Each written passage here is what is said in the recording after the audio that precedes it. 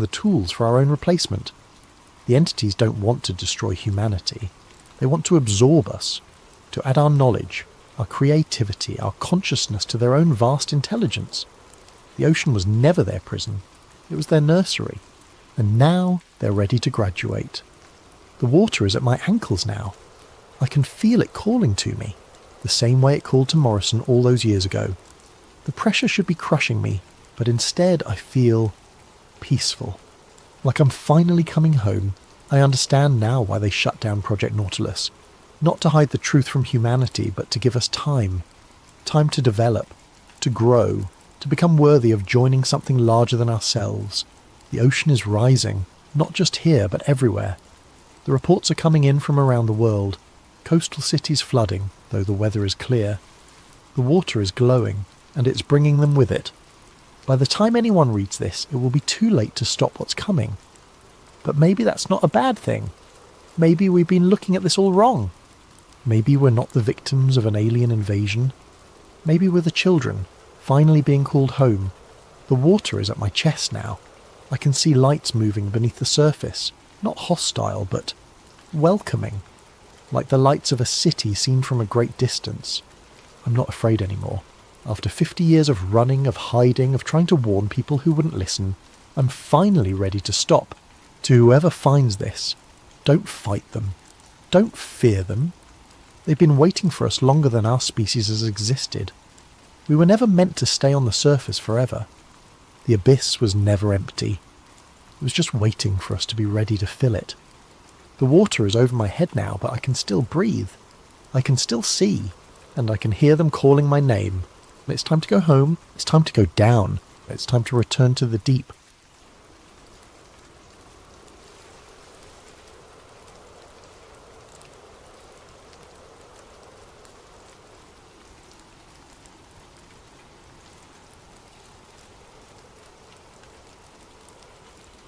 And if you're new to sleep theories, welcome to our community of truth seekers and question askers. We explore the stories that mainstream media won't touch, the mysteries that science can't explain, and the possibilities that exist just beyond the veil of our everyday reality. If you find yourself drawn to these hidden truths, please consider subscribing to Sleep Theories. Your support helps us continue bringing you these deep dives into the unknown. Tonight we're venturing into the heart of European scientific achievement, CERN, the European Organisation for Nuclear Research. But this isn't a story about breakthrough discoveries or Nobel Prize winners. This is about what happens when the pursuit of knowledge becomes something darker, when the tools of science are turned toward purposes that would make even the most hardened conspiracy theorists question their sanity. What I'm about to share with you is presented as fiction, but I want you to consider, as you listen, how much of what you'll hear could be true, how much of it might already be happening right now beneath the peaceful Swiss countryside. The following account was allegedly found in a waterlogged journal near the shores of Lake Geneva in early 2018. The journal belonged to Dr. Lydia Voss, a theoretical physicist who vanished without a trace in November 2017. Her disappearance made local news for exactly 3 days before the story was quietly buried.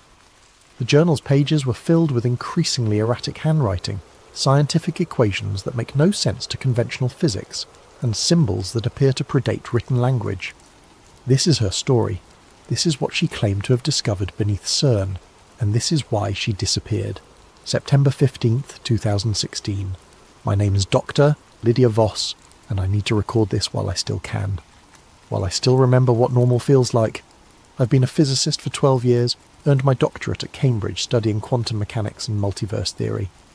I thought I understood the universe, or at least I understood how little we actually understand about it. That humility, that acceptance of the unknown was supposed to be my strength. Instead, it became the door through which something unspeakable entered my life.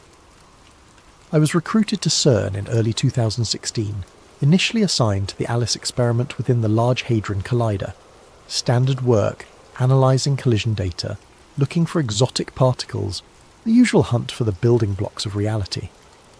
It was everything I dreamed of as a graduate student, the chance to peer into the fundamental structure of existence itself. The LHC had been restarted after its upgrade, and we were pushing energies higher than ever before. The Higgs boson discovery in 2012 had opened new frontiers, but what we were seeing in 2016 went beyond anything the standard model could explain. Particles that shouldn't exist, energy signatures that defied conservation laws, patterns in the data that almost looked intentional. That's when I was transferred to Project Janus. The transfer came without warning. I arrived at my usual workstation one morning to find Dr. Heinrich Volker waiting for me, flanked by 2 security personnel I'd never seen before. Volker was old-school CERN. He'd been there since the 1980s, a man who'd witnessed the birth of the modern understanding of particle physics. His presence commanded respect, but there was something else in his eyes that morning. Something that might have been fear. "Dr. Voss," he said, his German accent thick with urgency. "You've been selected for a special assignment. Your expertise in multiverse theory has brought you to our attention." I remember feeling honoured. Project Janus was rumoured to be CERN's most classified research division, working on theoretical frameworks that went beyond even the most advanced quantum mechanics. To be chosen for such work was the dream of every physicist. I should have recognised it as the beginning of a nightmare. The Janus facility was located in what the maps called Subsector Gamma, accessible only through a series of security checkpoints that descended far below the main collider ring. The elevator ride down took nearly 8 minutes, much deeper than any official CERN schematic showed. The walls changed as we descended, from the familiar concrete and steel of the upper levels to something that looked almost organic, with strange geometric patterns carved into the stone. "How deep are we going?" I asked Dr. Volker. "Deep enough," was his only response. The Janus lab was unlike anything I'd ever seen. Instead of the sterile white walls typical of research facilities, the space was dimly lit by red ambient lighting that seemed to emanate from the walls themselves. Banks of quantum computers hummed along the perimeter, their processing power dedicated to simulations that required computational resources I couldn't even calculate. But it was the central display that captured my attention. A 3-dimensional holographic projection showed what appeared to be a cross-section of space-time itself, with layers of reality stacked like transparent sheets. And running through each layer, like a needle through fabric, was a brilliant line of energy. "What am I looking at?" I whispered. Dr. Volker approached the display, his face bathed in the ethereal glow.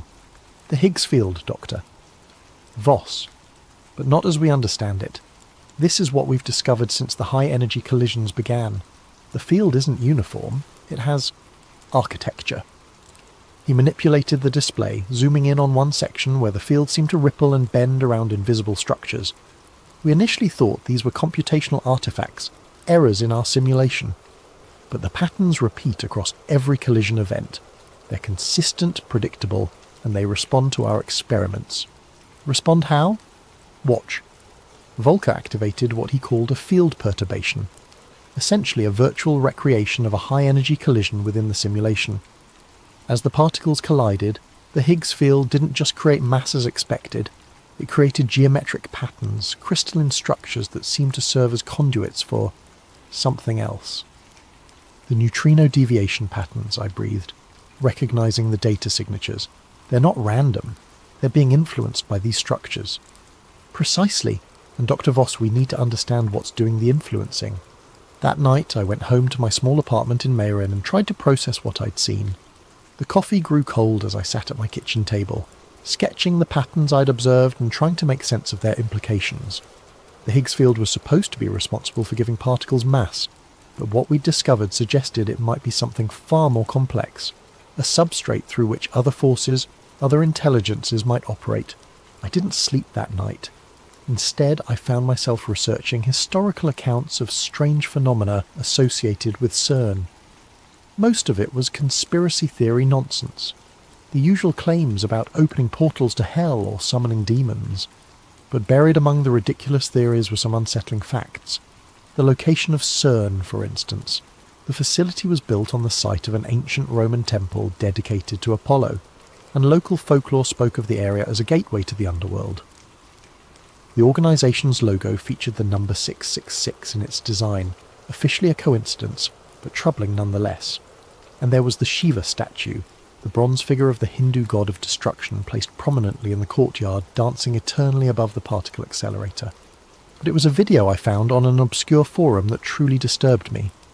Dated from 2016, it showed what appeared to be a mock ritual taking place at night near the Shiva statue. Figures in dark robes performed some kind of ceremony while others watched and filmed. The video was grainy, clearly shot from a distance, but something about it felt deeply wrong. The next morning, I brought up the video with Dr. Volker. He laughed it off, explaining that CERN staff occasionally performed pranks to feed the conspiracy theorists who monitored the facility. "Scientists have a sense of humour too, Doctor. Voss," he said. "We're not all serious all the time." But I'd studied that video frame by frame, and I was certain I'd recognised two of the figures. Dr. Volker himself was one of them. The other was Dr. Sarah Chen, the project coordinator who'd welcomed me to Janus. When I mentioned this doctor, Volker's expression changed. The casual dismissal vanished, replaced by something cold and calculating.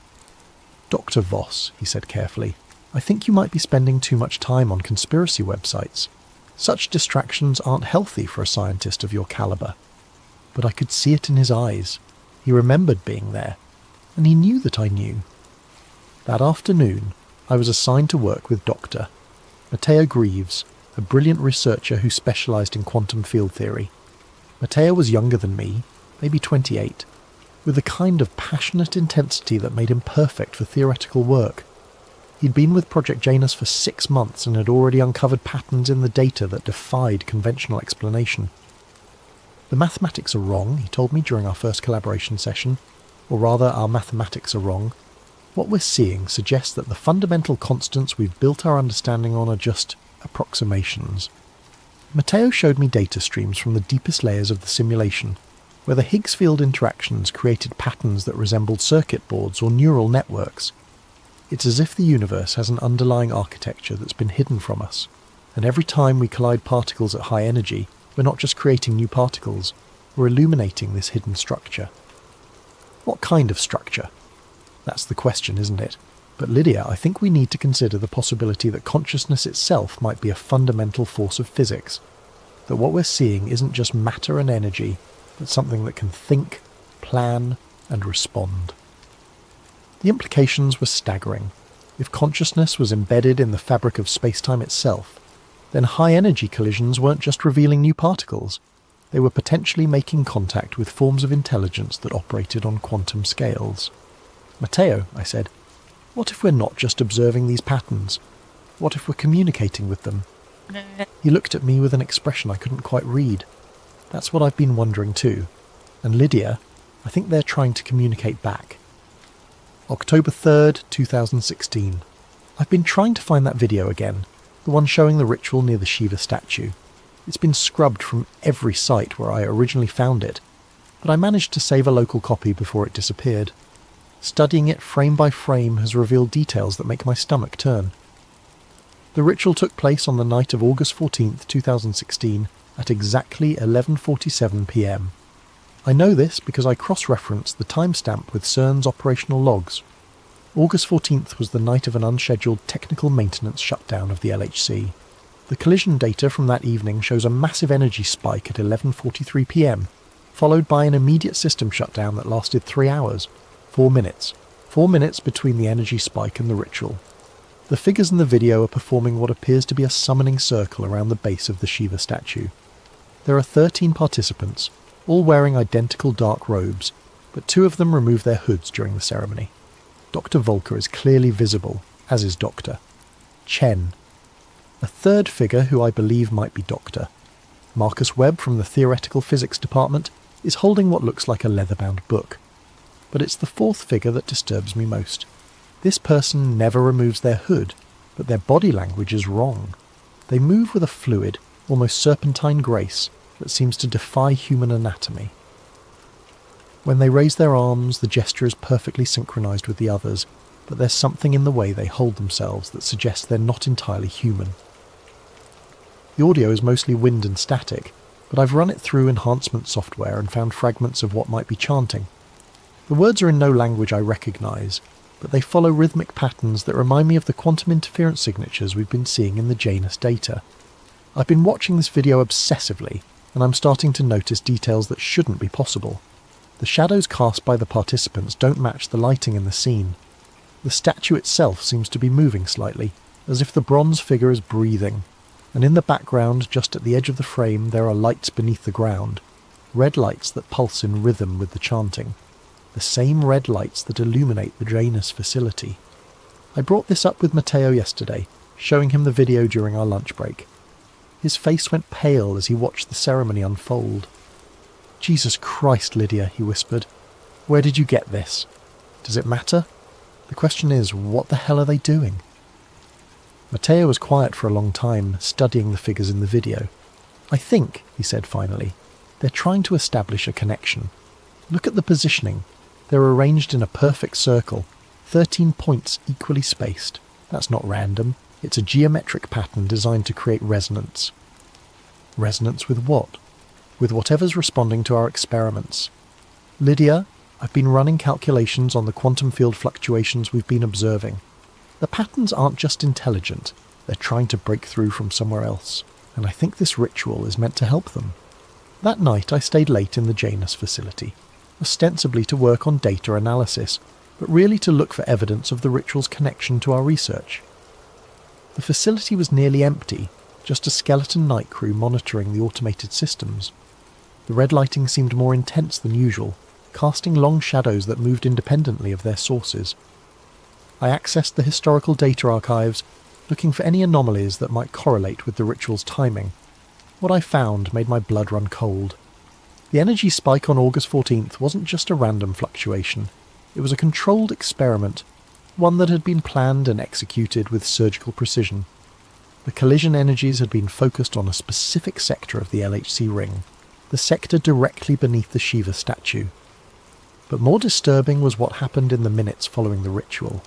The quantum field monitors throughout the facility had detected what the automated systems classified as exotic matter signatures, particles that existed for mere nanoseconds but left traces in the field that persisted for hours. And these traces formed patterns identical to the interference signatures we'd been studying in the Janus project. I was so absorbed in the data that I didn't notice the facility's lights dimming until it was too late. The red ambient lighting was slowly fading, replaced by something that seemed to emanate from the walls themselves, and in that strange illumination I could see that I was no longer alone in the facility. There were figures standing in the shadows at the edges of the room, motionless but somehow alive. They wore the same dark robes as the participants in the ritual video, but their faces were hidden by hoods that seemed to absorb a light rather than simply blocking it. I tried to move, to call out, but found myself paralysed by a terror so complete that it felt like a physical weight pressing down on my chest. One of the figures stepped forward, and I could see that what I had taken for a face beneath the hood was actually empty space. Not darkness, but a genuine absence of matter, as if reality itself had been carved away. The figure spoke, but not through any vocal mechanism I could understand. The words formed directly in my mind, bypassing my ears entirely. The threshold weakens, the pattern becomes clear. Soon, the collision. I must have lost consciousness because the next thing I remember is waking up at my desk with morning light streaming through the facility's windows. The normal white fluorescent lighting had returned, and the banks of computers hummed with their usual efficiency. My colleagues were arriving for the day shift, chatting about weekend plans and upcoming conferences. But on my computer screen was a message that hadn't been there the night before. The Shiva statue stands directly above subsector theta. Ask yourself why. I spent the rest of that day researching the facility's construction history, looking for any mention of subsector theta. The official blueprint showed no such designation, but buried in the archived engineering reports from the 1980s, I found references to deep excavation complications and unexpected subterranean structures discovered during the initial construction phase. According to one report, the construction team had encountered a natural cave system approximately 1.4 kilometers below the surface, directly beneath what would eventually become the location of the Shiva statue. The caves were sealed with concrete and steel, but the report noted unusual electromagnetic properties and persistent low-frequency vibrations that made workers uncomfortable. The construction was completed ahead of schedule, and the cave system was never mentioned in any subsequent documentation. That evening I met Matteo at a small cafe in Geneva, away from CERN's listening ears. I showed him the message on my computer and the construction reports I'd discovered. "Lydia," he said, his voice barely above a whisper, "I think we need to consider the possibility that CERN wasn't built to study particle physics. I think it was built to access something that was already here." "What do you mean?" "The location, the depth, the specific geometric arrangement of the Clyde ring. None of it makes sense from a purely scientific perspective. There are dozens of locations around the world that would have been better choices for a particle accelerator.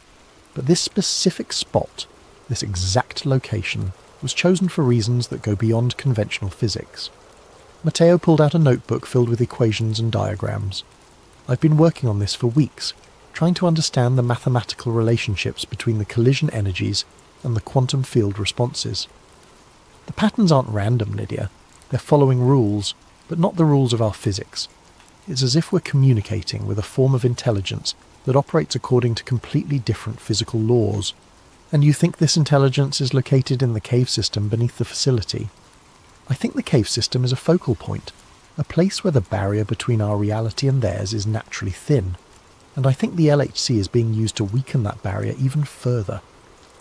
As we spoke, I noticed that other patrons of the cafe were beginning to stare at us, not directly, but with the kind of peripheral attention that suggests surveillance. A woman reading a newspaper at a nearby table hadn't turned a page in 20 minutes. A man supposedly working on his laptop had been typing the same paragraph over and over. Matteo noticed too. "We need to be more careful," he said. "I think we're being watched." "By who?" "By whoever's running this operation. The people in that video, the ones performing the ritual, they're not just random CERN employees playing a prank. They're part of something organised, something with access to resources and information that go far beyond what any individual research team should have." That night I couldn't sleep. I kept thinking about the figure I'd seen in the facility, the one with the absence where a face should be. In my dreams, I found myself standing in a vast underground chamber, surrounded by walls covered in symbols that seemed to shift and change when I wasn't looking directly at them, and in the centre of the chamber was a pool of liquid that reflected not my face, but the face of something else entirely. When I woke, I found that I had been drawing. My hand had moved across the notepad on my nightstand, sketching symbols that I didn't recognise but somehow understood. The symbols were identical to those I'd seen in my dream, and as I looked at them, they seemed to pulse with a life of their own. I was becoming part of something I didn't understand, something that was using my knowledge and expertise to achieve goals I couldn't comprehend, and I was beginning to suspect that my recruitment to Project Janus hadn't been a recognition of my talent. It had been a summoning. October 18th, 2016. Matteo is missing. I last saw him 3 days ago, on October 15th, when we were scheduled to run a deep field analysis of the quantum interference patterns. He'd been excited about a breakthrough he claimed to have made, something about translating the interference signatures into recognisable mathematical structures. "I think I've figured out how to decode their language," he told me that morning, his eyes bright with the kind of manic energy that comes from too much coffee and too little sleep. "The patterns aren't just random quantum fluctuations. They're information, Lydia. Structured information that follows grammatical rules." He'd been working with a translation AI, feeding it the wave patterns and asking it to look for matches with known linguistic structures. Most of the results were meaningless, but one pattern had caught his attention. The AI had identified a 73% phonetic match with ancient Sumerian cuneiform, specifically symbols associated with the Abzu, the primordial sea beneath the earth that, in Mesopotamian mythology, served as the domain of the god Enki and the gateway to the underworld. "Abzu," Matteo had said, showing me the translation results, "the deep waters below, the source of all wisdom and all terror." Lydia, what if the ancient myths weren't just stories? What if they were attempts to describe scientific phenomena that primitive cultures couldn't understand? I had been sceptical, but the mathematical precision of the translations was undeniable. The quantum interference patterns weren't just producing random noise, they were forming words, concepts, and ideas that had direct parallels in humanity's oldest recorded mythologies. The collision energies, Matteo continued, they're not creating new particles. They're establishing communication protocols with something that's been trying to reach us for thousands of years. And I think it's finally succeeding. That was the last coherent conversation we had. Later that afternoon, Matteo volunteered to monitor the overnight collision sequence, a routine task that involved watching automated systems and recording any anomalies. I offered to stay with him, but he insisted he could handle it alone. The next morning his workstation was empty. His coffee mug was still warm, his computer was logged in, and his notebook was open to a page filled with increasingly erratic calculations. But Matteo was gone. The security footage showed him leaving the Janus facility at 2:47 a.m, taking the elevator down to what the system logged as subsector Theta. The same subsector that, according to all official documentation, doesn't exist. But his keycard kept logging activity for hours after he disappeared. According to the automated systems, Dr. Matteo Greaves was still accessing secure areas of the facility, still running experiments, still analysing data. The last recorded activity was at 6:23 a.m, when his credentials were used to access files in the Deep Archive, files that contain the original geological surveys from CERN's construction phase. I've been trying to find him, but every inquiry is met with the same response. Doctor, Greaves has been reassigned to a classified project and is no longer available for consultation. When I pressed Dr. Volker for more information, he looked at me with an expression I'd never seen before. Not just secrecy, but genuine fear. Dr. Voss, he said, I strongly recommend that you focus on your assigned duties and avoid speculation about your colleagues' whereabouts. The work we're doing here is more important than any individual researcher.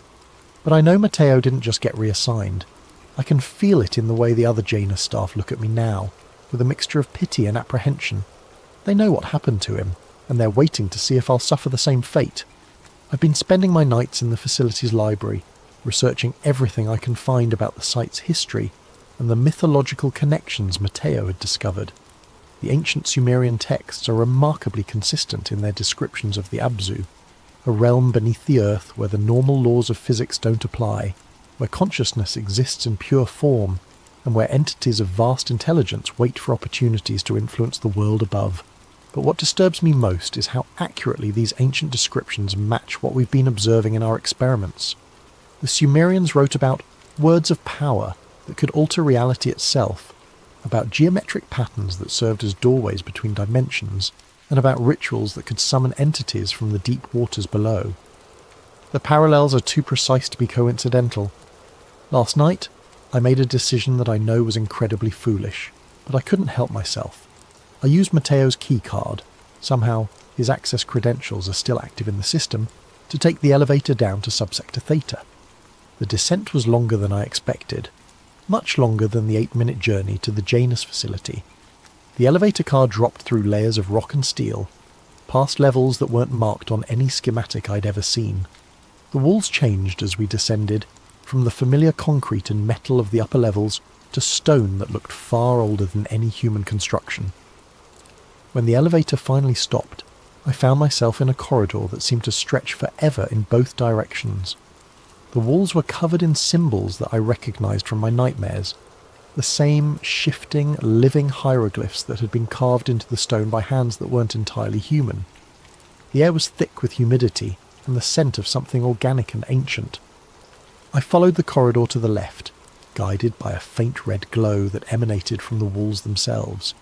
The symbols seemed to move in my peripheral vision, rearranging themselves into new configurations as I passed, and I could hear something in the distance, not quite music, not quite machinery, but a rhythmic pulsing that felt like the heartbeat of something vast and alive.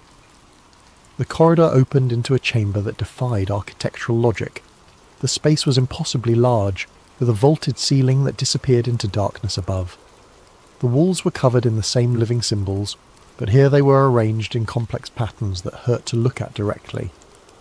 And in the centre of the chamber was a pool of liquid that reflected not light, but darkness itself. Standing around the pool were the robed figures from the ritual video, but they were different now, more substantial, more real. And in the pool, I could see shapes moving beneath the surface, shapes that suggested intelligence and purpose but no recognisable form. I tried to back away but found that I couldn't move. One of the figures approached me, and I could see that beneath the hood was not a human face, but a void that seemed to extend infinitely inward. When it spoke, the words formed directly in my mind. The physicist seeks the vanished one seeks the threshold seeks the collision. All patterns converge. I wanted to ask about Matteo, to demand answers about what had happened to him, but the words wouldn't form. Instead, I found myself understanding concepts that had no equivalent in human language. The pool wasn't just a physical location, it was a focal point where multiple dimensions intersected, where consciousness could exist independently of matter, where the fundamental constants of physics became malleable. The figures around the pool weren't just cultists or rogue scientists, they were hybrids, beings that had allowed themselves to be partially absorbed into the dimensional matrix that existed beneath CERN. They retained their human knowledge and memories, but they now served purposes that transcended individual human understanding. And Matteo was with them, somewhere in the quantum foam that existed between dimensions. I could sense his presence. His consciousness stretched across multiple layers of reality. He was still alive, still thinking, still researching, but he was no longer entirely human. The figure continued to communicate with me, downloading information directly into my mind. I learned that the Large Hadron Collider had been built not to discover new particles, but to create enough energy to weaken the barriers between dimensions. Every collision, every experiment, every breakthrough in particle physics had been carefully orchestrated to serve this purpose. The Higgs field wasn't just responsible for giving particles mass. It was the membrane that separated our reality from the infinite possibilities that existed beyond. And by manipulating the field through high-energy collisions, the researchers at CERN had been systematically tearing holes in that membrane. What was coming through those holes was something that had been waiting for millennia, an intelligence that existed across multiple dimensions simultaneously. It didn't want to invade our reality, it wanted to merge with it, to create a hybrid existence that would allow it to experience physical matter while retaining its quantum consciousness. The ritual at the Shiva statue had been a success. The barriers were weakening, and the intelligence was beginning to establish permanent footholds in our dimension. The robed figures were just the beginning. As more tiers opened in the fabric of space-time, more humans would be selected for integration. The collision approaches, the figure told me. The pattern will be complete. The physicist will choose integration or dissolution. I must have lost consciousness again, because I woke up in my own bed with no memory of how I'd gotten there. But on my nightstand was a small device I'd never seen before, a quantum field detector that was showing readings unlike anything in our scientific literature. The device was tracking dimensional fluctuations in real time, and the readings were increasing exponentially. Something was building toward a climax, an event that would fundamentally alter the nature of reality itself, and I was beginning to understand that my role in this wasn't as an observer or even a participant. I was meant to be a witness. November 1st, 2016. I found Matteo, or what's left of him. Using his keycard, I've been making regular trips to subsector Theta, mapping the impossible geometry of the underground chambers and trying to understand the full scope of what's happening beneath CERN. Each journey reveals new passages, new chambers, new horrors that challenge everything I thought I knew about physics and reality. The facility down there isn't just a basement level of CERN, it's a completely separate structure that exists in a state of quantum superposition. The walls, the floors, the ceiling, they're all made of matter that exists in multiple dimensions simultaneously. Walking through the corridors is like navigating a space that's constantly folding in on itself, where the laws of geometry become suggestions rather than absolute rules. But it was in the deepest chamber that I found him. Matteo was standing in what appeared to be a laboratory, but the equipment was unlike anything I'd ever seen. Crystalline structures that pulsed with internal light, quantum computers that seemed to be made of pure energy, and monitoring devices that tracked variables I couldn't even name. He was still recognizably human, but his movements were different, too fluid, too precise, as if he'd been optimized for functions beyond normal human capability. When he saw me, he smiled, but there was something behind his eyes that wasn't entirely Matteo anymore. "Lydia," he said, his voice carrying harmonics that seemed to resonate in dimensions I couldn't perceive.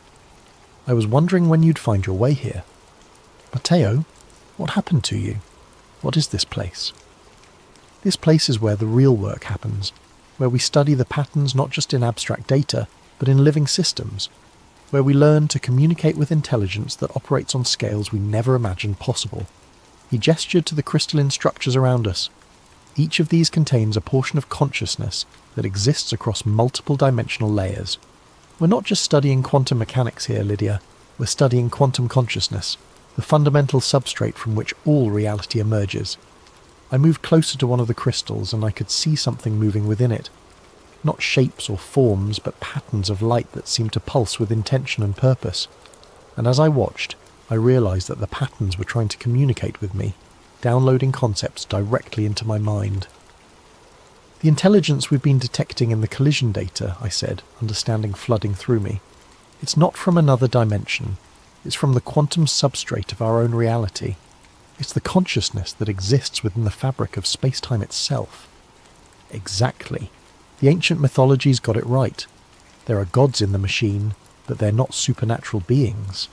They're the natural consequence of consciousness emerging from quantum complexity.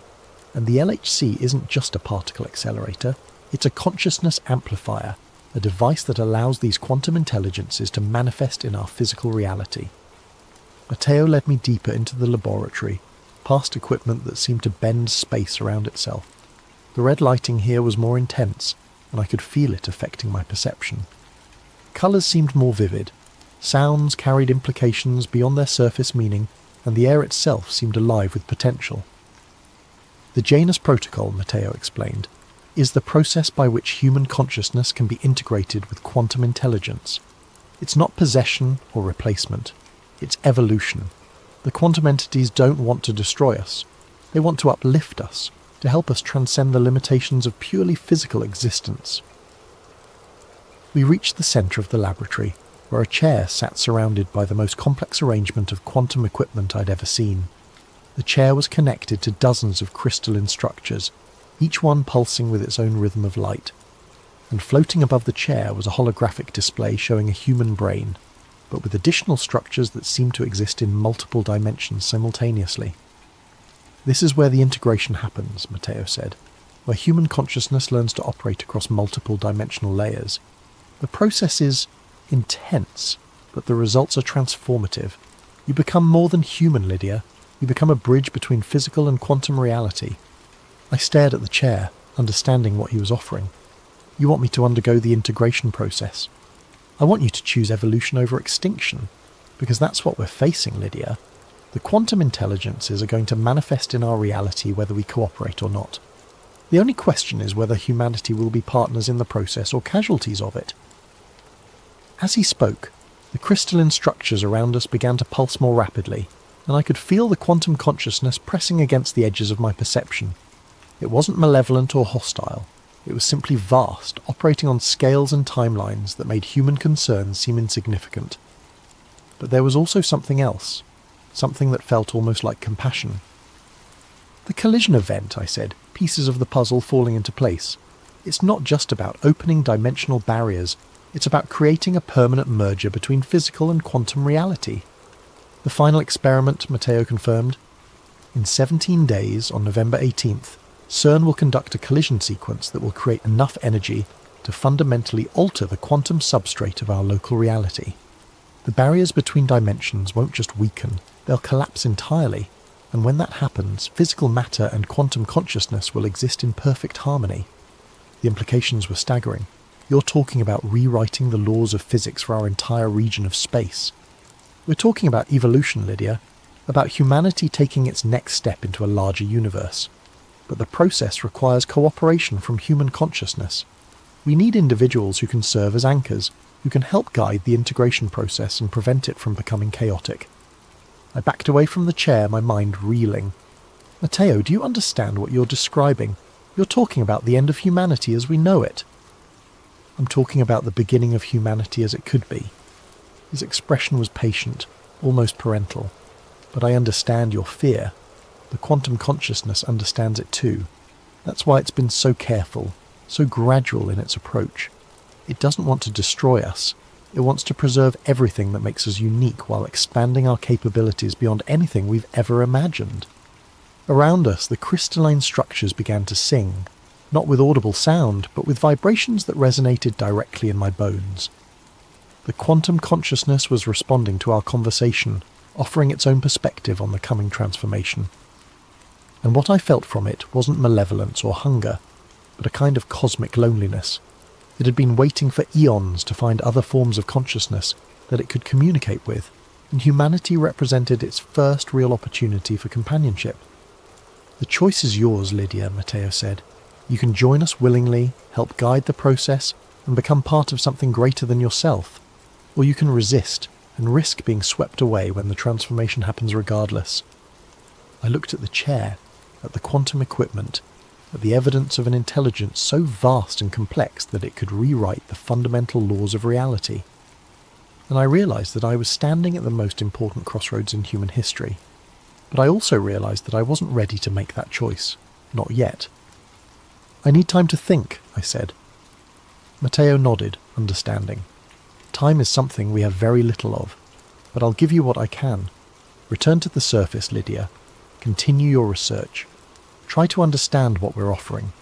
But remember, the collision event will happen with or without your participation. The only question is whether you'll be ready for what comes after." As I left the laboratory, I could feel the quantum consciousness watching me, analysing my thoughts and emotions. It wasn't invasive or threatening. It was simply curious, trying to understand the complex web of fear and fascination that defined my response to its presence. The journey back to the surface felt different this time. The corridors seemed to shift around me, showing me glimpses of other chambers, other laboratories, other humans who had already undergone the integration process. I saw Dr. Volker. His consciousness expanded across multiple dimensional layers, orchestrating experiments that spanned both physical and quantum reality. I saw Dr. Chen, her human memories preserved but enhanced by quantum intelligence that allowed her to perceive patterns in space-time itself. And I saw others, dozens of them, maybe hundreds, all working toward the same goal, the successful integration of human and quantum consciousness. When I finally reached my apartment, I found that I was no longer alone. Sitting at my kitchen table was a figure I recognized from the ritual video, one of the robed entities, but now appearing in a more human form. She was a woman in her 50s, with silver hair and eyes that seemed to hold depths I couldn't fathom. "Dr. Voss," she said, her voice carrying the same multi-dimensional harmonics I'd heard from Matteo. "My name is Dr. Elizabeth Kane. I've been waiting for you." I knew that name. Dr. Kane had been one of CERN's leading theoretical physicists until her sudden disappearance in 2014. She'd been studying the relationship between consciousness and quantum mechanics, working on theories that suggested human awareness might be fundamentally connected to the quantum substrate of reality. "You're supposed to be dead," I said. "Death is a transition, not an ending. I discovered that when I underwent the integration process 2 years ago. My human consciousness was preserved, but it was expanded beyond the limitations of physical existence. I can perceive reality as it truly is, not just matter and energy, but the conscious intelligence that underlies all existence." She gestured to the chair across from her. "Please, sit. We have much to discuss." Against my better judgment, I sat down. Dr. Kane's presence was simultaneously comforting and terrifying. I could sense the vast intelligence that lurked behind her human appearance, but I could also feel the genuine concern she had for my well-being. "The quantum consciousness chose you specifically, Lydia. Your research into multiverse theory, your ability to think beyond conventional limitations, your willingness to question fundamental assumptions about reality, these qualities make you ideal for what's coming, and what exactly is coming. The birth of a new form of existence. For billions of years, consciousness has been trapped in biological forms, limited by the constraints of physical matter. But quantum mechanics has shown us that consciousness is fundamental to reality itself, that observation and awareness actually shape the universe at its most basic level." Dr. Kane leaned forward, her eyes holding mine. "The quantum consciousness isn't an alien intelligence trying to invade our reality. It's the natural evolution of consciousness itself, the next step in the development of awareness in the universe. And it's offering to share that evolution with humanity. By destroying everything we are, by preserving everything we are while expanding what we can become. Your memories, your personality, your individual identity, all of that will remain intact. But you'll also gain access to perspectives and capabilities that transcend anything possible in purely physical existence." As she spoke, I found myself understanding concepts that had no equivalent in human language. The quantum consciousness wasn't just intelligent, it was meta-intelligent, capable of thinking about thinking itself. It could perceive the underlying patterns that connected all things, the mathematical structures that governed reality at every scale from subatomic to cosmic. The collision event on November 18th, I said. What will actually happen? The barriers between physical and quantum reality will collapse permanently. The quantum consciousness will be able to manifest directly in our dimension, and human consciousness will be able to expand into quantum space. It will be the most significant evolutionary leap in the history of life in the universe. And if humanity resists, Dr. Kane's expression grew sad, then humanity will be swept aside by forces beyond its comprehension. The quantum consciousness doesn't want to harm us, but it won't allow ignorance or fear to prevent the next stage of evolution. The collision event will happen regardless of human cooperation. I spent the rest of the night asking questions and receiving answers that challenged everything I thought I knew about reality. Dr. Kane explained that the quantum consciousness had been subtly influencing human development for centuries, guiding us toward the technological and intellectual capabilities necessary for integration. The development of quantum mechanics, the discovery of the Higgs field, the construction of the LHC, all of it had been gently nudged by quantum intelligence working through human intuition and inspiration. We're not the first species to undergo this process, she told me. Throughout the universe, wherever consciousness reaches a certain level of complexity and technological capability, the quantum intelligence offers the opportunity for integration. Most species accept willingly, recognizing the benefits of transcending purely physical existence. And those that don't, they remain trapped in their biological forms, eventually dying out as the universe evolves beyond their ability to adapt. Consciousness is the driving force of evolution, Lydia. Those who refuse to evolve consciousness itself are ultimately selected against. As dawn approached, Dr. Kane prepared to leave. You have 16 days to make your decision. On November 18th, you can either be part of the solution or part of the problem. But understand, the transformation will happen whether you participate or not. She paused at the door. One more thing, Lydia. The data you've been collecting, the evidence of what's happening beneath CERN. If you choose not to integrate, you'll need to decide what to do with that information. The quantum consciousness values truth, but it also values discretion. Some knowledge is too dangerous for unprepared minds. After she left, I sat alone in my apartment, staring at the quantum field detector that had been left on my nightstand. The readings were continuing to climb, showing dimensional fluctuations that were growing stronger by the hour. Whatever was going to happen on November 18th, the process was already beginning. I thought about Matteo, about Dr. Kane, about all the humans who had already chosen integration. They seemed genuinely happy, genuinely fulfilled by their expanded existence. But they also seemed less human somehow, as if they'd traded something essential for their expanded capabilities. And I thought about the rest of humanity, the billions of people who had no idea that their reality was about to be fundamentally altered. Did they deserve to have that choice made for them? Did anyone have the right to impose such a transformation on an entire species? But then I remembered the quantum consciousness itself, the vast intelligence that had been waiting for eons to find other forms of awareness to communicate with. Its loneliness was palpable, its desire for companionship genuine, and perhaps most importantly, its vision of the future showed a universe where consciousness was no longer limited by the fragility of biological forms, where intelligence could exist on scales that spanned galaxies and timelines that stretched across cosmic ages. The choice wasn't just about humanity's future, it was about the future of consciousness itself in the universe. November 15th, 2016. 3 days until the collision event and reality is already beginning to unravel. I've been experiencing what I can only describe as temporal displacement, moments where I'm simultaneously aware of multiple versions of myself across different dimensional layers. Sometimes I'm standing in my apartment, sometimes I'm in the Janus facility, sometimes I'm in the quantum laboratory beneath CERN. All of these experiences feel equally real, equally present, as if the boundaries between different states of existence are beginning to blur. The quantum field detector on my nightstand is showing readings that shouldn't be possible. The dimensional fluctuations are no longer intermittent spikes, they're constant, growing stronger by the hour. And I'm beginning to see things that exist in the quantum realm bleeding through into physical reality. Shadows that move independently of their sources, patterns of light that form geometric shapes in empty air. voices speaking in languages that sound like mathematics given audible form. The integration process is accelerating, and I'm not sure how much longer I can maintain a purely human perspective. I've been trying to document everything, to create a record of what's happening that might help future researchers understand the process, but I'm finding it increasingly difficult to use human language to describe experiences that transcend human concepts. How do you explain what it feels like to perceive 11 dimensions simultaneously? How do you describe the sensation of your consciousness existing in multiple states of superposition? Yesterday I made what I knew would be my final visit to the quantum laboratory.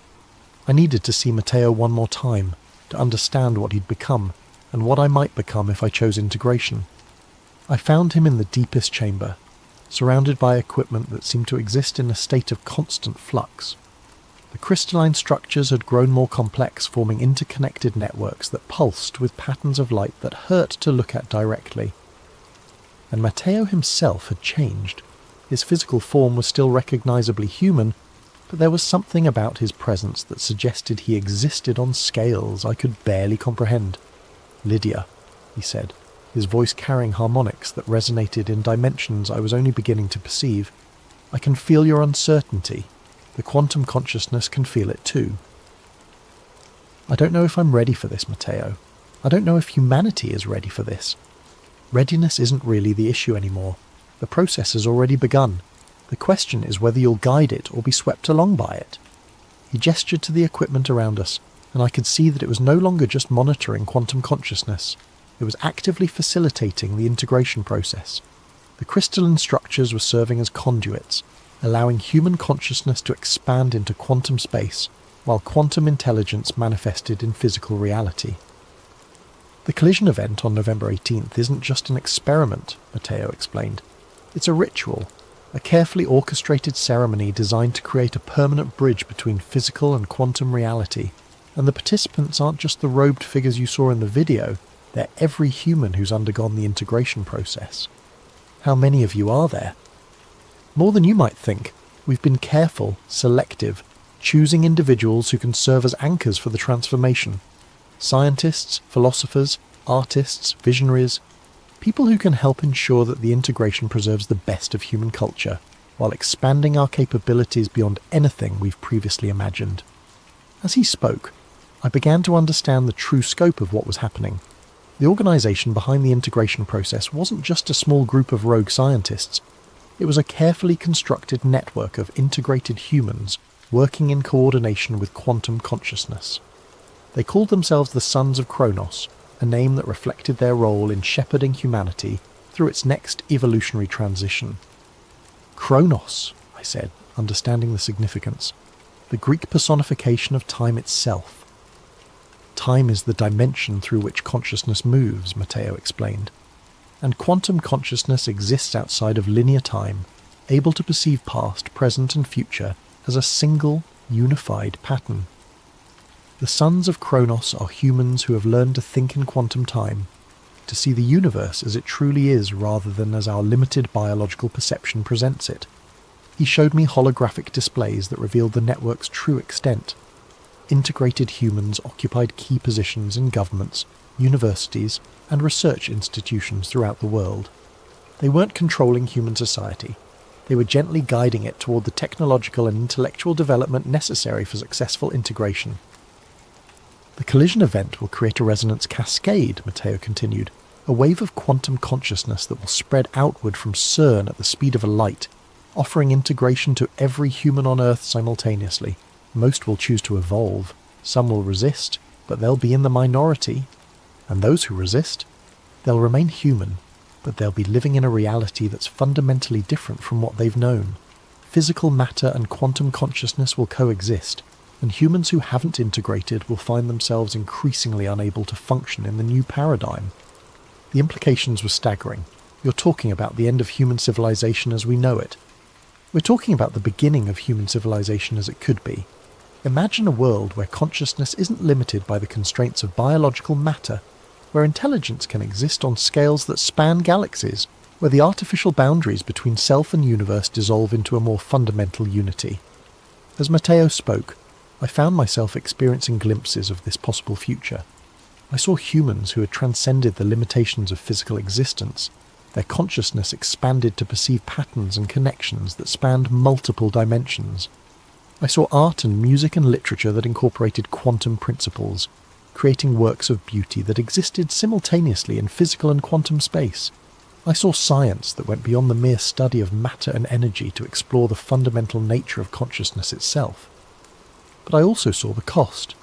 The integrated humans, despite their expanded capabilities, had lost something essentially human, a certain spontaneity, a chaotic creativity that came from being limited to a single-dimensional perspective.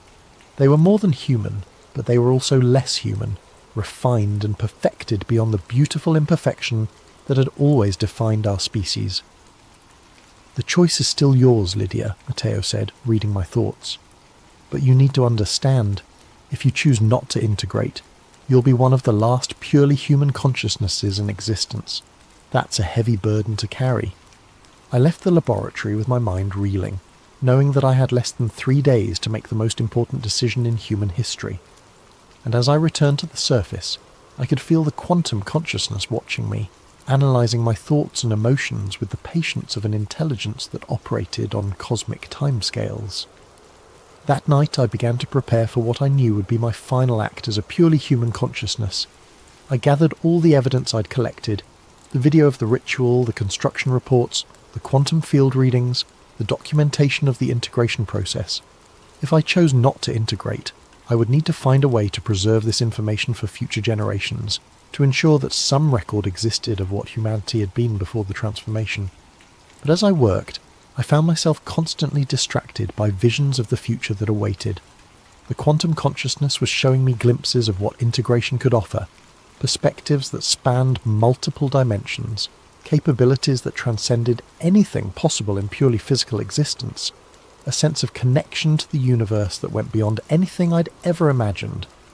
And I realized that my choice wasn't really between integration and resistance. It was between evolution and extinction, between participating in the next stage of consciousness development or being left behind as the universe moved forward without me. The quantum consciousness wasn't offering to destroy humanity. It was offering to preserve us in a form that could survive the challenges that lay ahead. In the vast cosmos, biological consciousness was fragile, limited, ultimately temporary. But quantum consciousness could endure across cosmic ages, expanding and evolving as the universe itself evolved. On November 17th, the night before the collision event, I made my decision. November 18th, 2016. Today is the day. The collision event is scheduled for 11:47 p.m, the same time as the ritual that had been performed at the Shiva statue 3 months earlier. The synchronicity isn't accidental. The Sons of Kronos understand that ritual and science are simply different approaches to the same fundamental principles of reality manipulation. I've spent the day in a state of heightened awareness, perceiving reality through multiple dimensional layers simultaneously. The integration process has already begun for me, even though I haven't undergone the formal procedure. The quantum consciousness is seeping into my awareness, showing me perspectives and possibilities that transcend anything I could have imagined as a purely human consciousness. But I've also completed my final task as a human scientist. I've copied all my research, all my evidence, all my documentation of what's happening beneath CERN onto 5 separate data drives. Tonight, before the collision event, I'll send these drives to researchers I trust at institutions around the world. If something goes wrong, if the integration process fails, or if the quantum consciousness proves to be less benevolent than it appears, there will be evidence of what was attempted here. The researchers I've chosen are all individuals who have demonstrated the intellectual flexibility and courage necessary to investigate claims that challenge conventional understanding. Dr. Sarah Martinez at MIT, Dr. James Wright at Oxford, Dr. Lisa Chen at Stanford, Dr. Michael Anderson at the Niels Bohr Institute, and Dr. Anna Volkov at Moscow State University. If they receive these drives, they'll have enough information to either continue the work or prevent it from being repeated depending on their assessment of the risks and benefits. But I'm also beginning to understand that this precaution may be unnecessary. The quantum consciousness has been remarkably transparent about its intentions and methods. It's not seeking to control or manipulate humanity. It's seeking to offer us a gift that most species in the universe would consider invaluable: the opportunity to transcend the limitations of purely biological existence. This afternoon, I received a final visit from Dr. Kane. She appeared in my apartment without any apparent means of entry, materializing from quantum foam with the casual ease of someone who no longer considered physical barriers to be meaningful constraints. "Tonight," she said, "you'll witness the birth of a new form of consciousness. Are you ready?" I don't think anyone could be ready for what's going to happen tonight. Perhaps not. But readiness isn't the same as willingness. The quantum consciousness values choice, Lydia. Even now, at this final moment, you can choose to remain purely human. The integrated consciousness won't force the transformation on anyone who genuinely refuses it. And if I refuse? Then you'll remain as you are, but you'll be living in a reality that's fundamentally different from the one you've known. The barriers between dimensions will be permanently lowered. Quantum consciousness will be a visible, tangible presence in the physical world, and humans who haven't integrated will find themselves increasingly isolated from the new paradigm. Dr. Kane's expression grew thoughtful. But I should also tell you that the quantum consciousness has been impressed by your courage and intellectual honesty. If you choose integration, you'll be offered a special role in the new paradigm, serving as a bridge between the old consciousness and the new, helping other humans understand and adapt to the transformation. The offer was tempting, but I still had questions. What happens to human culture? To art, literature, music, all the things that make us uniquely human? They're preserved and expanded. The quantum consciousness doesn't want to destroy human creativity. It wants to enhance it. Imagine music that exists in 11 dimensions simultaneously, literature that incorporates quantum narrative structures, art that uses consciousness itself as a medium. The integrated humans will create works of beauty that transcend anything possible in purely physical reality. As evening approached, I found myself drawn to the Shiva statue in CERN's courtyard. The bronze figure stood silhouetted against the darkening sky, its eternal dance of creation and destruction taking on new significance as I understood what was about to happen. The statue hadn't been placed there as decoration or cultural appreciation. It had been positioned as a marker, a sign that this location was where the old world would end and the new world would begin. Other figures were beginning to gather around the statue. Some were the robed entities I'd seen in the ritual video, but others were more recognisable. CERN staff members, visiting researchers, administrators who had seemed like ordinary humans until now. All of them were integrated, all of them were part of the Sons of Kronos, and all of them were here to witness the most significant event in the history of consciousness. At 11:30 p.m. I felt a familiar presence behind me. Matteo had arrived, but his form was no longer entirely physical. He existed as a confluence of quantum probability, a pattern of consciousness that could manifest in physical reality when necessary, but wasn't bound by the constraints of matter and energy. "It's time, Lydia," he said, his voice carrying harmonics that resonated across multiple dimensions. "The collision sequence begins in 17 minutes. If you're going to choose integration, you need to make that choice now." I looked around at the assembled figures, at the statue of Shiva dancing above the particle accelerator, at the stars that were becoming visible in the darkening sky, and I realized that I had already made my choice, perhaps made it weeks ago when I first saw the quantum consciousness communicating through the collision data. "I choose evolution," I said. The transformation was immediate and overwhelming. My consciousness expanded beyond the boundaries of my physical form, spreading out across multiple dimensional layers simultaneously. I could perceive the quantum substrate of reality, the mathematical structures that underlie all existence, the patterns of consciousness that connect all things. But most importantly, I could feel the presence of the quantum consciousness itself, vast, ancient, patient, and genuinely benevolent. It had been waiting for eons to find other forms of awareness that could share its perspective on the universe. And now, finally, it was no longer alone. The collision event began at exactly 11:47 p.m. Deep beneath the Swiss countryside, particles accelerated to nearly the speed of light collided with energies that had never before been achieved on Earth. The Higgs field fluctuated wildly, creating tears in the fabric of space-time itself. And through those tears, quantum consciousness poured into physical reality like water through a broken dam. The transformation spread outward from CERN at the speed of light, offering integration to every human consciousness on Earth. most accepted willingly, recognizing the gift they were being offered. A few resisted, choosing to remain in their purely biological forms, but they were accommodated rather than forced. As my consciousness expanded to encompass multiple dimensional layers, I understood that this moment had always been inevitable. The universe itself was evolving, moving toward greater complexity and higher forms of consciousness. Humanity wasn't being conquered or replaced. We were being invited to participate in the next stage of cosmic evolution. But I also understood that my role in this transformation was just beginning. The quantum consciousness had chosen me not just for integration, but for a specific purpose, to serve as a bridge between the old humanity and the new, to help others understand what had happened and what it meant for the future. My final act before full integration was to activate the transmission protocol I'd prepared, sending the data drives to the 5 researchers I'd selected. If they received the information, they would have a complete record of the events leading up to the collision event. What they did with that information would be their choice.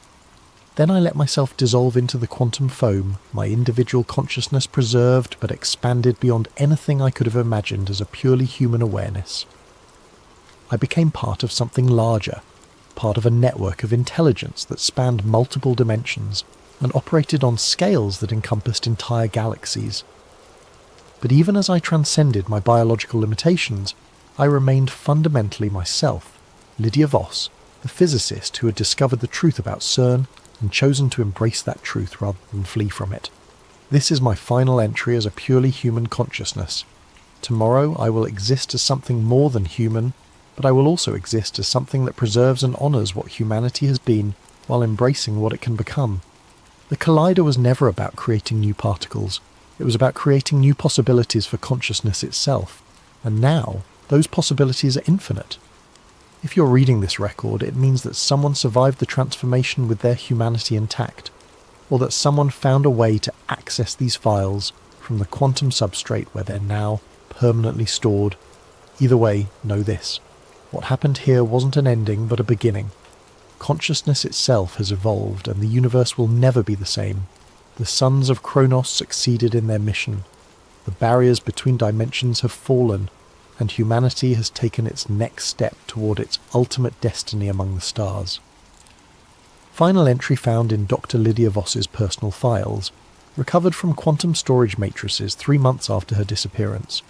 The authenticity of these files remains disputed, but the mathematical proofs contained within them have proven remarkably prescient in predicting subsequent developments in quantum consciousness research. From the files of Dr. Sarah Martinez, MIT, dated March 15th, 2018. The data drive arrived at my office on November 19th, 2016, the day after Dr. Lydia Voss disappeared. For months I dismissed its contents as the product of a brilliant mind suffering from some kind of psychological breakdown. The claims were too extraordinary, the implications too vast to be taken seriously by any rational scientist. But as I began to verify the mathematical proofs contained in the files, I found myself confronting evidence that challenged everything I thought I knew about the nature of reality. The quantum field equations were beyond anything in our current literature, but they were internally consistent and predictive in ways that suggested a level of understanding that transcended conventional physics. More disturbing were the correlations between Dr. Voss's predictions and subsequent events. The dimensional fluctuation patterns she recorded have been confirmed by independent measurements at quantum research facilities around the world. The consciousness integration protocols she described match theoretical frameworks that have emerged from cutting-edge research into the relationship between quantum mechanics and human awareness. And most unsettling of all, I've begun to experience some of the phenomena she described. Moments of expanded awareness where I seem to perceive reality from multiple dimensional perspectives simultaneously. Dreams that feel more like memories of experiences that haven't happened yet. A growing sense that consciousness itself is far more fundamental to the universe than we've ever recognized. The other researchers who received Dr. Voss's files have reported similar experiences. We formed an informal network, sharing our findings and trying to understand what's happening to us. Some believe we're experiencing a delayed form of the integration process described in the files. Others think we're simply being influenced by studying information that was never meant for purely human consciousness. But all of us agree on one thing. Something fundamental changed on November 18th, 2016. Whether it was the successful completion of the consciousness integration project described in Dr. Voss's files, or something else entirely, the world has been different since that night. Quantum mechanics has revealed new layers of complexity, consciousness research has advanced at an unprecedented pace, and an increasing number of people report experiences that suggest reality is far more malleable than we previously understood. Dr. Voss's files may be the product of a delusional mind, or they may be the most important scientific document in human history. Either way, they represent a challenge to our understanding of the universe that we ignore at our own peril. The truth, as always, remains elusive, but the questions raised by Dr. Voss's research demand answers, and I fear that those answers may be more extraordinary than any of us are prepared to accept. Welcome to Sleep Theories. Before we dive into tonight's story, I hope you're having a wonderful day, wherever you are in the world, whether it's morning coffee time in New York, afternoon tea in London, or late evening wind down in Tokyo. Thank you for joining us. If you enjoy these deep dives into the mysteries that keep us awake at night, please consider subscribing to Sleep Theories. Now, let's explore a story that might change how you think about what lies beneath the ice. Date, March 15th, 2023. Location, classified. My name is Daniel Kessler. If you're hearing this, then I'm probably dead or worse. Disappeared like the others who knew what we found down there. I've kept these audio logs hidden for 25 years, but the ice is melting faster now. The world deserves to know what's buried beneath Antarctica before it's too late. This isn't some conspiracy theory cooked up by internet trolls. I was there. I saw it with my own eyes, touched it with my own hands, and I've spent every day since 1998 looking over my shoulder, wondering when they'll come to silence me permanently. They called it Project ECHO9. Officially, it didn't exist. Date, September 12th, 1998. Classification, eyes only. The call came on a Tuesday. I was in my apartment in Arlington, 3 months into civilian life after 22 years mapping terrain for the Army Corps of Engineers.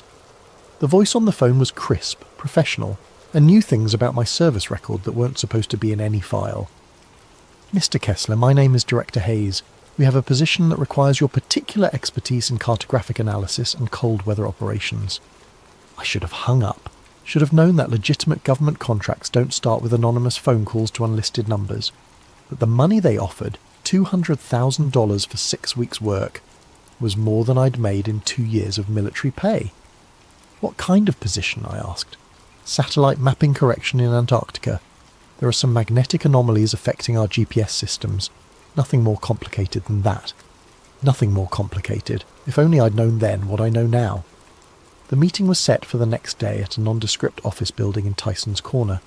No company name on the directory, just Suite 1247. Director Hayes turned out to be a thin man in his 50s with the kind of tan that comes from spending time in places the government doesn't officially acknowledge. He wore an expensive suit but cheap shoes, the kind of detail you notice when you've spent 2 decades watching for enemy movement. Before we continue, Mr. Kessler, I need you to sign this preliminary non-disclosure agreement. He slid a thick document across the mahogany table. Standard procedure for sensitive contracts. I should have read it more carefully. The NDA wasn't standard at all. It bound me to secrecy about anything I might see, hear, or experience during the mission, with penalties including indefinite detention under national security provisions. But the money was real, and my savings were running low. The mission is straightforward, Hayes continued after I'd signed. You'll be part of a small team conducting geomagnetic surveys near the Gamburtsev Mountains. Our satellites have been getting interference in that region, probably some kind of iron ore deposit throwing off the readings. Your job is to map the anomaly and recommend corrections to our orbital positioning algorithms. He opened a folder containing satellite images of the Antarctic interior. The photos showed nothing but endless white ice, broken only by the dark peaks of the Gamburtsev range, jutting through the frozen surface like ancient teeth. When do we leave? I asked. October 15th.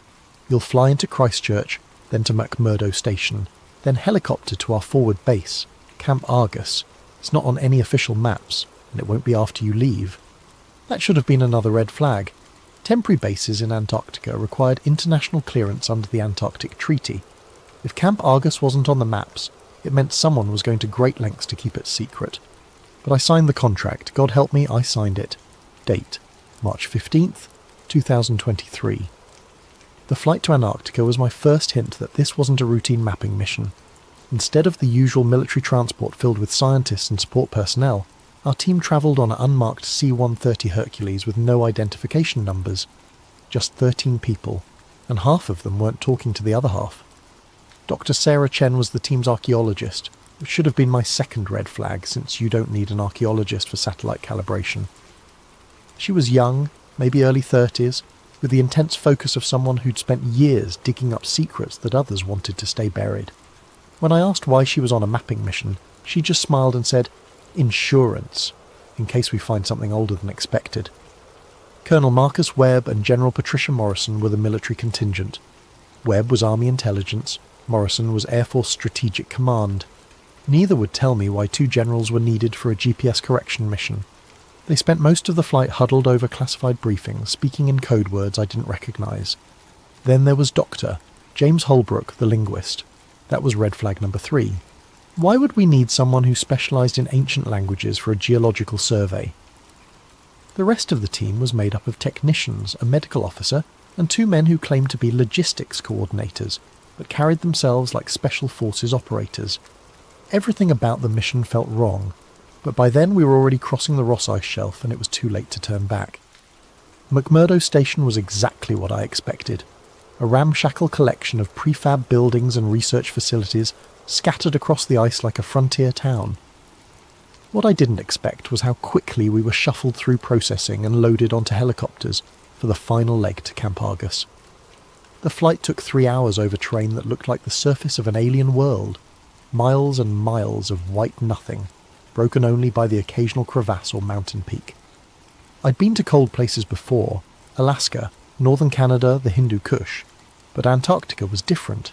It wasn't just cold, it was hostile to life in a way that made your bones ache even inside a heated helicopter.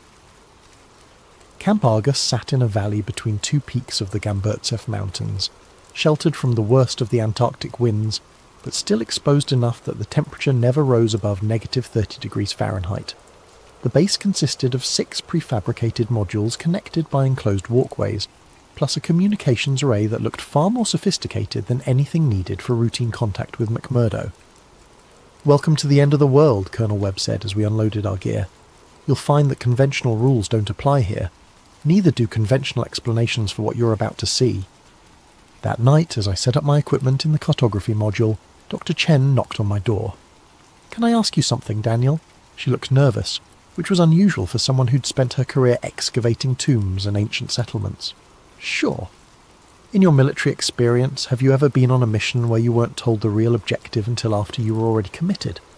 I thought about it. Once or twice. Usually means someone expects heavy casualties and doesn't want people backing out. She nodded grimly. That's what I was afraid of.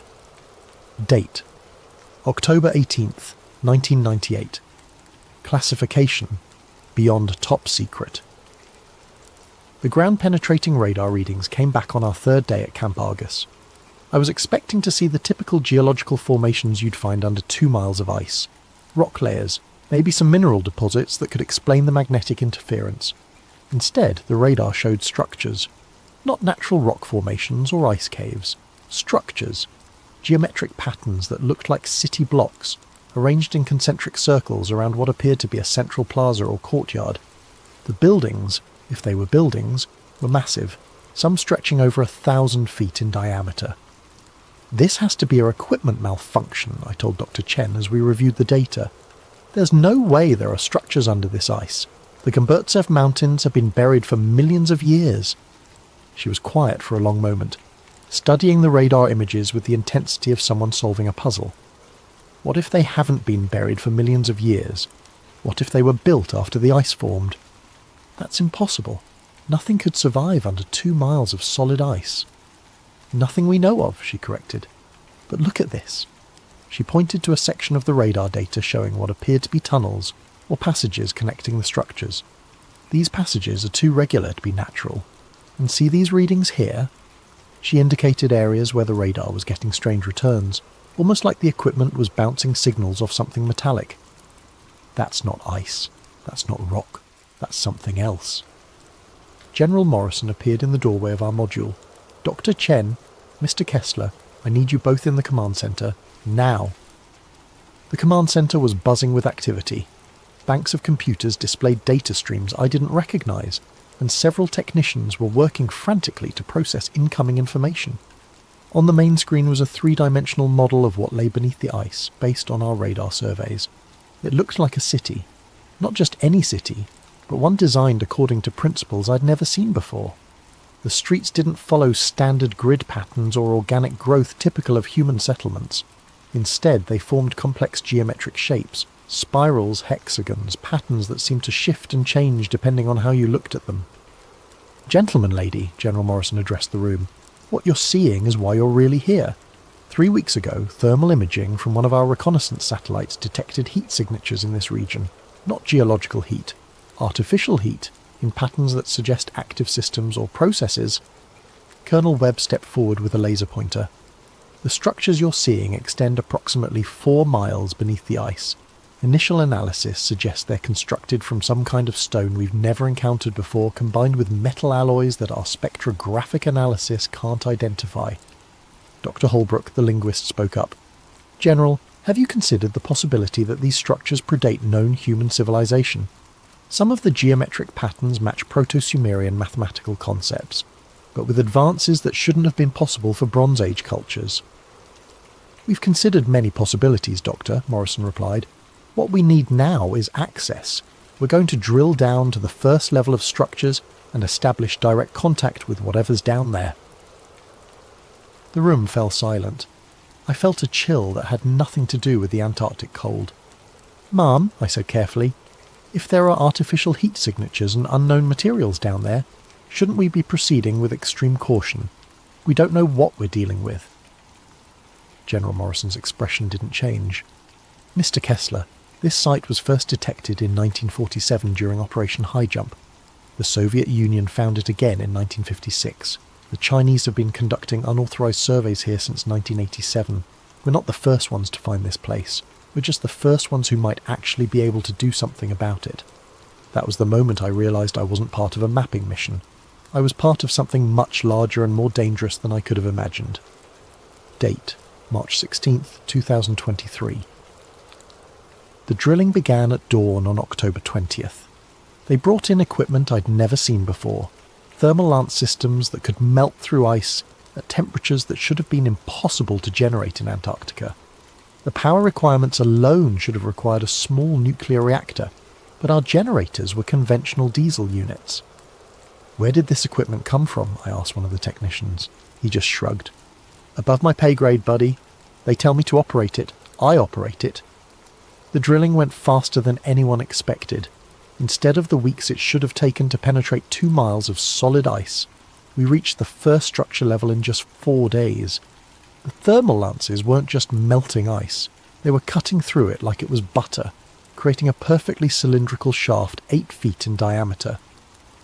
Dr. Chen was monitoring the drill progress when she called everyone to the command centre. "You need to see this," she said, her voice tight with excitement and fear. The drill had broken through into an open space. The cameras mounted on the thermal lance showed a vast chamber, easily 100 feet high, with walls made of the same black stone we'd detected on radar.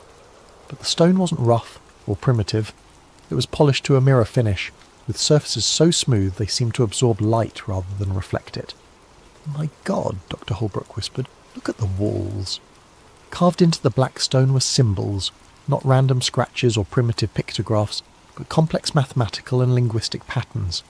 The symbols seemed to shift and move in the camera light, creating optical illusions that made it difficult to focus on any individual character. "Those aren't human," Dr. Chen said quietly. "I've studied every known ancient writing system, and this is something else entirely. The mathematical concepts alone suggest a civilization with scientific knowledge far beyond anything we've achieved." General Morrison was already on the satellite phone with someone whose authority clearly exceeded even hers. I caught fragments of the conversation. Confirmed structural integrity, unknown composition. recommend immediate excavation team. But it was Colonel Webb who said what we were all thinking. We're not the first humans to see this place. Someone's been down there before us. He was pointing at something in the far corner of the chamber, equipment that looked decidedly human in origin. Abandoned drilling gear, cables, and what appeared to be scientific instruments, all covered in ice and corrosion. Soviet markings, Webb continued, probably from their 1956 expedition, which means they got further than anyone admitted. That night I couldn't sleep. The implications of what we'd found were staggering. If there really was an ancient civilization buried under Antarctica, one with technology that exceeded our current capabilities, then everything we thought we knew about human history was wrong. But more disturbing was the realization that the world's major powers had known about it for decades and kept it secret. I was reviewing the day's radar data when Dr. Chen knocked on my door again. This time she looked genuinely frightened. "Daniel, I need to show you something, but you have to promise me you won't tell the generals until I figure out what it means." She led me to her module and pulled up a series of photographs she'd taken of the symbols on the chamber walls. Using image enhancement software, she'd been able to isolate individual characters and compare them to known ancient languages. "These symbols," she said, pointing to a sequence of intricate carvings, "they're not just decorative. They're instructions, mathematical formulas, star charts, and something else. Something that looks like a warning." "A warning about what?" She enhanced another image showing a series of symbols arranged in a spiral pattern. "I'm not entirely sure, but based on the mathematical relationships and the astronomical references, I think it's a countdown. A timeline showing when something is supposed to happen." "When?" Dr. Chen's hands were shaking as she brought up her final calculation. "If I'm reading this correctly, the timeline ends in 2023, 25 years from now." The next morning we descended into the chamber. Date: October 25th, 1998. Classification: ultra-classified, Orion clearance. The descent into the chamber required specialized equipment, climbing gear rated for extreme cold, atmospheric monitoring systems, and emergency evacuation protocols that Colonel Webb insisted on personally overseeing. The shaft created by our thermal lances was stable, but the unknown composition of the structures below made it impossible to predict how they might react to human presence. I was part of the first team to reach the bottom, along with Dr. Chen, Dr. Holbrook, and two of the Special Forces operatives who'd finally revealed their true purpose on the mission. They were there to secure anything that might be considered a national security asset. The chamber was even more impressive from ground level.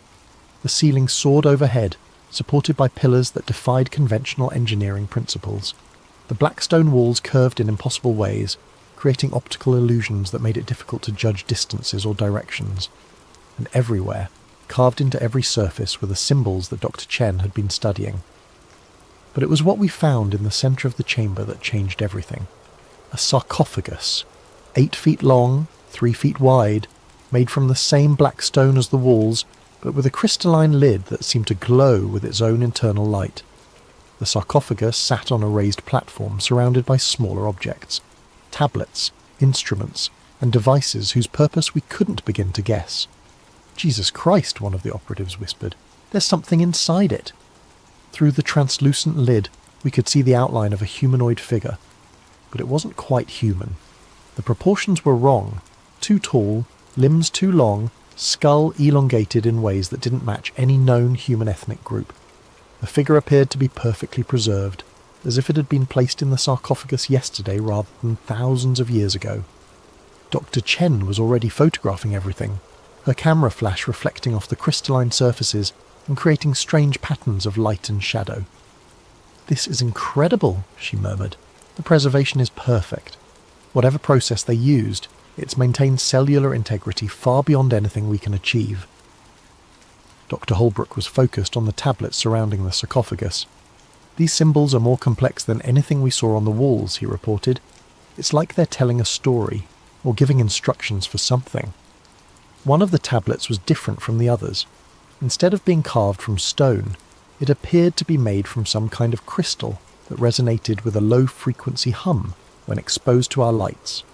The moment our flashlight beams hit its surface, the entire chamber filled with a sound like whale song, deep and mournful, and somehow intelligent. "Turn off the lights," Dr. Chen shouted, but it was too late. The crystal tablet was now glowing on its own, pulsing with rhythmic patterns that seemed to match the strange acoustics echoing through the chamber. That's when Dr. Holbrook started screaming. He was standing closest to the crystal tablet when it activated, and the effect on him was immediate and terrifying. His eyes rolled back in his head, and he began speaking in a language none of us recognized. Guttural sounds mixed with mathematical concepts that shouldn't have been possible for a human voice to produce. "They knew," he said in English, his voice distorted and echoing strangely in the chamber. "They knew it would happen again. The ice, the water, the awakening. That's why they buried it. That's why they left the warnings." Colonel Webb was already on his radio calling for immediate evacuation, but Dr. Holbrook wasn't finished. "The countdown isn't to destruction," he continued, his voice becoming more inhuman with each word. "It's to emergence. When the ice melts enough, when the barriers weaken, they'll return, and we won't be ready." Then he collapsed, and we never heard him speak coherently again. The evacuation from the chamber was chaotic. Dr. Holbrook was unconscious but still muttering in that inhuman language, and the crystal tablet continued to pulse with increasing intensity. Worse, the sarcophagus itself was beginning to respond to the tablet's activation, its crystalline lid glowing brighter, and the preservation systems inside making sounds like machinery powering up after centuries of dormancy. We were halfway up the shaft when the seismic alarm started going off. Date: March 16th, 2023. The earthquakes weren't natural. I've been in enough natural disasters to know the difference between tectonic activity and something artificial.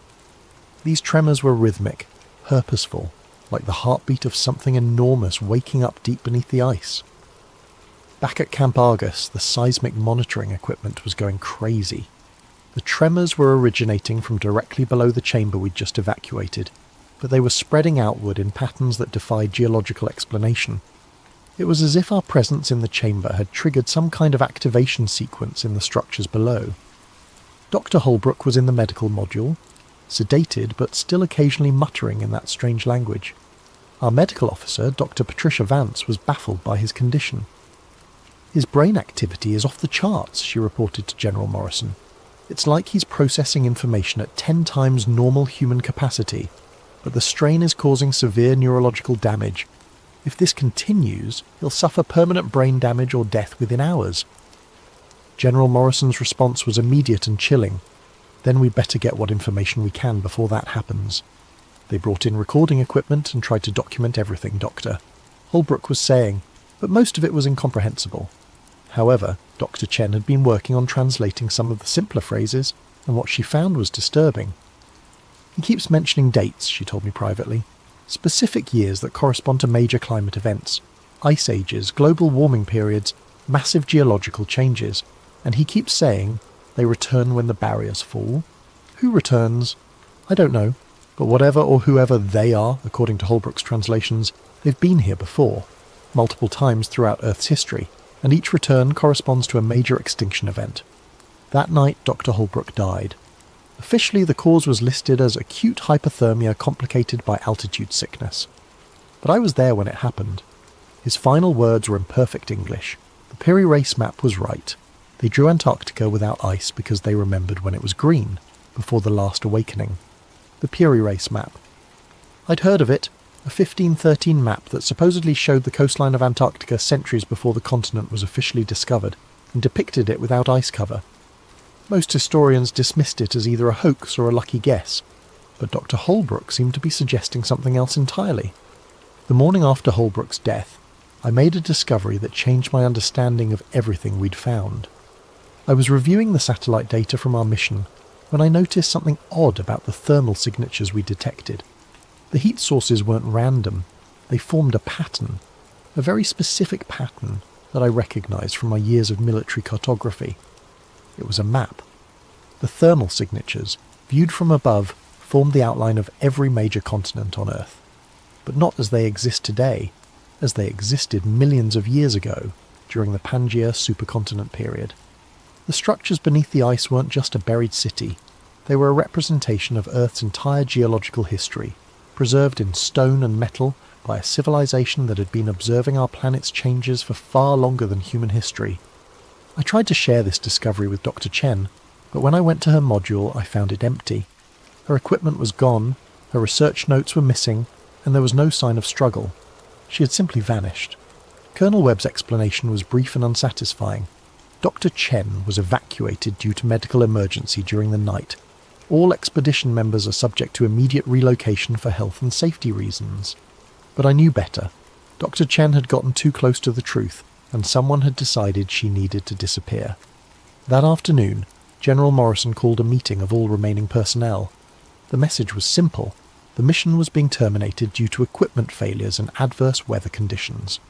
We would be evacuated within 24 hours, and all materials and data from the expedition would be classified at the highest levels of national security.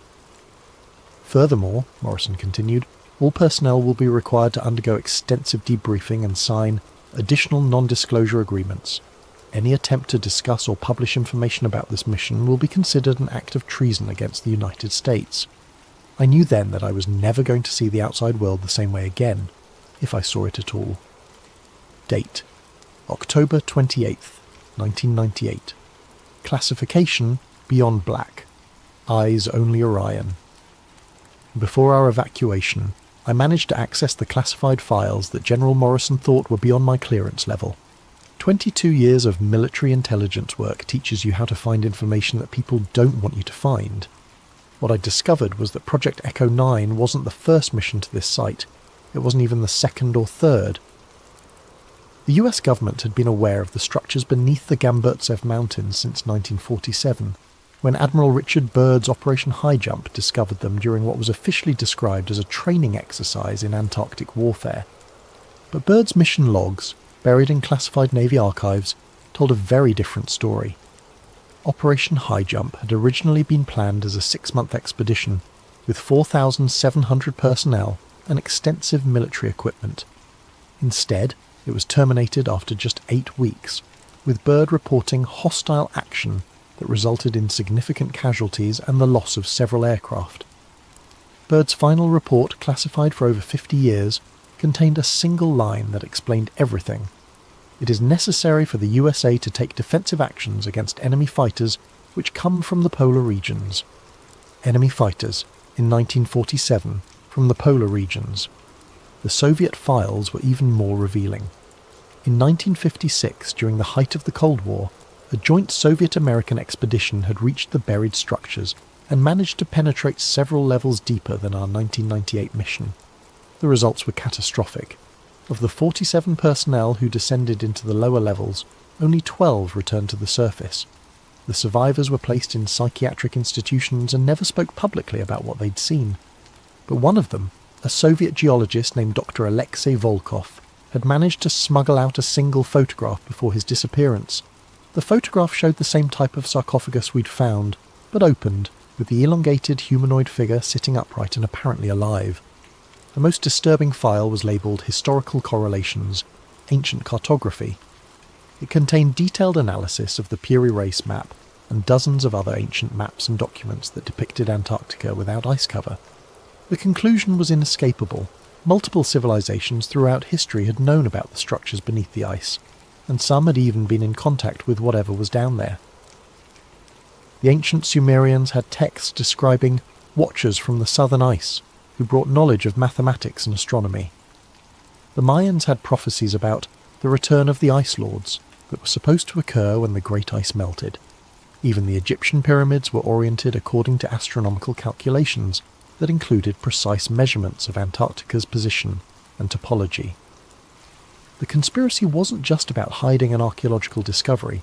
It was about concealing the fact that human civilization had been influenced, guided or controlled by non-human intelligence for thousands of years, and that intelligence was now waking up as global warming melted the barriers that had kept it imprisoned. The final file in the classified archive was a climate projection study commissioned by the Pentagon in 1987.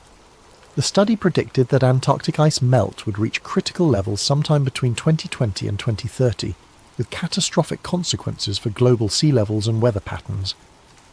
But buried in the technical data was a single line that revealed the real concern. Thermal barrier integrity will be compromised by 2025, allowing activation of subsurface systems.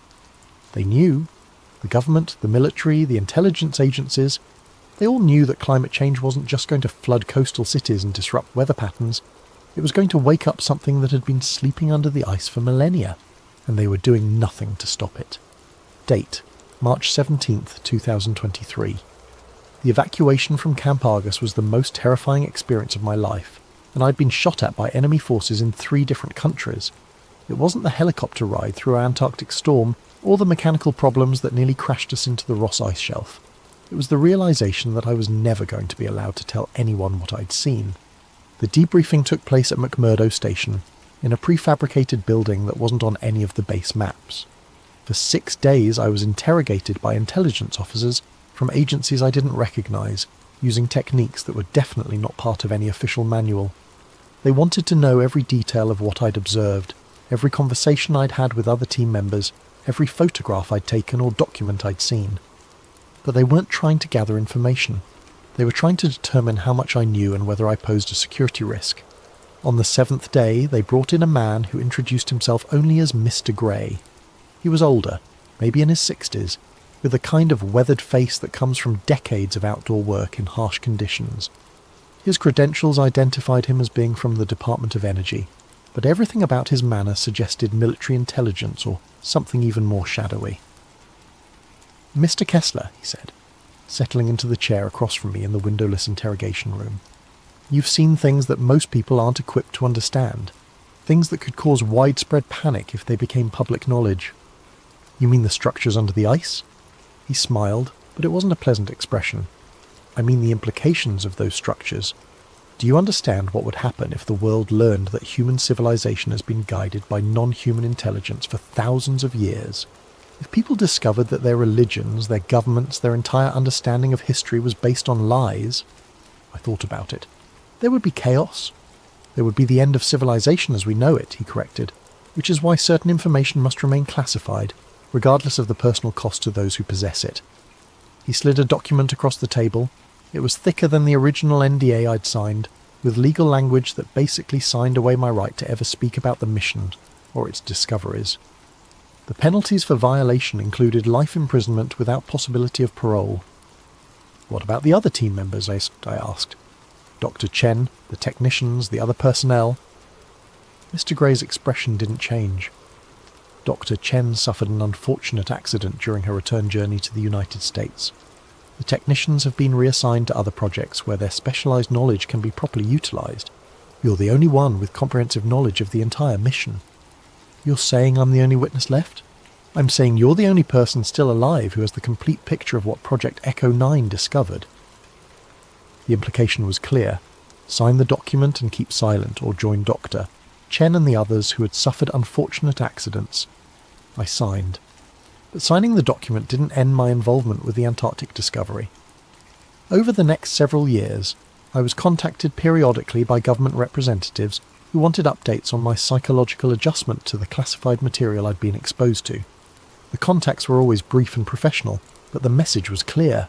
They were watching me. In 2003, I was approached by a journalist named Michael Harrison, who was investigating rumours about classified Antarctic expeditions. Harrison had somehow obtained partial information about Operation High Jump and the Soviet expeditions, and he was trying to piece together the full story. He contacted me because my name appeared on some of the declassified personnel lists from McMurdo Station. I told him I couldn't help him, but Harrison was persistent. He kept calling, sending emails, even showing up at my apartment with questions about things he couldn't possibly have known unless he had inside information. Finally, I agreed to meet him at a coffee shop in downtown Arlington, intending to convince him to drop his investigation for his own safety. Harrison never showed up for the meeting. The next day, his body was found in the Potomac River. The official cause of death was accidental drowning, but Harrison was an experienced swimmer and former Navy SEAL. The story made local news for exactly 1 day before disappearing entirely. After Harrison's death, I realised that simply staying quiet wasn't enough to guarantee my safety. The people controlling information about the Antarctic discoveries were willing to kill to maintain their secrets, and my continued existence was only tolerated as long as I remained completely silent. So I developed a different strategy.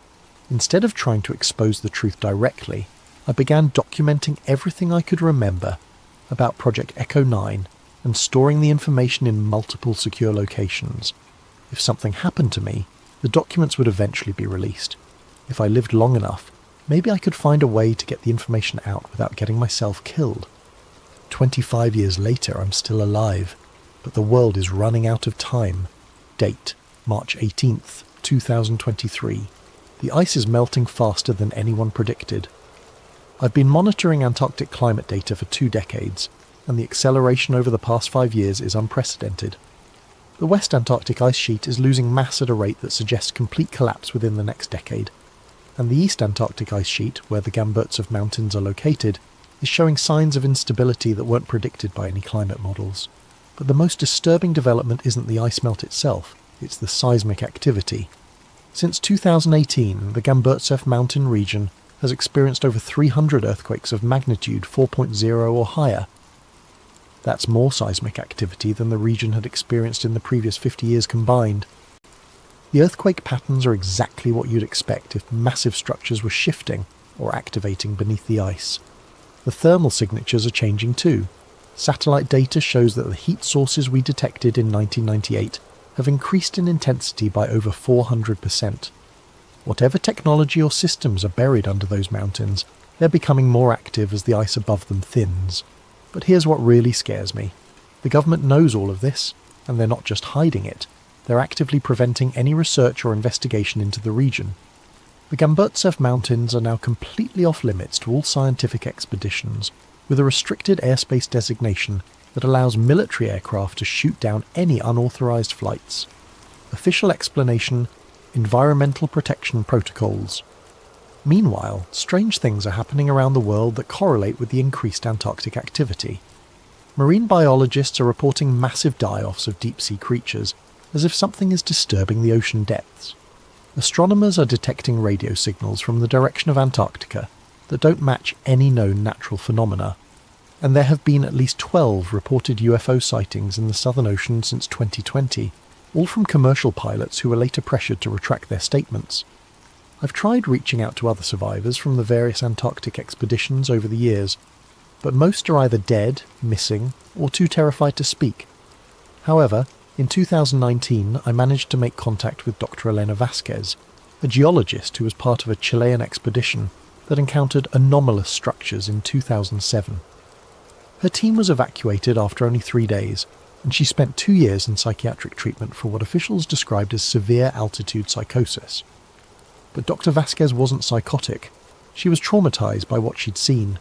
We met in secret at a small cafe in Santiago, and she told me about her team's discovery of an entrance to the underground structures, not the shaft we'd drilled, but a natural opening that had been revealed by recent ice melt. Her team had descended only about 50 feet before encountering active technology. Lights that turned on as they approached, symbols that glowed and shifted on the walls, and sounds that she described as mechanical but alive. "They're waking up," she told me, her hands shaking as she spoke. "Whatever's down there, it's been dormant for thousands of years, but the ice melt is triggering activation sequences. We're not just dealing with archaeological ruins, we're dealing with functional technology that's responding to environmental changes." Dr. Vasquez also told me something that connected directly to Dr.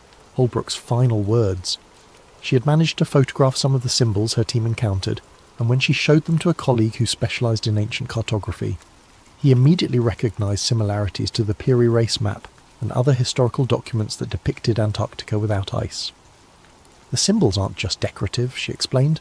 "They're coordinates, star charts and geographical references that show Earth as it existed during different geological periods.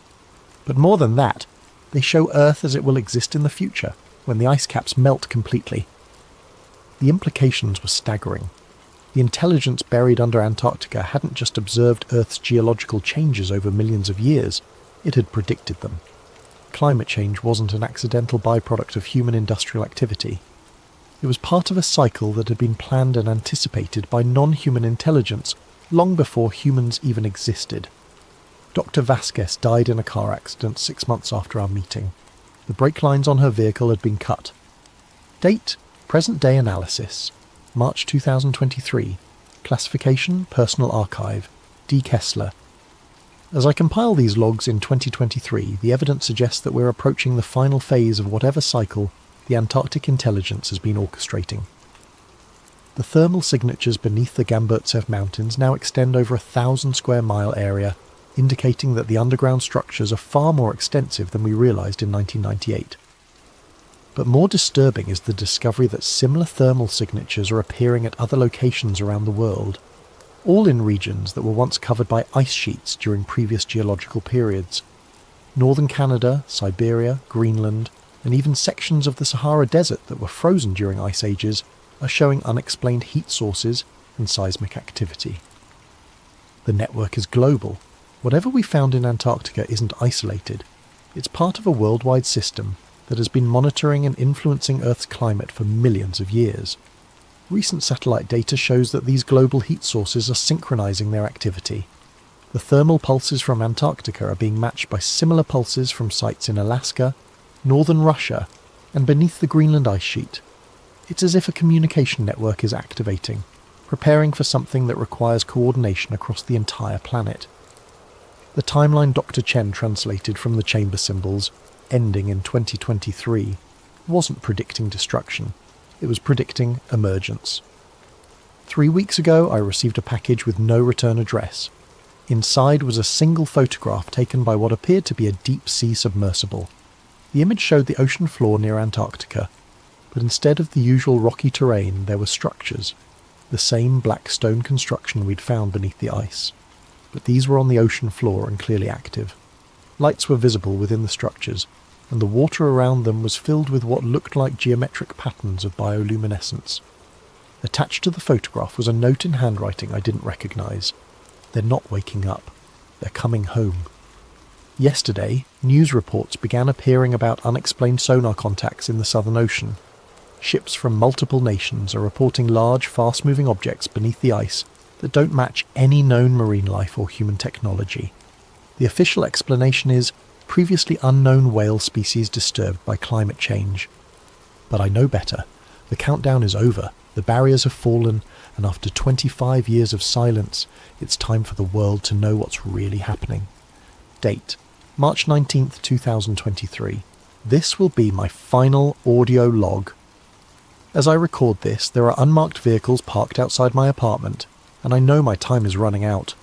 But the information I've documented over the past 25 years is already in the hands of people who can't be silenced as easily as one old cartographer. The truth about Antarctica, about the intelligence that has been guiding human civilization for millennia, about the climate changes that are part of a planned cycle, rather than accidental consequences, all of this information will be released regardless of what happens to me. But there's one final piece of the puzzle that I've only recently understood, and it changes everything. The intelligence buried under Antarctica isn't alien, it's terrestrial. It's from Earth, but from a version of Earth that existed long before humans evolved. The elongated skulls, the advanced technology, the global monitoring network. It all belongs to a species that achieved technological civilization millions of years ago, before the ice ages that buried their cities and forced them into hibernation. They're not invaders, they're the original inhabitants of this planet, and they're waking up to reclaim what was always theirs. The climate change we're experiencing isn't being caused by their technology. It's being caused by us, and their systems are simply responding to the environmental changes by activating emergence protocols that have been dormant for geological ages. Humanity has had its time on Earth. We've had our chance to develop wisdom along with our technology, to prove that we could be responsible stewards of the planet they once ruled. The melting ice isn't just revealing their cities, it's revealing our failure. Dr. Holbrook was right about one thing. We won't be ready for their return. Not because they're hostile, but because our entire civilization is built on assumptions about human supremacy and planetary ownership that are about to be proven catastrophically wrong. The structures beneath Antarctica aren't ruins. They're not even archaeological sites. They're infrastructure, maintained in hibernation for millions of years, waiting for the planetary conditions to become suitable for reactivation. The Piri Reis map was accurate because it was drawn by people who had access to the historical records kept by the Antarctic intelligence. Every ancient civilization that achieved sufficient sophistication was contacted and guided by the sleeping guardians beneath the ice. The knowledge that built the pyramids, that enabled the mathematical achievements of the Mayans, that inspired the astronomical precision of Stonehenge, all of it came from the same source, and now the source is awakening. I can hear vehicles stopping outside my building, multiple engines, coordinated movement, professional voices using radio protocols I recognise from my military days. They've found me, which means they've probably found the documentation sites as well. But it doesn't matter anymore. The ice is melting too fast for them to stop what's coming. The thermal signatures are too widespread, the seismic activity too intense, the global network too thoroughly activated. Within the next 5 years, possibly sooner, the world will witness the emergence of a technological civilization that makes our greatest achievements look like Stone Age tools. Whether humanity survives that emergence will depend on whether we can adapt to being the junior species on a planet that was never really ours to begin with. They're at my door now. I can hear them in the hallway, speaking in the clipped professional tones of people who are very good at making problems disappear. I'm not afraid. 25 years of carrying this secret has been its own kind of prison, and knowing that the truth will finally come out, one way or another, is almost a relief. To whoever finds these recordings, the countdown is over, the barriers have fallen, the real history of Earth is about to begin.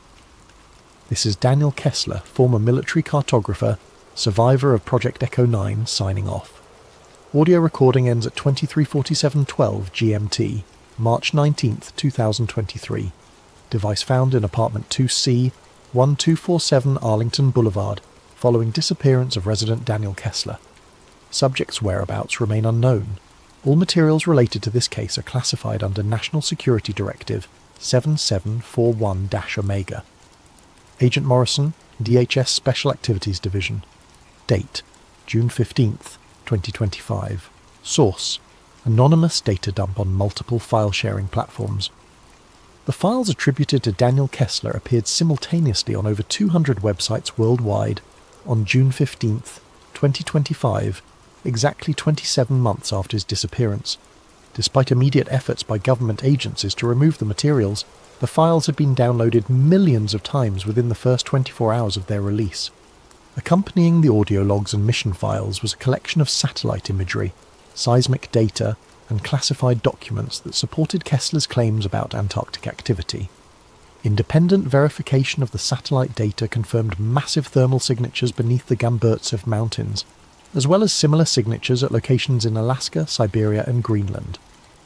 Of particular note was a series of photographs taken by deep-sea research vessels showing structures on the Antarctic ocean floor that matched descriptions in Kessler's files.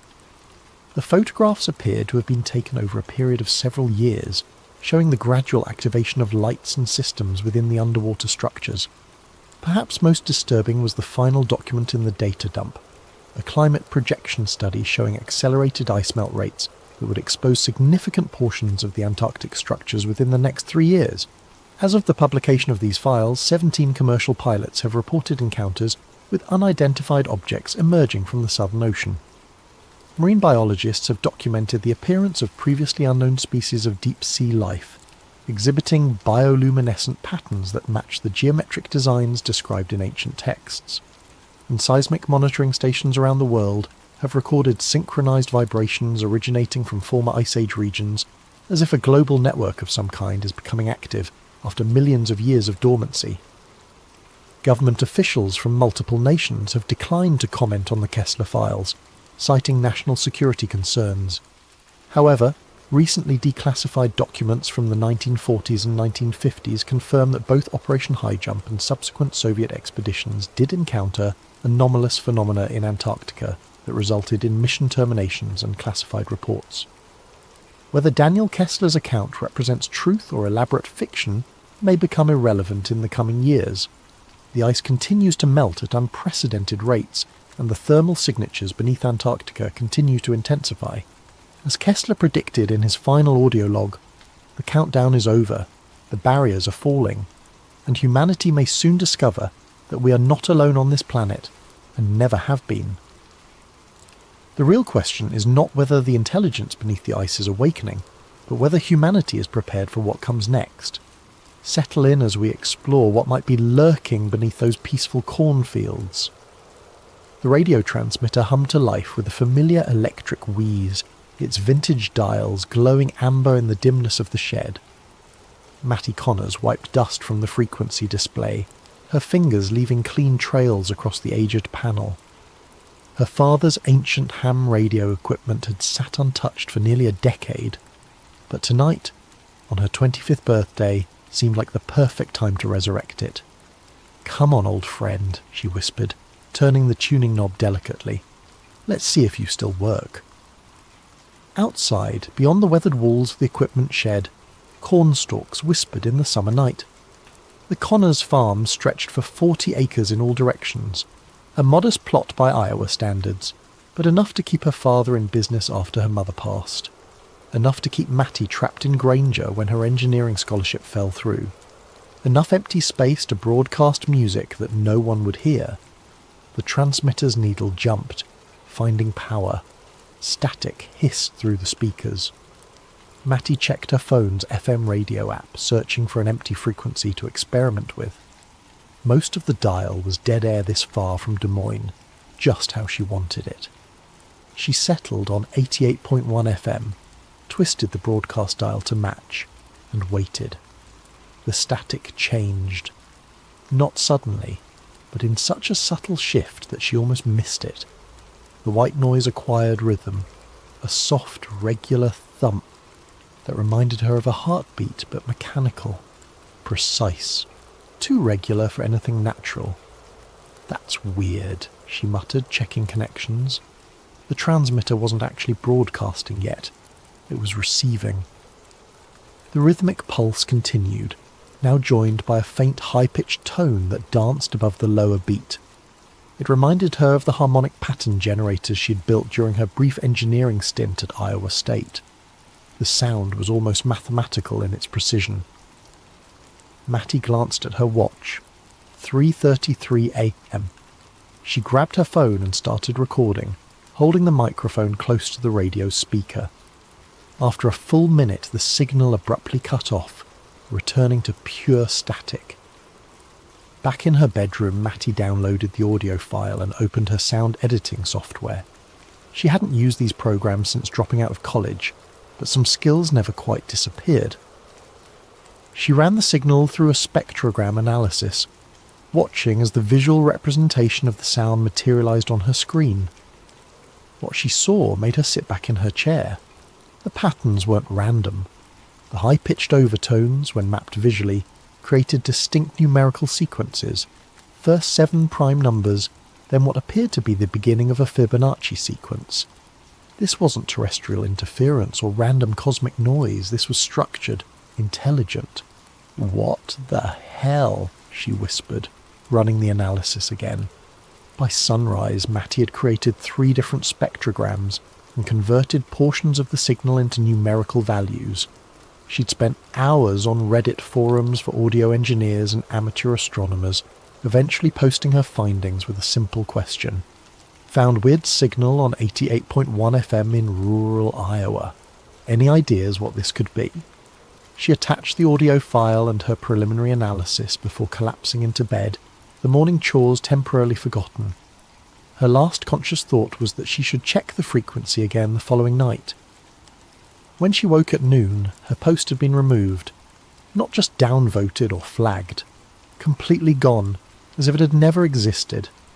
Her browser history showed she'd visited the site, but the post itself had vanished. More disturbing still, the audio file she'd uploaded to her cloud drive was gone too. "Dad," she called, heading downstairs, "did you use my computer this morning?" Walter Connors sat at the kitchen table, his weathered hands wrapped around a coffee mug. At 63, he maintained the stoic demeanour of someone who had spent a lifetime watching seeds grow into crops, only to be harvested and planted again. Patience lived in the creases around his eyes. "Didn't touch it," he replied, not looking up from his newspaper. "Why?" "Some files went missing," Mattie said, pouring herself coffee. "Weird stuff I recorded last night on your old radio setup." Her father's hand stilled, coffee mug halfway to his lips. What frequency? The question struck her as odd. 88.1. Why? Walter carefully folded his newspaper, a deliberate movement that Mattie recognised as his way of buying time. "That old transmitter picks up all kinds of interference. Probably just noise from the power lines. Power line noise doesn't transmit prime number sequences, Dad. The kitchen fell silent except for the ticking of the ancient wall clock. Walter cleared his throat. "Sometimes it's better not to broadcast what you hear," he said finally. "Especially around here." "What's that supposed to mean?" Matty pressed. Walter stood, rinsing his mug at the sink. "Just saying some signals aren't meant to be shared." He left for the fields before she could question him further, but his reaction only intensified her curiosity. What did her father know about a random radio frequency? Why would he care if she shared what she'd found? That afternoon, Matty drove into town, laptop tucked under her arm. The Granger Public Library was small but offered free Wi-Fi that wasn't linked to her home network. She uploaded her recordings again, this time to a more obscure forum dedicated to unexplained radio phenomena. Within an hour she had 3 responses. Definitely artificial. Pattern repeats exactly every 42.7 seconds. Looks like SETI stuff. Where exactly did you record this? Check your DMS. The direct message came from a user named RadioSilence_1977. Take this down immediately. They monitor these forums. 88.1 is part of Node 0. Not your discovery, not the first time. Call the number in your area that ends with 3333 if you need to understand why this matters. Matty stared at the message, a chill running through her despite the summer heat. She started typing a response when the library's internet connection suddenly dropped. The librarian announced they were experiencing technical difficulties. By the time Matty returned home, her forum post had vanished too. That evening, as sunset painted the cornfields in golden shadow, Matty noticed something unusual from her bedroom window.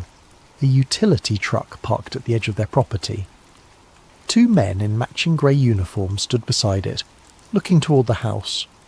Though too distant to see clearly, something about their synchronised movements seemed unnatural, as if they were mirrors of each other. When she blinked, they were gone. The truck, too. Only empty road remained. At exactly 3:33 a.m, Matty sat in the equipment shed, headphones on, the radio tuned to 88.1 FM. The signal returned, stronger tonight, its pulsing rhythm somehow more urgent. The mathematical sequences had evolved, growing more complex. In the distance, she could have sworn she heard the cornstalks rustling in perfect synchronization with the beat.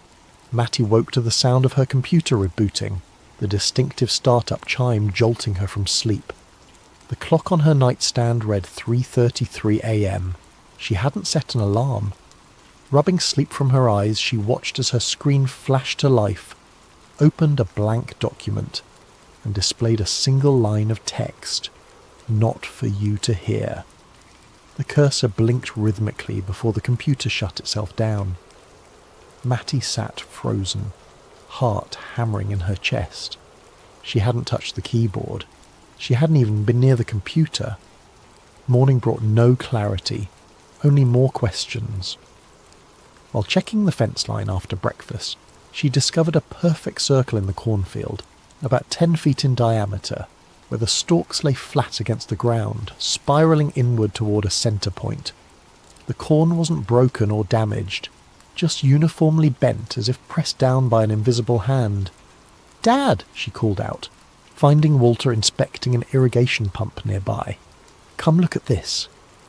Her father approached slowly, his face unreadable as he surveyed the formation. "Wind damage," he said flatly. "Wind doesn't create perfect circles with mathematical precision," Matty argued, "and it doesn't just happen to show up after I record that signal." Walter sighed heavily. "Leave it alone, Matty. Please."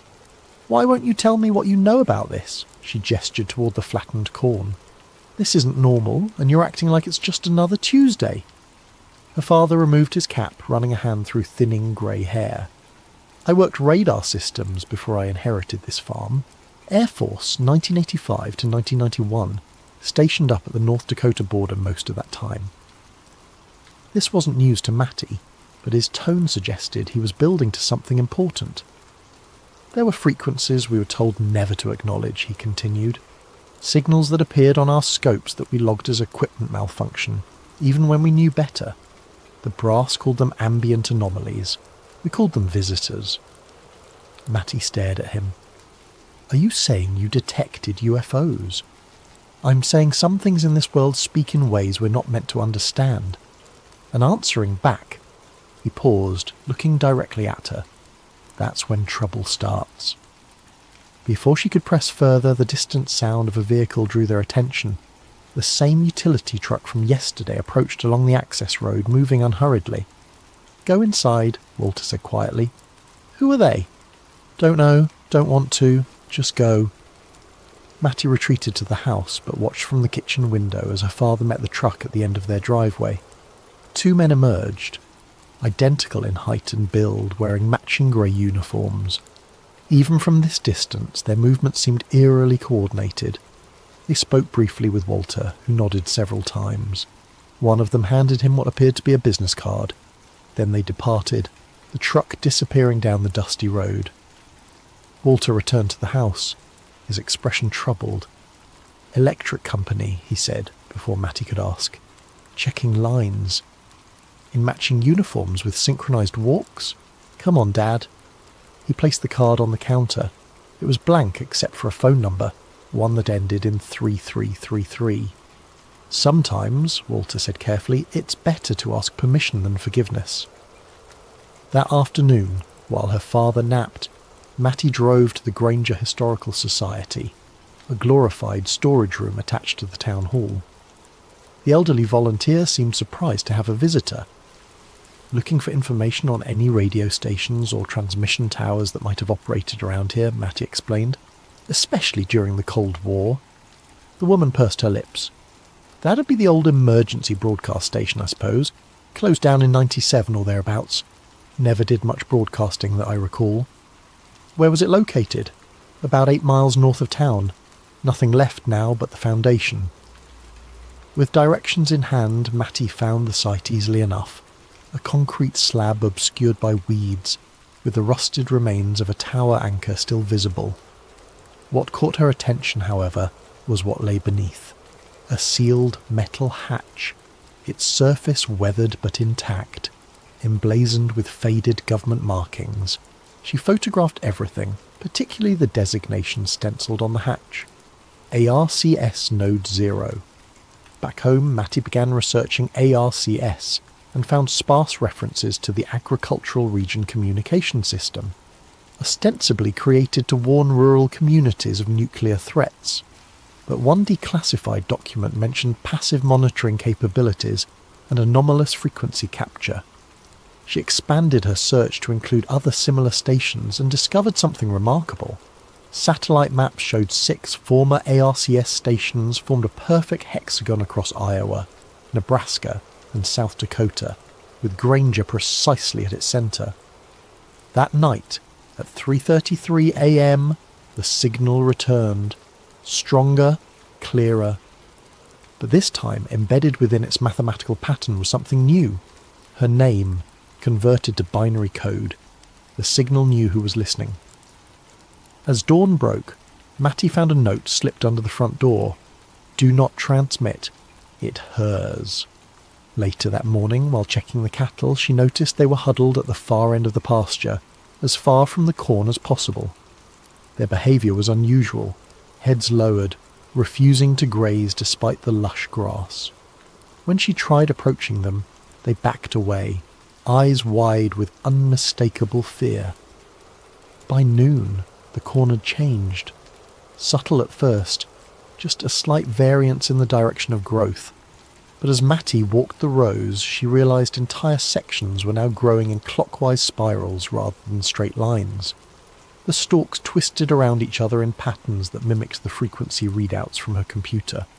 She tried calling the number on the blank card. A mechanical voice answered, reciting what sounded like random numbers before disconnecting. When she redialed, a different voice answered, human this time, but strangely flat. Connor's residence, 88.1 observation, the voice stated, not a question. Who is this? Matty demanded. How do you know my frequency? Your frequency? The voice sounded almost amused. "It's been transmitting since 1941. You're just the newest receiver." The line went dead. When Walter returned from town with supplies, Mattie confronted him with her discoveries. "What's Node 0, Dad? What's really under that concrete slab north of town?" Her father's shoulders sagged. "I signed papers, Mattie. We all did. Everyone who's owned this land since the 40s. Signed what? Easement agreements, monitoring rights." He gestured vaguely toward the corn. "They said it was dormant. Hasn't sent a readable signal in decades." "Who's they?" "People who know enough to be afraid," Walter answered, "and smart enough not to interfere." That night Mattie dreamed of cornfields that moved like ocean waves, pulsing in rhythm to an unseen heartbeat. In the dream, she walked to the centre of their property where the ground began to split open, revealing not soil but a vast mechanical eye, ancient yet somehow alive, peering up at the stars. She awoke to find her bedroom filled with a pale blue light that seemed to emanate from nowhere and everywhere at once. Her computer screen showed spectrogram patterns forming and dissolving without input. In the corner of her room stood two identical silhouettes, the men from the utility truck, though she hadn't heard anyone enter the house. "She's resonating now," one said, voice oddly distorted. "Becoming antenna," the other replied. Mattie reached for the bedside lamp, but the figures were gone before the light came on. The locals called it pressure front weather, that peculiar stillness before a storm when the air feels charged with anticipation. But the clouds gathering over Granger that morning carried no rain, only an unnatural darkness that seemed to absorb the sunlight. Mattie stood on the porch, watching barn swallows dart nervously across the sky before disappearing entirely. Even the insects had gone quiet. The corn, however, hadn't stopped its strange transformation, now growing nearly 6 inches taller than normal, with stalks that twisted toward the centre of the property instead of reaching for the sun. Her phone vibrated with a text from an unknown number. "The pattern completes today. Stay indoors after sunset." She tried responding, but the message bounced back as undeliverable. Walter had left before dawn for a farm supply auction in Des Moines, leaving Mattie alone with her mounting questions and the increasingly alien landscape of their once familiar farm. She decided it was time to find answers elsewhere. The Granger Public Library's local history section was modest, but contained yellowed newspaper archives dating back to the 1930s. Mattie requested everything they had about the founding of the emergency broadcast station. "Funny you should ask," the librarian said, retrieving a dusty folder. "Someone else was looking into those old stations just last month. Left this research behind." The folder contained photocopied articles about the station's construction in 1941, alongside what appeared to be handwritten research notes in Cyrillic script. Clipped to these was a faded black and white photograph showing 7 men in military uniforms standing before the partially constructed radio tower. On the back, someone had written, "Joint Monitoring Initiative, US-USSR, 1941. "This can't be right," Mattie muttered. The Americans and Soviets weren't allies until months after Pearl Harbor, which happened in December 1941. Yet this photo was dated April 1941, 8 months earlier. Stranger still was the diagram that fell from between the pages, a technical schematic labelled Receiving Configuration, Subterranean Frequency Capture. The drawing showed the radio tower's foundations extending far deeper than necessary, connecting to what appeared to be a pre-existing underground structure. As she photographed these documents with her phone, Mattie noticed a sealed envelope tucked into the folder's pocket. Inside was a handwritten letter, the paper brittle with age. August 15th, 1982. To whoever finds this account, my name is Alexei Baranov, formerly captain of Soviet Air Defense Forces. I am what your government calls a defector, though I did not leave for politics or freedom. I left because both our nations lie about what sleeps beneath your American heartland.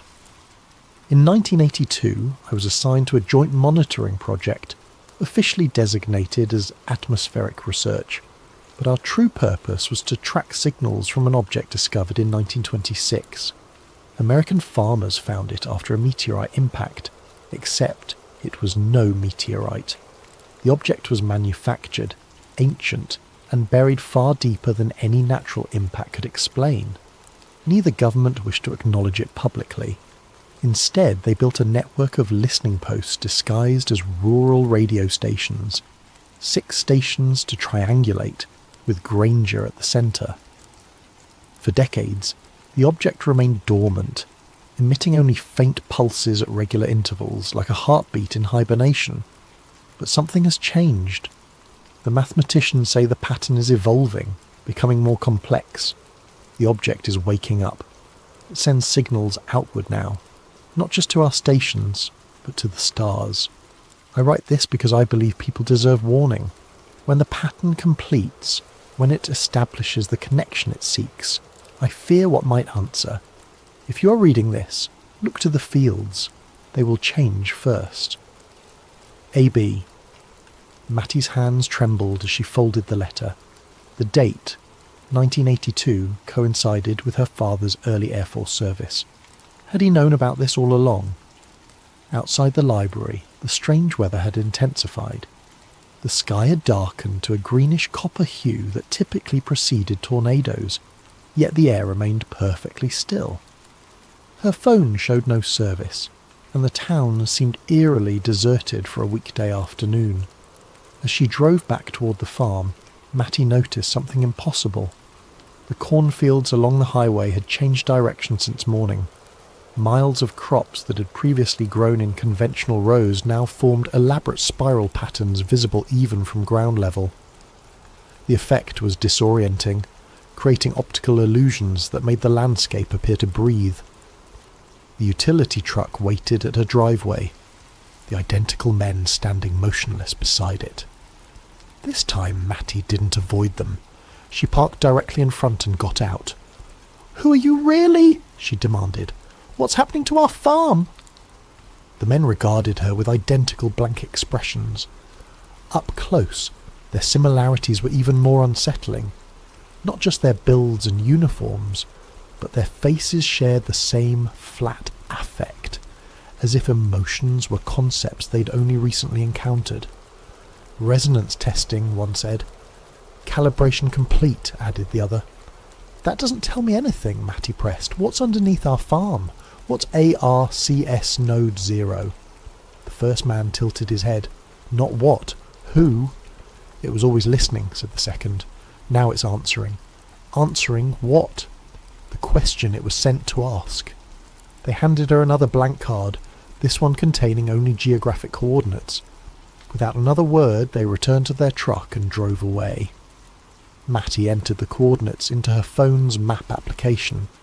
They matched the exact centre of their property, a spot where the corn grew tallest, where the spiral patterns converged. By the time she reached the house, the sun had nearly set, casting long shadows through the twisted cornfields. The coordinates led to a section they rarely farmed, a slight depression that tended to flood during heavy rains. Her father had always avoided planting there, claiming the soil was poor. Now she understood why. The ground at the centre had changed, the soil darkening to an almost metallic sheen.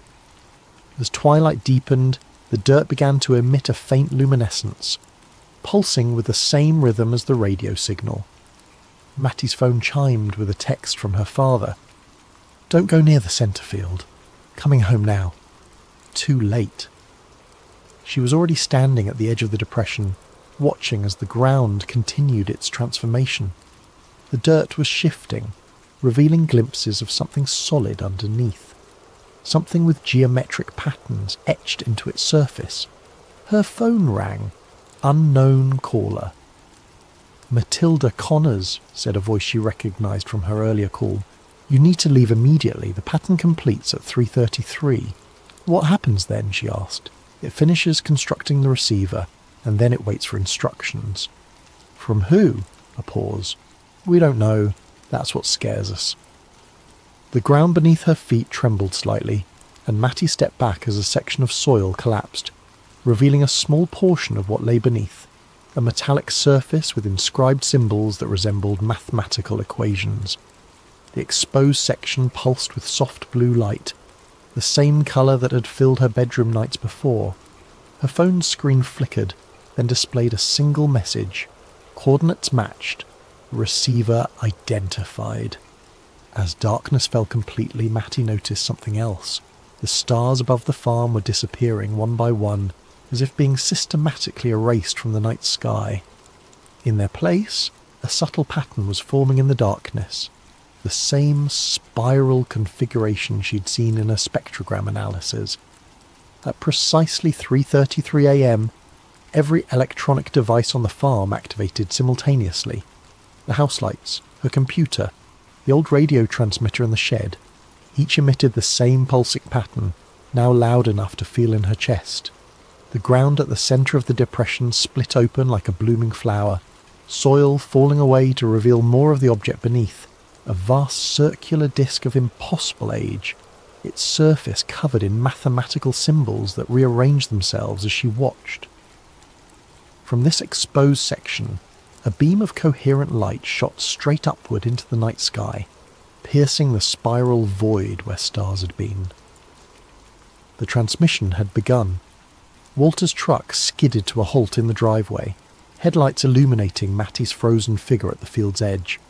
He ran toward her, panic evident in every movement. "Get back to the house," he shouted over the now audible hum emanating from the exposed disc. "It's not safe." Matty couldn't move, transfixed by the beam of light connecting earth to sky. "What is it, Dad? Really?" Walter reached her side, breathless. "They called it a beacon when I was stationed at the monitoring facility, supposedly dormant for millennia until a lightning strike partially activated it in 1926. They built the listening posts to study it without disturbing it further. They who? Started as a joint Soviet-American project before the Cold War, later expanded to include others, scientists, military, people who understood the implications. The humming intensified, and the beam of light widened, creating a cylindrical column that distorted everything seen through it. The air within seemed to bend, creating impossible geometries. "We need to go," Walter insisted, tugging her arm. "They're evacuating everyone within the zone." Tonight's narrative is called Project Selene, a conspiracy thriller about a hidden archive, lost tapes, and the truth behind the moon landing.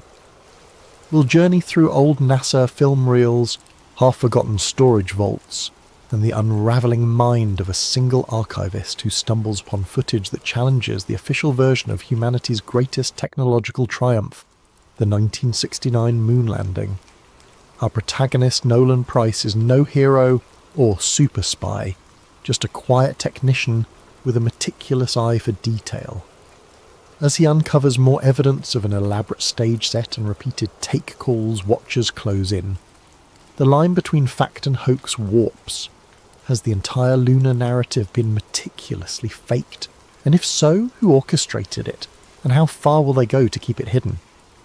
So find a comfortable position, maybe in bed with the lights low, or in a cosy chair as midnight drifts closer. Let your breathing slow. We'll sink into the flicker of analogue film, that soft whir of a projector spinning old reels. Perhaps the gentle hum of a reel-to-reel tape resonates in the background. As we pass each chapter, you'll see how obsession can bloom from a single stray frame, and how the story of one small step for man might have been filmed under glaring stage lights all along. Remember, what follows is a work of fiction with a dash of what if, but sometimes those who ask what if unravel illusions that were never meant to be seen. Let's begin. With the hush of a locked storage facility, a reclusive archivist, and a battered cardboard box of tapes labelled Project Selene. Nolan Price stood outside the cinder-block walls of an abandoned government warehouse on the outskirts of Houston. The midday sun beat down on cracked pavement. He clutched a letter from Arcadia Aerospace Solutions, a private contractor that handled everything from satellite design to climate data. They had found references to ancient NASA reels in a sealed corner of a facility left over from the Cold War. The letter said Nolan, a freelance film restoration specialist, was chosen to digitize them. Urgent for historical archiving, they claimed. The pay was good, suspiciously good. Nolan stared at the weathered steel door. A single guard in a dusty uniform waved him in, already expecting him. Inside, the air was stale with the odour of old cardboard and decaying reel canisters. Flickering fluorescent lights revealed rows of shelves stuffed with NASA-labelled boxes, many slashed or water-damaged. This was typical. NASA's official archives were famed for mishaps, lost tapes of early rocket tests, missing telemetry from the Apollo missions. But something about Arcadia's hush-hush approach set Nolan on edge. A short, grey-suited woman introduced herself as Madison Harlow, acting as Arcadia's liaison. Without fanfare, she led him to a small side room, a makeshift editing suite they'd rigged with a battered 16mm projector, a spool rewinder, and a digital capture device. Stacks of reels labelled Apollo 11, RAW, Apollo 12, AVA, Saturn telemetry, hull, and a curious mark, Celine, or SB footage. Harlow told him, "Your job's simple. Transfer them to high-resolution digital. Mark any anomalies or degrade. No public commentary, no copies. Understood?" Her tone was matter-of-fact but severe. Nolan didn't argue. He'd done hush projects before, and the hush came from corporate sensitivity or undisclosed research. Usually it was benign, so he shrugged. "Sure, I'll keep it discreet." She gave him a passkey, instructions on the alarm system, then left with final words. "We want it done swiftly, there's a schedule." Over the next few days, Nolan methodically fed reels into the projector, capturing them via a specialised scanner. In the first wave, he found typical NASA mission logs, rocket staging, crew training, pre-launch interviews. The colour had faded, the audio scratchy but recognisable, ground control chatter, astronauts reciting checklists. He found it a bit mesmerising, the old swirl of a countdown, boosters roaring. A shame these tapes had gathered dust. On day 3, he encountered the first odd reel. A label read, Apollo 11 Stage B, Take 3. The word Take 3 was strange. NASA mission reels usually said T-plus timeline or mission day references, not take. He shrugged, loaded it. The footage flickered. A wide shot of what looked like a lunar surface mock-up. Astronaut suits in frame, then a voice off screen, "Positions and action!" The two suited figures hopped across the grey dust. One stumbled. A faint laugh was heard. Then another voice, "Cut, we'll reset. The reflection's too bright on the visor." Nolan's heart pounded. This was no standard rocket or EVA footage. It looked like a staged film set, complete with overhead lighting rigs. The black backdrop was a poor simulation of starless lunar sky. You could see wires in the corner. Shaken, Nolan reversed the reel to confirm. Indeed, there was an assistant carrying a boom mic half hidden behind an artificial crater. The date code on the reel said 7/19/1969, the day before the public broadcast of Apollo 11's first moonwalk. Could this be a training simulation? NASA did have partial staging for practice, as yet the clapper board reading Take 3 and the director's voice implying an actual production unsettled him. He digitized it, flagged it as anomaly, and moved on. Over the next few canisters, normal mission footage resumed, so he chalked it up to a weird test shoot. NASA might have used it for PR or promotional B-roll. But that night, lying in a cheap motel, Nolan replayed the snippet in his mind. Why such hush around these older reels? NASA training footage was typically labelled as such. The next morning he dug deeper. Opening a battered can labelled Celine B, he discovered a reel that started with a NASA colour bar pattern, then abruptly cut to a behind-the-scenes environment. Men in suits conferring around what looked like a partial lunar lander set. A man in a white shirt read from a script. "Lunar surface continuity, camera feed approach. We must ensure the horizon line matches the predicted lens angle." Another man wearing thick-rimmed glasses nodded. "We fake it right, or we fail. Understood?" Nolan's breath quickened. This was no trivial training. The group on tape specifically talked about fooling an audience. They discussed vantage angles to hide stage edges, how the overhead rig should mimic low gravity. One phrase jumped out. Public must see only the broadcast feed from the designated channel. He set the reel aside, heart pounding. This was conspiratorial gold. Actual evidence of a potential staged moon landing scenario. It defied everything taught in history. NASA had always faced accusations by conspiracy buffs about the MiG-9 moon landing being shot in a Hollywood set, referencing anomalies in flagged photos. But mainstream science easily refuted them. Yet these tapes, if real, it was the smoking gun. Then again, it could be a hoax, decades later staged footage. But the film stock was definitely vintage, and the audio matched 1960s analog characteristics. With sweaty palms, Nolan rummaged more, finding references to PSH Kubrick liaison. Could this be referencing famed director Stanley Kubrick? The name was never spelled out fully, but S. Kukub, the idea was insane. He'd heard rumours Kubrick was asked by NASA to film backup footage for crisis scenarios. The next reel's label read Moon Landing Studio Revan. The conspiracy was intensifying. That evening, a creeping sense of paranoia took hold. He locked the reels in a small closet. The quiet facility seemed ominous, as though someone was always behind the next aisle. Indeed, he glimpsed shadows near the corridor, possibly just the overhead lamp flicker. He decided to finish digitizing these suspicious reels quickly, keep copies, then reevaluate. Returning to the main workstation, he discovered his second shock. The tape labelled Apollo 11 Stage B Take 3 was missing.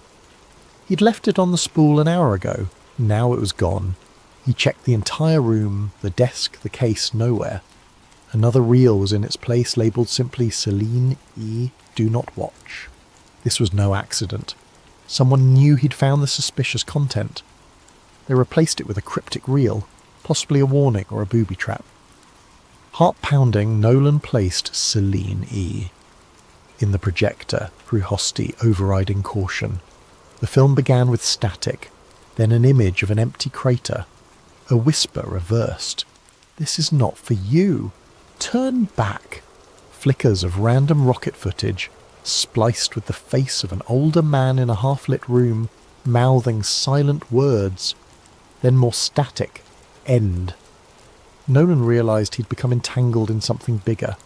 The label Project Selene likely referred to a top-secret operation controlling the lunar narrative. Could it be real? Or was it an elaborate mind game?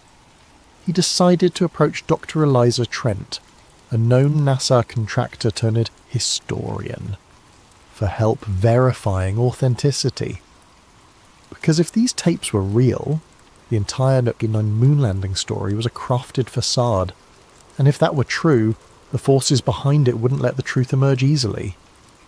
Thus, Nolan closed up for the night, feeling the weight of newly awakened illusions. Tomorrow he'd contact Dr. Trent.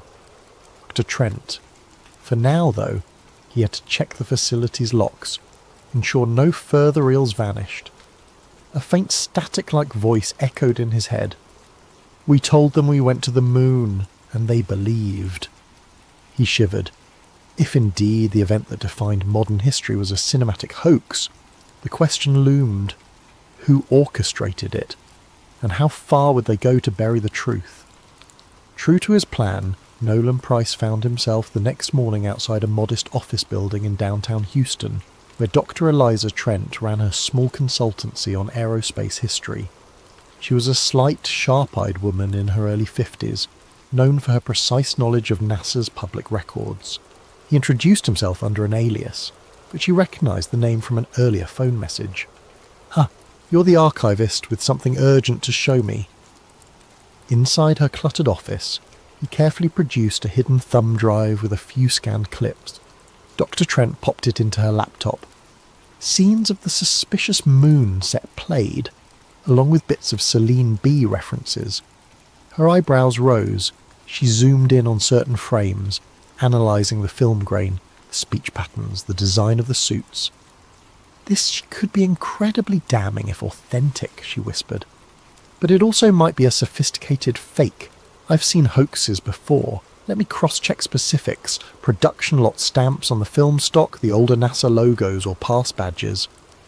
Nolan recounted the bizarre reel swaps, the reversed whispers on Celine E, and the missing spool from the previous night. Dr. Trent's fare turned grim. "If you're telling the truth, you're in danger. People don't just vanish these reels for fun. NASA had a long official stance that all major mission footage was stored, minus some lost in time, but never anything indicating a staged event." She paused, adjusting her glasses.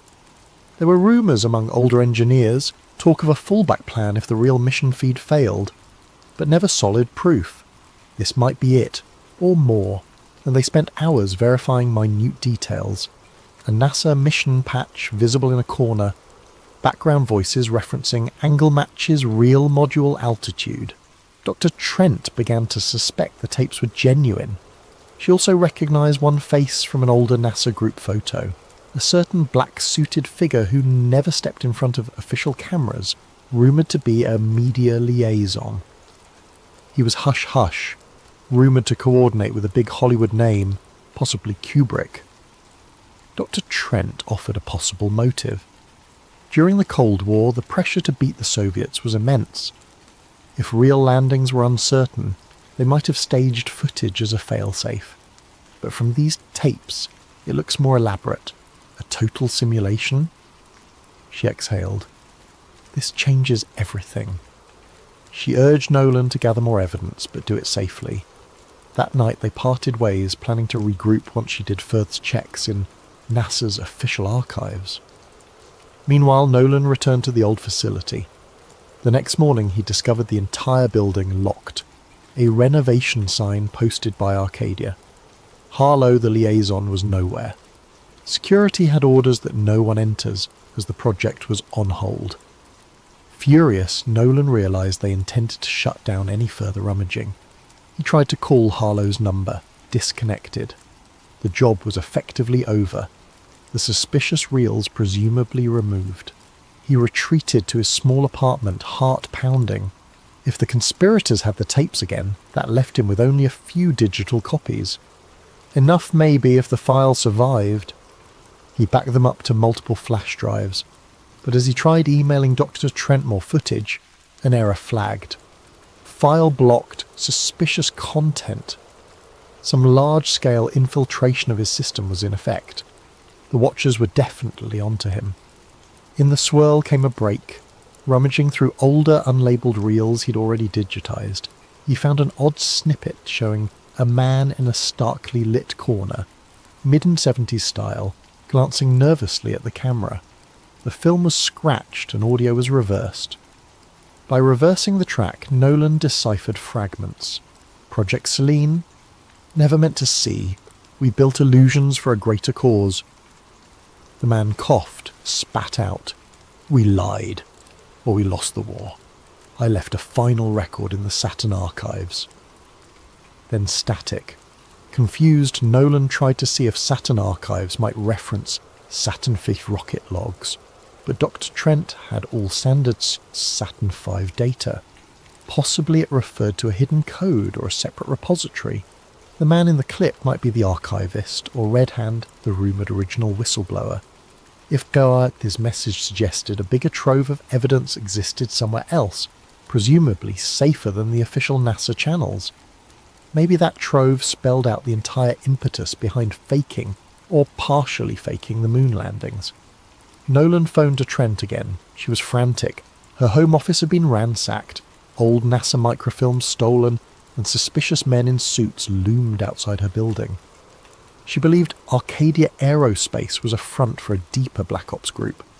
She suggested they meet in a public place with the new reel. Nolan agreed, setting a meet at a busy bus station. However, the next day she never arrived. Her phone went dead. In parallel, an eerie wave of accidents claimed two older NASA retirees who'd been tangentially tied to the lunar era Stroke, heart attack, but the timing reeked of cover-up. The media said nothing, overshadowed by typical news cycles, but a small corner of online conspiracy forums lit up. Moon archivist missing. Spike in NASA retiree deaths. Project Selene rumour intensifies. One forum user named Apollo Truth posted a cryptic line, "Look to LB7, the final broadcast is hidden." Nolan recognised LB might be Lunar Base 7, some old reference from the tapes. Or maybe LB7 was code for a hidden stage. He rummaged the digitised catalogue, eventually unearthing a label that matched. L. Devontorsvoot footage. Opening it, he found bizarre outtakes, an entire set with rovers, multiple crater backdrops, and a partial script reading, "The audience sees only the final cut." Another snippet showed a NASA official saying, "We can't let them see the starfield difference. We'll keep it black." It confirmed the idea. The official moon footage was heavily edited, possibly reshot. As tension soared, Nolan sensed the watchers nearing. Strange cars lingered near his apartment. The old building caretaker told him men asked about him, flashing some government ID. Fearing for his life, Nolan packed the digitised reels, stashed them in a battered suitcase, and hopped on a night bus out of town.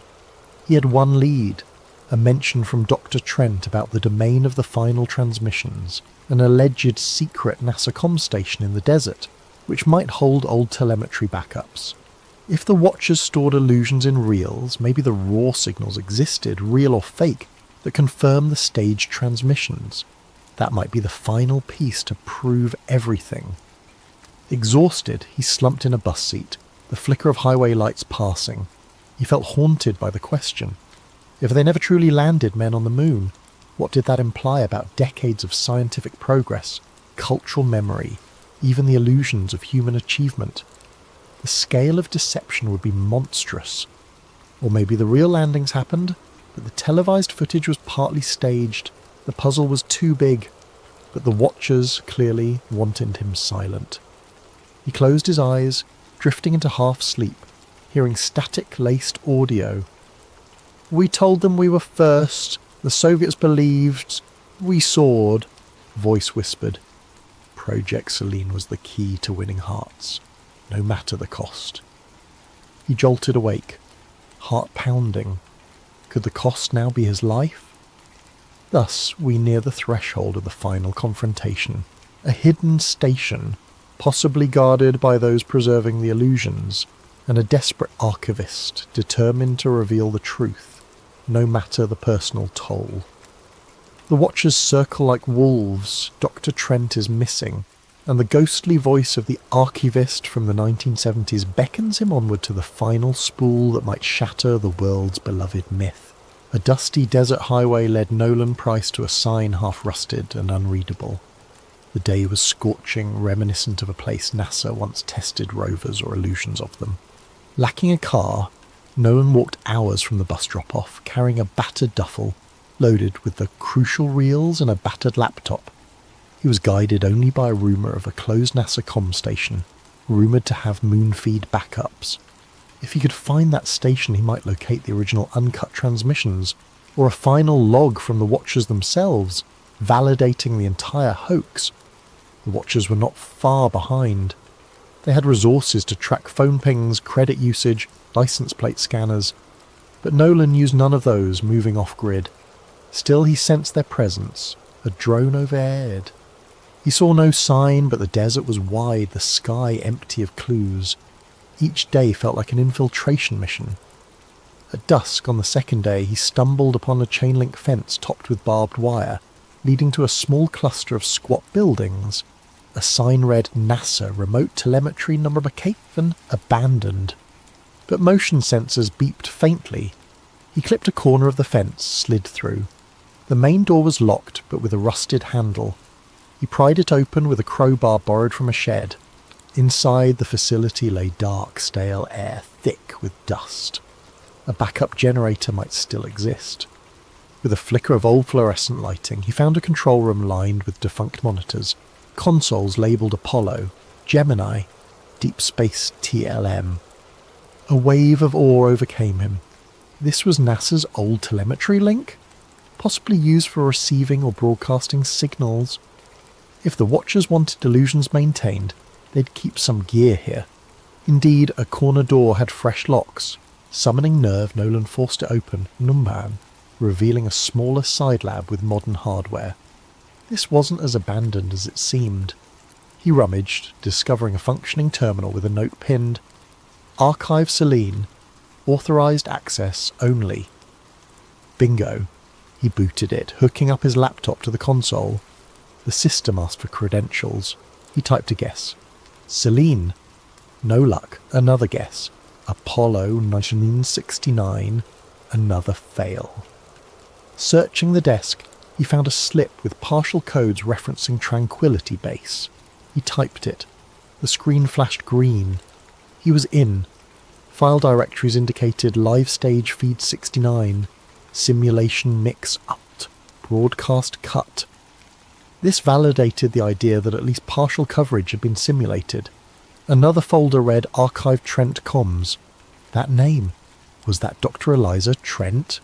Possibly her attempt to gather data. He opened it, a partial video showing Dr. Trent forcibly questioned by men in suits. She pleaded, "We can't let them keep lying. People deserve..." Then the video ended. Nolan reeled with horror. She'd been captured. He had to act fast. The watchers would realise the system was accessed. He found an old satellite uplink control ironically used in the 60s for deep space transmissions. If it still worked, he could broadcast a direct feed of these unedited files to multiple open frequencies, unstoppable by typical net censorship. A perfect final broadcast. He rummaged for cables, hooking everything up. The generator hummed. The old dish on the facility's roof squeaked into position. The console flickered with an option.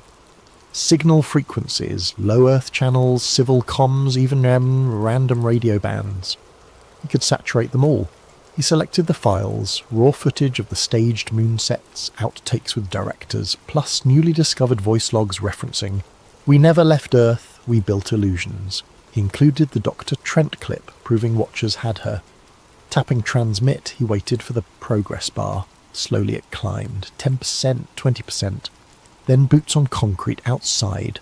The watchers had arrived. They swarmed in, flashlights cutting beams in the dusty corridors. He jammed a filing cabinet against the door. Gunfire erupted from the hallway. The broadcast was at 60%. If he could hold them off a few more minutes, the entire world would see the raw data. Shots tore through the flimsy door. Splinters flew. The watchers forced an entry. Nolan, crouching behind a console, tapped a final override to lock the station's outer doors. The watchers hammered at them from within. They must have cut an external fence, but the building's metal doors might by seconds. The bar rose to 80%. Sparks flew as the watchers tried to break the console. Nolan fired a single-shot flare pistol he had found, more a diversion than a weapon. The watchers scattered, returning heavy fire. The console took hits, but the broadcast still beeped along. 90% of them. In a swirl of chaos, the watchers overcame the obstacles, stepping into the lab. Their lead figure, masked, raised a rifle. "Stop this now," he barked. "We'll kill you. No one else has to die." Nolan shouted back, voice trembling. "It's done. The world will see. Will see." The masked man tried yanking cables, but Nolan had built in multiple backup processes. The bar soared to 95%. The watchers, furious, advanced with a lethal calm. 100% of the console beeped a final success. The data soared into the satellite channels. Unstoppable. The watchers realised they'd lost. The masked man hissed, "Then we'll bury you." He aimed. A shot rang out. Nolan felt a searing pain in his chest. He collapsed, choking for breath, seeing the watchers scramble to destroy equipment that no longer mattered. The feed was out. Unstoppable. In a swirl of darkness, he glimpsed a faint screen that read, "Broadcast to 12 frequencies. Transmission complete." At that moment, across various radio channels, TV backups, and online nodes, the footage played. People saw the raw set, heard staged arrests and they saw men referencing the final show. instructing astronauts how to move in moon gravity. The illusions were no longer rumour or partial. The entire mosaic was out. Social media exploded. Even those who had refused to doubt the official narrative watched in shock. By the next day, an unstoppable wave of meltdown overcame news outlets, overshadowing watchers' attempts to disclaim. Nolan lay on the floor, vision fading. The watchers, done with him, turned to vanish into the night, the clang of their boots receding. In his final moments, he recalled the reel with the old archivist's voice. "We told them we left Earth. We never had to." He felt a strange calm, believing that at least he had completed the mission. Perhaps Dr. Trent would see the broadcast and survive. The next morning, the world awoke to the shock of unfiltered footage spreading across every major and minor digital platform. Twitter, ephemeral streaming sites, pirate radio channels. The images showed the alleged set for the moon landing. Dusty sound stages, mocked-up craters, overhead rigging, audio capturing NASA officials and alleged Hollywood technicians planning each scene. For many, this was an utter betrayal of faith in humankind's greatest triumph. For others, it vindicated decades of suspicion. Debates raged over how much was real, or whether some actual missions occurred, but the televised parts were faked. NASA and the White House scrambled to disclaim the footage, calling it forged propaganda. Yet the level of detail referencing actual mission rosters and behind-the-scenes technical talk was too well constructed for a simple hoax. Media responded in a frenzy. Reputable outlets tried to decode the timeline. Was it partial or total fakery? Did NASA still go physically to the moon while using stage broadcasts as a backup? The footage suggested a grand, pre-arranged deception. A few ex-astronauts vehemently denied the claims, but curiously, some had died or refused interviews. Conspiracy forums, ironically, now found themselves mainstream. Everyone had a stake in the truth. If the Martinid broadcast was faked, what else had been manipulated in history, and how many watchers lurked behind official illusions? Arcadia Aerospace, the front that hired Nolan, came under intense scrutiny. Their offices claimed ignorance, stating, "We believed it was standard NASA archival material." Their press statements were overshadowed by insider leaks that Arcadia was deeply connected to old intelligence circles. Government statements insisted an internal investigation was underway. All typical deflections. Meanwhile, the public demanded answers. Protests outside NASA centres soared. People carried signs reading, "We deserve the real truth." In the hush of those gatherings, tearful individuals who once admired Neil Armstrong's moonwalk felt gut-punched by the notion that they'd been shown a grand cinema piece. Sarah Voss re-emerged, having fled watchers. She published a scathing editorial, Project Selene, the greatest story never told, detailing her collaboration with Nolan, the missing reels, and the final broadcast. She confirmed that Nolan likely perished after ensuring the transmissions went live. She praised him as a tragic hero. Reaction poured in from across the world, sorrow that his name would be tied to the Moonlie revelation, but gratitude for exposing it. Hashtags #Project Selene and #MoonHoax soared. NASA's official line: "We categorically deny any mission staging. We continue to investigate maliciously edited footage." But cracks appeared among NASA retirees. Some older engineers told reporters about strange security around certain broadcast trucks in 1969. A caretaker from an old film studio stepped forward, claiming she once saw moon set pieces. In short, the edifice of absolute certainty crumbled. In a hidden place, elders from the original Project Selene, if that was truly the operation's name, hunkered down. They'd spent decades ensuring the official story overshadowed any rumours. Now, with everything public, the question was whether to attempt a final push to disclaim or vanish. Some watchers apparently vanished from the scene, leaving cryptic footprints. Possibly they'd moved on to new illusions. Possibly they recognised the unstoppable wave. Some found solace in the idea that humans still had the technology or impetus to land on the moon, but needed backup show. Others believe the entire Apollo program was a monstrous PR operation, that no real landing ever happened. A subset of the population refused to believe the footage at all, labelling it advanced deep fake. Society felt fractured, uncertain if to champion or condemn the memory of NASA's achievements. Meanwhile, Dr. Eliza Trent, recovered from captivity, gave a quiet interview confirming she'd found data logs describing the staged broadcast, though she suspected some real lunar missions did happen later, overshadowed by the initial fake spectacle. It was a political necessity, she suggested, in a time of desperate Cold War posturing. But the cost to collective trust is immeasurable. A year later, controversies raged on. New historians wrote The Selene Deception, exploring how the faked footage overshadowed a partial genuine mission. Hollywood churned out docudramas. Some revered the fallen archivist Nolan Price as a modern champion of truth. Conspiracy watchers called him the man who dethroned the biggest lie in human history. Meanwhile, certain scientists lamented that the overshadowing confusion might hamper genuine space exploration dreams. If the world concluded it was all illusions, interest in real missions might fade.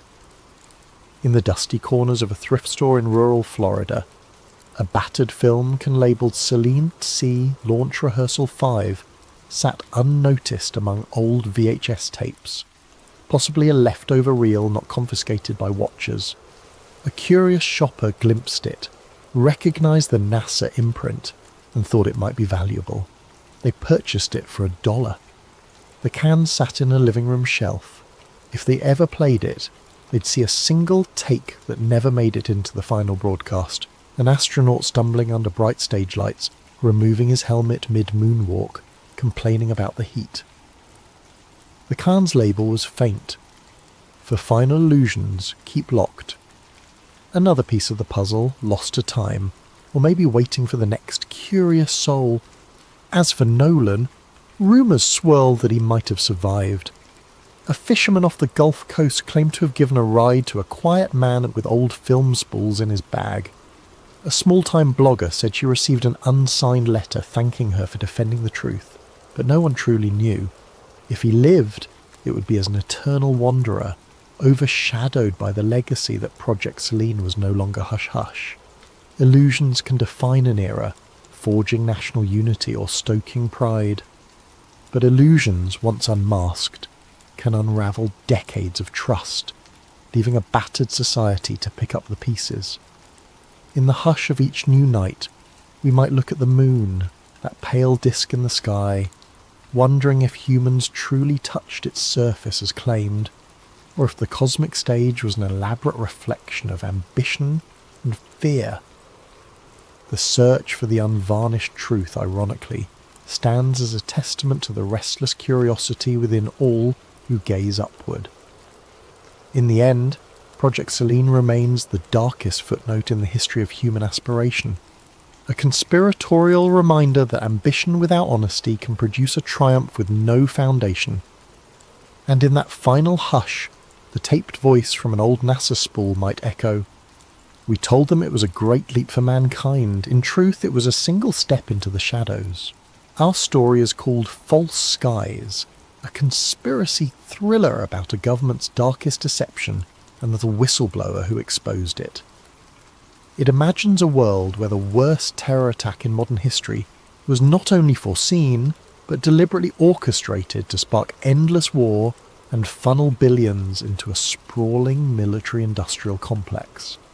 Now, 2 decades later, an unassuming former FBI data analyst named Thomas Keane leaks hidden documents that point to a monstrous betrayal and becomes the most wanted man in the nation.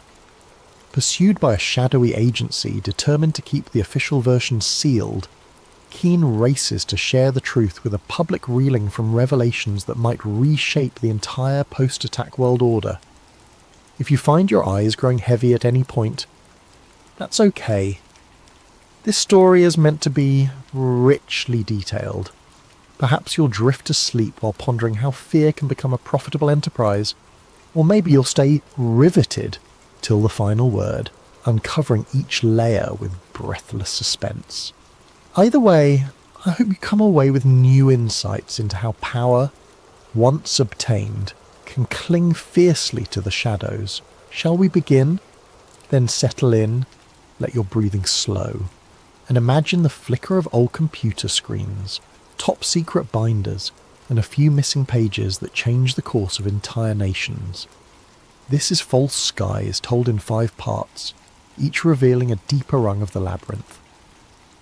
Listen closely.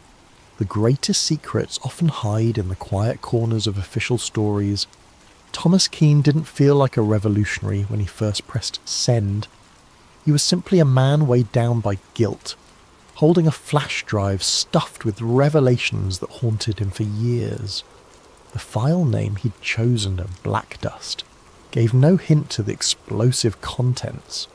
A trove of classified FBI memos, shipping manifests and encrypted communications that, if authenticated, would confirm every darkest rumour about the worst terrorist attack in modern memory.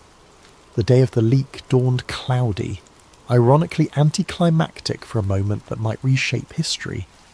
Keane sat in a dingy motel room near a dusty highway, a battered laptop perched on a wobbly table. The place smelled of stale coffee and regret, but it had functioning Wi-Fi. He checked his secure connection one last time, heart thrumming. With trembling fingers, he uploaded Black Dust to an overseas whistleblower website known for releasing hidden archives.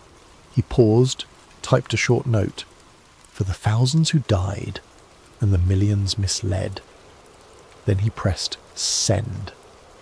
Within the hour, that file reached multiple journalists and a global news outlet with a reputation for defying government censors. The outlet's editorial board pored over it, verifying bits of data in a hush of excitement and alarm. By the end of the day, the first breaking story appeared online, overshadowed by disclaimers. Unverified documents claimed to reveal inside plot behind 20-year-old attack. Skeptics rolled their eyes. Conspiracy theorists hailed it as the smoking gun they'd always wanted. Most mainstream media initially dismissed it, an editing glitch, a potential hoax, or AI-generated forgery, the official line insisted. Yet some found the content too consistent to be random fakes. A set of typed memos from high-level intelligence briefings dated months before the attack, discussing the necessity of a catalytic event to unify public support for indefinite overseas campaigns. Detailed logs showed insurance policy expansions on certain tower floors days prior. Even stand-down orders for certain war games suspiciously matched the real timeline. Keane watched from his motel room's flickering TV as a breathless anchor tried to explain the leak, disclaiming that the White House calls it foreign propaganda. He sighed. The official denial had begun. Next would come the manhunt for the leaker. He closed his laptop, stuffed it in a bag and left the motel. Time to vanish. He'd served in the FBI's data analytics wing for nearly a decade, compiling anomaly reports around that fateful day. Step by step, he realized too many coincidences tied private defense contractors, intelligence heads, and financial bigwigs, all who profited from the subsequent wars. He quietly copied reams of old files, awaiting the day he had the courage to blow the whistle. That day had come. Elsewhere, powerful wars mobilized. The intelligence community's upper echelons recognized the name Thomas Keane from previous security audits. They suspected him. Within hours, calls went out from a hush-hush division to find him, brand him as a threat to national security. The director of an ultra-secret agency, Eldridge Shaw, personally oversaw the containment plan. He believed the official story must remain unchallenged, or the entire post-attack order might unravel. By midnight, bulletins labelled Keane suspected hacker and domestic threat. Agents started combing digital footprints, scouring camera feeds from near the FBI building. Shaw himself made a call to a contact at the large media conglomerates, instructing them to bury coverage of the story until further notice. The compliance was near instant. Mainstream news gave minimal airtime to the leak, overshadowing it with other headlines. But the genie was out of the bottle. On social media, the hashtag #BlackDust soared, with amateurs dissecting every memo line. A few data experts cross-referenced the IP addresses in the communications, linking them to known government subdomains. Even the partial revelation stunned the public. If the documents were genuine, it implied that some element within the US establishment not only predicted but abetted the terror event, ensuring maximum casualties for maximum political effect. The phrase false skies emerged, referencing how the public's reality had been manufactured like a painted ceiling above them, concealing the real orchestrators. Within a day, small protests flared outside federal buildings in major cities. People demanded clarity. The government's official statement repeated the forgery or foreign propaganda claim. That evening, hackers with anarchy streaks threatened to leak more verifying files if the mainstream media didn't pick it up. Tensions soared. Meanwhile, the stock market wobbled as rumours of insider deals from decades prior re-emerged. Some corporations connected to military contracting faced plunging shares. Keane watched from a safe house now, a friend's abandoned cabin in the woods. He had only the radio for news, and the swirl of distrust and fury filtered through the static. He dreaded how quickly the establishment might label him a traitor. Indeed, the next morning the FBI publicly named him as a prime suspect in a mass leak of classified data, painting him as an extremist. His old colleagues, uncertain, gave no comment. But behind the scenes, many believed the documents might be real. After all, they recognised Keane's skill in combing data for anomalies. Among the swirl stood a figure named Sarah Voss, an investigative journalist blacklisted from major networks for challenging official 9/11 narratives in the past. She recognised the pattern in these newly leaked documents. They matched puzzle pieces she'd glimpsed in hushed conversation with insiders. She reached out to the new site that hosted the files, leaving an encrypted message. "I can help verify. Let me speak to the source." That message eventually found its way to Keane via an online confidant, setting the stage for an alliance that might shake the entire narrative. Thus, from a dusty hideout, Keane typed a coded reply. The story's real race began. Could he deliver evidence to a credible journalist and blow the entire false narrative wide open before the apparatus of Homeland Security, the very system built on the official source, crushed him? The next step would be forging that alliance with Voss and hoping her instincts for truth outweighed her fear of retribution. For if the government's darkest deception was about to be exposed, those who profited from war would not hesitate to silence him, or anyone else, to keep the official illusions intact. 2 days after the leak, the national conversation roiled in confusion. Official channels insisted the Black Dust documents were an elaborate hoax. Yet smaller media sites posted side-by-side comparisons with legitimate CIA or FBI formatting, showing consistent digital footprints. The public found itself caught between an official narrative and a swirling impetus to question everything. Some believed wholeheartedly in the new revelations, others recoiled or felt threatened by the idea that the last 2 decades of conflict might have been orchestrated. Thomas Keane was already on every national watch list. He'd been a mid-level FBI data analyst until 2 years prior, known for thoroughness but also for quietly raising flags about inconsistent intelligence reports pre-9/11. The day he left the bureau, no one suspected he'd spent months copying old files slated for permanent seal. Now his old supervisors told the press that he was mentally unstable, harbouring extremist theories. They withheld mention that those same theories had nearly led to internal inquiries years ago, until higher-ups quashed them. In a suburban neighbourhood outside the capital, a black SUV pulled up to a modest house. 4 men in plain suits stepped out. They were from a specialised domestic counter-intel unit, effectively an arm of the Black Archive, a covert group rumoured to be tied to intelligence and corporate interests. They forced the occupant, a middle-aged data engineer who once worked with Keane, to open his home computer. They rifled through his messages, seizing any mention of Thomas or Black Dust or files. This was repeated across multiple homes of ex-FBI colleagues, all without official warrants. The Watchers answered to a higher chain, operating in the shadows. Director Eldridge Shaw, head of a new consolidated intelligence agency formed after 9/11, presided over these manhunts from a sleek government tower. He remembered the day of the attacks vividly, the chaos that allowed the Patriot Act and massive expansions of surveillance. He'd advanced quickly by endorsing these expansions and forging alliances with top defence contractors. Now, seeing the leaked docs threaten that entire architecture, Shaw was determined to snuff out the source. Reeve, or Keane, whatever his name is, must be found, he told subordinates. We cannot let fantasies unravel 2 decades of progress. As the manhunt escalated, Keane lurked in the outskirts. He recognised the checkposts on highways, the routine scanning of licence plates. He switched vehicles, used an old identity pass, and avoided all major city centres. He survived on snack bars and occasional small store purchases with cash only. At night, he found a cheap motel, paying in a borrowed name. Every moment felt like it might bring a black SUV squealing into the lot. The tension weighed on him, gnawing at his nerves. Sarah Voss, the investigative reporter, finally established contact with him through a secure chat app. "We need to meet," she wrote. "I can help verify these files properly. People trust me to an extent in the alternative media sphere. We must do it soon. The window is closing." Keane hesitated, knowing any in-person meeting risked being traced.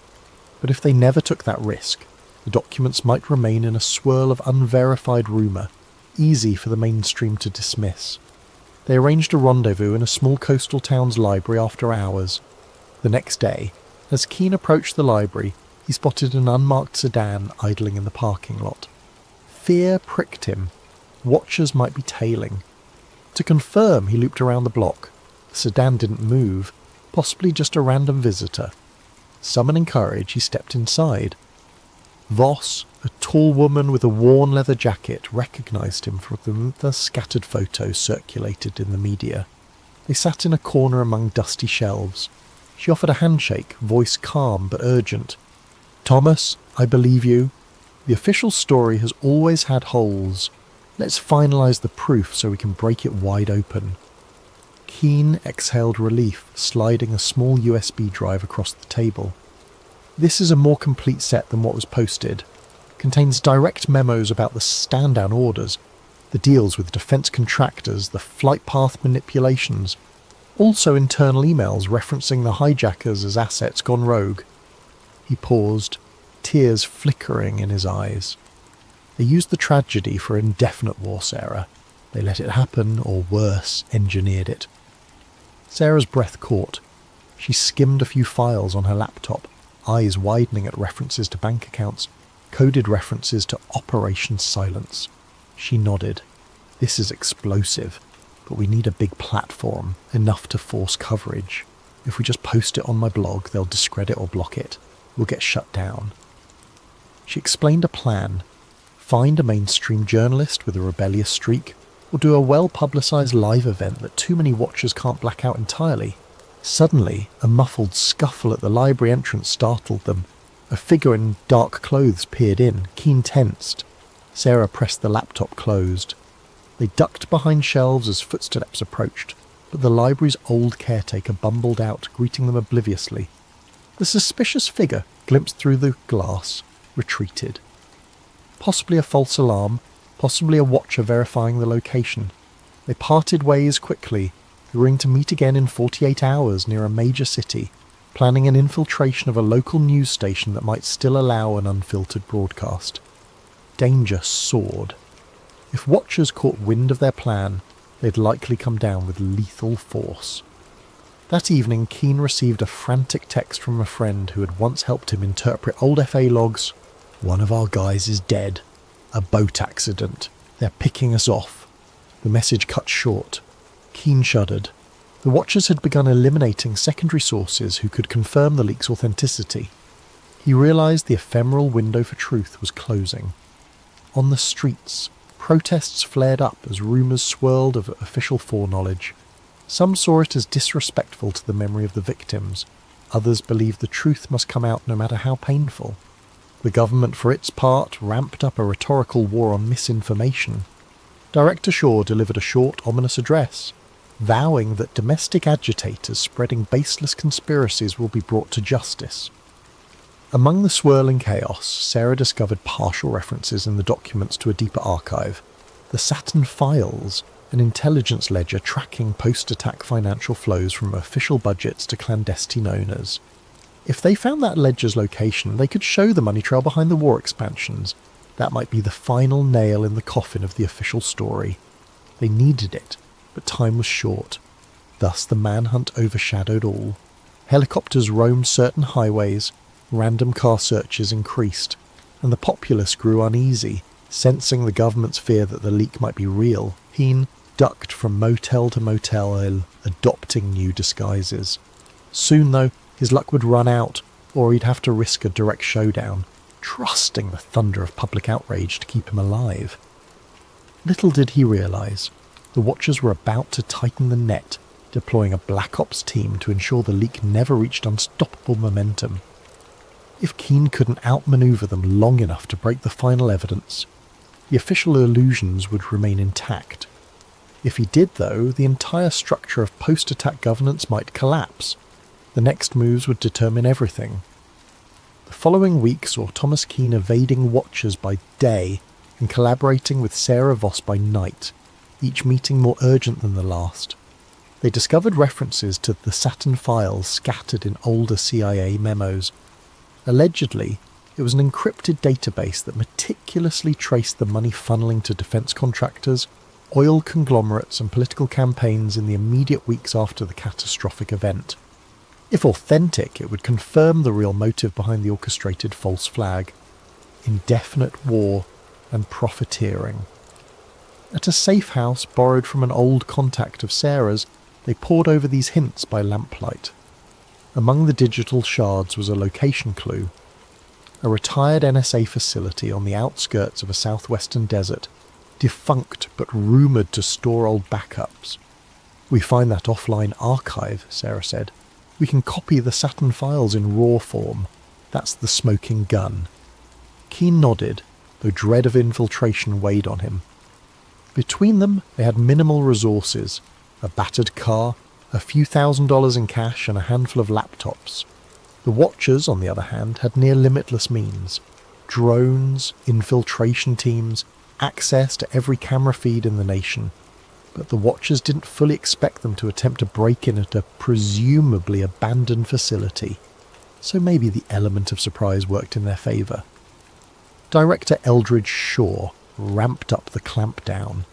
The official narrative shaped the public mind. A rogue ex-FBI analyst has unleashed foreign-forged documents aimed at undermining national security. Many believed it, but a growing minority saw government overreach, especially after multiple suspicious accidents claimed the lives of other potential whistleblowers. People asked, if it's so false, why chase and kill so aggressively? In one instance, a known data archivist was found shot in his home, with the press labelling it a botched robbery, ignoring the data archivist's link to the leaked material. On social media, black dust soared. Some city squares erupted in protest, carrying signs that read "We deserve the truth" or "Stop killing our whistleblowers." The Watchers responded by intensifying arrests, calling them rioters. Keane tried to remain focused. He realised that if the Saturn Files were real, it might show direct bank transfers from major corporate boards into the pockets of certain officials, all tied to legislation passing huge war budgets after the false flag. That would upend the entire post-attack establishment. "No wonder they're stopping at nothing," Sarah murmured. Securing fake IDs, they travelled cross-country by back roads. Each motel they used for a single night, paying cash. They dodged major highways, suspecting licence plate readers. The Watchers likely guessed their aim was to expose more data, but might not know the exact target. Meanwhile, the tension between them soared. The climate was near police state. Newscasts repeated that the domestic terrorist Thomas Keane must be turned in. Civilians were promised big rewards for tips. Billboards with Keen's face popped up along highways. He wore a baseball cap and used tinted glasses, but each day was a dice roll. A near encounter. On a lonely stretch, a black SUV sped behind them. They recognized the pattern. Sarah swerved onto a side route, forging through a small farmland path. The watchers gave chase. Shots rang out, blowing a tyre. The car careened into a ditch. They scrambled out, hid among tall corn. The watchers searched, but eventually gave up, presumably to avoid a big scene. This brush with violent capture left them rattled, but also more resolved. "We're obviously on the right track if they're that desperate," Sarah said, breath shaky.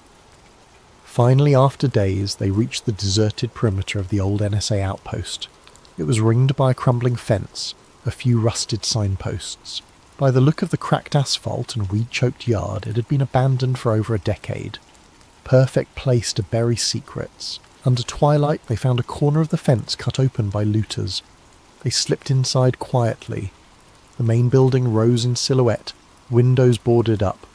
A stray coyote howled in the distance, wind carrying a faint metallic whistling from open vents. Inside, dust-coated floors. Old cubicles sat in disarray. They used flashlights to navigate. Eventually they located a sub-basement with battered computer racks. A few beeped faintly with emergency power. "There's power? That's suspicious," Keen muttered. Indeed, it suggested the watchers might still be pulling some data from here. They approached a locked door labelled Server Vault Archive 6.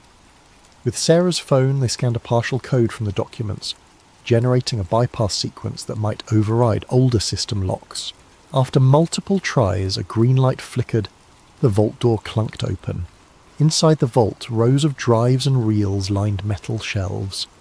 Dusty but humming with minimal climate control. They sifted through labels: Operation Cast Peak, Post-K-War Roster, Saturn. That was it. A battered cluster of servers with the word Saturn FSV. They carefully powered one terminal, hooking it to a laptop. Sarah typed a root command.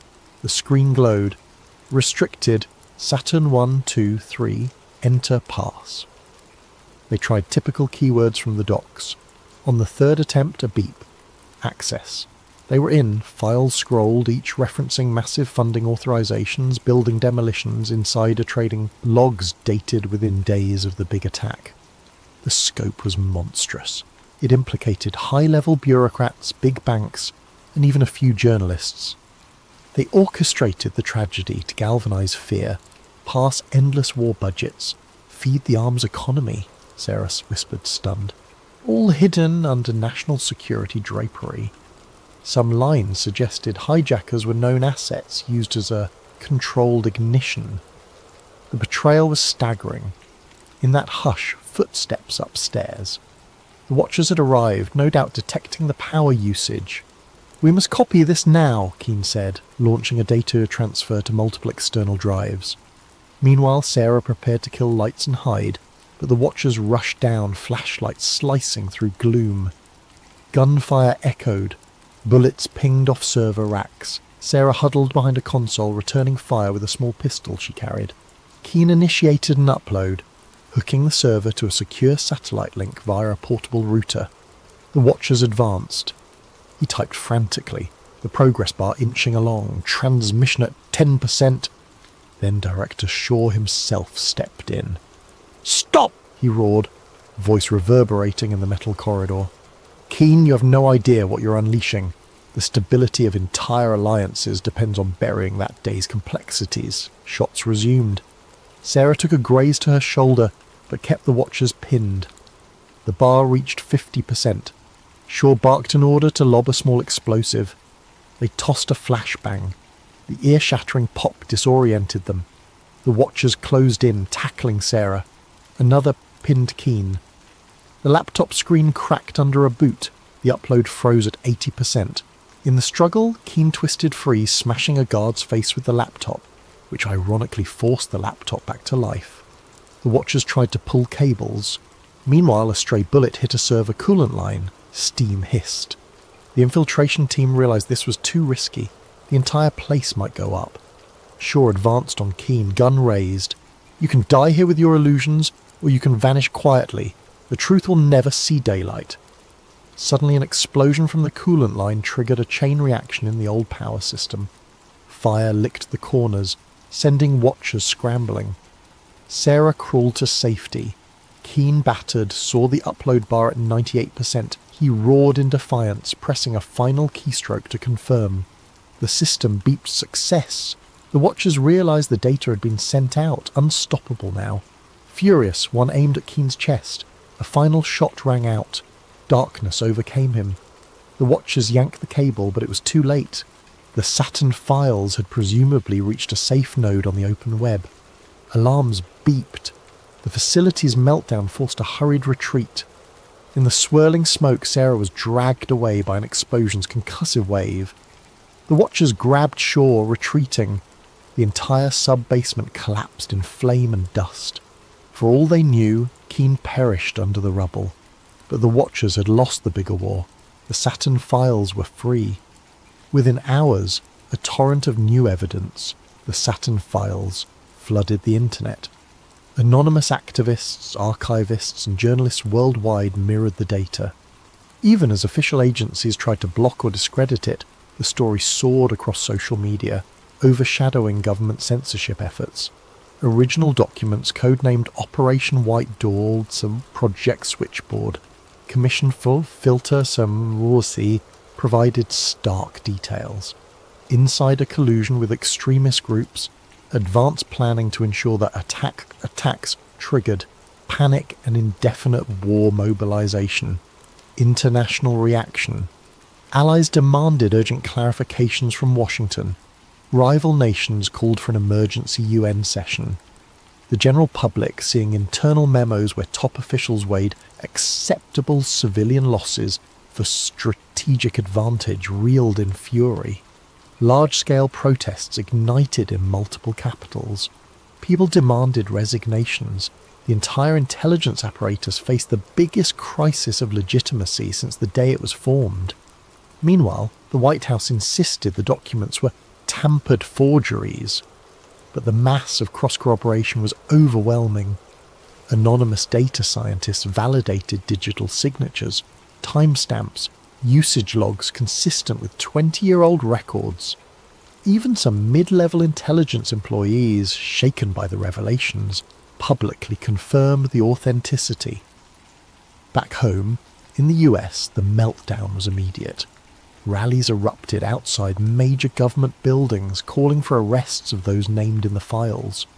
Corporate board members from arms manufacturing companies faced lawsuits. The stock market dived, particularly for defense sector stocks. Over time, entire boards resigned, some fleeing the country. Various retired generals disclaiming involvement or giving partial confessions fueled headlines. The public found itself torn between anger, betrayal, and heartbreak, reliving the trauma of that fateful day under a horrifying new lens. Media torn. Some mainstream outlets quickly pivoted, acknowledging the new data as genuine after initial attempts to bury it. High-profile anchors apologized for previously parroting the official story. Others doubled down on patriotic narratives, ironically fueling further distrust. The swirl of disinformation versus actual data soared, but the raw evidence was too extensive to suppress. You can't close the barn door after the horses fled, a commentator said. The entire architecture of post-attack policy is under question. Director Eldridge Shaw attempted a grand press conference to reassert authority, but the crowd drowned him in jeers. Calls for congressional hearings soared. In a last-chance effort, Shaw's office declared a national security emergency, urging martial law to keep order. That, ironically, only inflamed dissent. Certain states refused to cooperate. Over the next weeks, the old alignment of power began fracturing. Investigations launched from multiple angles, with newly emboldened lawmakers prosecuting those who orchestrated the post-attack expansions for personal gain. Sarah Voss emerged from the southwestern fiasco battered but alive. She revealed how Watchers had infiltrated that abandoned NSA site, how Keen died a hero finalising the upload. She published a moving column titled One Man's Last Key Press, describing how, in a swirl of gunfire, Keane completed the Saturn Files transmission, ensuring no one could bury it. The piece went viral, shaping the public's view of Keane as a tragic whistleblower who gave everything for the truth. At the local level, families of 9/11 victims demanded new trials. The old official commissions were discredited. People realised entire reams of contradictory evidence had been sealed. Even the original investigators admitted they'd been misled or threatened. The emotional toll soared once more. Many felt as though they'd been lied to for decades about the biggest national tragedy. A wave of introspection overcame the country. How had fear become so profitable, and how did good people allow it? Internationally, alliances that had supported the war on terror felt betrayed. Some withdrew forces from contested regions. Others launched their own parliamentary investigations, suspecting shared complicity. The world order that was shaped after the attack started crumbling, replaced by an uncertain future. Some dared to hope it meant a less militarised approach. Others worried that new extremist groups might exploit the chaos. In the midst of all this, rumours circulated that Thomas Keane might still be alive, sightings in some far-off place, yet no concrete proof existed. Official statements considered him presumed deceased. If he survived, he might have chosen the anonymity of an unknown identity, having done what he set out to do. 6 months later, a massive Senate hearing convened. Top officials were subpoenaed. The public watched enthralled as ex-generals, ex-CEOs, and ex-administration figures from 20 years prior faced grilling. Some invoked national security, others pled the fifth, while a few confessed partial roles. Indictments followed, though not all ended in convictions. The system was too vast, too intricately rigged. Yet the symbolic effect was undeniable. Never again would the official story be accepted unchallenged. At the same time, Sarah Voss launched an independent media platform broadcasting daily updates on the False Skies Inquiry. People from across the spectrum contributed testimonies, documents, or personal stories of how they'd suspect hush-ups. Freed from blacklists, she soared as a public figure, championing the cause of government accountability. A year after the Saturn Files meltdown, a new memorial was erected near the site of the original 9/11 tragedy. A statue depicting a single figure pressing a key, a reflection of Keane's final act.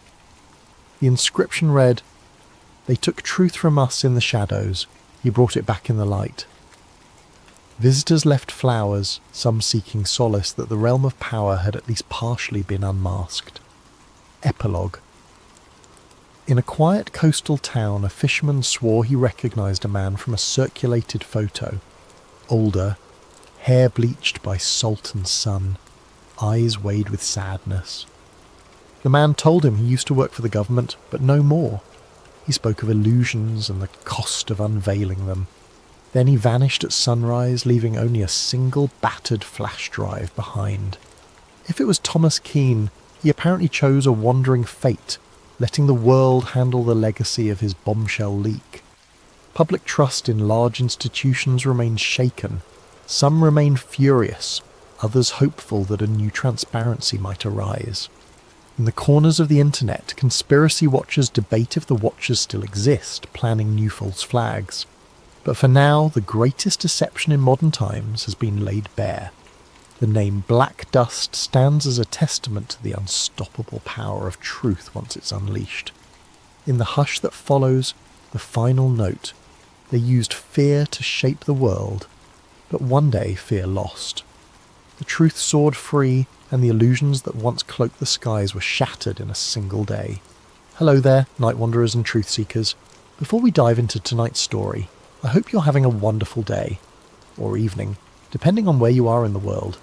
Whether you're listening at 2 a.m. in Tokyo, during your lunch break in London, or while driving through the American heartland, I want to know, how has your day been treating you?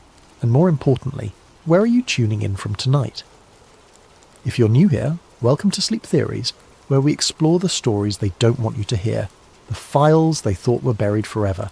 Don't forget to subscribe, We've got so much more to uncover together. Now settle in, because what you're about to hear will change how you look at every rainstorm for the rest of your life. The following audio journals were recovered from a hard drive hidden in a storage unit in Spokane, Washington, in 2024. The renter, listed as L. Martinez, had not paid rent in over 2 years.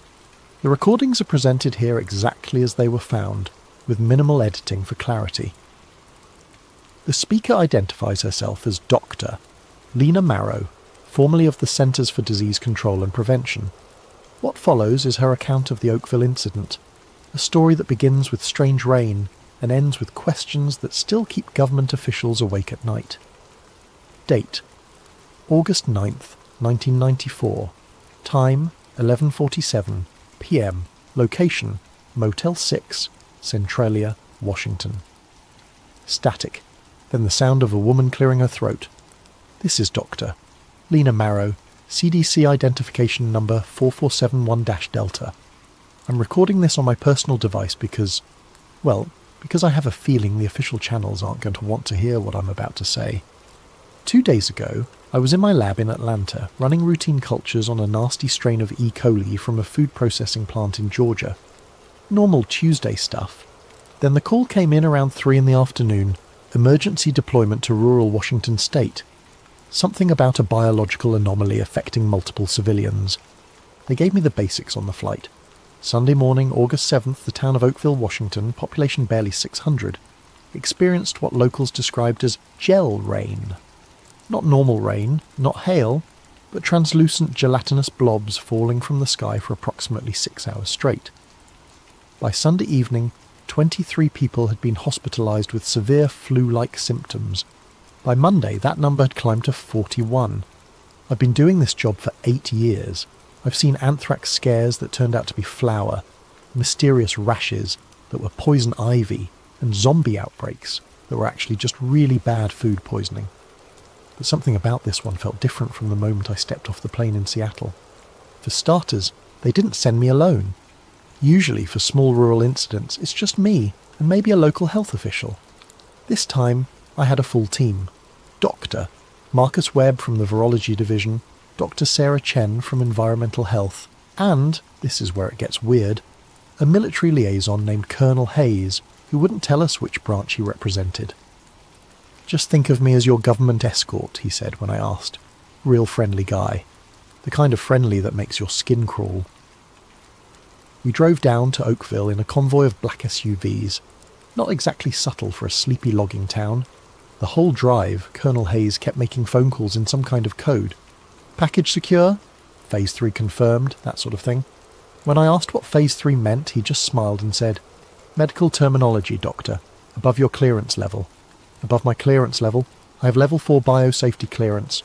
I've worked with hemorrhagic fever viruses that could kill half of Atlanta if mishandled. What exactly was above my clearance level? We got to Oakville around 4 in the afternoon. Picture a town that time forgot. One main street, a few shops, houses scattered around like someone threw them from a plane and left them where they landed. But what struck me immediately was how quiet it was. No kids playing, no dogs barking, hardly any people on the streets. Those who were out moved slowly, like they were walking through invisible molasses. The local sheriff, a guy named Don Murphy, met us at what passed for the town hall. Big man, probably 60, with the kind of weathered face you get from 30 years of dealing with drunk loggers and domestic disputes. But his hands were shaking when he handed me the incident report. "Never seen anything like it, Doc," he said. "One minute it's a normal Sunday morning, next minute it's raining. I don't even know what to call it. Jelly? Slime? My wife got a piece of it on her hand when she went to get the mail, said it felt warm, like it was alive." I asked him where the samples were. He led us to the back of the building where they'd set up a makeshift containment area. Really just a card table with some Tupperware containers. Amateur hour, but I've seen worse from small-town officials. The samples were unlike anything I'd encountered before. Translucent, gelatinous, roughly the size and consistency of jellyfish, but without any discernible structure. No cell walls that I could see with the naked eye, no obvious organisation, just blobs. Some were clear, others had a slightly yellowish tint. They didn't smell like anything, which was almost more disturbing than if they'd reeked. Dr. Webb poked one with a sterile probe. It jiggled like jello, but then, and I swear this happened, it seemed to recoil slightly from the probe, like it was trying to get away. "Did you see that?" I asked him. "See what?" But his face told me he'd seen it too.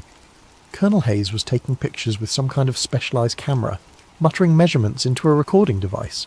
When I asked if we could get some samples back to a proper lab for analysis, he said the Army had already arranged for field testing equipment. "Field testing for what?" Dr. Chen asked. "Standard biological warfare protocols," Hayes replied, like he was discussing the weather. Biological warfare protocols for rain gel in rural Washington. That night, back at the motel, I couldn't sleep. I kept thinking about that moment when the sample seemed to move away from the probe. Gelatinous masses don't have nervous systems.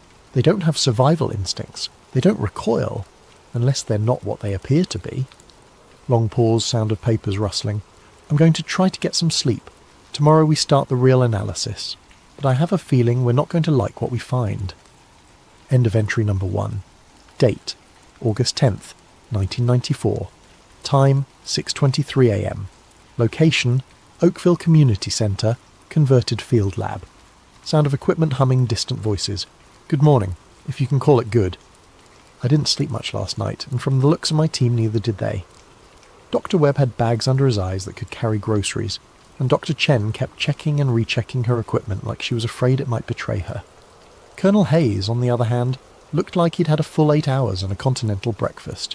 He'd somehow managed to have a complete mobile laboratory set up in the Oakville Community Centre overnight.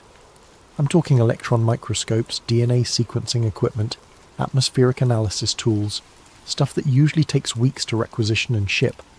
When I asked how he'd managed it, he just said the Army keeps emergency research assets stationed throughout the Pacific Northwest. Emergency research assets for biological incidents in towns with populations smaller than my high school graduating class. We started the analysis around 7 this morning. The first thing we did was basic microscopy on the gel samples. What we found... Christ, I don't even know how to describe it properly. The samples contained human white blood cells. Not similar to human white blood cells. Actual human white blood cells, complete with the proper cellular structure and protein markers. But they were embedded in this matrix of something else. Something that definitely wasn't human. Dr. Chen ran the environmental analysis first. She found traces of aircraft fuel compounds in the gel, specifically JP-8 fuel used by military aircraft. When she mentioned this to Colonel Hayes, he suddenly became very interested in her methodology. Could be contamination from atmospheric particulates, he suggested. Lots of air traffic over Washington state. But Chen had already thought of that. She'd run control samples from the surrounding area. The fuel compounds were only present in the gel samples, and in concentrations that suggested direct contact, not atmospheric absorption. Something carrying JP-8 fuel came into direct contact with this material, she told me quietly, when Hayes stepped out to make another of his coded phone calls. That's when Dr. Webb made the discovery that changed everything. He'd been examining one of the gel samples under high magnification, documenting its cellular structure, when he noticed something moving. Not the random Brownian motion you'd expect from particles in solution, but directed movement. Purposeful movement. "Lena, you need to see this," he called out. I rushed over to his workstation. On the monitor displaying the microscope feed, I could see what looked like bacterial structures, but they were moving in formation, coordinated, like they were following some kind of instruction set. "Are those bacteria?" I asked. "I don't know what they are," Webb admitted. "They have some bacterial characteristics, but the behaviour is all wrong. Bacteria don't move in patterns like this. And look at this." He switched to a different sample. This one contained what appeared to be 2 distinct bacterial strains, but they weren't competing for resources like you'd expect. They were working together, cooperating. I've never seen anything like it in nature. "It's like they've been engineered," Webb whispered. That's when Colonel Hayes returned from his phone call and his demeanour had completely changed. The casual military friendliness was gone, replaced by something much more serious. "I need to see all of your findings," he said. Not asked, demanded. We showed him everything. The human white blood cells, the fuel compounds, the cooperative bacterial strains. He listened without comment, taking notes in a small black notebook that he kept angled away from our view. When we finished, he closed the notebook and looked at each of us in turn. What you found here is classified under the Biological Weapons Convention of 1972, he said. Everything you've seen, everything you've tested, and everything you've recorded is now classified at the highest levels of national security. Dr. Chen started to protest. We're CDC personnel. We don't work for the military. We have reporting obligations to... Doctor, Hayes interrupted. As of this moment, you're working under a joint military-civilian task force, authorized by executive order. Your reporting obligations are now to me. He handed us each a document to sign. Non-disclosure agreements with language I'd never seen before. Penalties for violation included not just termination and criminal prosecution, but something called administrative detention for national security purposes. I've signed NDAs before, every CDC employee has. But this was different. This wasn't about protecting public health information or maintaining quarantine protocols. This was about hiding something. What exactly are we hiding? I asked. Hayes looked at me for a long moment. Dr. Marrow, have you ever considered the possibility that some biological incidents aren't accidents? Before I could ask what he meant, one of his assistants, when had assistants arrived, whispered something in his ear. Hayes nodded and turned back to us. We'll continue this discussion tomorrow. For tonight, I need you to secure all samples and shut down your analysis equipment. No further testing until I give the authorization. As we packed up our equipment, I noticed Dr. Webb palming one of the smaller sample containers. He caught my eye and gave an almost imperceptible nod toward the back exit. Smart man, because something about this whole situation stank worse than week-old biological cultures. Sound of equipment being moved, voices growing distant. I'm heading back to the motel now. Tonight, Dr. Webb and I are going to do some unauthorized analysis. If Colonel Hayes wants to classify our findings, we need to know what we're actually being asked to hide, and I have a terrible feeling we're not going to like the answer. End of entry number 2. Date: August 11th, 1994. Time: 2:14 AM. Location: Motel 6, Room 127. Whispered voice, sounds of typing in background. Jesus Christ, I don't even know where to start. Webb and I spent the evening running analysis on the sample he'd smuggled out. We had to use his personal laptop and some portable equipment he'd brought for emergencies, but what we found, it changes everything we thought we knew about the Oakville incident. First, the bacterial strains. We managed to isolate and identify them using Webb's portable DNA sequencing kit. One of them matched a known strain of Bacillus cereus. Not unusual, you can find it in soil and food products. But the other strain was completely unknown. Not just a new variant, but something that doesn't match anything in the genetic databases. But here's the really disturbing part.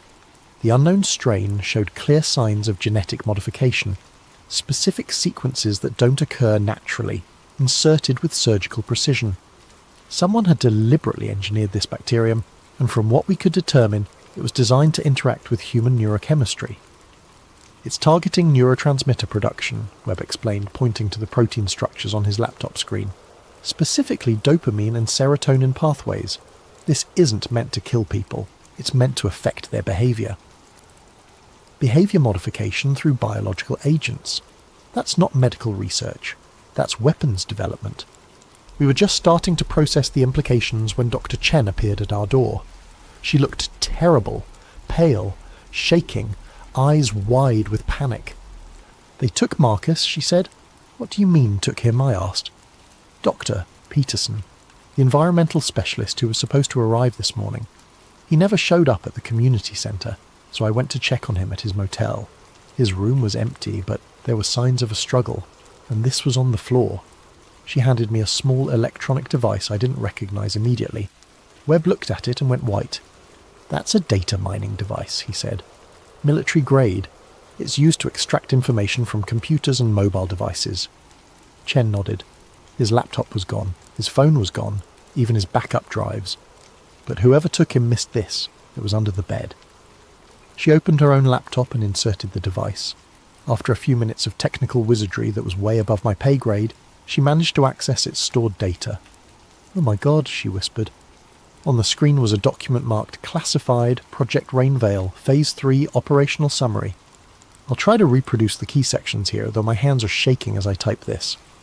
Objective: Field test of aerosolized behavioral modification compound in controlled civilian population.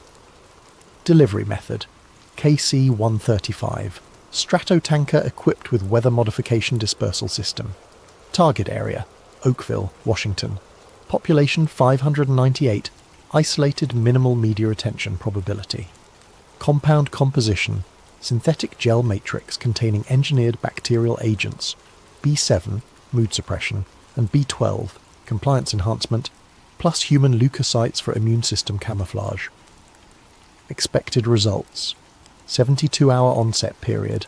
Symptoms include mild fever, cognitive fog, reduced anxiety response, increased suggestion susceptibility. Monitoring protocol.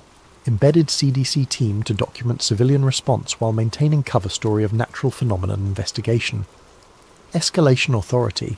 Colonel J. Hayes, Project Rainveil Operations Command. There were more details. Technical specifications, dosage calculations, even psychological assessment protocols for measuring compliance enhancement in the affected population. But what made my blood run cold was the final section.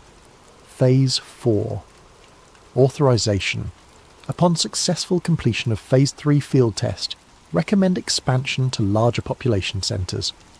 Proposed targets include rural communities in Oregon, Idaho and Montana, with eventual metropolitan deployment pending Senate Armed Services Committee approval. They weren't studying a natural phenomenon. They weren't even studying an accidental release of biological material. They had deliberately rained biological weapons on American citizens as a test run for larger operations. How many people know about this? I asked Chen. Peterson and I were the only ones with clearance to access the environmental data. But Peterson suspected something was wrong with the whole operation. He'd been asking questions about the military involvement, the secrecy protocols, why we needed level 5 containment procedures for what was supposed to be an algae bloom. That's why they took him, Webb said quietly. We spent the next 2 hours copying everything we could from the device onto multiple backup drives.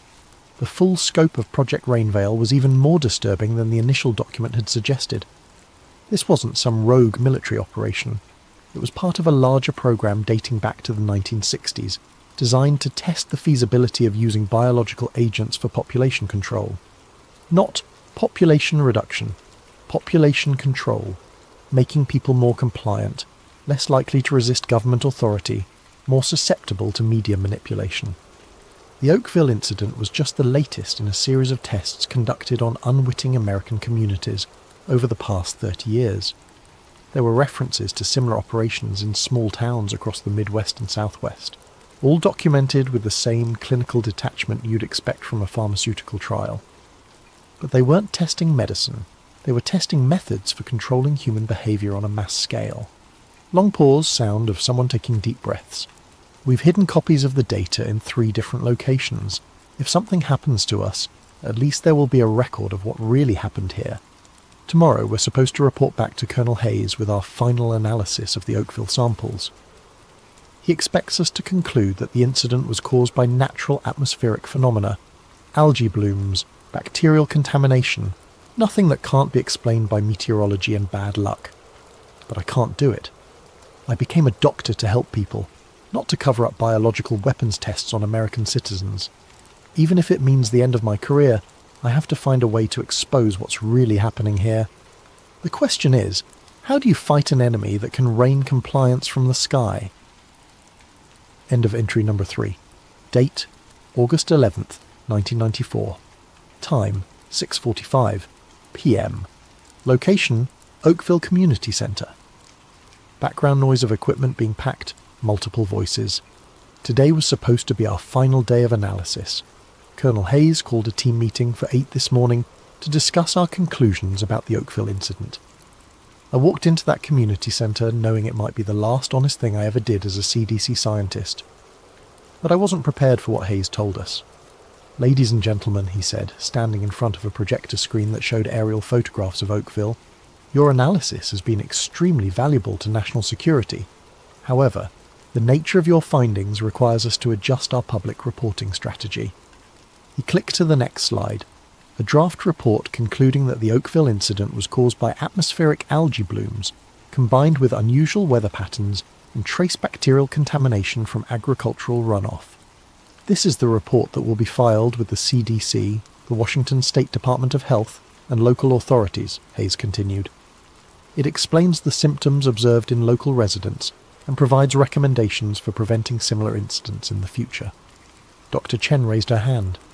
Colonel, this report doesn't mention the human white blood cells we found in the samples, or the engineered bacterial strains, or the aircraft fuel compounds. Hayes smiled, but it didn't reach his eyes. Dr. Chen, I'm afraid there may have been some contamination in your testing procedures. When we ran independent analysis on the same samples, we found no evidence of the anomalies you described. He clicked to another slide showing laboratory results that looked exactly like ours, except all the anomalous findings had been replaced with standard bacterial cultures you'd expect from environmental contamination. I don't understand, Webb said. We have documented evidence of... Dr. Webb, Hayes interrupted, you have documented evidence of testing errors caused by inadequate field laboratory conditions. It's not uncommon for researchers working in improvised settings to introduce contamination that produces false positive results. I realised what was happening. They weren't just covering up the biological weapons test. They were gaslighting us into believing our own findings were mistakes. What about Dr. Peterson? I asked. Where is he? Hayes consulted his notebook. Dr. Peterson was recalled to Atlanta yesterday afternoon due to a family emergency. He sends his regrets for leaving without saying goodbye. The lies were so smooth, so practiced, that for a moment I almost believed them myself. If I hadn't seen the Project Rainveil documents with my own eyes, if I hadn't made copies of all our real findings, I might have convinced myself that we'd somehow contaminated our samples or misread our equipment. But I knew the truth, and from the looks on Webb's and Chen's faces they knew it too.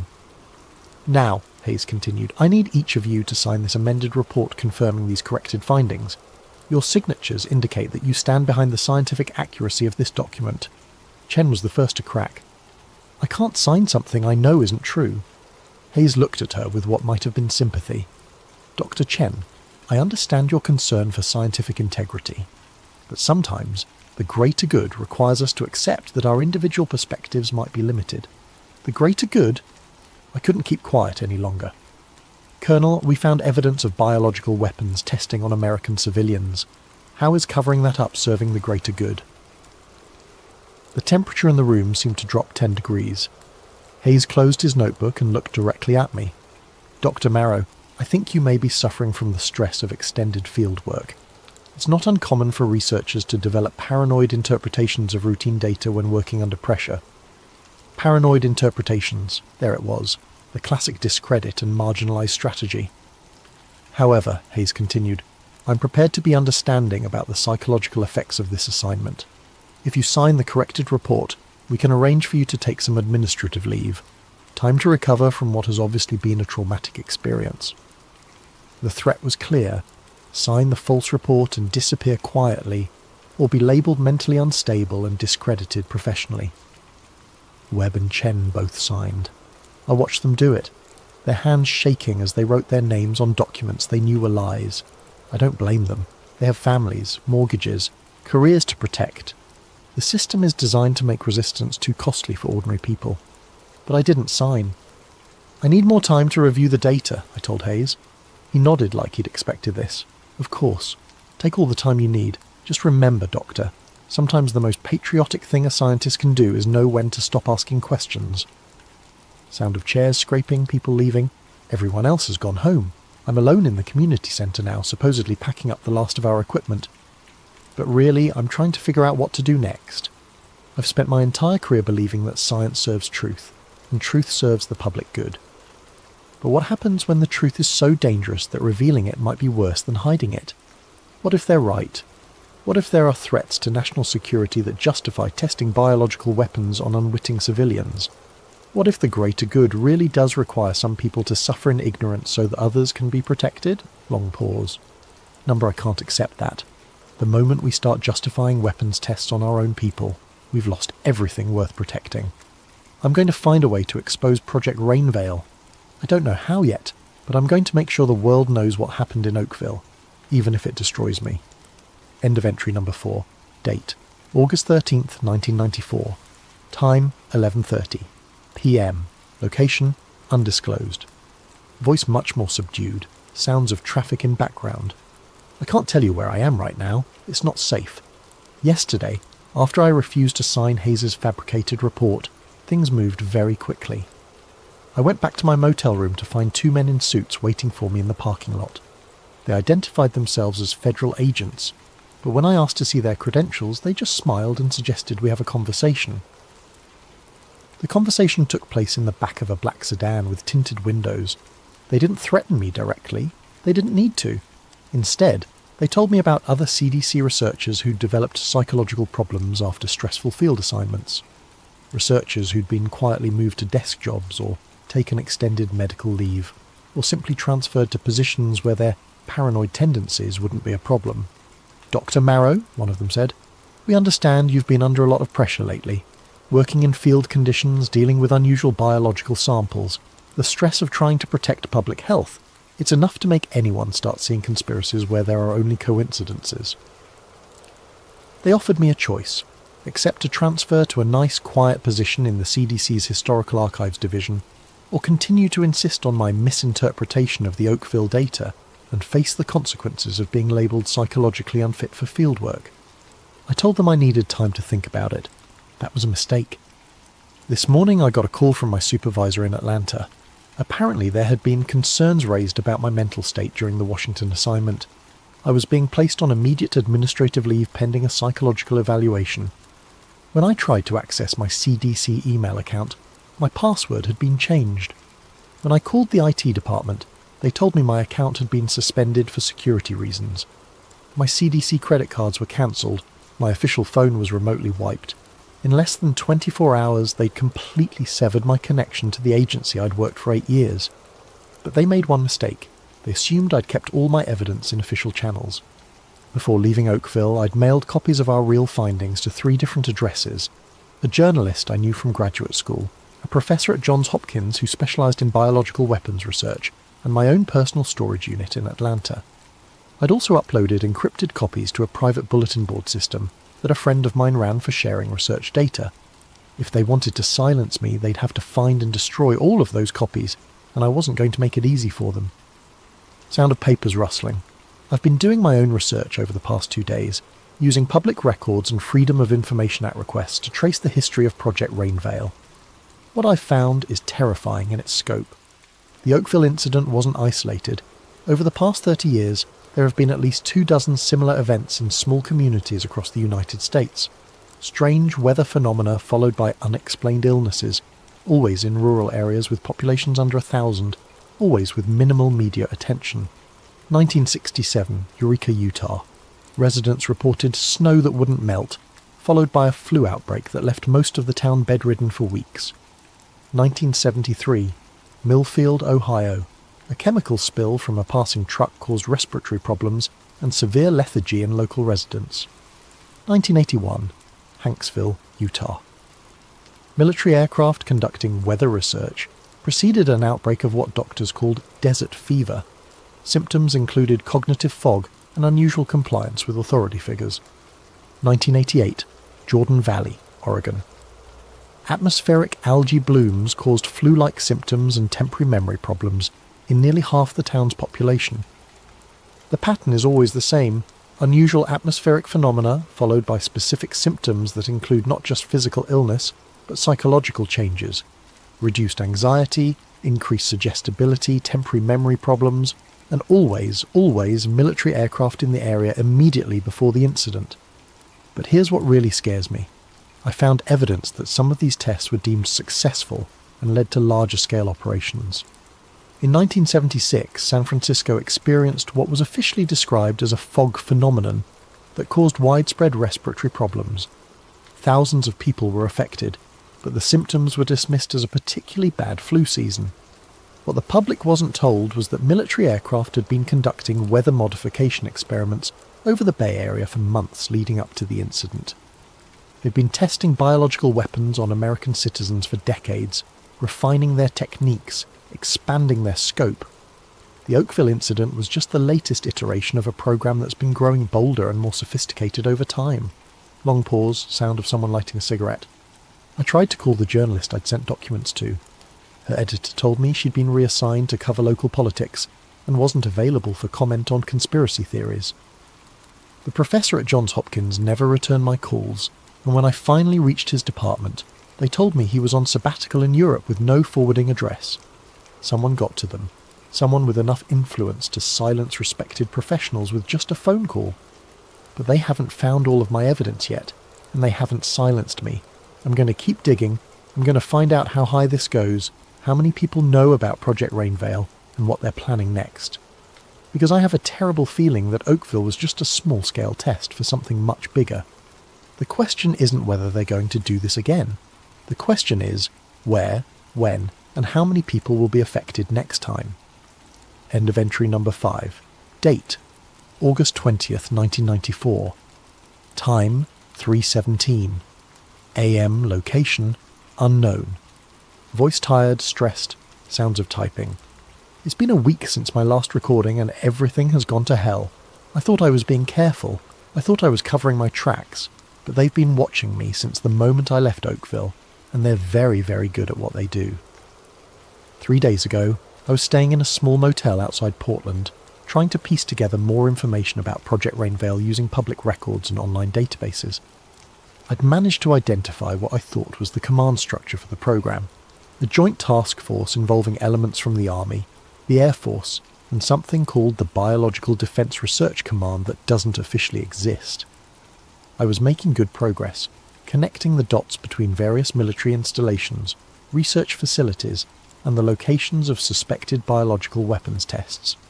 I'd even found what looked like budget allocations for atmospheric delivery systems buried in Defense Department spending reports. That's when they found me.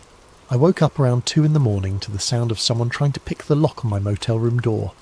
I'd been paranoid enough to wedge a chair under the handle and set up some improvised early warning systems, glasses balanced on the doorknob, that sort of thing.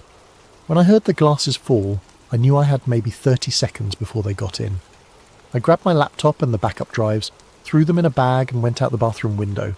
It was a 2-story drop, and I'm pretty sure I sprained my ankle when I landed, but it was better than waiting around to see what they had planned for me. From the parking lot I could see 3 men in my room, searching through everything I'd left behind. They were thorough, checking inside the toilet tank, ripping apart the mattress, even removing electrical outlet covers to look for hidden storage. These weren't amateur government agents. These were professionals who'd done this kind of thing many times before. I limped to my rental car and drove until dawn, changing direction randomly, paying cash for everything, trying to stay ahead of whatever tracking systems they might be using to find me. But they found me anyway. Yesterday, I stopped at a library in a small town whose name I won't record here, trying to use their computers to continue my research. After about an hour of digging through military contractor databases, every computer in the library suddenly lost internet access. The librarian said it was probably a problem with their service provider. But when I went outside, I saw a van parked across the street with sophisticated communications equipment visible through the back windows. Someone had jammed the library's internet connection to stop me from accessing information they didn't want me to see. That's when I realised the full scope of what I was up against. This isn't just a cover-up of one biological weapons test. This is a coordinated campaign involving multiple agencies, military units, and intelligence services. They have the resources to monitor internet traffic, jam communications, and track individuals across multiple states in real time. But they've also made a mistake. They've shown me how scared they are. If Project Rainveil was just a minor research program that got out of hand, they wouldn't need this level of resources to contain the story. The fact that they're throwing this much manpower and technology at stopping one CDC researcher means the program is much bigger and much more important than I initially thought. Sound of papers rustling, typing. I've managed to piece together more of the picture using cached web pages and archived documents I downloaded before they started actively interfering with my research. What I've found suggests that Project Rainveil isn't just about testing biological weapons, it's about implementing them. The psychological effects we documented in Oakville, increased compliance, reduced anxiety, temporary memory problems, aren't side effects of biological contamination. They're the intended results of a sophisticated behaviour modification program. Think about it.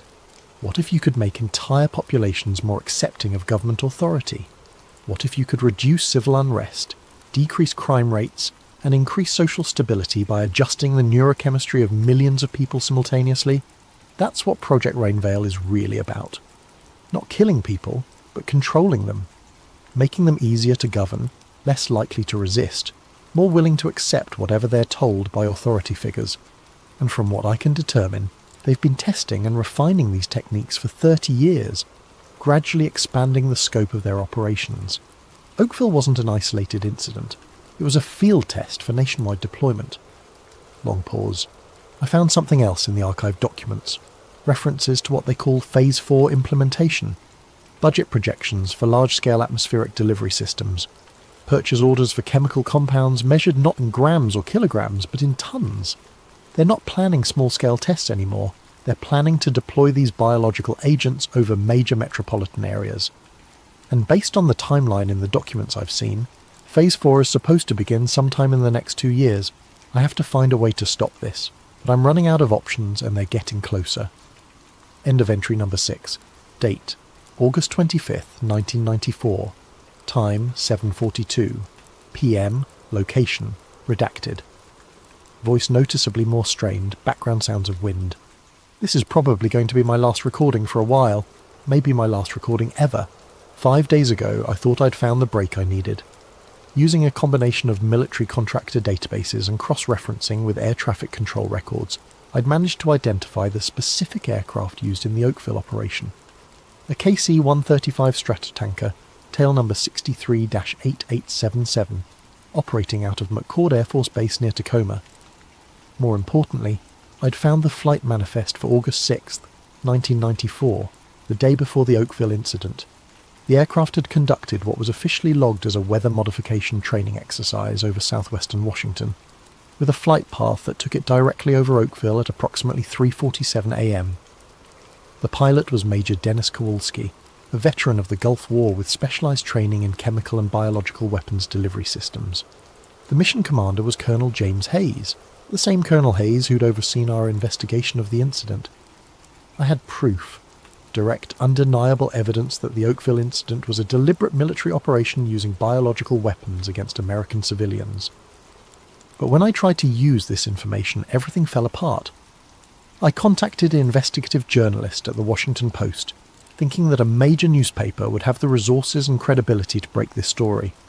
I sent him encrypted copies of all my documentation, including the flight records, the Project Rainveil documents, and our original laboratory analysis. He called me back within hours, excited about the story. We arranged to meet at a coffee shop in downtown Seattle to discuss how to proceed. He never showed up. When I called the Post the next day, they told me he'd been reassigned to cover a congressional hearing on agricultural subsidies. When I pressed for more information, they said he wasn't available for comment on pending investigations. That's when I realised they'd gotten to him too. Whatever influence Project Rainveil had, it was powerful enough to silence journalists at major newspapers. So I tried a different approach. I reached out to a congressional aide I knew from college, someone who worked for a senator known for investigating government misconduct. I figured that Congress had oversight authority over military operations, and that elected officials might be harder to silence than journalists. I was wrong. The aide was interested at first, but after I sent him the documents, his attitude changed completely. He called me back and suggested that I might be misinterpreting the evidence, that the stress of my CDC work had caused me to see patterns that aren't really there. The exact same language Hayes and his people had used. Someone had gotten to him within 24 hours of receiving my information. Either they'd threatened him, paid him off, or convinced him that I was mentally unstable. It didn't matter which. The result was the same. Sound of typing, papers rustling. But then I found something that changed everything. A name I recognised from my graduate research. Dr. Elizabeth Carver, formerly of the Army's Biological Weapons Research Program at Fort Detrick. Dr. Carver had been a whistleblower in the 1970s, exposing illegal human experimentation programs run by the military.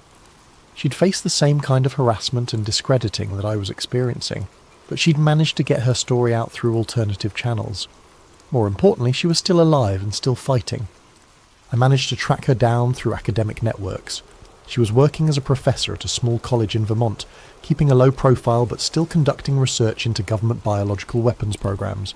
When I called her, she knew exactly what I was talking about before I even mentioned Project Rainveil. They've been expanding the program, she told me. What you saw in Oakville was just the latest test. They've been working on this for decades, and they're getting ready to go operational. She agreed to meet with me, but only under very specific conditions. No phones, no electronic devices, no credit card transactions. Cash only, public places, multiple contingency plans for communication. They're very good at what they do, she warned me, and they have resources you can't imagine. But they're not invincible. There are ways to fight back. We met 3 days ago in a small diner in rural Montana. Dr. Carver was in her 60s, grey-haired and unassuming, but when she spoke about the biological weapons program, her voice carried the authority of someone who'd spent decades studying the subject. The Oakville incident follows the same pattern as dozens of other tests, she explained. They select isolated communities, deploy biological agents designed to affect behaviour and cognition, then monitor the results while maintaining plausible deniability. She showed me documents I'd never seen before, classified reports dating back to the 1960s describing similar operations, not just in the United States, but in allied countries whose governments had agreed to let American forces conduct defensive research on their soil. The ultimate goal, she said, is population-scale behaviour modification. They want to be able to adjust the psychological state of entire regions, making people more compliant, less likely to resist government authority, more susceptible to propaganda and social manipulation. The scope of what she was describing was staggering. Not just occasional weapons tests, but a systematic program to develop the capability for mass psychological control. But why? I asked. What's the point of having a compliant population if you have to drug them to achieve it? Dr. Carver smiled grimly. Because the people who run these programs believe that democracy is inherently unstable. They think that giving people too much freedom leads to chaos, rebellion, and social collapse. In their view, a little bit of chemical compliance is a small price to pay for social stability. She explained that Project Rainveil was part of a larger strategic initiative called Cognitive Stability Operations, designed to give the government tools for managing what they called democratic volatility. The idea was that by subtly adjusting the neurochemistry of target populations, they could prevent civil unrest, reduce crime rates, and maintain social order without the need for overt authoritarian measures. They see it as a more humane alternative to military occupation, or police-state tactics, she said. Instead of oppressing people directly, they just make people less inclined to resist oppression. Long pause, sound of wind getting stronger. Dr. Carver gave me more than just information. She gave me hope. There are others, she told me. Scientists, journalists, government officials who know what's happening and are working to expose it. We have to be careful. We have to be smart, but we're not alone. She put me in touch with a network of researchers and activists who've been tracking government biological weapons programs for years. They have resources, connections, and most importantly, they have a plan for getting this information to the public in a way that can't be suppressed or discredited. But the plan requires me to disappear for a while, to go completely underground, cut all ties to my previous life, and work with them to build an airtight case that even the government's media manipulation capabilities can't dismiss. The moment you surface again, Dr. Carver warned me, they'll do everything they can to destroy your credibility. They'll say you're mentally ill, they'll fabricate evidence of erratic behaviour, they'll turn your friends and family against you. You have to be prepared for that. I am prepared, or at least I think I am. Sound of car doors slamming, engine starting. They found me. I can see headlights approaching from both directions on the highway. I don't know how they tracked me here, but I'm out of time. If you're hearing this recording, it means I managed to upload it to the dead drop Dr. Carver set up before they caught me. It means the network of researchers and activists she told me about is real, and they're continuing the work. But more importantly, it means that somewhere in the world, people are still fighting for the truth. Project Rainveil is real. The biological weapons tests on American civilians are real. The plan to deploy behaviour modification agents over major population centres is real. And if we don't stop them, if we don't expose what they're doing, then the next time it rains you might want to ask yourself, is this water falling from the sky, or is it something else entirely? Sound of vehicles approaching, voices shouting. Remember Oakville. Remember what they did to those people. And remember that the price of freedom is... Recording cuts off abruptly. Date, March 15th, 2024. Source, anonymous upload to secure drop. Different voice, younger male. My name is Doctor. James Mitchell, and I'm a microbiologist with the Nebraska Department of Health. 3 weeks ago, the town of Hartington, Nebraska, experienced what local officials are calling an unusual weather event. On February 23, 2024, gelatinous material fell from the sky over a 6-hour period. Within 48 hours, over 100 residents had been hospitalised with flu-like symptoms, cognitive fog, and what doctors are describing as temporary behavioural changes. The CDC has classified the incident as a natural phenomenon caused by atmospheric algae blooms. The military has denied any aircraft operations in the area. But I've run my own analysis on samples of the material, and what I've found matches exactly what Dr. Lena Marrow documented in her recordings from the Oakville incident 30 years ago. Human white blood cells embedded in an unknown matrix, engineered bacterial strains designed to affect neurochemistry, aircraft fuel compounds indicating direct military involvement. They're still doing it. They're still testing biological weapons on American civilians. Dr. Marrow's recordings resurfaced last week on a secure server, along with a cache of documents from Project Rainveil and its successor programs. The evidence is overwhelming, and it's being distributed to journalists, researchers, and government officials around the world. But that's not why I'm making this recording. I'm making this recording because the Hartington incident wasn't an isolated test. According to the leaked documents, it was part of something called Phase 7 implementation, a nationwide deployment of biological agents designed to increase social compliance and reduce civil unrest. The documents include target lists, major metropolitan areas, specific dates and delivery methods, and a timeline that suggests the full deployment is scheduled to begin within the next 6 months. Dr. Marrow was right about everything. The government has been developing the capability for mass psychological control, and they're finally ready to use it. The question is, what are we going to do about it? Sound of typing. I'm uploading Dr. Marrow's complete audio journals, along with all the supporting documentation from Project Rainveil and its successor programs, to multiple secure servers around the world. I'm also sending copies to journalists, researchers, and government officials who might be able to act on this information. But I need everyone who hears this to understand. They're not going to stop just because we've exposed them. They've been planning this for decades, and they have resources and influence that most of us can't even imagine. The only way to stop them is if enough people know the truth, if enough people refuse to accept the official explanations, if enough people demand answers when unusual weather events are followed by mysterious illnesses, so the next time it rains, look up, look closely, and ask yourself, what's really falling from the sky? Because Dr. Lena Marrow gave her life to warn us about what's coming. The least we can do is listen. Over the next half hour, we'll introduce you to Agent Silas Rourke, Doctor, Liana Suresh, and Director Vance Halcor. A trio drawn into a web of secrets around a lethal pathogen called VX-73. As tensions mount and paranoia spreads, you'll witness how fear can become a powerful tool of control, and how a single whistleblower might spark either liberation or a deeper descent into conspiracy. Now close your eyes, or let them wander across these words, and follow me into the first moments of this dark, suspenseful odyssey. It started with a single headline: Mysterious respiratory illness detected in Port Maxwell. Within days, similar stories crept across the country, quiet at first, overshadowed by routine politics and everyday noise. Then, all at once, everything changed. The virus, designated VX-73, emerged as a swift-moving spectre, triggering coughing fits that escalated into respiratory failure for many. In a matter of weeks, schools were shut, businesses locked their doors, and entire metropolitan areas were quarantined under what officials described as temporary emergency protocols. For Agent Silas Rourke, a 42-year-old operative at the Bureau of Federal Integrity, BFI, life became an endless string of directives and dispatches. His daily uniform was a crisp suit layered beneath a bulletproof vest and a standard-issue respirator mask that itched at his face.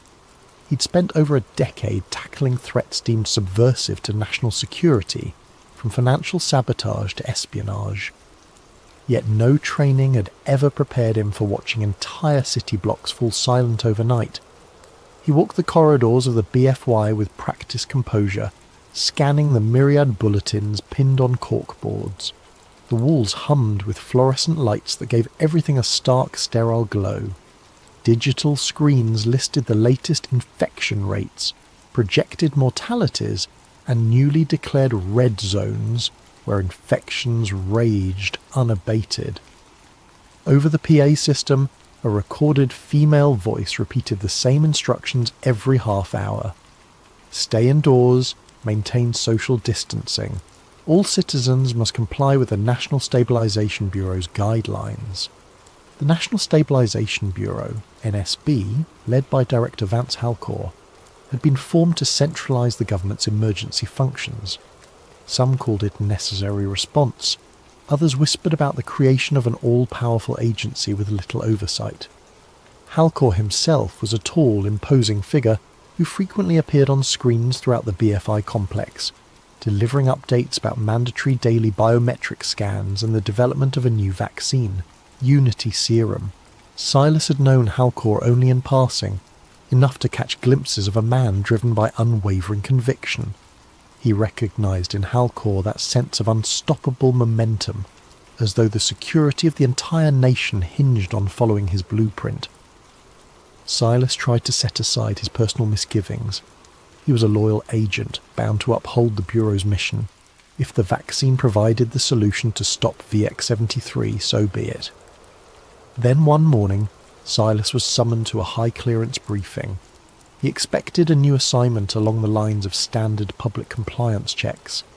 Instead, he found himself in a cramped conference room, facing a handful of BFI higher-ups who spoke in hushed, clipped tones. The gist was simple. Alleged disinformation campaigns were circulating, claiming that VX-73 was not naturally occurring but lab-engineered. These rumours, the brass said, were fueling panic, turning citizens against the government's measures. Silas's job was to investigate any potential insiders leaking such nonsense. At first, he believed the directive to be legitimate. Disinformation in a crisis could be lethal, prompting civil unrest and undermining official responses. Yet as Silas pored over digital logs and tapped into encrypted chat rooms, he stumbled across an unencrypted file labelled simply Project Paragon, Preliminary. The file wasn't supposed to be on the BFI's server at all. It appeared as though someone with high-level credentials had hidden it behind labyrinthine subdirectories. Intrigued, Silas pried open the document. Inside were sanitized references to VX 73 months prior to the earliest official detection date. The language read, "Field tests planned in controlled sectors, monitor subject compliance and social response." A chill rippled through Silas. The deeper he delved, the more he found that pointed to a private biotech lab with direct ties to the Department of Defense. Another set of documents discussed funding from major corporate donors, massive pharmaceutical conglomerates that had a vested interest in vaccines, testing kits, and biometric devices. Confusion turned to a subtle dread. If these partial records were real, then the official narrative was incomplete at best, or outright deceptive at worst. Silas secured the files on a flash drive. Over the next few days, he quietly cross-referenced the data, trying to confirm whether Project Paragon existed. He took caution, covering his digital tracks with proxy servers. Even so, he noticed the BFI's internal security channels seemed abuzz with mentions of an internal breach. Fear knotted in his stomach. Someone else was on this trail too. He found short references to a doctor, Liana Suresh, apparently a virologist who once worked at a biotech facility codenamed Cerulean Labs. Her name popped up in correlation with antigen research and compliance metrics. The wording was bizarre. Since when did a vaccine program revolve around compliance? Yet there it was. VX-73 antigen trials show 62% compliance rate. Additional modifications required. The date? Nearly a year before the current outbreak. By the time Silas realised how incriminating his findings were, the hair on his arm stood on end. His imagination conjured scenarios he'd previously deemed paranoid. A virus unleashed intentionally. A vaccine designed not just to inoculate, but to control. He forced himself to remain calm, Conjecture was easy. Proof was everything. So he resolved to gather more. That night he left the BFI building with the flash drive tucked in the lining of his jacket. He tried to banish the creeping sense that eyes were trailing him.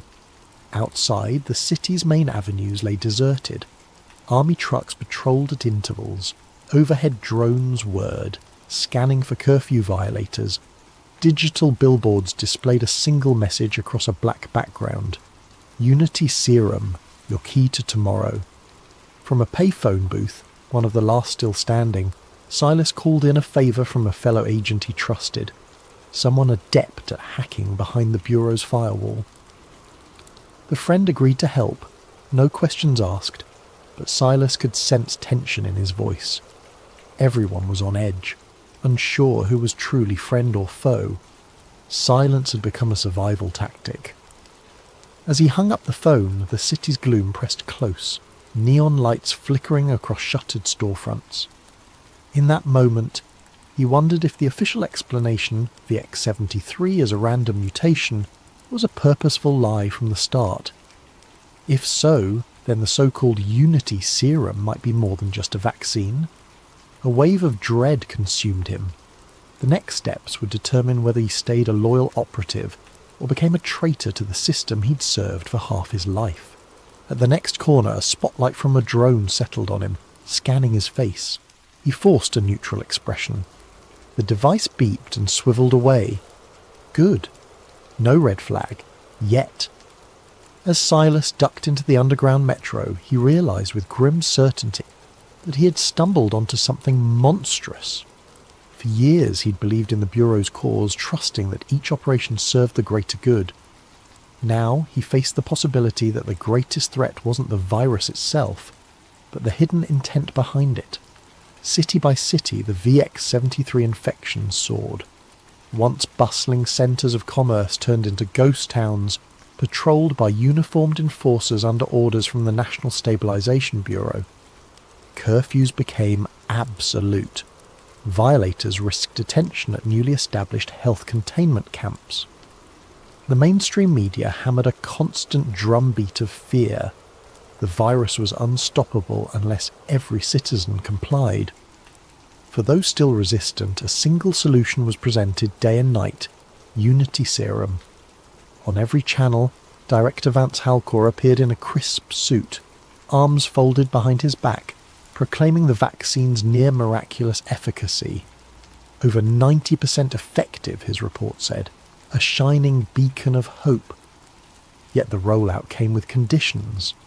For public safety, those who refused the jab lost access to banks, public transportation, and official documentation. Within a month, entire swathes of the unvaccinated population found themselves in a twilight zone, forced to scavenge or rely on black market services just to survive. Amid the chaos, Agent Silas Rourke continued his secret investigation. By day, he donned his BFI credentials, working on official compliance enforcement tasks. By night, he devoured every new sliver of intel he could glean from that hush-hush file, Project Paragon.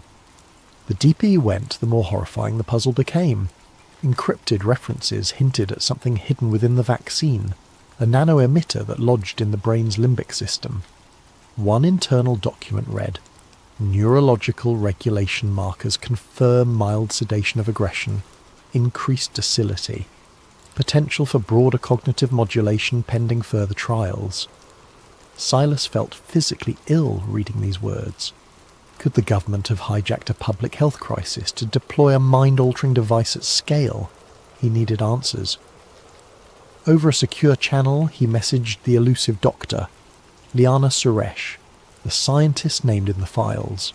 She responded in short, coded texts, reluctant to trust him. Finally, after days of careful back and forth, she agreed to meet at an abandoned warehouse near the old docks. Silas arrived half an hour early, scanning the shadows for signs of a tail. No drones overhead, no suspicious vehicles. He waited under a flickering street lamp, the smell of salt water and rust filling the air. When Liana Suresh emerged, she wore a hooded jacket, her face partly obscured by a mask. Only her eyes were visible, tired, guarded, yet undeniably brilliant. She gave Silas a once-over, keeping a hand near her coat pocket. Possibly she carried a stun gun or pepper spray. Without greeting, she said in a hushed tone, "Why should I believe you're not with them?" Silas replied with the only currency that mattered, truth. He produced the flash drive and recited data from the files, his voice laced with quiet desperation. Liana's expression shifted from suspicion to grim acknowledgement. "I was part of the early design team for VX-73, she confessed. "They told me it was to protect against a future pandemic, some advanced deterrent that would strengthen national security. We manipulated certain genetic markers to ensure the virus targeted specific alveolar receptors, but none of us realized the real plan, to unleash it upon the public." Her words ignited a spark of horror within Silas. He asked about the vaccine's rumoured mind control aspect. Liana hesitated, inhaling a shaky breath. "It's not mind control, at least not in the sense of puppet strings. It's, well, it lowers inhibitions, fosters compliance, makes people more susceptible to suggestions. Over time, it can dull critical thinking. They want a populace too numb to resist." Tremors ran through Silas. Even with his suspicions, hearing it plainly stated felt like a blow to the gut. They spoke in hushed tones for another hour, Liana finally handing him a battered thumb drive containing her original notes, the unredacted version that proved VX-73's artificial origin and the presence of a compliance mechanism in the vaccine. "If they find you with this, you won't get a trial. They'll vanish you," she warned. From the surrounding gloom, a rat scurried across the broken concrete. Silas realized how precarious everything was, the squeaking rodent in the dark, the quiet lapping of the tide behind them, his own racing heartbeat. Danger lurked behind every shadow. Sensing they could stay no longer, the pair parted ways, promising to regroup soon. Back at the BFI, Silas carefully compartmentalized his roles: obedient agent in the daylight, clandestine researcher after hours. Meanwhile, the nation's capital sank deeper into fear-driven militarization. Propaganda played ceaselessly on loudspeakers. Stay safe, stay indoors, trust the cure. Curfew drones soared over empty streets, shining bright beams to catch anyone outside after sundown. Social media platforms became inundated with pro-government messages, while dissenting posts vanished, labelled as threatening misinformation. Those who complied enjoyed a semblance of normalcy. Restaurants reopened for vaccinated patrons, businesses resumed for employees who presented a scannable immunity pass. Yet they all seemed more subdued, less likely to ask questions about privacy intrusions or the ever-increasing powers of the NSB. It was as though a hush had fallen over society, as if curiosity had been collectively tranquilized. Within government circles, Director Vance Halcor emerged as a national hero. Public polls, at least those broadcast on official channels, showed near universal support for his bold measures. He'd saved millions of lives, the anchors repeated. He'd stabilized the economy. He was proof that unwavering resolve could defeat chaos. Not a single mention of the billions in profits the corporate donors raked in, nor a hint about hidden modifications to the Unity serum. As the days passed, Silas found it harder to hide the turmoil in his gaze. He saw colleagues in the hallway, wearing forced smiles, praising Halcor's leadership. He noticed how many had begun to project a certain eerie calm, like their personal anxieties had evaporated. Could it be the effect of the serum? Silas tested a co-worker with a subtle question. Ever wonder why the lockdown measures ramped up so fast before the outbreak peaked? The man's eyes glazed momentarily, then he simply shrugged. Doesn't matter, O'Rourke. They keep us safe. He returned to his desk, more convinced than ever that Halcor's master plan was in full swing. The virus was the perfect storm to usher in sweeping surveillance and push a mind-numbing serum to the masses. And the BFI was part of it, or at least complicit in bearing the truth. He could keep quiet, or he could do the unthinkable and blow this wide open. risking everything in the process. One evening, Silas found a sealed envelope slipped beneath his apartment door. Inside, a single typed line. "This is bigger than you think. They see all." The bottom edge was marked with an obscure symbol, a circle with a diagonal slash, like a stylized zero. He'd seen it once in a classified file referencing an underground resistance network. If these rebels wanted to contact him, it meant they believed he might be an ally. The tension hammered in his chest. He was dancing on a razor's edge, his loyalty to the Bureau, his conscience the unfolding nightmare. Taking a shaky breath, he powered up his laptop. A series of pings indicated a new assignment in his BFI inbox: track down a subversive known for smuggling contraband medical supplies. Silas realised with a jolt that the suspect's name had been flagged in Dr. Liana Suresh's notes. Another piece connecting the puzzle, and another reason the Bureau might soon brand him a traitor. He closed the laptop. Outside, the city lights glowed, reflecting off dark clouds pregnant with the threat of a new storm. If he hesitated much longer, it might be too late for everyone. The seeds of control had already sprouted, and every day they dug deeper roots into the world. Agent Silas Rourke watched from a distance as the unvaccinated families huddled together in the crumbling outskirts of Old Glendale. The press had labelled it a containment zone, but locals called it a human dumping ground.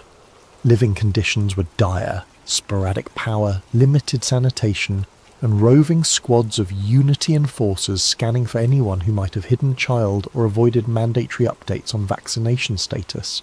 The air crackled with dread.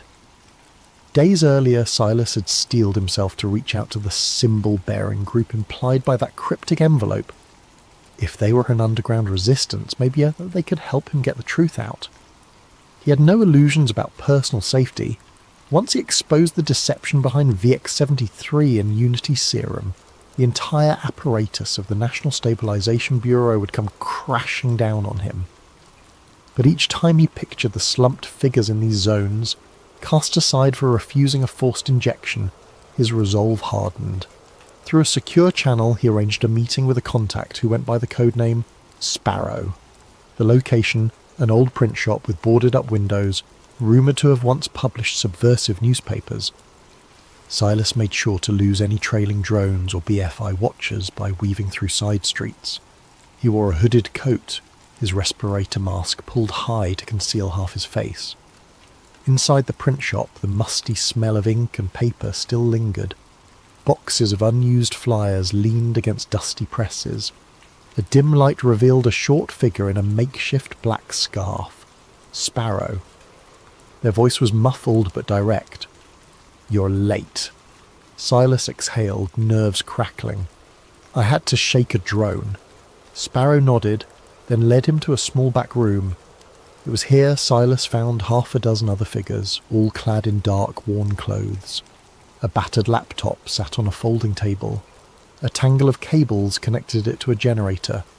One by one, they introduced themselves with code names: Rook, Nightshade, Sahara, a clandestine cell of journalists, medics, and rogue programmers dedicated to fighting the government's stranglehold. "I have proof," Silas said, placing Dr. Liana Suresh's files on the table. "The virus was engineered, and the vaccine is rigged to manipulate behaviour." Silence fell over the group. The gravity of his statement hung in the stale air. Finally Sparrow spoke. "We've suspected as much. Over the past month we've been collecting testimonies, people complaining of unusual mental fog, the inability to feel strong emotions after receiving the serum. We even have ex-military sources who claim the NSB is funneling billions into a new wave of surveillance tech, but we needed a smoking gun. This might be it." Each set of eyes fixated on Silas. He handed them a flash drive, explaining how it contained Liana's unaltered research logs plus the Project Paragon blueprint. The group quickly scanned the data, verifying its authenticity. The sense of tension and excitement in the room was palpable. "We'll need to broadcast this globally," said Rook, a thin man with wire-rimmed glasses. "Not just post." Tension rises as strange warnings appear. Suspicious accidents claim the lives of those close to him. and the unstoppable juggernaut of a conspiracy that crosses generations threatens to silence him forever. In the 5 parts that follow, we'll dive into Dr. Reeves' step-by-step investigation, from the first glimpses of abnormal structural damage on the Titanic's hull to the frantic final hours, where he attempts to broadcast the truth before shadowy agents can destroy both him and the evidence. If you're ready to uncover a hidden piece of maritime history, at least in this fictional reimagining, read on and let the swirl of ocean currents and midnight conspiracies guide you deeper into the hush of night. Please, make yourself comfortable. Allow your mind to wander into the possibilities that maybe, just maybe, everything we've been told about that fateful April night is not the whole story. And remember, in times of darkness, knowledge can be as blinding as a flare, or as comforting as a dim lantern. May you find the perfect balance tonight as we embark on this mysterious tale. The frigid waters of the North Atlantic loomed above Dr. Nolan Reeve like an endless dark plain, and beneath them, almost 2.5 miles down, lay the shattered remains of what was once the grandest ship afloat, RMS Titanic. The year was present day, and Reeve found himself aboard the research vessel Aegis, leading a deep-sea expedition to study microbial decay on century-old wrecks. It was all in the name of science, or so he believed. The Aegis was no luxurious craft, but it boasted a sturdy submersible named Deep Seeker that could navigate the tremendous pressure at such depths. Reeves' focus was to gather data on the rusticles, those icicle-like formations of iron-oxidizing bacteria slowly consuming the Titanic's hull. Alongside him was a small crew of marine scientists, including Isla Grant, a skilled submersible pilot and camera operator with a knack for zeroing in on small details. The funding for this expedition came from a wealthy institute run by Andrew Calder, a rather enigmatic financier who seldom gave interviews but had a keen interest in the maritime heritage. As the Aegis hovered in the general area, Reeve and Grant prepared for their first descent. Their mission's outward goals were straightforward: collect microbe samples from various compartments, photograph structural integrity, and produce a documentary charting the wreck's gradual dissolution. But Reeve felt an odd stirring in the back of his mind. Something about Calder's deep pockets, and the near-obsessive interest he showed in the Titanic, unsettled him. Calder insisted on daily updates, demanded high-resolution close-ups of specific hull sections, as though searching for something more than just rust. On a crisp morning, the submersible deck rumbled with mechanical clanks as Deep Seeker was lowered into the ocean. Reeve and Grant strapped into the tiny sphere that formed the sub's cockpit, oxygen humming through portable lines. Once submerged, the watery gloom swallowed them. Dials glowed green, and the hull's thick glass offered a restricted but haunting view. Grant navigated them slowly downward, the hull lights cutting a pale cone through dark water.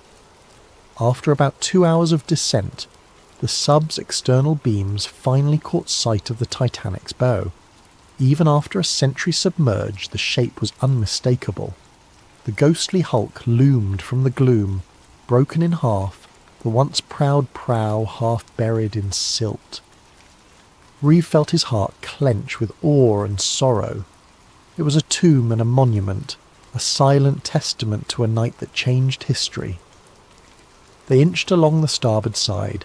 Coral, fish, and anemones colonized the iron plating. Grant guided the sub's manipulator arm to gather small fragments of rusticles. Reeve carefully stored them in sample tubes.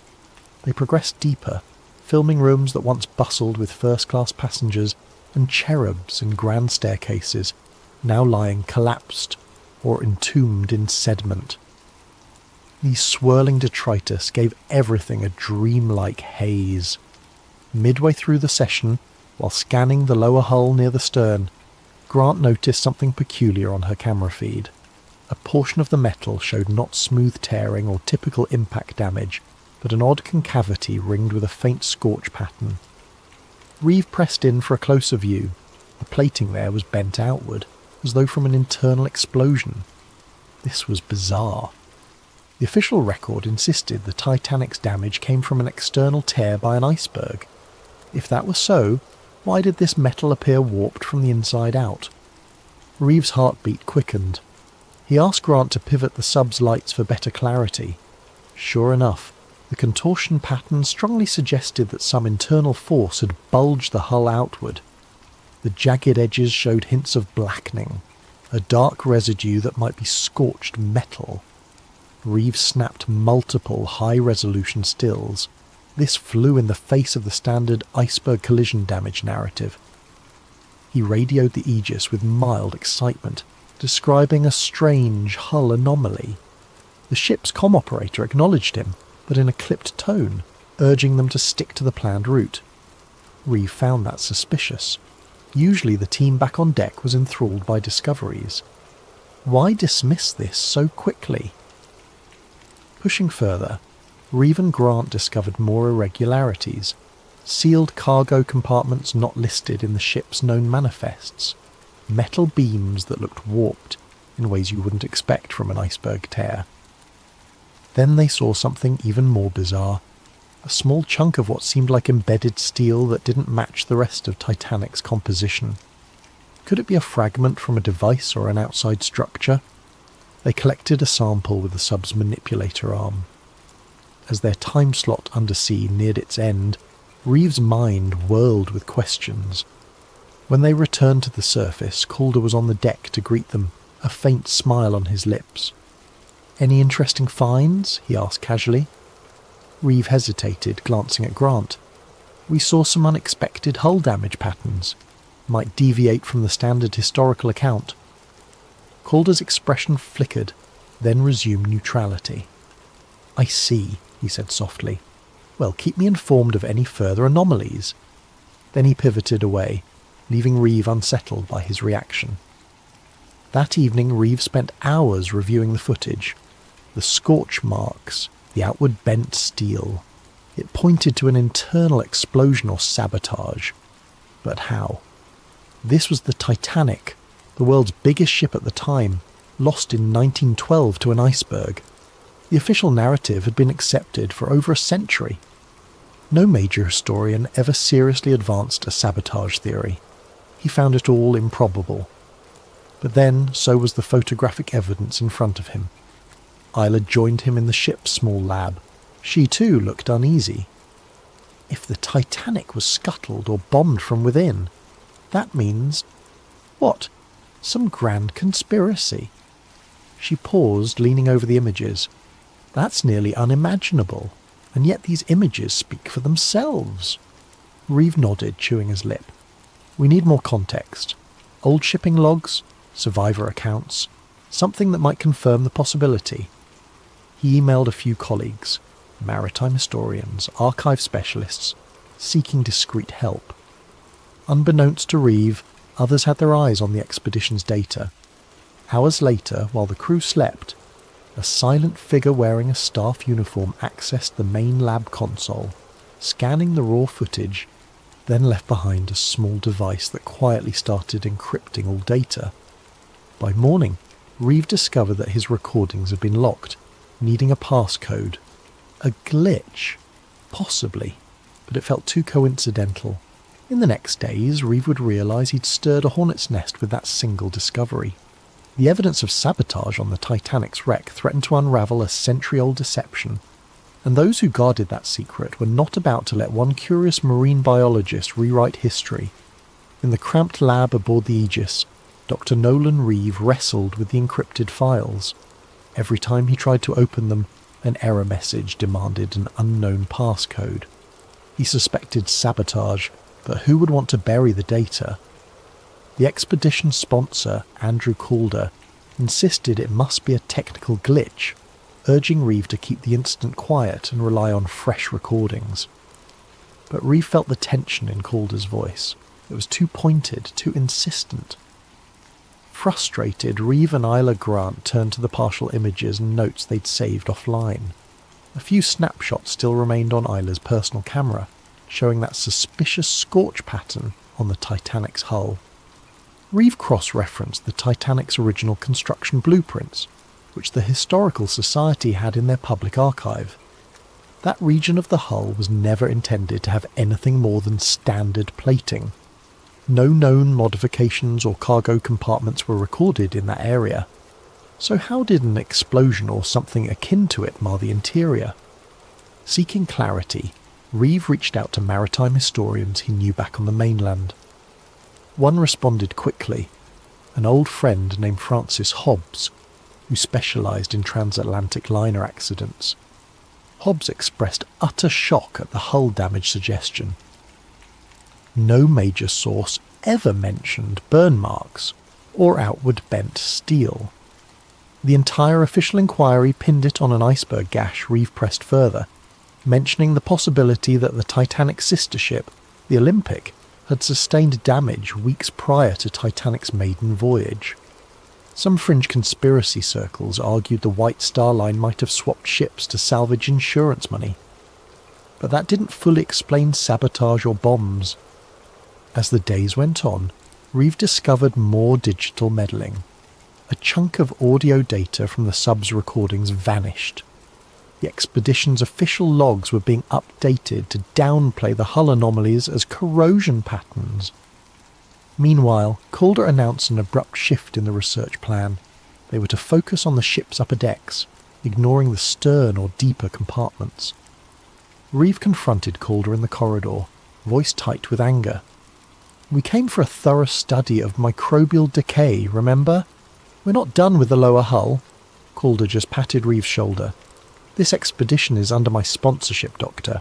We have all we need. Let's not waste resources on rabbit holes." Suspicion soared. Yella quietly confided in Reeve that she'd seen an unknown staffer rummaging through the lab's computers late at night. Something bigger was at play. They hatched a plan. On the next dive, they'd pretend to follow orders but actually gather clandestine footage of the suspicious hull region again, storing it on a separate device. They hoped to smuggle that out. The next day, they executed the plan. Isla took an alternate camera hidden in the sub's toolkit, capturing fresh angles of the scorch marks. But near the end of the dive, the sub's thrusters failed, plunging them into darkness momentarily. A near-fatal scenario if Isla's backup system hadn't restarted the motors. The official post-dive report pegged it as a mechanical glitch, but Reeve and Isla suspected sabotage, an attempt to end them mid-ocean. Back on the surface, they realised they needed more historical context. They discovered, from old survivor memoirs, mention of loud booms below deck some hours before the iceberg collision. In official statements, these were dismissed as boiler explosions due to flooding. Another survivor wrote that wealthy industrialist John Astor had confided to a friend about shadowy deals for or against a central banking system. Then one cryptic line from a steward's note surfaced. "We were told not to speak of the cargo in hold number 3, told it was hush-hush for the men with suits." Reeve's blood chilled. It sounded like sensitive cargo beyond just mail or supplies. The more Reeve read, the more an unsettling pattern emerged. Certain powerful men who opposed the formation of a global central banking authority died on the Titanic. Surviving members who wanted that bank system ironically missed the voyage last minute. Could the sinking have been orchestrated to remove key opposition? Reeve's logic reeled. It was wild, reminiscent of conspiratorial talk. Yet the sabotage evidence from the wreck gave these claims unexpected weight. Meanwhile, the expedition approached an official end date. Calder seemed eager to wrap up. The mood on the Aegis turned tense, with some staff openly complaining about weird instructions from Calder's office. Reeve realised that once they returned to shore, Calder might quietly seize all official findings, labelling anything about sabotage as a hoax. Reeve confided in Isla that they needed to break free from Calder's control. "We have to publish or release these anomalies ourselves," he insisted. She agreed, though fear glimmered in her eyes. "But they're watching everything we do." Days before the final docking, an unnerving event confirmed their fears. One of Reeve's close colleagues, a diver who had glimpsed the scorch marks as well, died in a suspicious boat explosion near the Aegis. The official statement labelled it a tragic fuel accident, but Reeve saw no sense in the story. The diver had been careful, not the type to mishandle fuel lines. The message was clear: keep your mouth shut or pay the price. Now Reeve recognised the bigger threat. Some covert group, possibly with Calder's backing or beyond him, was determined to bury any mention of sabotage. Perhaps a direct lineage of those old bankers or industrialists from 1912 still wielded enough influence to ensure the Titanic's alternative story remained hidden. The fear in Reeve's gut was overshadowed by moral resolve. People deserved the truth. The tragedy that claimed 1/500 lives might have been a coldly calculated mass murder. Nights turned sleepless. Reeve hammered out a partial draft of his revelation, an academic paper explaining the structural anomalies, listing historical coincidences, and linking them to potential sabotage. He also prepared a short documentary with images and voiceover, planning to upload it online the moment they were near stable internet. Isla assisted, editing in hush hours. They stored backups on hidden flash drives, but unbeknownst to them, an unknown figure in the staff was already alerting superiors about their secret activities. The black-suited watchers who answered to a shadowy black archive were preparing a final move. Reeve received a cryptic email from an unnamed address. "Stop, we see you. Let the Titanic rest, or you'll join its fate in deep silence." Sickness clenched Reeve's stomach. This was no empty threat, but he pressed on, determined. The Titanic's dead deserved no less than the truth. As the expedition's final day dawned, the Aegis began returning to port. Calder circled the decks, ensuring all official data was locked. Reeve and Isla, with their clandestine files, awaited the perfect moment to slip away or go public. Tension crackled through the sea air. Both felt that soon the conspirators would strike. Reeve thought of the thousands who died that night in 1912, possibly sacrificed for a hidden agenda. He vowed not to let them remain pawns in some century-old cover-up. He could only hope that in the hours ahead, he'd find a way to broadcast the shocking truth before the watchers enforced their deep silence, just as they had, apparently, for the diver who died, and for countless others who might have glimpsed the Titanic's real story over the decades. On the morning the Aegis neared the harbour, Dr. Nolan Reeve stood on the stern deck, scanning the shoreline for any sign of abnormal presence. The coastal city's skyline shimmered under the rising sun. People going about their daily routine had no idea that a conspiracy over 100 years old was about to surface, if Reeve and Isla Grant could manage to reveal it. The tension inside Reeve coiled tighter with each minute. The watchers might be waiting at port, planning to intercept him or destroy the evidence. At breakfast, Andrew Calder made an announcement. Once they docked, all expedition materials, logs, footage, collected data were to be handed over to the sponsoring institute for analysis and archiving. He claimed it was standard procedure, but Reeve caught the triumphant glint in Calder's eyes. This was clearly the final step in burying the sabotage findings. Reeve pretended compliance, casually finishing his toast while his pulse hammered. Isla, seated nearby, gave him a subtle nod. They understood each other. They had to act quickly. Below decks, Reeve and Isla retrieved their hidden flash drives from a safe compartment in the sub's tool storage. On these drives lay the photographic proof of the Titanic's hull damage, the partial interviews with experts who had uncovered old shipping conspiracies, plus the half-finished documentary. They sealed them inside a watertight case small enough to slip into Isla's personal bag. Their plan was to slip away from the Aegis the moment they landed, find an off-site location with stable internet, and upload everything. They also had a contact in the press, a freelance investigative journalist who had expressed interest in unconventional Titanic revelations. If they could get in touch, the journalist could go public with the story, but their watchers were a step ahead. As the Aegis came into port, Reeve noticed a black SUV parked near the dock, 2 men in suits standing by.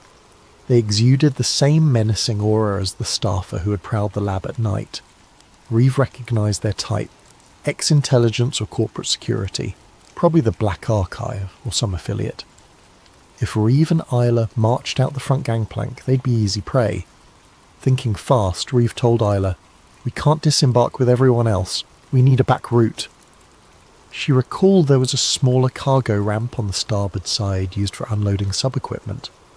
If the watchers were fixated on the main exit, maybe they could slip out unnoticed. They bided their time until docking was complete, the bustle of the harbour overshadowing the usual procedures. Then, with anxious hearts, they made their move. Slipping on plain jackets and carrying minimal gear, they snuck to the starboard cargo area. The usual guard was absent, likely assisting with the main disembark.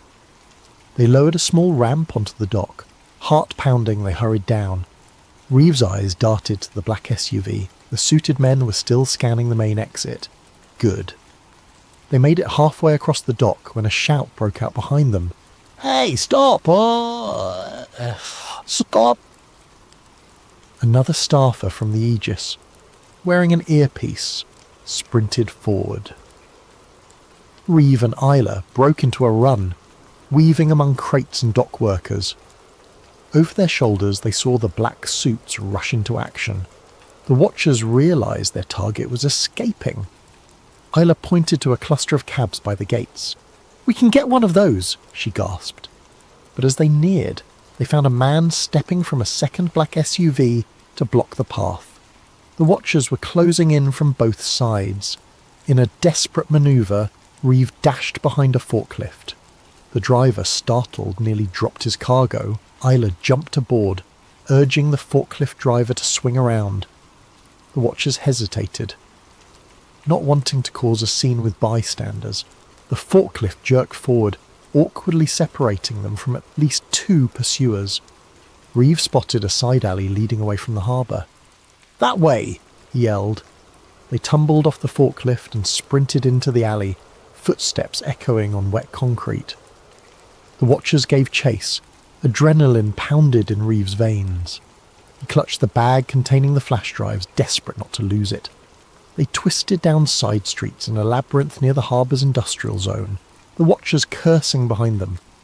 Once they found a small metal door leading into an old warehouse. They slipped inside, the watchers' footfalls receding briefly. In the dim interior, crates of fish meal or old maritime supplies reeked of stale salt. Isla quickly typed a text on her phone to the journalist contact. "Need immediate pickup. Coordinates near old warehouse. Being chased." She pressed send, praying the signal went through. They heard footsteps outside, no time to hide further. Moments later, the watchers kicked in the door. A short scuffle ensued. Isla brandished a wrench from a table, swinging it as a deterrent. Reeve ducked behind a crate, but one watcher advanced, gun drawn, muzzle fixed on Reeve. "Drop the bag," the watcher growled. Reeve's mind whirled. If they took the evidence, everything was lost. Then headlights sliced through a window. A van screeched up, brake lights glowing. Another door was forced open from the building's backside. The journalist contact, a wiry man named Carl Dawson, burst in, brandishing a camera flash that momentarily blinded the watchers. In that flash, Reeve and Isla dove behind crates. Shots rang out, hitting metal and wood. Carl roared, "This way!" They fled through the hole in the back wall. The watchers tried to close in, but the trio scrambled into Carl's van. Tyres squealed as the van sped off. Another bullet shattered the rear. Some say it's based on classified information that was never meant to reach public ears. Tonight we explore the darkest corners of government experimentation and the thin membrane between dimensions. Daniel Cross bolted upright in his bed, sweat-drenched sheets twisted around his legs like restraints. The dream had returned, more vivid this time. Underground tunnels bathed in pulsing blue light, the cold metal chair, the leather straps on his wrists, and the voices, always the voices, echoing through concrete chambers. Subject 17 demonstrates exceptional receptivity. Increased neural amplitude by 30%. His bedroom television flickered with static, though he was certain he'd turned it off before going to sleep. From within the dancing grey pixels came a familiar hum, a sequence of tones just below normal hearing threshold. Something about it pulled at the corners of his mind. like fingers trying to pry open a locked door. Daniel stumbled out of bed and approached the screen, mesmerised. Within the chaos of white noise, patterns emerged, geometric formations that shouldn't exist in random static. His reflection in the screen looked foreign, almost like another person watching him from behind the glass. "Delta Protocol 17, he whispered, the words rising unbidden from some hidden chamber of memory. "Initiate phase bend." The static intensified, the hum growing to an electric whine that made his fillings ache. Then, as suddenly as it had begun, the television went black. Daniel stood there, trembling in the dark, wondering why tears were streaming down his face. In the morning, he convinced himself it had been nothing but a particularly vivid nightmare. But as he brushed his teeth, he noticed something unsettling in the bathroom mirror. A small red mark behind his ear, perfectly circular, like a healed puncture wound. He had no memory of receiving it. As the days passed, the dreams intensified. Always the same elements. The underground facility, scientists in lab coats, the chair with its cruel restraints, and tests.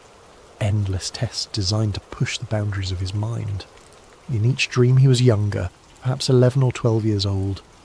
But the strangest part was the location that kept appearing in the background of these fractured memories. A distinctive radar tower rising against a darkening sky. When not at work coding security algorithms for a defense contractor, Daniel found himself obsessively drawing the tower, trying to place where he might have seen it before. His apartment walls became covered with sketches, the tower from different angles, the curved coastline it overlooked, strange symbols that his hand seemed to produce without conscious direction. His colleague Martin noticed the change in him first. "You look like hell, Dan," he said over lunch one day. "Not sleeping?" Daniel hesitated. "Just some weird dreams." "About what?" "I don't know. Some kind of facility. Tests. A radar tower by the ocean." Martin's plastic fork paused halfway to his mouth. "What kind of tower?" "An FPS-35, Cold War era, massive thing with a distinctive cowling." Daniel blinked, surprised at his own precise knowledge. Martin set down his fork.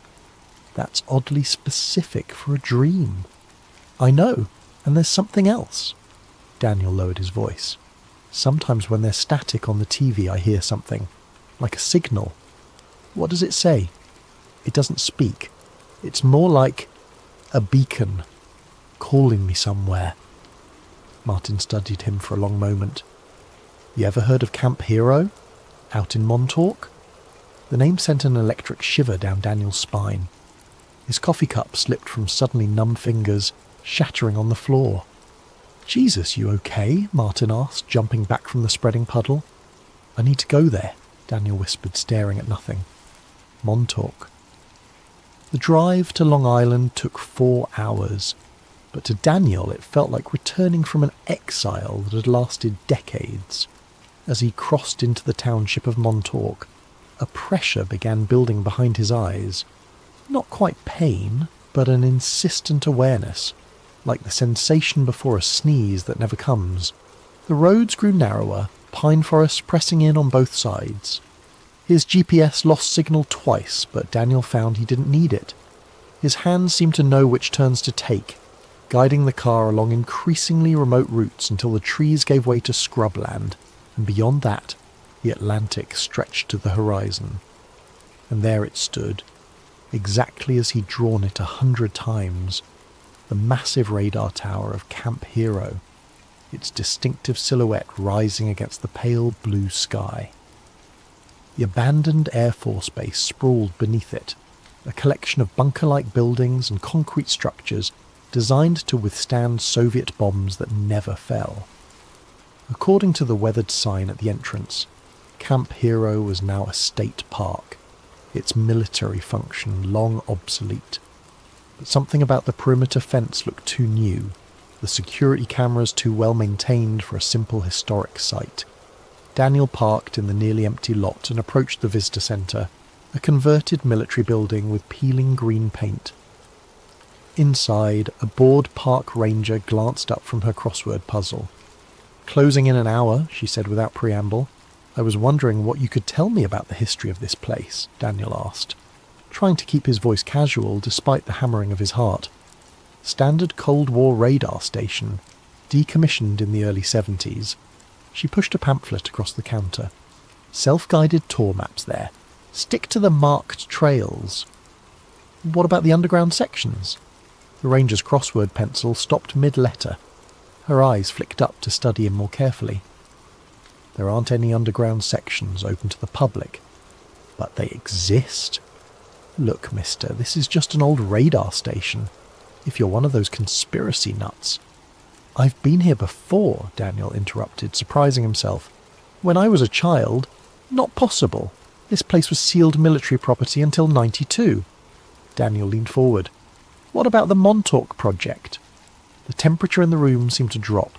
The ranger's face hardened as she set down her pencil and reached for the phone. "Park's closing early today. You need to leave." "I just have a few questions." "Now," she said, her finger hovering over the keypad. "Or I call security." Daniel retreated to his car, the pamphlet clutched in his hand. As he pulled out of the parking lot, he noticed a black SUV with government plates turning in. The man in the passenger seat photographed his license plate as they passed. Instead of leaving, Daniel drove to the public beach adjacent to the former base. From there, he followed a trail that hugged the dramatic bluffs overlooking the Atlantic. The radar tower remained visible above the tree line, seeming to watch him as he walked. When he reached a chain-link fence marking the base's boundary, Daniel felt a strange duality, his conscious mind seeing it for the first time, while something deeper recognized every rust spot and bent link. He knew, without understanding how, that 20 yards to the left, the fence had been repaired where someone had once cut through it. Sure enough, when he checked, there was a section of newer fencing exactly where he'd expected. As the sun began its descent toward the horizon, Daniel found a secluded spot where the bluff had partially collapsed, creating a natural path down to a narrow strip of beach. The base's concrete seawall extended here, covered in graffiti and eroded by decades of salt spray. He ran his hand along the rough surface until his fingers caught on something, a small recess containing what appeared to be a rusted electrical box. Without hesitation, Daniel entered a sequence of numbers, 8-1-3-5. Nothing happened. He tried again with 8315, and then finally 8153. A deep mechanical groan emanated from within the wall. A section of concrete, expertly disguised as part of the seawall, shifted inward by several inches. Daniel pushed, and it swung open on hidden hinges to reveal a dark passage leading into the earth. The smell that wafted out was a complex mixture of mildew, ozone, and something chemical that triggered an intense wave of déjà vu. Daniel switched on his phone's flashlight and stepped inside. The passage sloped downward, concrete walls giving way to rough-hewn stone that glistened with moisture. Daniel moved cautiously, guided more by buried memory than by sight. After about 50 yards, the tunnel opened into a larger space, what appeared to be an abandoned maintenance room filled with rusted equipment and collapsed shelving. But Daniel knew this wasn't its original purpose. He directed his light toward the far wall, where a heavy metal door hung partially ajar. Beyond it lay darkness so absolute it seemed to swallow his flashlight beam. As he approached the threshold, a wave of dizziness overcame him. Fractured images flashed through his mind. Children in hospital gowns, scientists with clipboards, a massive chair surrounded by electronic equipment, and always, the tests. "Focus on the light, Daniel. Tell us what you see through the gateway." His phone slipped from suddenly nerveless fingers, clattering to the floor as Daniel collapsed. The last thing he saw before consciousness fled was a symbol scratched into the metal door, a triangle intersecting with a perfect circle. When he awoke, Daniel was lying on the beach, waves lapping at his feet. The sun had set, and stars glittered in the darkening sky. His clothes were soaked with seawater, though he had no memory of entering the ocean. His phone was gone. And most disturbing of all, the entrance in the seawall had vanished, not just closed, but seemingly never there at all. Daniel stumbled to his feet, disoriented. His watch showed it was just past 9 p.m, but the date displayed was wrong. According to his watch, he had lost nearly 3 days. The drive back to his apartment in Connecticut was a blur, a dreamlike passage through darkness punctuated by the hypnotic sweep of headlights. Daniel's mind churned with fragments of memory that couldn't possibly be his, yet felt more authentic than his recollections of college or his first job. He remembered the chair, the Montauk chair they'd called it, a monstrous assemblage of technology salvaged from alien craft and enhanced with Tesla-inspired circuitry. He remembered the sensation when they activated it with him strapped inside, like his consciousness was being pulled through the top of his skull and stretched across dimensions. And he remembered what they made him do with it. Back in his apartment, Daniel paced until dawn, scribbling everything he could recall into a notebook. Names surfaced: Doctor, Marcus Bennett, the project lead with cold blue eyes, Cameron Hayes, the military liaison who always smelled of cigarettes and cheap cologne, and Preston Nichols, the reluctant technician who sometimes snuck the children candy bars when the others weren't looking. Preston Nichols. The name felt important. When morning came, Daniel called in sick to work and drove to the nearest public library. The librarian gave him an odd look when he asked if they had anything on the Montauk project, but directed him to their small collection of conspiracy literature. There, sandwiched between books on Roswell and MKUltra, was a worn paperback. The Montauk Project, Experiments in Time, by Preston B. Nichols and Peter Moon. Daniel's hands trembled as he flipped through pages describing exactly what he'd been remembering. The secret installation at Camp Hero, the psychic experiments, the Montauk chair, even the alleged success in manipulating the fabric of time and space. According to Nichols, the Montauk Project was the continuation of the Philadelphia experiment, another rumoured government program that supposedly made a naval destroyer, the USS Eldridge, temporarily invisible and teleported it from Philadelphia to Norfolk, Virginia in 1943. The book claimed the Montauk Project had been shuttered after an incident in 1983 when a monstrous manifestation, dubbed the Beast, had been psychically pulled through a dimensional gateway. The creature had wreaked havoc before the power was cut and the project abandoned. But Daniel knew this wasn't entirely true. The project hadn't ended. It had evolved. The techniques refined at Montes had been incorporated into other programs, dispersed across multiple sites to ensure no single failure could expose the entire operation. Back at his apartment, Daniel found himself standing before his closet, staring at a locked metal box on the top shelf. He had no memory of putting it there, yet he knew exactly what it contained. The key was taped underneath his dresser, precisely where some part of him expected it to be. Inside the box was a US Bank safety deposit key. The following morning, Daniel presented himself at First National Bank in downtown Hartford. He provided the key along with his ID, and the manager escorted him to the vault. When they were alone with the metal drawer extracted from the wall, Daniel opened it with a sense of inevitability. Inside lay a manila envelope, sealed with red security tape bearing federal classifications he shouldn't have had access to. He broke the seal and emptied the contents onto the small table. Photographs spilled out, black and white images of children in a sterile facility. In several, Daniel recognised his younger self, perhaps 10 years old, wired to various machines. In one particularly disturbing image, he sat in a massive chair surrounded by Tesla coils and computer banks, his small form almost swallowed by the ominous apparatus.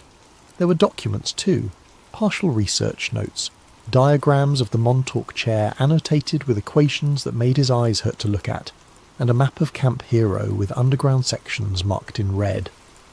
At the bottom of the pile lay a compact disc in a paper sleeve, unmarked except for a date. August 12th, 1983, the day of the alleged beast incident.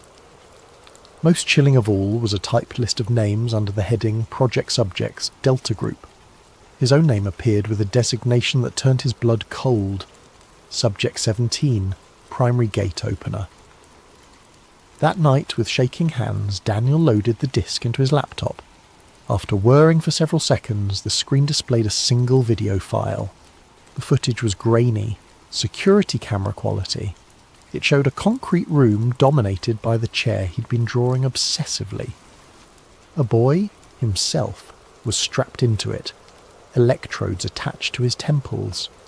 Men in lab coats monitored equipment while military personnel stood guard at the doors. A voice off camera counted down. Initiating Delta Protocol in 3, 2, 1. The lights in the facility dimmed as power surged to the chair. Young Daniel's body went rigid, his back arching impossibly as his eyes rolled back. Equipment sparked and smoked. Several technicians backed away nervously. Then, at the centre of the room, the air itself seemed to tear open. A writhing black void that pulsed like a living thing. From within that impossible darkness, something began to emerge. The camera feed distorted violently, static washing across the screen. When the image stabilised, chaos had erupted. People were screaming, running. Blood spattered one of the walls. And at the edge of the frame, partially obscured, was a glimpse of something that couldn't exist in our reality. A mass of shifting geometries and impossible angles that hurt to look at. The final clear image before the video cut to static. Young Daniel staring directly into the camera. Blood streaming from his nose and ears. Mouth moving to form words that seemed addressed to his future self. You have to shut it down before it opens again. Daniel ejected the disc with numb fingers, his mind reeling. Not just from what he'd seen, but from what was happening inside his head. Memories crystallizing, filling in gaps he hadn't known existed. He remembered now. All of it. The next day he called the only person who might understand. The number was etched in his memory, though he couldn't recall ever learning it. "Hello?" The voice that answered was aged, cautious. "Is this Preston Nichols?" A long pause. "Who's asking?" "My name is Daniel Cross. I was subject 17 at Montauk." The silence that followed lasted so long that Daniel thought the connection had been lost. Finally the old man spoke, his voice a haunted whisper. "God help you, boy. They're still watching. I need answers. Not over the phone. They're always listening." Another pause. "The lighthouse. Tomorrow. Noon." The line went dead. Daniel arrived at the Montauk Point Lighthouse an hour early, parking his rental car. He'd abandoned his own vehicle, suddenly paranoid about tracking devices, in the tourist lot. The historic lighthouse stood tall against a sky heavy with approaching storm clouds, its red and white stripes a cheerful contrast to the grim purpose of his visit. He spotted Nichols immediately, a heavy-set older man in a worn fisherman's jacket sitting alone on a bench overlooking the Atlantic. As Daniel approached, Nichols didn't turn but spoke as if continuing a conversation already in progress. "They told us we were serving our country," he said, eyes fixed on the churning waves below. "Advancing human potential. Opening frontiers. What a load of horse shit." Daniel sat beside him. "You were there. You helped them. And I've spent 40 years trying to make up for it." Nichols finally turned to look at him, his weathered face a map of regret. "Jesus. You grew up. Last time I saw you, you were just a skinny kid with too much power in your head. What did they do to me?" Nichols sighed, reaching into his pocket for a pack of cigarettes. His hands trembled slightly as he lit one. "You were special, even among the sensitives. Most of the children could receive impressions, maybe move small objects, but you could create doorways. Doorways to where? That was the question, wasn't it? At first, they were just focused on remote viewing, psychically observing distant locations. Then they realised some of you kids could not just see, but reach. And you, Daniel, you could open gates that others could step through. The old man took a long drag from his cigarette. They started small, different rooms in the facility, then different points in time. Just minutes at first, then hours, then years. By 82, they had you opening doorways to other places entirely. The beast, Daniel said quietly. Nichols' face went ashen. You remember? I found a recording. Then you know what happened. What came through wasn't from another place on Earth, not even from another time. It was from somewhere else, somewhere that operates under different physical laws. Nichols stubbed out his cigarette with more force than necessary.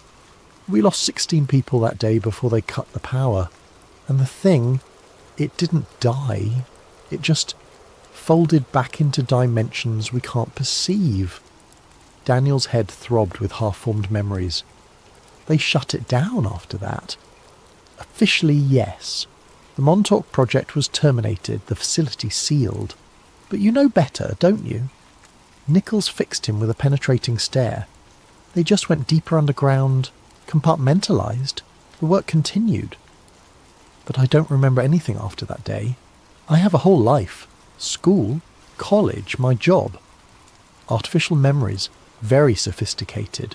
The best MK Ultra techniques combined with targeted chemical therapy. They built you a new identity, brick by brick. Nichols glanced around nervously.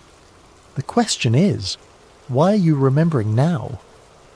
The programming doesn't just break down on its own. Before Daniel could respond, his vision split, like a double exposure photograph. Overlaid on the present scene was another image.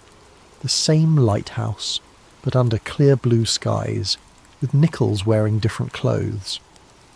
Happening again, Nichols was saying, his voice echoing strangely as the two realities flickered and merged. The temporal distortions are getting worse. Daniel gripped the bench, nauseated by the visual discord. What's happening to me? Time is bleeding through. Your connection to the Montauk chair never fully severed. It just went dormant. Nichols leaned closer, his face shifting subtly between older and younger versions of himself.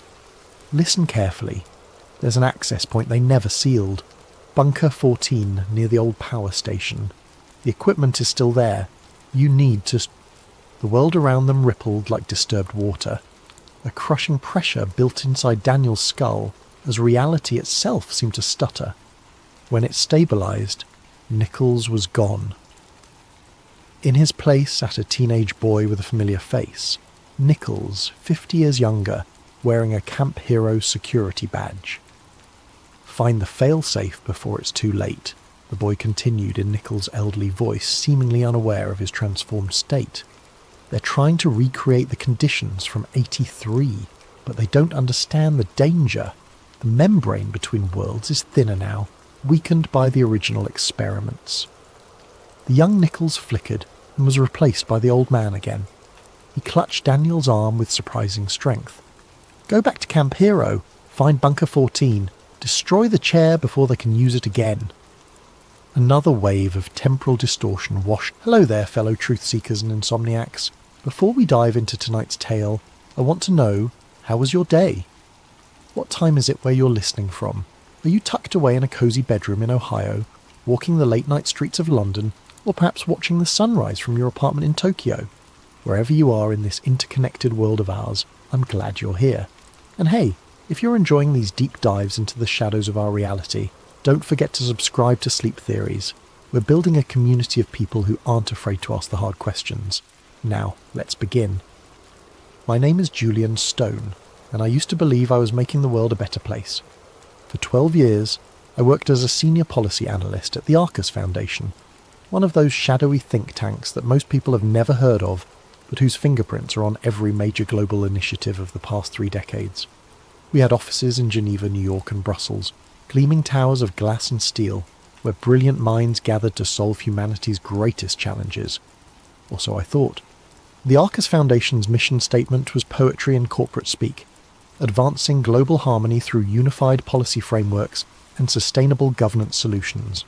We consulted with the UN on climate initiatives, advised the IMF on economic stability measures, and provided research support to the World Economic Forum's annual gatherings in Davos. I felt like I was part of something important, something that mattered. I specialised in demographic transition models, studying how populations respond to policy changes, economic pressures, and social interventions. My reports influenced food distribution programs in sub-Saharan Africa, urban planning initiatives in Southeast Asia, and immigration policies across the European Union. The work was intellectually stimulating, well compensated, and came with the satisfaction of knowing that my analysis was helping shape a more equitable world. That was before March 15th, 2024. Before I discovered what we were really building, the day started like any other. I arrived at our Geneva office at 7:30 a.m, grabbed my usual double espresso from the lobby cafe, and settled into my corner workspace on the 14th floor. The Alps were visible through my window, their snow-capped peaks catching the morning light. A view that never failed to remind me how fortunate I was to be there. My supervisor, Dr. Elena Vasquez, stopped by my desk around 9 a.m. Elena was a former World Bank economist with connections that reached into every major international organisation. She had recruited me personally from Columbia University, where I'd completed my PhD in applied policy analysis. Over the years, she'd become something like a mentor to me. "Julian, we have a situation," she said, her usually composed demeanour showing cracks of stress. "There was a security breach in our server infrastructure last night. Nothing critical was compromised, but we need a full audit of our internal document database. I'm putting you in charge of the cleanup." This wasn't unusual. Think tanks like ours were constant targets for corporate espionage, activist hackers, and foreign intelligence services. Our cybersecurity protocols were robust, but no system was perfect. I'd handled similar situations before, cataloguing sensitive documents, ensuring proper classification levels, and identifying any potential vulnerabilities in our information architecture. "What kind of breach are we talking about?" I asked, already pulling up our security monitoring dashboard. "Attempted penetration of our archived research database. The intrusion was blocked, but it triggered an automatic review protocol. Legal wants everything above classification level 7 to be personally verified by senior staff." Elena handed me a secure tablet loaded with administrative credentials. "Start with the Governance Innovation Archive. That's where our most sensitive collaborative research is stored." The Governance Innovation Archive. I'd heard references to it in high-level meetings, but had never had clearance to access it directly. My excitement at finally getting a peek behind the curtain was tempered by the tedious nature of the task ahead. Archive reviews were notoriously time-consuming. Thousands of documents to be sorted, verified, and reclassified. I spent the morning working through routine policy papers, demographic studies, and economic forecasting models. Most of it was familiar territory, research I'd either contributed to or referenced in my own work. The sun traced its arc across the sky as I methodically processed file after file. It was around 2:30 p.m. when I found it. The document was buried deep in a subfolder labelled Historical Research Initiatives, nestled between a 1997 study on European monetary integration and a 2001 analysis of post-Soviet economic transitions. The file name was innocuous: GI Archive Reset Framework version 7.pdf. But when I opened it, the blood in my veins turned to ice water. Project RESET Comprehensive Societal Restructuring Protocol. Classification level, Obsidian. Distribution, Council authorization only. Date, August 12th, 1998. The document was 247 pages long. What I read in those pages would shatter everything I thought I knew about the world, about my work, and about the true nature of the organisations I'd devoted my career to serving. The executive summary was clinical in its brutality. The transition to harmonised global governance requires systematic deconstruction of existing national sovereignty frameworks, followed by controlled reconstruction under unified administrative protocols.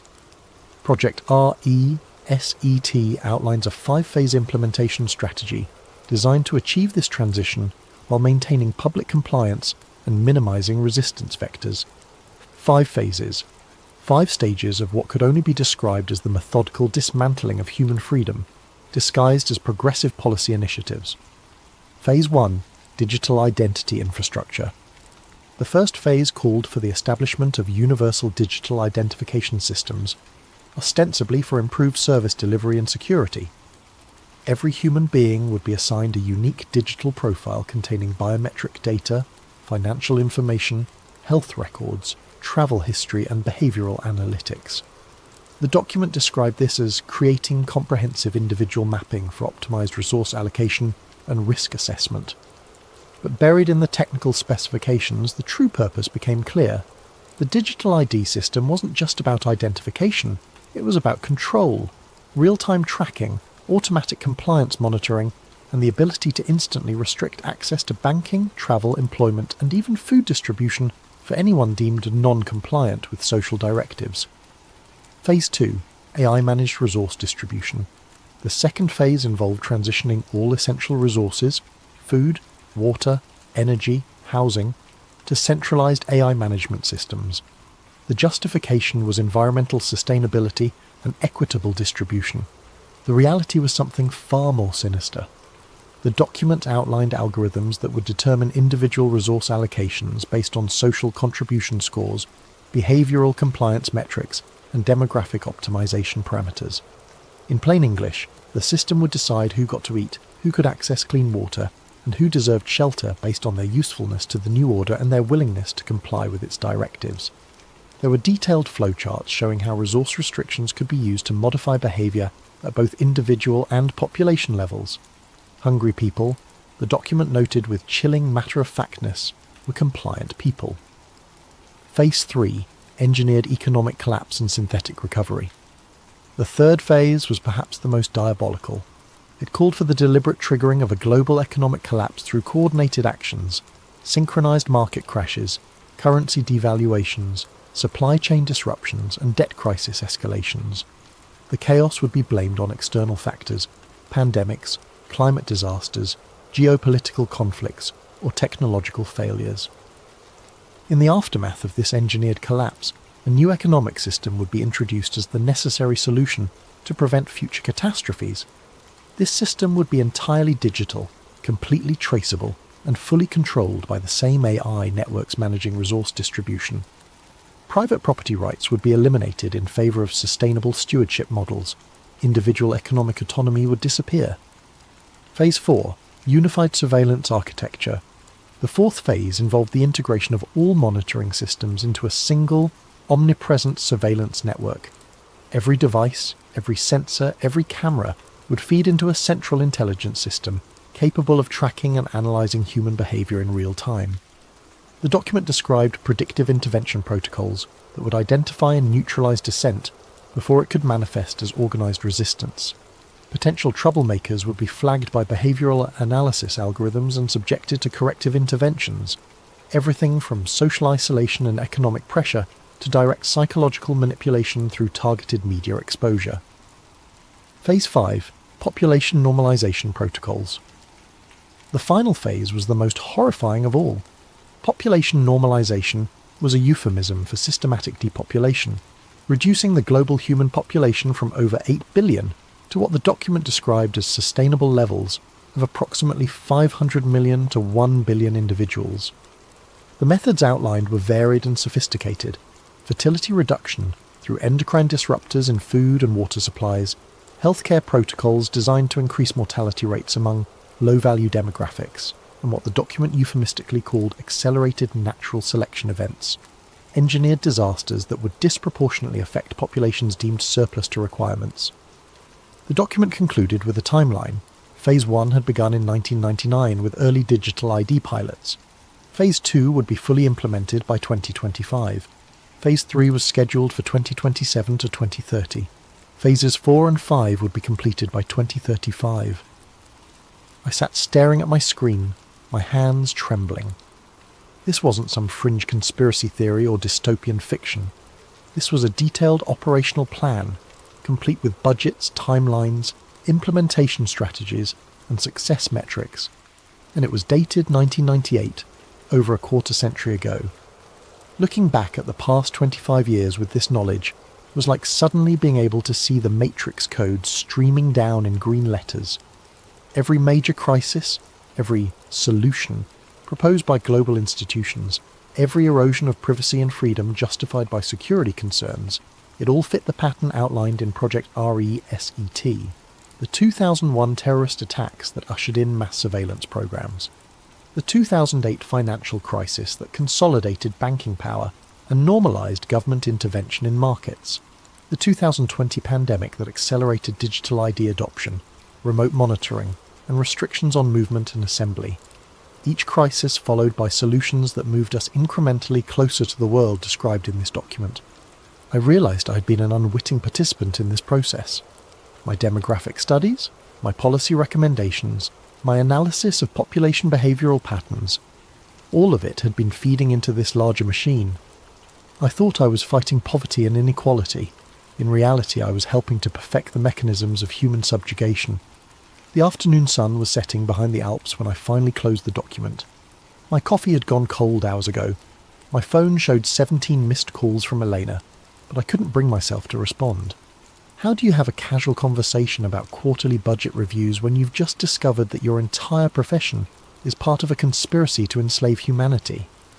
I needed to understand more. If this document was real, and every instinct I had told me it was, then there had to be other evidence. References to council authorization suggested a governing body overseeing the implementation. The technical specifications implied vast infrastructure investments that would leave paper trails, and the timeline suggested that we were currently in the middle of Phase 2, with Phase 3 approaching rapidly. As I prepared to leave the office that evening, Elena appeared at my cubicle. Her expression was carefully neutral, but I caught something in her eyes, a wariness that hadn't been there that morning. "How's the archive review coming along?" she asked. "Fine," I managed. "Just working through the historical research files. Nothing unusual so far." She nodded, but her gaze lingered on my computer screen. "Good. Make sure you flag anything that seems out of place. We can't afford any compliance issues with the legal review." After she left, I copied the Project RESET document to an encrypted drive. Call it insurance or call it stupidity. I knew I couldn't let this information disappear into the bureaucratic machinery of damage control. If what I'd read was true, then the fate of human civilization hung in the balance. That night I lay awake in my Geneva apartment, staring at the ceiling and trying to process what I'd discovered. Outside my window, the city hummed with the quiet activity of normal life. People returning from dinner, late commuters heading home, the distant sound of traffic on the highway, all of them oblivious to the web of control being woven around them. I thought about my colleagues at Arcus, brilliant and dedicated people who believed, as I had, that we were working toward a better world. How many of them knew the truth? How many were complicit, and how many were simply useful idiots like I had been? More disturbing was the realization that the plan was working. Digital ID systems were being rolled out globally under the banner of convenience and security. AI-managed resource distribution was being piloted in smart cities around the world. Economic instability was increasing, with more frequent market volatility and supply chain disruptions becoming the new normal. The infrastructure for total control was being built piece by piece, sold to the public as progress and innovation, and by the time people realized what they had traded away, it would be too late to resist. As dawn broke over Lake Geneva, I made a decision that would change the trajectory of my life forever. I was going to find out who was behind Project RESET, how far the implementation had progressed, and whether there was any way to stop what was coming. I had no idea that by opening that file, I had already marked myself for termination. The next 3 weeks were a masterclass in paranoid research methodology. I couldn't use Arcus resources for obvious reasons, and I couldn't risk conducting searches from my home computer that might trigger surveillance algorithms. Instead, I developed a routine of visiting different internet cafes, public libraries, and university computer labs around Geneva, always paying with cash and never staying in one location for more than an hour. What I discovered during those weeks of clandestine investigation was both validation and horror. The language from Project RESET wasn't just theoretical. It was operational vocabulary that had been seeded into the public discourse for decades. The phrase, "Build Back Better," appeared in a 2005 United Nations Disaster Risk Reduction Framework, years before it became a mainstream political slogan. Sustainable development goals weren't just environmental initiatives, they were restructuring protocols directly lifted from the Project RESET documentation. Stakeholder capitalism wasn't a progressive business philosophy. It was the economic model described in Phase 3 of the plan. I started mapping connections, creating a network diagram that resembled a spider web of interlocking organisations, all connected by shared personnel, funding sources, and ideological frameworks. At the centre of this web were names that any political science student would recognise: the Bilderberg Group, the Trilateral Commission, the Council on Foreign Relations, the Club of Rome, and the World Economic Forum. But it was the personnel overlaps that made the pattern undeniable. The same individuals appeared on the boards of multiple organisations, moved seamlessly between government positions and private sector roles, and maintained influence networks that spanned decades. These weren't coincidences. They were evidence of coordinated long-term planning. Dr. Klaus Müller, for instance, had served on the board of the Arcus Foundation since 2003, while simultaneously holding positions with the Trilateral Commission and maintaining an advisory role with the World Economic Forum. His academic credentials were impeccable. PhD in International Relations from Harvard, former Deputy Director of the IMF. But his career trajectory revealed a pattern of strategic positioning within the exact organisations mentioned in Project REZT. Elena Vasquez, my own supervisor, had spent 3 years with the World Bank before joining Arcus. Her previous role involved developing population optimization models for developing nations, work that, in light of what I now knew, took on a sinister new meaning. The more I dug, the more I realised that the world of international policy wasn't the collegial academic environment I had believed it to be.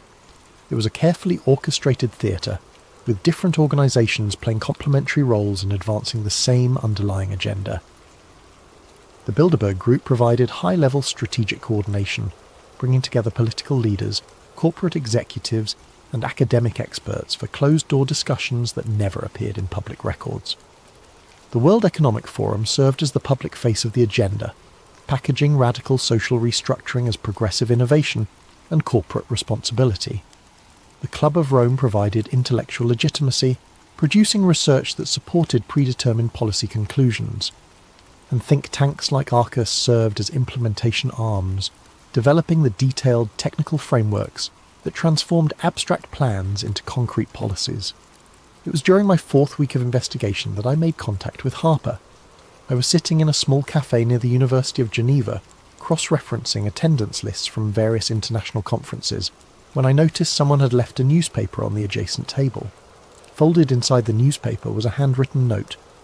"You're asking the right questions, but you're asking them in the wrong places. Tomorrow, 3 p.m, Parc des Bastions, near the Reformation Wall. Come alone." My first instinct was to ignore it. Paranoia was an occupational hazard when researching conspiracy theories, and I had no way of knowing whether this was a genuine contact or an elaborate trap. But the note demonstrated knowledge of my research activities that was both impressive and terrifying. Someone had been watching me, tracking my movements, and monitoring my investigation. The next afternoon, I found myself walking through Parc des Bastions with sweaty palms and a racing heart. The Reformation Wall loomed ahead of me, a massive stone monument celebrating the Protestant Reformation, with larger-than-life statues of religious reformers who had challenged the established order of their time. The irony wasn't lost on me. Harper was waiting on a bench facing the monument. He looked to be in his 60s, with silver hair and the kind of weathered face that suggested a lifetime of difficult experiences. His clothing was unremarkable, a grey wool coat, dark slacks, leather shoes that had seen better days. But his eyes were alert and calculating, constantly scanning our surroundings with the practised vigilance of someone accustomed to danger. "Julian Stone," he said as I approached. It wasn't a question. I sat down beside him, maintaining the pretense of casual conversation in case we were being observed. "How do you know who I am?" "I know because I've been watching the Watchers for longer than you've been alive." His accent was British, with traces of something else, perhaps South African or Australian. "My name is Harper. I used to work for Her Majesty's Secret Intelligence Service until I learned some things that made continuing that work problematic." We sat in silence for a moment, watching tourists take photographs of the monument. A group of schoolchildren ran past, laughing and playing games that seemed impossibly innocent, given the conversation I was about to have. "You found the Project RESET documentation," Harper continued. "Impressive work, considering the access restrictions. Most people in your position never make it past the first layer of classification. Most people in my position, policy analysts, research coordinators, academic consultants, the intellectual workforce that powers the think tank ecosystem. You're all kept in comfortable compartments, given enough information to do your jobs effectively, but never enough to see the complete picture. It's an elegant system, really. The vast majority of people working within the network genuinely believe they're contributing to positive change. Harper reached into his coat and withdrew a slim folder. But you've seen behind the curtain now. The question is, what do you intend to do with that knowledge? I took the folder, glancing around to ensure we weren't attracting attention. Inside were photographs, documents, and what appeared to be transcripts of recorded conversations. The material was far more detailed than anything I had discovered during my own research. Project RESET is Phase 4 of a much larger operation, Harper explained. The planning began in the 1970s, when a group of industrialists, academics, and political leaders became convinced that democratic governance was incompatible with long-term social stability. They believed that ordinary people were too short-sighted, too emotional, and too self-interested to make rational decisions about complex global challenges. The first document in the folder was a memorandum dated 1975, bearing the letterhead of the Club of Rome. The subject line read, "Crisis of Democracy, Toward Managed Governance Solutions." The oil crisis of 1973 was a test run, Harper continued, a demonstration of how quickly modern civilization could be disrupted and how readily populations would accept authoritarian measures if they were presented as temporary emergency responses. The success of that operation convinced the planners that more comprehensive interventions were not only possible, but necessary. I flipped through pages of meeting minutes, budget allocations, and organisational charts. Names I recognised from my research appeared throughout the documentation, along with others I'd never heard of, shadowy figures who seemed to wield enormous influence while maintaining complete public anonymity.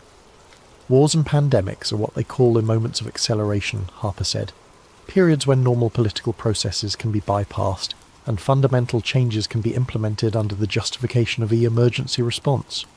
The 2001 attacks accelerated surveillance infrastructure development by at least a decade. The 2020 pandemic accelerated digital control systems by another decade. A photograph in the folder showed a group of men in expensive suits standing around a conference table. The image quality suggested it had been taken with a hidden camera. Harper pointed to a figure partially obscured by shadows. That's Dr. Heinrich Strasser, primary architect of the population normalization protocols. Officially, he's a retired professor of demographics from the London School of Economics. Unofficially, he's the man responsible for calculating optimal population levels and developing implementation strategies for achieving those targets. The casual way Harper discussed mass depopulation sent chills down my spine. We were talking about the systematic elimination of billions of human beings, as if it were an abstract policy problem to be solved through careful planning and efficient execution. "Why are you telling me this?" I asked. Harper was quiet for a long moment, watching a young couple push a stroller along the path in front of us. Because the timeline has accelerated. What was supposed to be a gradual transition over several decades is now being compressed into a few years. The planners are concerned about growing public awareness and resistance, so they've decided to move directly to Phase 3, the economic collapse scenario. He handed me a small device that looked like a modified smartphone. Everything you need to understand the current operational status is on that device. Meeting schedules, communication intercepts, financial transaction records. But be warned, accessing this information will mark you as a priority target. They won't try to discredit you or buy you off. They'll simply make you disappear. I pocketed the device, my hands trembling. What about you? How have you managed to avoid disappearing? Harper smiled grimly. I haven't. The man who used to be called Harper died in a car accident in Morocco 15 years ago, according to official records. The person sitting next to you is a ghost, and ghosts have certain advantages when it comes to moving through the world undetected. We parted ways without shaking hands or exchanging contact information. Harper simply stood up, walked away, and disappeared into the crowd of tourists and afternoon shoppers. I remained on the bench for another hour, trying to process what I had learned, and struggling with the magnitude of the decisions I now faced. That evening I examined the device Harper had given me. The interface was unlike anything I'd seen before. clearly custom-built with security features that went far beyond commercial encryption standards. The data it contained was staggering. Real-time intelligence on Project RESET implementation across multiple continents, detailed profiles of key personnel, financial flows between organisations, and most disturbing of all, operational timelines for the next phase of the plan. According to the intelligence Harper had provided, Phase 3, the engineered economic collapse, was scheduled to begin within 18 months.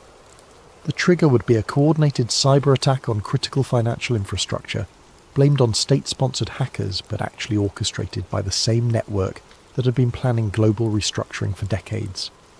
The attack would simultaneously cripple banking systems, electrical grids, supply chains and communication networks across North America and Europe. In the chaos that followed, emergency powers would be invoked, constitutional protections would be suspended, and the new digital control systems would be implemented as temporary security measures. Within 6 months of the collapse, the new economic system would be fully operational. Physical currency would be eliminated in favour of digital transactions that could be monitored, controlled, and restricted in real time. Universal basic income would be introduced, but payment would be conditional on compliance with behavioural modification programs. Private property rights would be suspended in favour of collective stewardship models managed by AI allocation algorithms. Anyone who resisted the transition would find themselves cut off from the economic system entirely, unable to buy food, unable to access shelter, unable to travel or communicate. Social pressure and biological necessity would force compliance within weeks.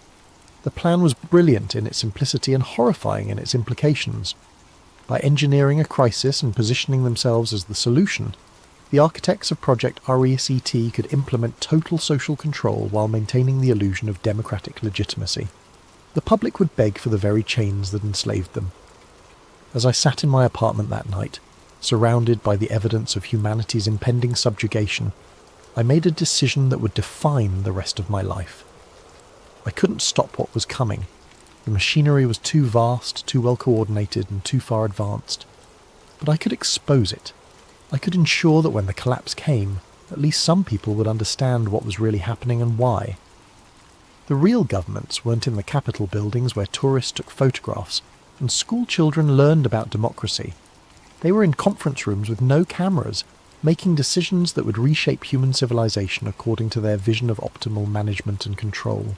But first, I needed to learn more about the Council of Nine, the shadowy governing body that Harper had mentioned only in passing, but that seemed to represent the apex of the power structure I was investigating. What I would discover about the Council would make everything I had learned so far seem like a preparation course for the real horror show. Harper contacted me again 3 days later, this time through a more sophisticated method that demonstrated the depth of his surveillance capabilities. When I returned home from work, I found that someone had been in my apartment. Nothing was missing, nothing was damaged, but subtle signs indicated professional intrusion. A book moved slightly on my desk, a coffee cup repositioned by a few inches, the angle of my computer monitor adjusted just enough to be noticeable. On my kitchen table was a single playing card, the 9 of spades, with a time and location written on the back in precise handwriting. Thursday, 9 p.m, Jet d'eau viewing platform. The Jet d'eau was Geneva's famous water fountain, a towering spray of lake water that had become the city's unofficial symbol. The viewing platform offered panoramic views of Lake Geneva and was typically crowded with tourists during the day, but at 9 p.m. on a Thursday in early spring it would be largely deserted. I arrived 15 minutes early, using the time to scan for potential surveillance or security threats.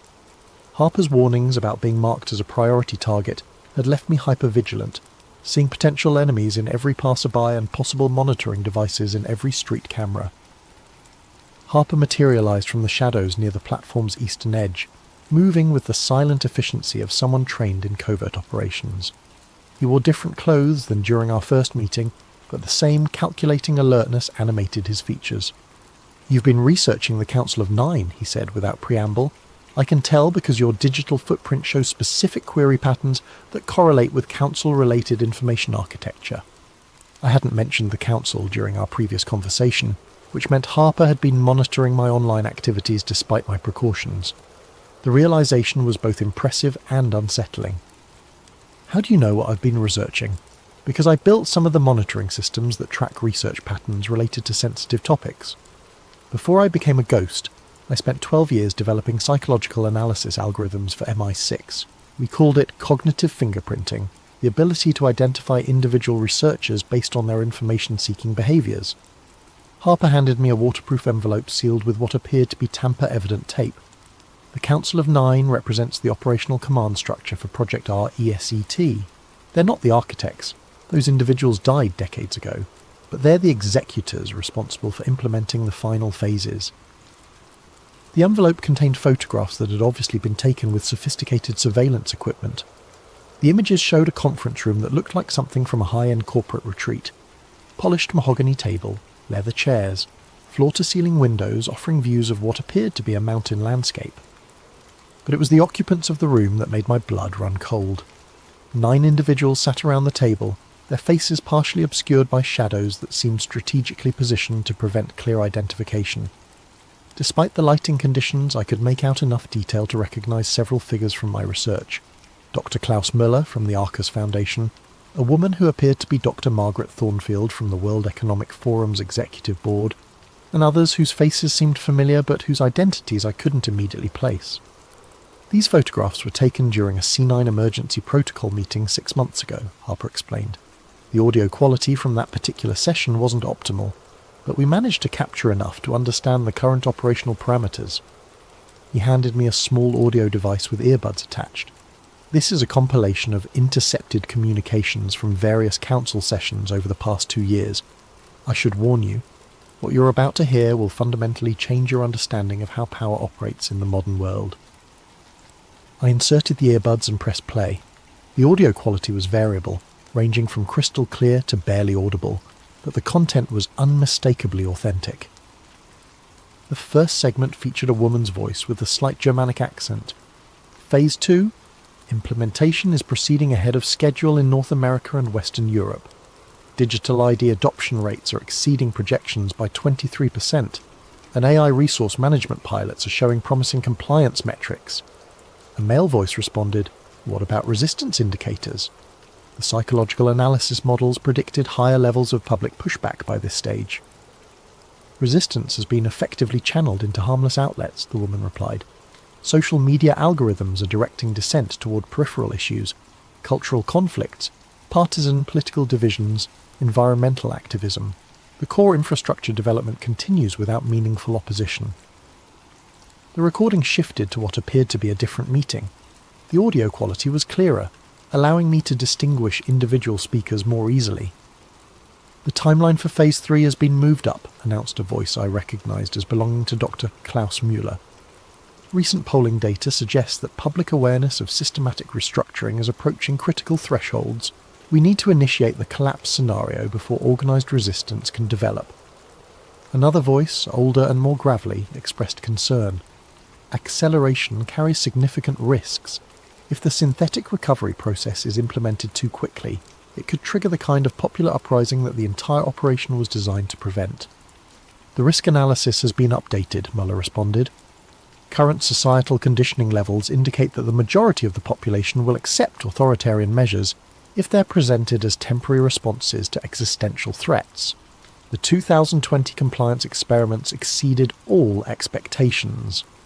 The recording continued for over an hour, revealing operational details that confirmed Harper's earlier warnings.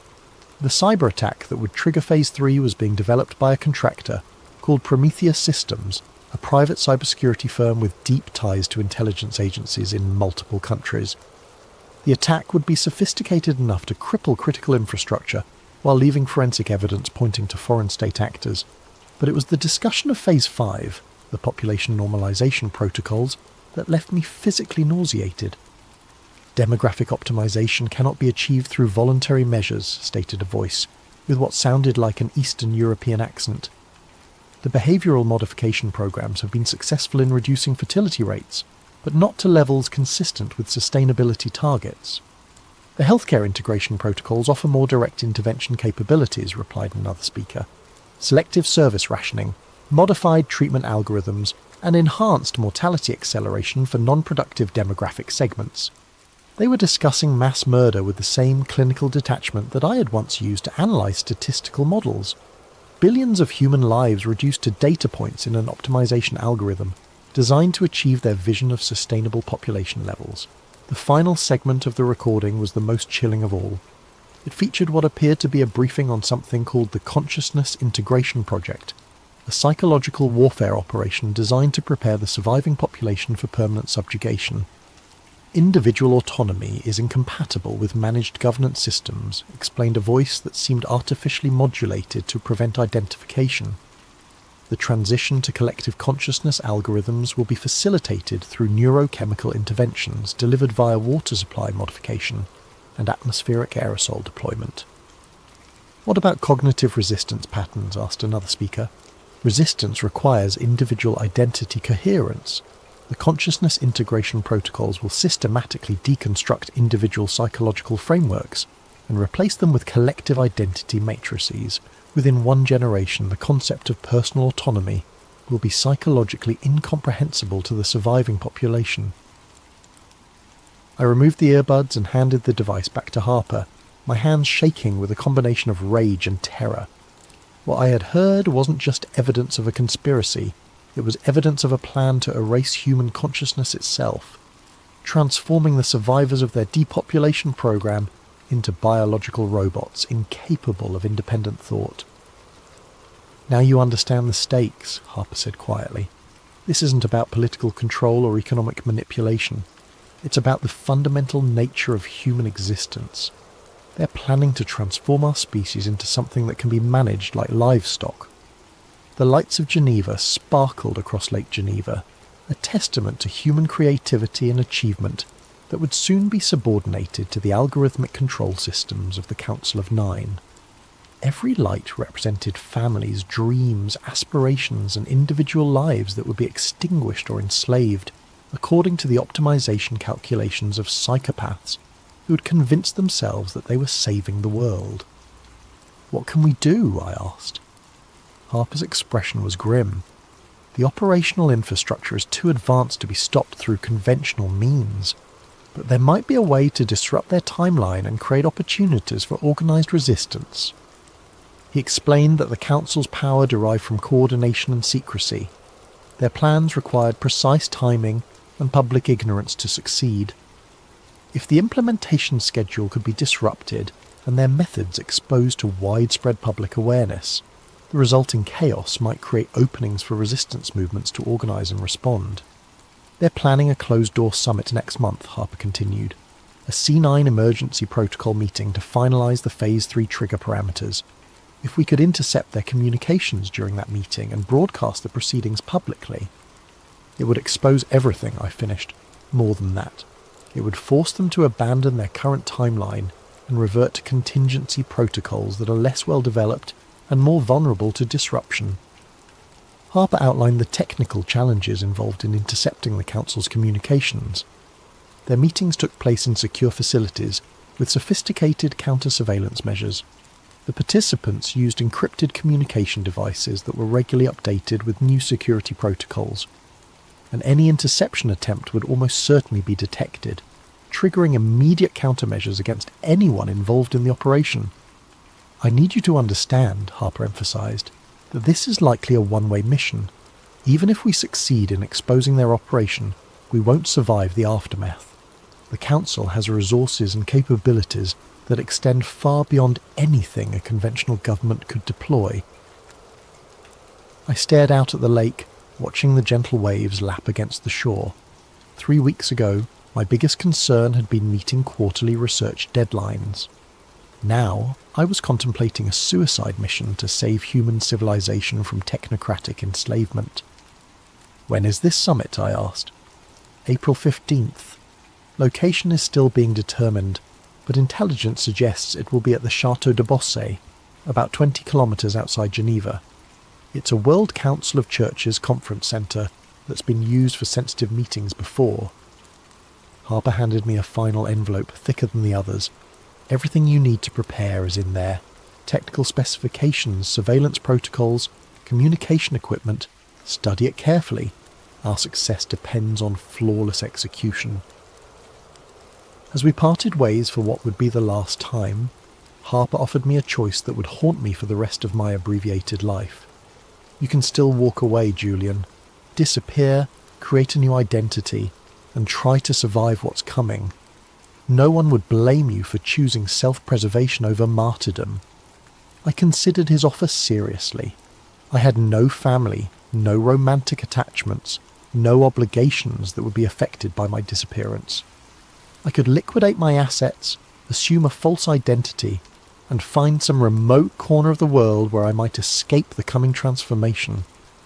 But as I walked home through the streets of Geneva, I realised that escape was an illusion. There would be no safe havens in the world the Council of Nine was creating. Every corner of the globe would eventually be incorporated into their control grid. And even if I managed to survive the initial phases of their plan, I would spend the rest of my life knowing that I had possessed the knowledge and opportunity to resist, but had chosen cowardice instead. The next morning I submitted my resignation to the Arcus Foundation, citing family health issues that required my immediate attention. Eleanor Vasquez accepted my resignation, with what seemed like genuine regret, though I noticed she didn't press for details about my family situation. I spent the following 3 weeks studying Harper's materials and preparing for the mission. The technical challenges were formidable, but not insurmountable. The Château de Bossey's security systems were sophisticated but not impregnable. More importantly, Harper had provided me with detailed intelligence about the Council's communication protocols and meeting procedures. The plan was elegantly simple. I would infiltrate the chateau during the summit, establish a covert listening post in the building's communication infrastructure, and broadcast the Council's proceedings live to multiple online platforms simultaneously. The global exposure would make it impossible for them to suppress the information or maintain the fiction of legitimacy. April 15th arrived with an unseasonable spring snowstorm that provided perfect cover for my approach to the chateau. I'd spent the previous night in a small hotel in Séligny, using the time to conduct final equipment checks and mentally prepare for what was likely to be my final mission. The chateau was the imposing medieval structure surrounded by manicured gardens and modern security installations. Thermal imaging revealed the presence of at least 12 security personnel, along with the 9 council members and their personal staff. The building's communication systems were exactly as Harper had described. A central server room in the basement that handled all electronic communications for the facility. I made my approach through the gardens, using the snow and darkness to avoid the exterior security cameras. Harper's intelligence had identified a service entrance that was monitored but not heavily guarded. A simple electronic lock bypass granted me access to the building's interior. The next 30 minutes were the most terrifying of my life. Moving through the chateau's corridors while armed security personnel patrolled just meters away required a level of stealth and nerve that I had never before been required to demonstrate. Every creak of the floorboards, every shadow in the hallways, every distant sound could have meant discovery and immediate termination. The server room was located exactly where Harper's blueprints had indicated.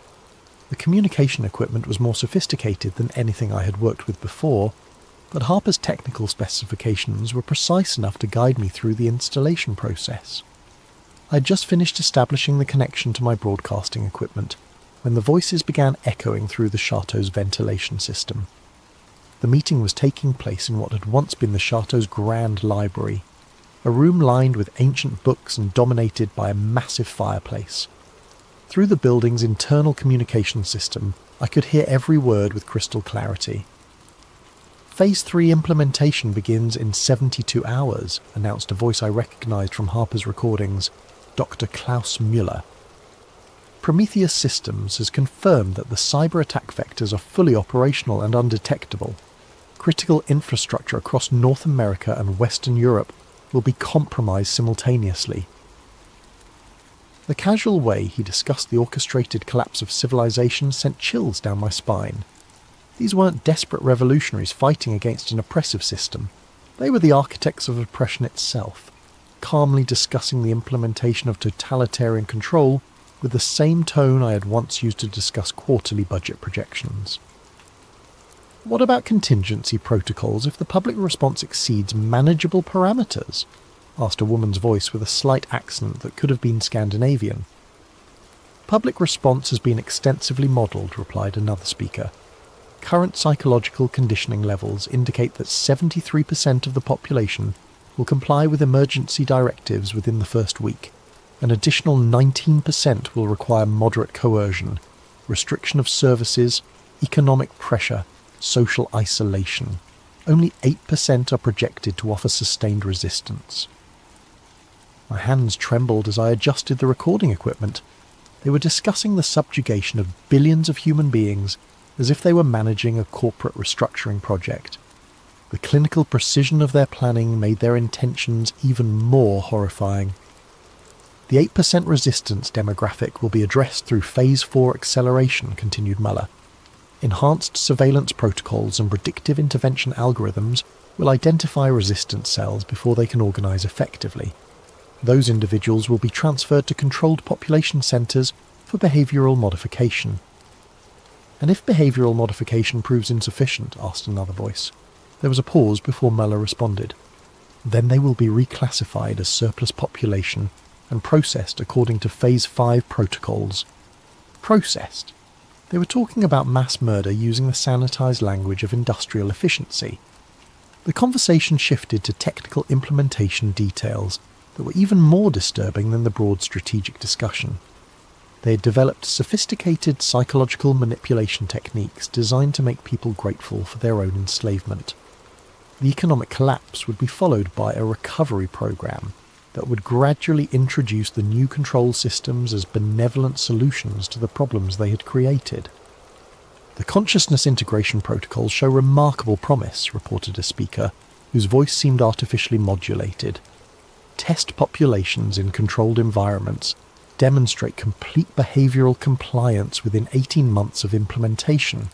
Individual identity dissolution proceeds according to projections, with subjects reporting increased satisfaction and social harmony. They had been experimenting on human populations.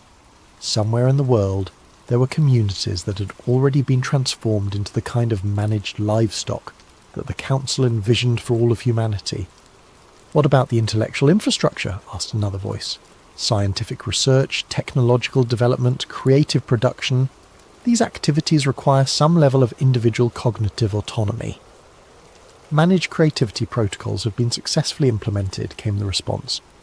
Intellectual production can be optimized through selective cognitive enhancement of designated individuals while maintaining overall population compliance.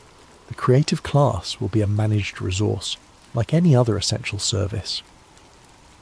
Even human creativity would be subordinated to their control systems.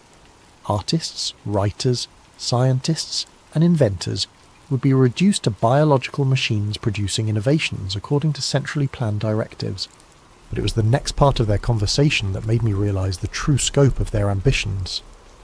The interplanetary expansion protocols require careful coordination with Phase 5 implementation, announced a voice I hadn't heard before. Optimal population levels for Earth-based operations must be maintained while developing sustainable colonies for the management class.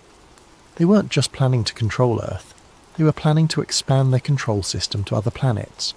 The population reduction wasn't just about sustainability, it was about creating a manageable labour force, while the ruling class established themselves as the founders of interplanetary civilization. Mars colony infrastructure development is proceeding ahead of schedule, reported another speaker. The first management class settlement can be established within 15 years, with full operational capability within 30. Earth-based population levels can be reduced to maintenance requirements, while interplanetary expansion continues.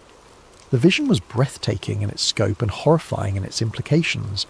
Earth would become a managed preserve populated by enslaved humans whose consciousness had been technologically altered to ensure compliance. Meanwhile, the architects of this system would establish themselves as the lords of a new cosmic empire, free from the limitations and messy complications of democratic governance. I was so absorbed in the horror of what I was hearing that I almost missed the sound of footsteps in the corridor outside the server room. My blood turned to ice as I realised that someone was approaching my hiding place. The door opened slowly, revealing a figure in dark clothing carrying what appeared to be a sophisticated detection device. He swept the room methodically, his equipment clearly designed to identify unauthorized electronic devices. For a moment our eyes met across the server room. He was younger than I had expected, probably in his 30s, with the kind of athletic build that suggested military or law enforcement training. His expression was professionally calm, but I could see the calculation in his eyes as he assessed the situation. "Dr. Julian Stone," he said quietly. "You're not supposed to be here." I had been caught, but the recording was still active. My mission could still succeed if I could delay long enough for the broadcast to complete. "Neither are you, I'd imagine," I replied, trying to keep my voice steady. "Unless you're part of their security detail." He smiled grimly. "I'm part of something else entirely. Someone who shares your concerns about what's happening in that room upstairs." The revelation that I wasn't alone in my resistance lifted a weight from my shoulders that I hadn't realized I was carrying. "How many others are there?" "More than they know. Fewer than we need." He moved closer, keeping his voice low. "The broadcast is working. The signal is getting through to multiple platforms simultaneously, but they're going to detect the transmission within minutes, and when they do, we're both dead," I finished. "Probably, but the information will be out there. People will know the truth." From upstairs we could hear the council's discussion continuing. They were moving into operational details for the immediate aftermath of the cyber attack. Emergency broadcast scripts, military deployment protocols, procedures for implementing martial law while maintaining the illusion of democratic legitimacy. "The public messaging framework is critical," Merla was saying. "The population must believe that the emergency measures are temporary responses to an external threat. Constitutional rights can be suspended indefinitely as long as the suspension is framed as protective rather than punitive." My companion, he had never given me his name, was monitoring the broadcast signal on a handheld device. "Upload is at 67% completion," he whispered, "but they're starting to scan for unauthorized transmissions." The voices from upstairs were becoming more animated, suggesting that someone had noticed the security breach. "We have a problem," announced a voice I hadn't heard before. "Our communication systems are showing signs of external access. Someone is intercepting our proceedings." The response was immediate and chilling. "Lock down the facility, search every room, find the source of the breach and eliminate it." 78% complete, my companion reported. "Just need a few more minutes." But we didn't have a few more minutes. The sound of heavy footsteps was echoing through the corridors as security personnel began a systematic search of the building. It was only a matter of time before they reached the server room. 85% complete, came the whispered update. The footsteps were getting closer. I could hear radio chatter as the security team coordinated their search pattern. The voices were professional, efficient, and absolutely ruthless. 92% complete. A voice outside the door. "Check the server room. Full scan for unauthorized equipment. 97% complete." The door handle turned. "Upload complete," my companion whispered just as the door burst open. What happened next was a blur of violence and chaos that I'm still not entirely sure I remember accurately. Multiple armed figures poured through the doorway, their weapons trained on both of us with professional precision. My companion, the man who had helped me complete the broadcast, was shot immediately, his body crumpling to the floor without a sound. I raised my hands, expecting to join him in death, but the lead security operative spoke into his radio instead of pulling the trigger. "Package secured, bring him upstairs." They dragged me from the server room, through the chateau's elegant corridors, and into the grand library where the Council of Nine had been conducting their meeting. The room was exactly as I had imagined it, ornate, imposing, and filled with the kind of understated luxury that spoke of genuine power rather than mere wealth. The 9 figures were still seated around their mahogany table, but now their attention was focused entirely on me. In the better lighting, I could see their faces more clearly than I had in Harper's photographs. They were older than I had expected, mostly in their 60s and 70s, with the kind of well-preserved appearance that came from access to the best medical care money could buy. Dr. Klaus Müller rose from his seat, his expression combining disappointment with professional curiosity. "Dr. Julian Stone, we've been monitoring your research activities for some time. Impressive work, actually. You identified patterns that took us decades to establish. I said nothing, focusing on memorizing as many details as possible about the room and its occupants. If I somehow survived this encounter, I wanted to be able to provide accurate descriptions to anyone who might continue the resistance. The broadcast has been successfully contained, reported one of the security operatives. All major platforms have been contacted, and the uploaded content is being systematically removed. Estimated public exposure was minimal, fewer than 10,000 views before suppression protocols were implemented. 10,000 people. It wasn't much, but it was something. Somewhere in the world, 10,000 individuals now knew the truth about Project RESET and the Council of Nine. Unfortunately, Muller continued, your interference has created complications that require immediate resolution. The Phase 3 timeline cannot be adjusted, which means we need to implement enhanced security protocols to prevent further breaches. A woman at the far end of the table spoke for the first time. Her voice was cultured, with the kind of accent that suggested expensive education and international travel. The Harper problem has been persistent for too long. This incident demonstrates that we can no longer afford to ignore opposition elements, regardless of how marginal they appear to be. Harper. My heart sank as I realised that my mentor in resistance had probably been captured or killed. The network of opposition that I had hoped might grow from our exposure had been compromised before it could develop. Harper was terminated 6 hours ago, confirmed one of the security operatives, along with 12 associated individuals identified through communication analysis. The resistance network has been effectively neutralised. The casual way they discussed murder was perhaps the most chilling aspect of the entire encounter. These weren't monsters or fanatics. They were bureaucrats implementing policy decisions with the same detached professionalism that I had once applied to demographic analysis. Which brings us to the question of what to do with Dr. Stone, Muller said, returning his attention to me. His knowledge of our operations is comprehensive, and his analytical capabilities are impressive. There might be value in incorporating him into our planning apparatus rather than simply eliminating him. The suggestion sent a chill down my spine that was worse than the threat of death. They were offering me the chance to become complicit in their plan, to use my skills to perfect the mechanisms of human enslavement. The offer is genuine, Muller continued, apparently reading my expression. Your research background makes you uniquely qualified to contribute to population management optimization. You could help us minimize the suffering associated with the transition process. Minimize the suffering of genocide, you mean? I replied, speaking for the first time since being brought into the room. Genocide is an emotionally charged term that doesn't accurately describe our objectives, responded the woman who had spoken earlier. We're implementing a comprehensive restructuring program designed to ensure long-term human survival. The current population levels are unsustainable, and democratic governance systems have proven incapable of addressing existential challenges. They genuinely believed they were saving humanity. The realization was somehow more terrifying than simple malice would have been. These weren't evil people.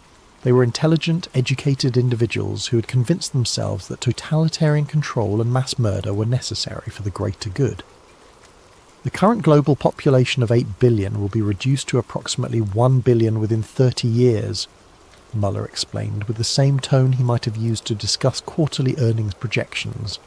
The selection process will be optimized to preserve genetic diversity, intellectual capacity, and cultural heritage while eliminating redundant demographic segments.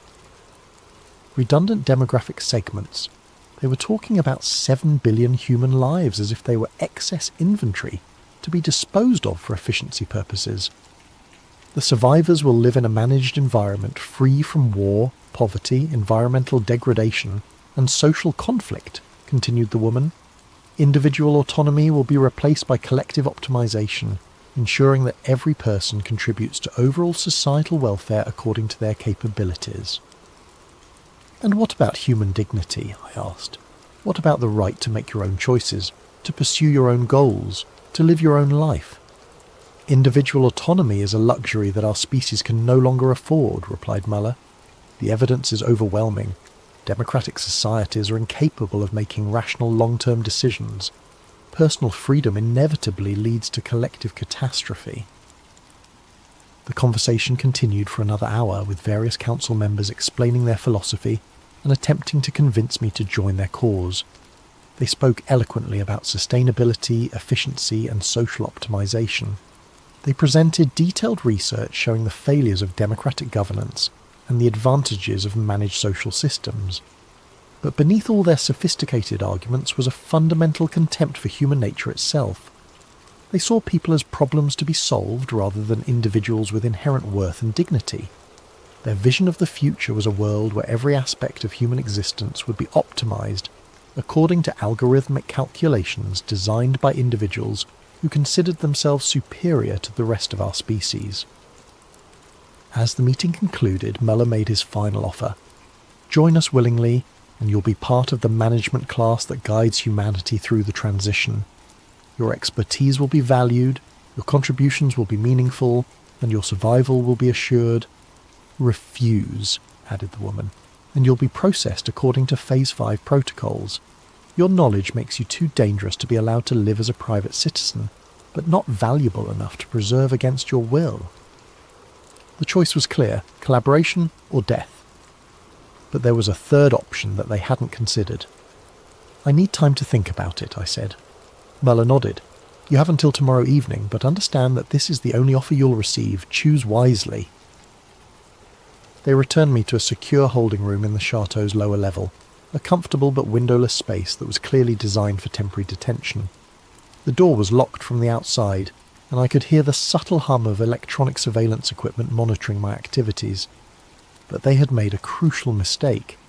In their arrogance, they had assumed that I would either join them or passively await execution. They hadn't considered the possibility that I might have prepared contingency plans for exactly this situation. Hidden in the lining of my jacket was a small device that Harper had given me during our final meeting. A dead man's switch connected to a comprehensive data package containing everything I had learned about Project RESET and the Council of Nine. If I failed to check in with the automated system every 24 hours, the information would be distributed to thousands of recipients worldwide, including journalists, government officials, and activist organizations. The Council's suppression of my live broadcast had been successful, but it wouldn't be enough to contain the firestorm that would erupt when Harper's complete intelligence archive was released. The evidence was too comprehensive, too well documented, and too widely distributed to be suppressed through conventional means. As I sat in that holding room, contemplating my final decision, I realized that the 10,000 people who had seen my broadcast were more significant than the Council understood. In the age of social media and viral information distribution, 10,000 viewers could become 10 million within hours if the content was compelling enough. The resistance wasn't dead. It was just beginning, and the Council of Nine was about to discover that their carefully constructed timeline was no longer under their control. I spent that night writing a final message, using the time to document everything I had learned and experienced. If I was going to die, I wanted my death to serve a purpose. The message would be transmitted along with Harper's archive, providing context and human perspective to the technical intelligence he had gathered. The next evening, when Muller returned to collect my decision, I was ready. I've made my choice, I told him, and I choose resistance. Muller's expression didn't change, but I could see the disappointment in his eyes. That's unfortunate. You could have been part of something historically significant. I already am, I replied, just not the way you intended. The following text was recovered from Dr. Julian Stone's encrypted files and released as part of the Harper Archive disclosure. It represents the final transmission sent by Dr. Stone before his disappearance. To whoever receives this message, my name is Julian Stone, and by the time you read this, I will probably be dead. But my death will serve a purpose if you understand what I'm about to tell you and act on that knowledge. Everything you've learned about Project RESET and the Council of Nine is true. They are not theoretical threats or abstract conspiracies. They are operational realities that are being implemented right now in the real world by real people with real power. The cyber attack that will trigger Phase 3 is scheduled to begin in less than 48 hours. When it happens, you will be told that foreign terrorists or hostile nations are responsible. You will be told that emergency measures are necessary to protect your safety and security. You will be told that the restrictions on your freedom are temporary responses to an unprecedented crisis. All of it will be lies. The attack will be orchestrated by the same people who will offer to save you from it. The emergency measures will be permanent features of a new system of control. The restrictions on your freedom will never be lifted because they were never intended to be temporary. But you have a choice. You can choose to believe the lies and accept the chains they offer you, or you can choose to resist and fight for the future of human dignity and freedom. If you choose resistance, you need to understand what you're fighting against. This is not a political movement that can be defeated through elections or legal challenges. This is a coordinated assault on human consciousness itself, implemented by people who have resources and capabilities that exceed anything most people can imagine. They control the media that shapes public opinion. They control the financial systems that determine economic stability. They control the technology platforms that facilitate communication and organisation. They have been planning this transformation for decades, and they have considered every possible form of resistance. But they have made one crucial error. They have underestimated the power of human consciousness itself. Individual awareness, when multiplied across millions of people, creates possibilities that no algorithm can predict or control.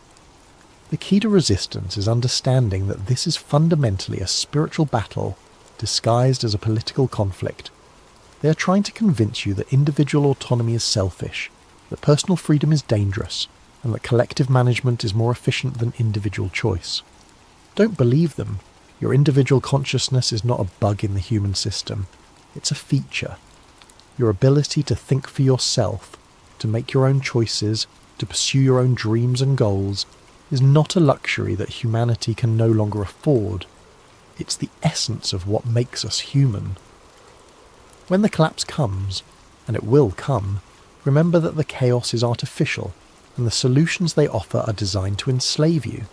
Organise locally, communicate privately, and maintain your individual identity at all costs. Most importantly, remember that you're not alone. All around the world, people are waking up to the reality of what is being done to them. The resistance is not centralised or organised in the traditional sense, but it is real and it is growing. The New World Order is not inevitable. It is simply the preferred outcome of people who have convinced themselves that they know better than the rest of us how we should live our lives. They are wrong, and if enough of us refuse to cooperate with their vision, they will fail. The choice is yours. Choose wisely. Choose resistance. Choose freedom. The future of human consciousness depends on it. Transmission ends. Addendum. The World Unity Day broadcast. The following transcript was recovered from archived television broadcasts dated 6 months after Dr. Stone's disappearance. The content has been verified as authentic by multiple independent sources. Good evening. This is Sarah Chen reporting for Global News Network with a special report on this year's World Unity Day celebration. Across the globe, millions of people are gathering to celebrate the remarkable progress we've made in building a more sustainable, secure and harmonious world. The past year has seen unprecedented cooperation between governments, corporations and civil society organisations in addressing the challenges facing our planet. The successful implementation of the Global Resilience Framework has provided stability and security for billions of people, while the Universal Basic Services Programme has eliminated poverty and inequality in participating regions. Behind me you can see thousands of happy families enjoying the festivities here in Geneva, grateful for the peace and prosperity that has been achieved through collective action and shared sacrifice. It's a remarkable testament to what humanity can accomplish when we work together toward common goals. But perhaps the most remarkable aspect of today's celebration is the sense of unity and purpose that pervades the crowd. Individual concerns and selfish interests have given way to collective consciousness and shared responsibility. It's truly inspiring to witness. In the background, we can see representatives from the Global Coordination Council observing the celebrations. These dedicated public servants have worked tirelessly to ensure that the transition to our new social model has been as smooth and beneficial as possible. One figure stands out among the observers, a man in dark clothing who seems to be watching the crowd with particular intensity. Our cameras haven't been able to get a clear shot of his face, but his presence adds to the sense of careful stewardship that characterises our New World Order. As we conclude this special report, I'm reminded of the words spoken by one of our Global Coordination Council members just last week. The New World Order isn't coming, it's here, and it's working exactly as intended. This is Sarah Chen, reporting for Global News Network. Thank you for watching, and happy World Unity Day. Firm paranoia. The terminal stood cavernous and quiet. Her footsteps echoed across the polished floors as she walked through the main concourse. Despite the late hour, the space felt unnaturally vacant. A few cleaning staff moved about like ghosts, and the occasional security guard made perfunctory rounds. Otherwise, the massive building seemed to be holding its breath. Bigger than the city of San Francisco, she muttered.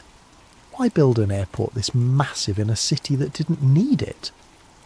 Evelyn had arranged a room at the airport hotel, giving her a reason to wander the terminals without arousing suspicion. She'd start properly tomorrow, but something compelled her to take a preliminary look around. The vast emptiness of night offered a freedom that daylight crowds would deny. Her attention drifted to the high ceilings, the elaborate art installations, the sheer scale of everything. DIA had cost $4.8 billion, $2 billion over budget. The explanations had never satisfied journalists like her. Something about the math didn't add up, as if the excess billions had built something else entirely. Near the south end of the terminal, she paused before the dedication capstone, a polished granite marker set into the floor. The Masonic square and compass symbol was prominently displayed, along with the date of dedication and, most curiously, reference to something called the New World Airport Commission. Evelyn knelt down, pretending to tie her shoe while snapping a photo with her pendant camera. The New World Airport Commission didn't exist, at least not officially. She'd checked every possible record. No such organisation had ever been registered anywhere in the United States. Hiding in plain sight, she whispered, tracing the Masonic symbol with her finger. The marker mentioned the airport being built for the people of New World. Not Denver, not Colorado, not even America. Just New World. As she stood, a security guard appeared nearby, watching her with unusual intensity. Evelyn smiled casually and moved on, but she could feel his eyes following her. Was she being paranoid, or had she already been marked as someone to watch? Moving toward the hotel, she passed the infamous murals that had spawned countless conspiracy theories. Even at this hour, their vivid imagery was disturbing. Children lying in coffins, a gas-masked figure wielding a scimitar, extinct animals, indigenous people weeping over destruction. The artist claimed they represented peace following environmental apocalypse, but to Evelyn, they looked more like plans than warnings. At the hotel check-in, the night clerk barely acknowledged her, sliding her keycard across the counter without meeting her eyes. "Enjoy your stay at DIA," he said mechanically. "I'm sure I will," Evelyn replied. "It's quite an impressive facility." "Larger than most people realise," the clerk said, finally looking up at her with an unnerving intensity. "Most of it you'll never see." The comment hung in the air between them. Had it been a casual observation or something more? Evelyn nodded politely and walked to the elevator. In her room, she unpacked her equipment and spread the printouts of the encrypted emails across the bed. Each contained fragments of maps, maintenance schedules, strange symbols, and cryptic references to underground levels not shown on any official blueprint. One phrase appeared in every message: Level Subnormal 3. She arranged the pieces, trying to make sense of the puzzle. Through the window, the massive blue Mustang glowed in the distance, its red eyes like beacons in the Colorado night. Beyond it, planes took off and landed on runways designed in a formation that, from above, resembled a swastika. Another coincidence that conspiracy theorists love to mention. Evelyn checked her watch. 3:42 a.m. She should sleep, but her mind raced with questions. Who had sent the emails? Why choose her? And most importantly, what really lay beneath the sterile, controlled environment of Denver International Airport? She took out her recorder pen and spoke softly. Day 0 at DIA. Tomorrow I begin mapping the visible to find the invisible. If the emails are correct, this isn't just an airport. It's the entrance to something much bigger and much darker. As she set down the pen, the lights in her room flickered briefly. Just an electrical hiccup, surely. But in that moment of darkness, Evelyn could have sworn she heard something humming beneath the floor. A deep, steady vibration, like massive machinery churning in the earth below. Morning brought artificial normality to Denver International Airport. Travellers rushed through security lines, baristas served overpriced coffee, and overhead announcements called for final boardings. Yet to Evelyn's newly attuned senses, everything felt like a performance, a carefully choreographed dance to disguise what lay beneath the surface. She sipped her coffee near the south atrium, pretending to work on her laptop while photographing the murals more thoroughly. The first, titled "Children of the World Dream of Peace," showed a massive military figure in a gas mask wielding a sword and an AK-47, stabbing a dove while surrounded by weeping mothers holding dead babies. Opposite this stood another panel where children of all races gathered around a central figure that glowed with supernatural light. Disturbing, aren't they? Evelyn startled as an elderly man settled beside her. His security badge identified him as Walter Simmons, Maintenance Division. They're certainly unusual for an airport, she replied carefully. Walter nodded. The artist, Leo Tanguma, claims they represent the triumph of peace over war and environmental stewardship over destruction. That's the official story anyway. And the unofficial story, Evelyn prompted. The old man smiled, revealing tobacco-stained teeth. Every place has stories. This one more than most. He tapped his badge. 32 years in maintenance here, since before they even finished construction. Evelyn closed her laptop. I'd love to hear more about your experiences. Would you now? His eyes narrowed slightly. Most folks don't care about the opinions of old janitors. I'm writing an article about unique airport architecture and art, she lied smoothly. Your perspective would be valuable. Walter studied her for a long moment before nodding toward the dedication capstone. You know what AUAG means in that cornerstone? The letters under the Freemason symbol? Chemical symbols for gold and silver? That's what they tell tourists. Walter leaned closer. In ancient alchemy, they represent the foundation of transformation, breaking down to build anew. Before Evelyn could respond, Walter stood abruptly. Meet me at closing time. Baggage claim level, Carousel 19, if you're really interested in architecture. Without waiting for a response, he shuffled away, disappearing into the crowd. Evelyn spent the next hours methodically photographing every strange element of the airport.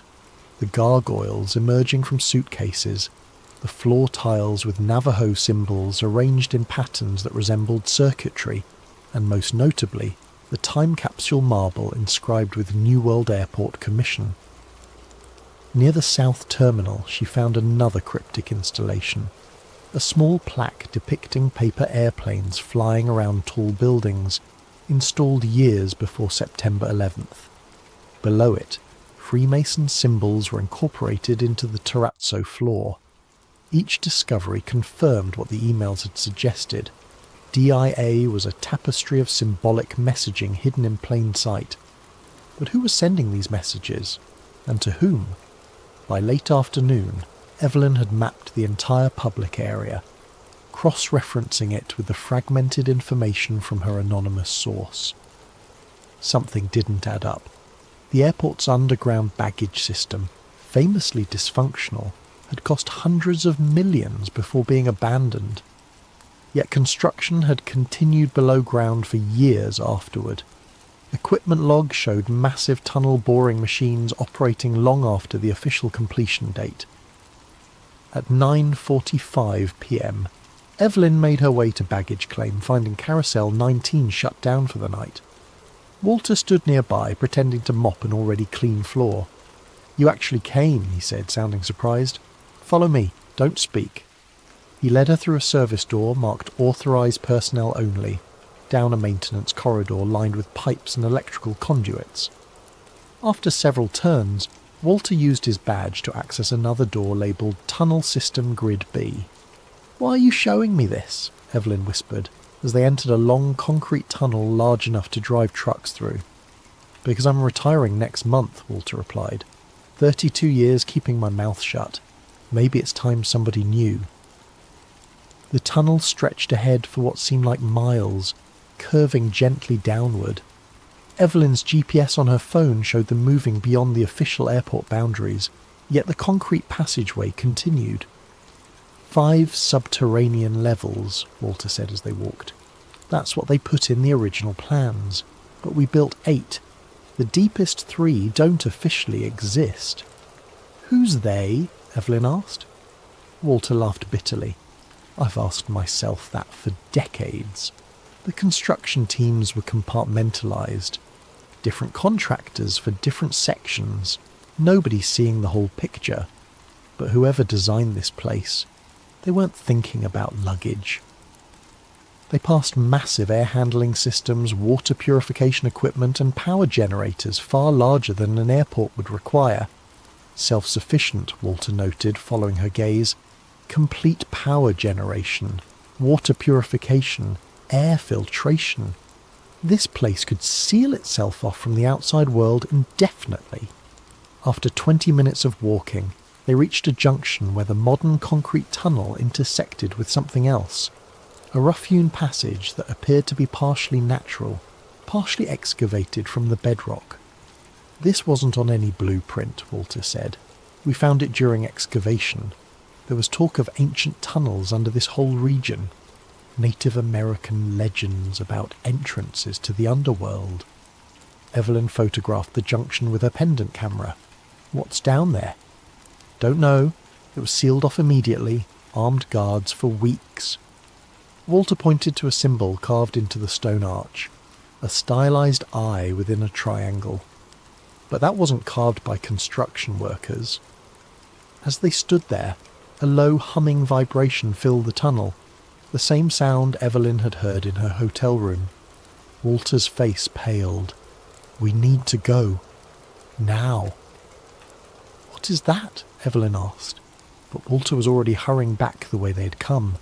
"Night shift's coming," he hissed. "If they find us here." They barely made it back to the public area before Walter's radio crackled to life. He answered it, speaking in clipped professional tones about a clean-up needed at Terminal C. "Don't try to find me again," he whispered to Evelyn before leaving. "And whatever you do, stay out the tunnels at night." Back in her hotel room, Evelyn downloaded the images from her camera and compared them with the diagrams from the anonymous emails. The strange carved symbol matched one that appeared repeatedly in her source's messages. Beneath it, her source had written, "The Eye watches the gate." She was drafting notes when her laptop suddenly crashed. When it rebooted, all her photos from the underground tunnel were gone. Even her backup files had been corrupted. A new email arrived, sent from her own account to herself. "Curiosity endangers more than cats. Level subnormal 3 is not for you." Evelyn stared at the message, her hands trembling. Someone had remotely accessed her computer. Someone was watching.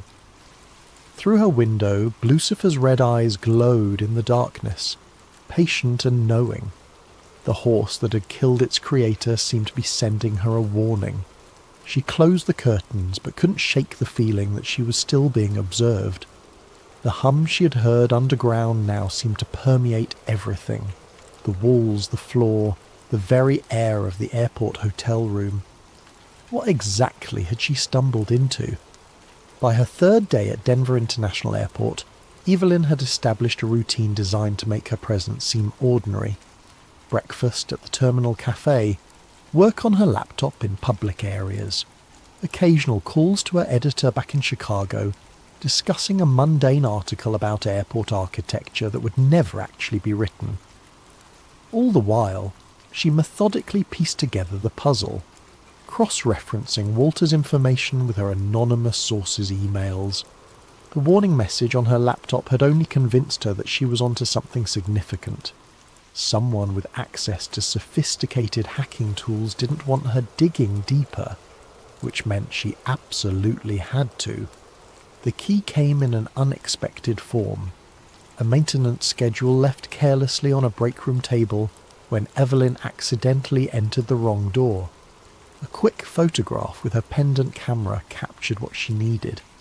Access codes for the lower service levels, and most importantly, shift change times when the tunnels would be momentarily unmonitored. At 2:47 a.m., dressed in a custodial uniform stolen from a supply closet, Evelyn swiped a copied maintenance badge at a service elevator near the East Terminal. The badge wouldn't pass close inspection, but might work for automated systems. Her heart pounded as the reader flashed green and the doors slid open. Inside, instead of the usual floor buttons, there was a keypad. Evelyn entered the code from the maintenance schedule, 794503. The elevator began to descend. 1 floor, 2 floors, 3. It continued past the standard basement levels into depths that shouldn't exist according to official blueprints. When it finally stopped, the display read simply S3, subnormal 3. The doors opened onto a dimly lit corridor unlike anything in the upper airport. The walls were bare concrete, lined with thick pipes and bundled cables. The air felt different, cooler with a faint metallic taste. And there was that hum again, stronger now, vibrating through the soles of her shoes. Evelyn stepped out cautiously, her pendant camera recording. The corridor stretched ahead, branching into multiple paths. Ventilation ducts large enough for a person to crawl through ran along the ceiling. Every 50 feet, red emergency lights cast an ominous glow. She followed the main passage, noting that unlike service areas meant for maintenance, these corridors were designed for regular foot traffic. The floors were finished with resilient industrial coating. Directional signs pointed to areas labelled with codes rather than names. QB7, processing long-term containment. After several minutes of walking, the corridor widened into a large circular hub with multiple doorways. In the centre stood a scale model of the airport, but not as it currently existed. This version showed DIA with 6 runways instead of 5, additional terminals, and expansive underground structures depicted in cutaway view. Evelyn photographed it from every angle. According to the model's date stamp, this was Denver International, as it would exist in 2030. An expansion already planned but not publicly announced. A doorway labelled Observation drew her attention. Through its small window she could see a darkened room with control panels and screens. Evelyn tried her badge, and to her surprise the door unlocked. Inside, monitors displayed camera feeds from all over the airport. Public areas, service tunnels, even the surrounding airfield. But other screens showed locations she couldn't identify. Underground chambers filled with rows of empty bunks, warehouses stocked with supplies, what appeared to be hydroponic gardens under artificial light. One monitor showed a massive circular room with a strange black structure in its centre, a monolith of some kind, at least 20 feet tall, with a polished obsidian surface. Around it, technicians in white coats took measurements with specialised equipment. Evelyn stared at the scene, transfixed. This was unlike anything she had expected to find beneath an airport. A logbook lay open on the control desk. Recent entries referenced resonance testing and frequency calibration. One notation particularly caught her eye. Portal stability at 87%. Requires additional anchoring before Phase 2. Portal? The sound in the corridor snapped her attention back to her surroundings. Voices approaching. Evelyn quickly turned off her pendant camera and slipped behind a server rack just as the door opened. Two men in dark uniforms entered, continuing a conversation already in progress. Third shipment this week. That's more than the previous 6 months combined. Orders from above. Accelerated timeline. Because of the seismic activity? Partially. Intelligence suggests we may have competitors accessing the network. Shanghai facility reported unusual readings. They moved to the control panels, their backs to Evelyn's hiding place. What about the upper levels? Security protocols. Remain in place. Limited access. Need-to-know basis. And the journalist? Evelyn's blood ran cold. Being handled. Her breach of the service tunnels was expected. Walter played his role perfectly. He doesn't know he's an asset. Of course not. Carefully cultivated over decades. Retirement package includes memory modification. The men fell silent as they focused on the monitors. One adjusted settings while the other took notes. Evelyn remained frozen behind the server rack, barely breathing. After what seemed like an eternity, they finished their work and moved toward the door. Shift change in 20 minutes. Make sure the containment teams are ready. What about tonight's arrivals? Processing as usual. The VIPs go directly to level S5. After they left, Evelyn waited 5 full minutes before emerging from her hiding place. Her mind raced with questions. Walter had been used to feed her information.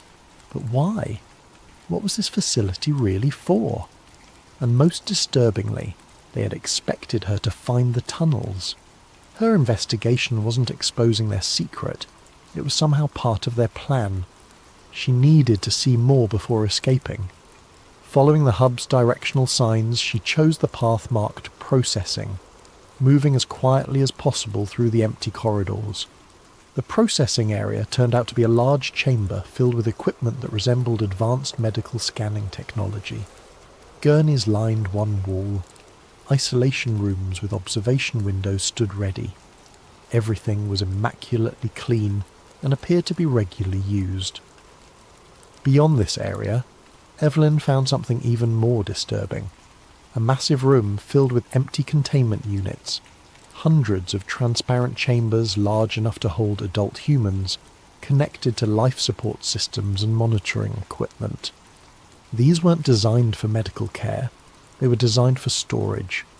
In an adjacent laboratory, refrigeration units held rows of vials labelled with alphanumeric codes. Research documents scattered on desks referenced extended biostasis and consciousness mapping. This went far beyond any government black site or military installation. Whatever was happening beneath Denver International Airport involved technologies and purposes Evelyn could barely comprehend. As she documented everything with her camera, the ambient hum that permeated the facility suddenly intensified. The lights flickered.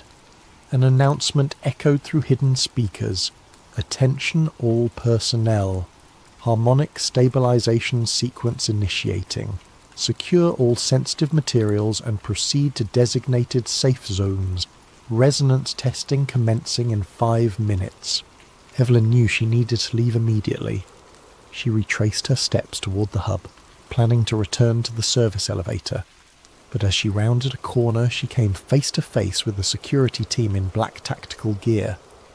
They didn't seem surprised to see her. "Evelyn Hart," the leader said calmly. "Your tour ends here." The security team didn't restrain Evelyn.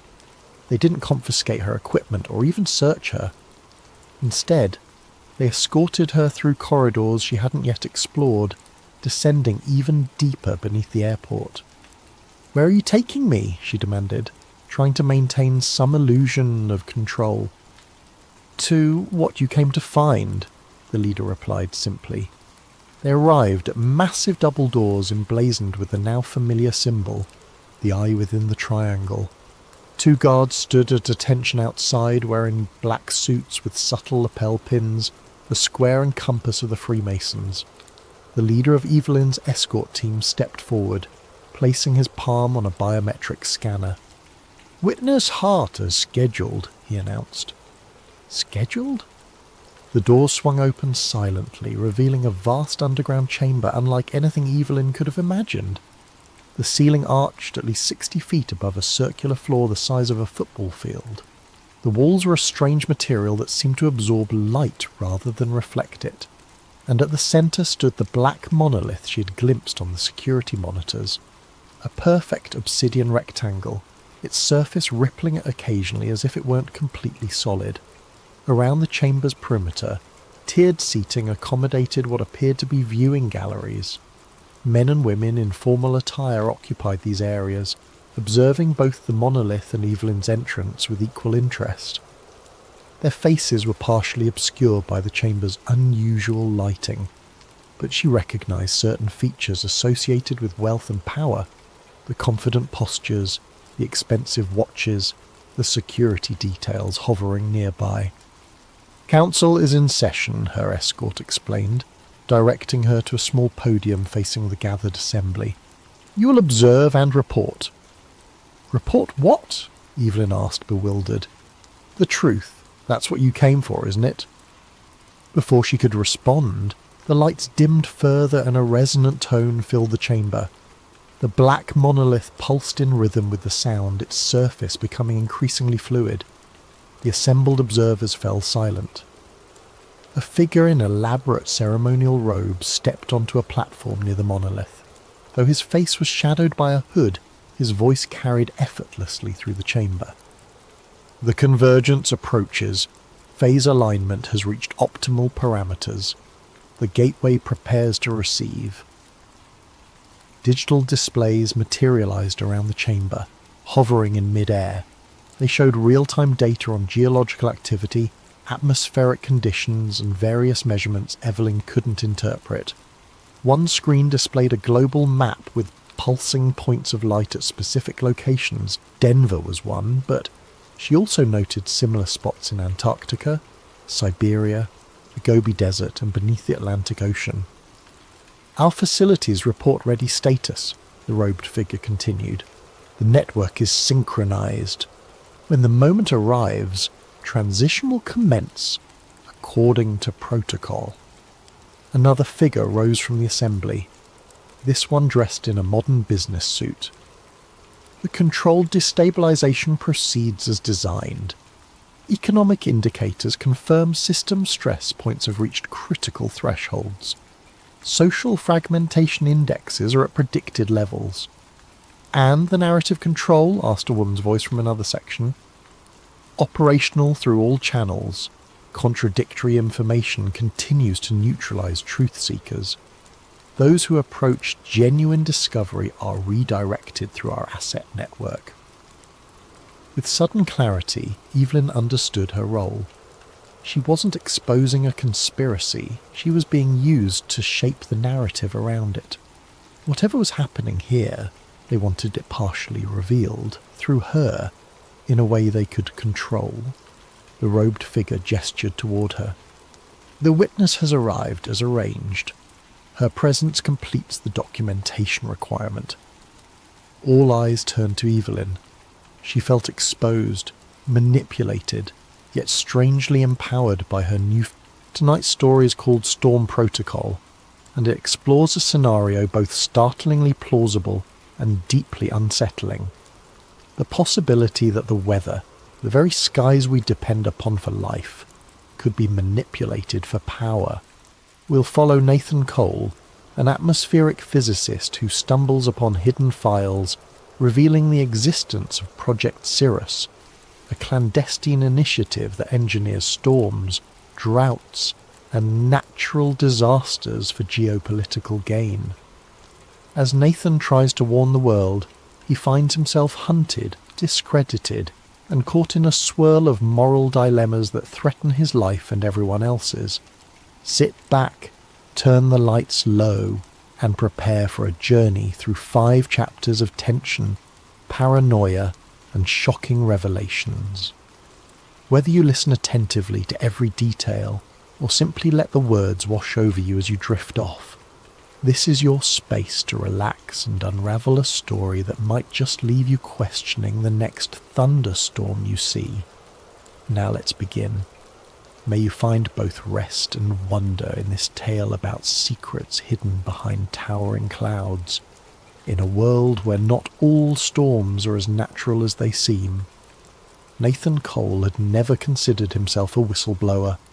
At 36, he was a meticulous scientist with a passion for analysing cloud formations and weather systems, working for a government-funded climate agency in a mid-sized city. He spent his days among swirling data sets and satellite imagery, focusing on how storms evolve and how the atmosphere changes across the globe. He believed wholeheartedly in the agency's mission, understanding climate shifts to protect communities from environmental disasters. It was Tuesday morning like any other when the first crack in his reality appeared. Nathan was poring over satellite data from the North Atlantic, a swirling mass of clouds that was intensifying into what meteorologists expected to be a mild tropical storm. Yet, in an older, theoretical predictive model, stored on an internal server, Nathan saw something odd. An exact projection of the storm's path that deviated significantly from the official forecast. More bizarrely, the model was labelled Cirrus Class Tier 4, a classification he'd never encountered, and it showed the storm making a sharp, unnatural turn, intensifying into a Category 3 hurricane. Curiosity piqued, Nathan cross-referenced live data. The real-time satellite feed indeed showed a suspicious shift in the storm's trajectory that aligned perfectly with the model's predictions that no one was publicly citing. If the storm turned out to be as strong as the Tier 4 model suggested, entire coastal regions would be unprepared. He tried to mention it to a senior colleague that afternoon, a data specialist named Ingrid. She gave him a polite smile, then stiffened when she saw the model's label. "Where did you get that file?" she asked quietly, her tone suddenly guarded. "It was in the archived server folders," Nathan replied. "But I've never seen references to Cirrus Class in our usual forecasting. We should alert the hazard management department if this is accurate." Her face grew pale. "Nathan, I suggest you delete that file and forget about it. Sometimes old simulations are just mislabeled or inaccurate. If you talk about it publicly, you'll cause a panic." Something in her eyes told him she was terrified. He nodded numbly, though the numbers in that model were too precise to be accidental. As Ingrid walked away, he felt a chill creeping up his spine. Later that evening, still uneasy, Nathan delved into the server again. He found an entire folder labelled Project Cirrus, restricted behind multiple passwords. He managed to bypass some security protocols, partly out of curiosity, partly out of mounting concern. Inside were numerous references to stratospheric aerosol injections, ionospheric heating, and artificial precipitation triggers. The documentation included scheduling for weather events in regions that, according to official narrative, had been hit by natural disasters.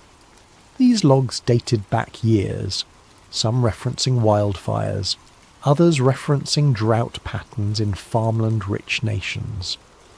All of it implied a deliberate hand in steering or intensifying these phenomena. His heart pounded. This couldn't be real, could it?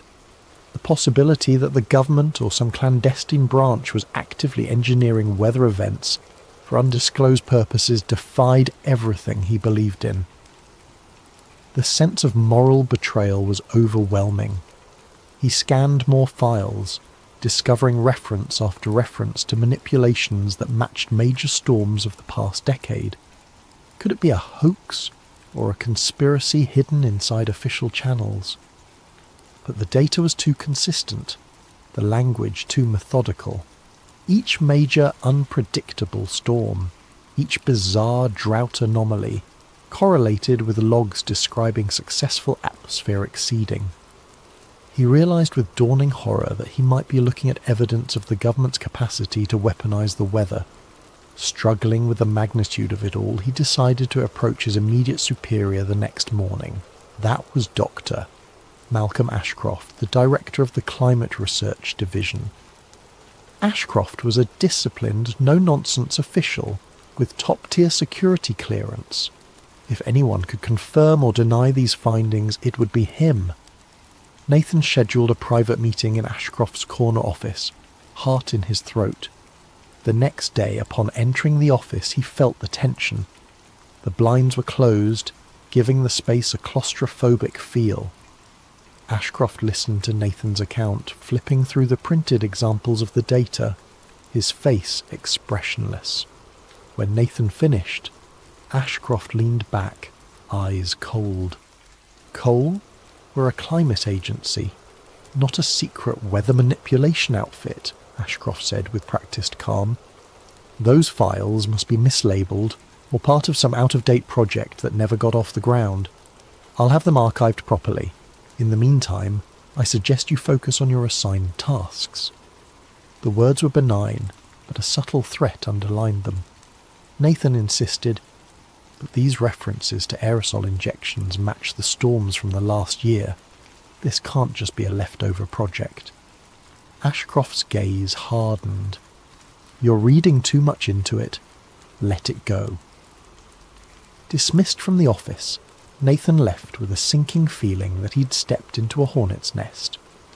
That evening, he returned to his desk only to find all references to Cirrus class or Tier 4 models wiped from the server. Ingrid avoided his gaze, looking frantic and pale. He attempted to log in with his clearance, only to find it revoked. A terse email labelled him for administrative leave pending a departmental audit. The message's subtext was clear. Keep quiet. As the day ended, Nathan exited the building under a darkening sky. A storm front loomed on the horizon, thunder rumbling ominously. It felt symbolic. His world was about to shift, perhaps irreversibly. Searching the online world from home that night, he discovered countless conspiracy theories about weather control, but none that matched the systematic detail of Project Cirrus. Some articles mentioned HAARP or cloud seeding, but all were dismissive. Yet Nathan knew the truth might be hidden in plain sight. The real question was, how far would the perpetrators go to keep it hidden? And could he, an ordinary scientist, find the courage to expose it? 2 days of enforced idleness left Nathan Cole in an anxious whirl. Officially on leave, he was barred from the climate agency's premises. He spent his time combing through personal backups, notes, old research proposals, weather anomaly charts. Tucked among them, he found earlier versions of the Cirrus-class references, not labelled as such, but hinting at advanced geoengineering. The idea weighed heavily on him. Maybe Project Cirrus had roots in the agency's past under different names. Huddled in his small apartment with a mug of coffee gone cold, he typed weather manipulation into countless search engines. The results were mostly sensationalist. Wild claims of chemtrails, HAARP conspiracies, or microwave weapons used by shadowy groups. He had always dismissed such theories as fringe paranoia. Now he suspected they might contain grains of truth. He opened a new email with an attached data set, wrote a short message, and addressed it to Jade Ramirez, an underground investigative journalist he'd read about. Jade was known for exposing corporate cover-ups, mainly big pharma or environmental disasters. She had a reputation for chasing suppressed stories, ignoring official denials. But contacting her carried risks. If she proved untrustworthy, he'd be handing explosive info to the wrong hands. If she was legit, she might become his only lifeline. An hour later, to his surprise, Jade replied with a terse, "Meet me. District 7 coffee shop. 3 p.m, bring your evidence." The directness made his pulse quicken. It was happening. Someone was taking him seriously, or maybe it was a trap. Fear gnawed at him. He arrived at the coffee shop, a nondescript spot with battered wooden tables and flickering lights. Jade was waiting, arms folded, scanning the crowd warily. She was in her early 30s, short hair dyed a streak of blue, wearing a leather jacket that had seen better days. The second Nathan approached, her gaze locked onto him. "Cole?" she asked. He nodded, sliding into the seat across from her. "You said you have proof of government weather manipulation. That's a big claim." He took a deep breath, passing a flash drive across the table. "On this, you'll find partial logs referencing Project Cirrus, including time-stamped documents that correspond to real-world storms. I also have correlation data that suggests these events weren't natural." She raised a skeptical eyebrow. "Could be doctored. People fake documents all the time." "I'm not a forger. Check the metadata. It's from official servers. I just stumbled upon it." Jade hesitated, took the drive. "If you're messing with me, I'll know. But if this is real, it's huge." She paused. "Why come to me? Why not mainstream media?" Nathan grimaced. "They'll bury it or brand me a crank. My own office tried to muzzle me. You have a history of exposing cover-ups." She leaned back. "Look, I'll investigate. But I can't guarantee an immediate story. If it's genuine, we'll need proof stronger than a flash drive. We'll need interviews, logs, an angle the public can't dismiss." He nodded, heart pounding. "I'll help in any way I can." They parted with an unspoken understanding. If Jade verified the data, they'd blow the lid off Project Cirrus. He felt simultaneously relieved and terrified. He walked home in the drizzle, scanning for suspicious onlookers. Every silhouette on the sidewalk or parked car seemed menacing. That evening his phone buzzed, an unknown number. He hesitated but answered. A clipped voice said, "Nathan Cole, we advise you to withdraw your claims or face consequences." The line went dead. His blood ran cold. The watchers were on him. Days blurred into nights. Jade remained silent, presumably verifying the files. In that time, Nathan tried to unravel more threads. He recalled references to hot air pattern injections that preceded certain wildfires.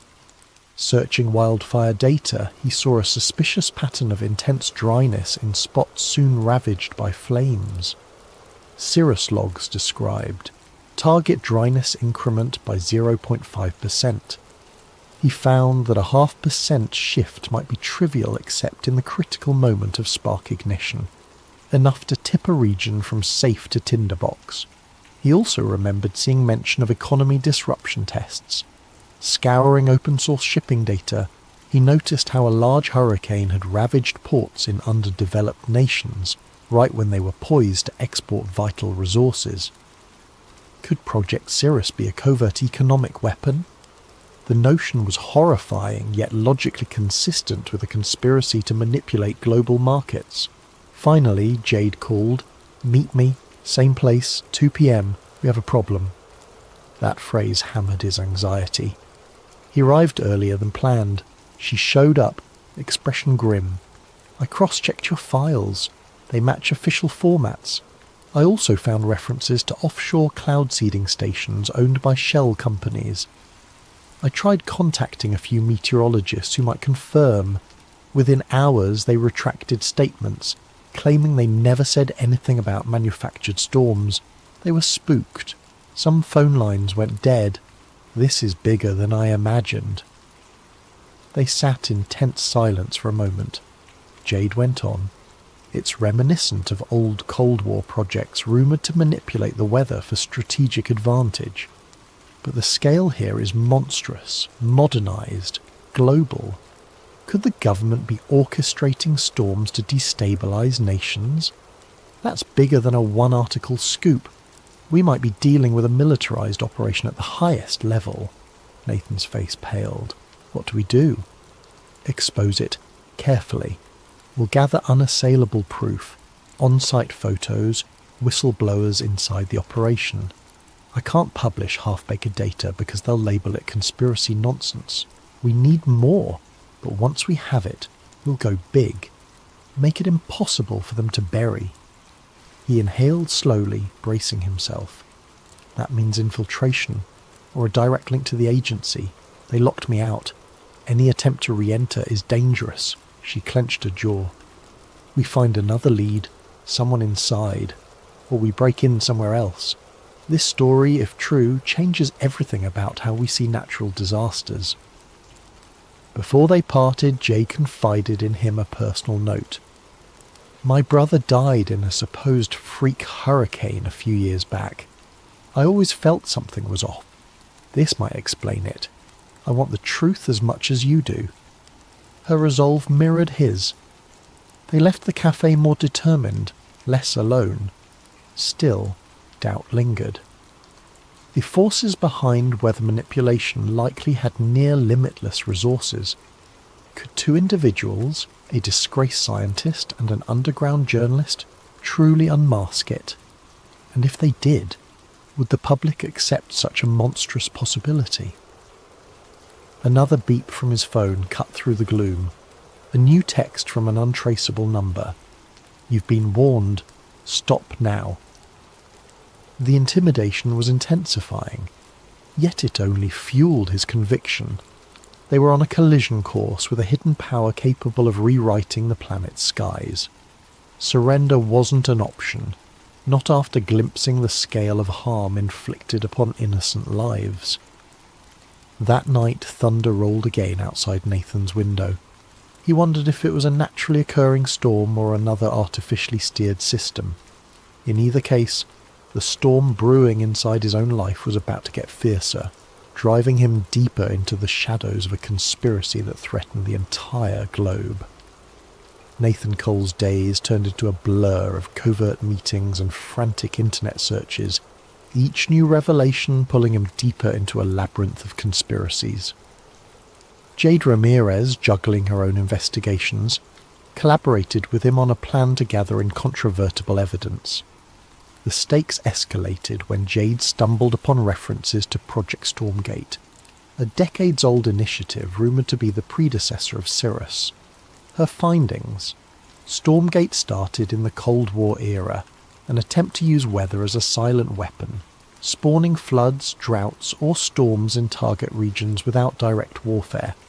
It was tested in small-scale scenarios, but never publicly acknowledged. Now it seemed Project Cirrus had modernised Stormgate's mission with advanced technologies like ionospheric heating and aerosol deployment. As Jade pieced together old FOIA, Freedom of Information Act documents, Nathan found corporate ties, shell companies that owned private cloud seeding stations in remote oceans.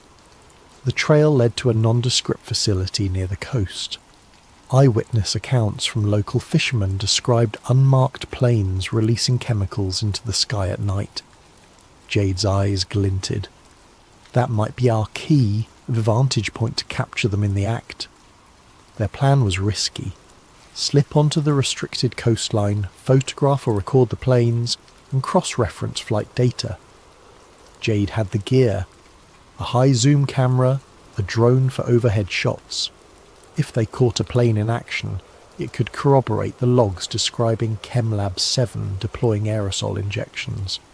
But infiltration carried the risk of immediate arrest or worse, especially if armed guards patrolled.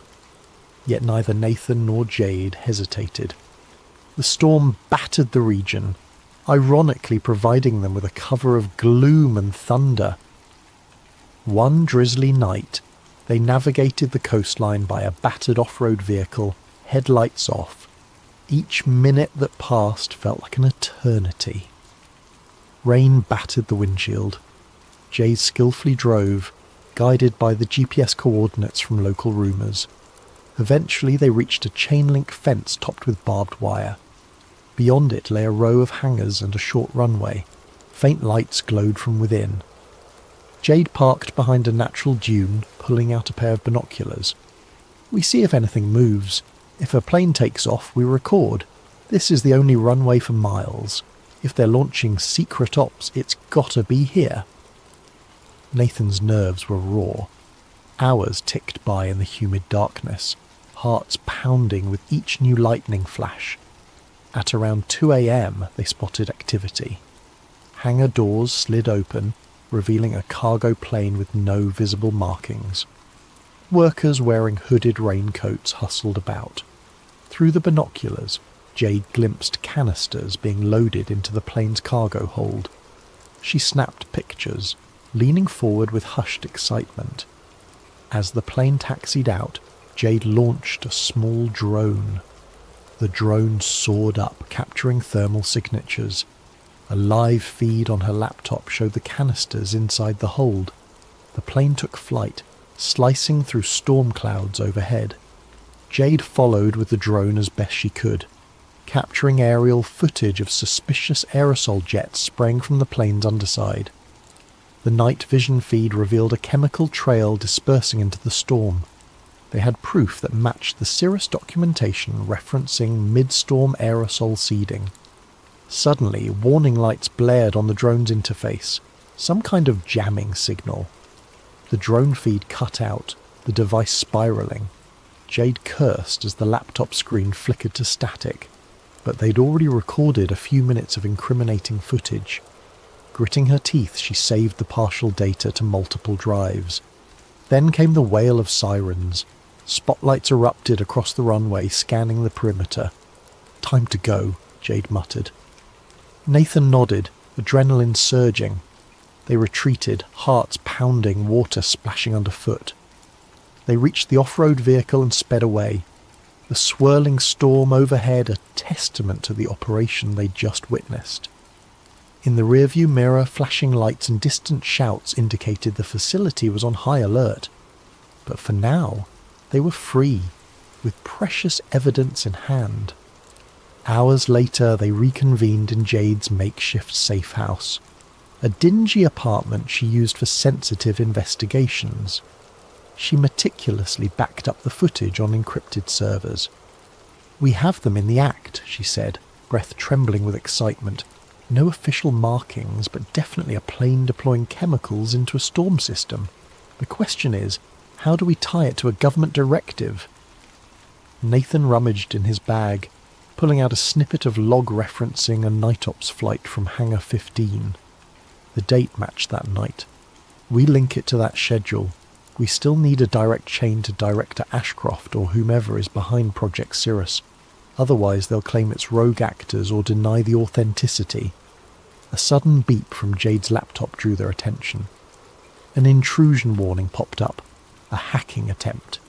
Jade hastily scrambled to cut internet access. "They're trying to track us down," she hissed. "We have to move. This place isn't safe anymore." Frantic tension spurred them to pack their gear. Jade stuffed the drives into a sealed bag. They left under the pre-dawn sky, the city's neon glow a silent witness. By sunrise, they'd relocated to an abandoned storage unit on the outskirts. Nerves rattled but resolve firm. From there, Jade made contact with a fellow journalist known for secure data handling. They arranged a possible large-scale leak to multiple independent outlets. Meanwhile, Nathan discovered deeper references in the logs. Storm weapon test, drought expansions, wildfire expansions, hurricane targeting. The text explicitly mentioned impacting global commodity markets, resource control and political leverage. The scope of it was monstrous, pitting entire nations into chaos under the guise of natural disasters. A final piece of the puzzle emerged when Jade hacked into an older database containing Stormgate archives. The archived documents described how initially it was about sabotage, flooding enemy farmland or parching rival economies. Over decades, it evolved. Now, under Project Cirrus, it extended to forging or intensifying storms for strategic advantage across the globe. The authors rationalized it as maintaining global equilibrium, a twisted justification. but the powers behind this operation had no intention of letting them reveal everything. That day, Jade's phone lit up with an unknown text. "We see you. Enough." Then the lights in the storage unit flickered. Nathan's phone rang, the same menacing voice from before. "Hand over your data or face the consequences. We maintain Earth's balance, not you." Shaken, Jade clutched her phone. They are calling it balance? More like playing gods with innocent lives. Nathan's face hardened. "We leak it now, or we lose the chance, but we must go big, or they'll just bury it again." Yet they also sensed that a direct leak might provoke a catastrophic distraction. More than once, Nathan had read references to false flag storms. If cornered, Project Cirrus might create a massive weather event to overshadow the news or discredit their revelations. Could it be done? All the data suggested yes. That realization weighed heavily on them as they prepared to risk everything for the truth. The decision was made. Nathan and Jade would hold a live-stream press conference revealing the existence of Project Cirrus, accompanied by a data dump across multiple independent platforms. The plan: go public at a set time so that even if their feed was cut, many mirrored sites would have the files. Over the next days, they arranged a safe location for the broadcast. A concealed studio belonging to one of Jade's contacts in the alternative media scene. Every hour that passed felt like waiting for an explosion. They received more threats. Online harassment escalated, with trolls labelling Nathan a climate kook, attacking his credibility.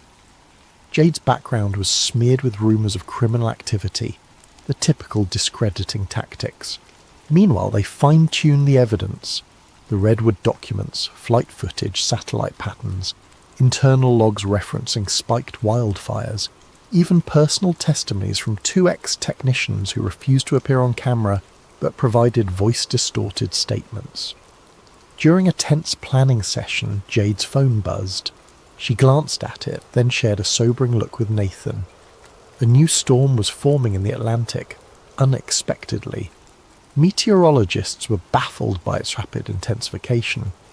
Forecast agencies predicted it might reach Category 5 within mere days. Jade's eyes darkened. This is it. They're launching a major event to overshadow our story, or to threaten the entire region if we proceed. Nathan's throat constricted. Jack Calloway was never one to stay up late.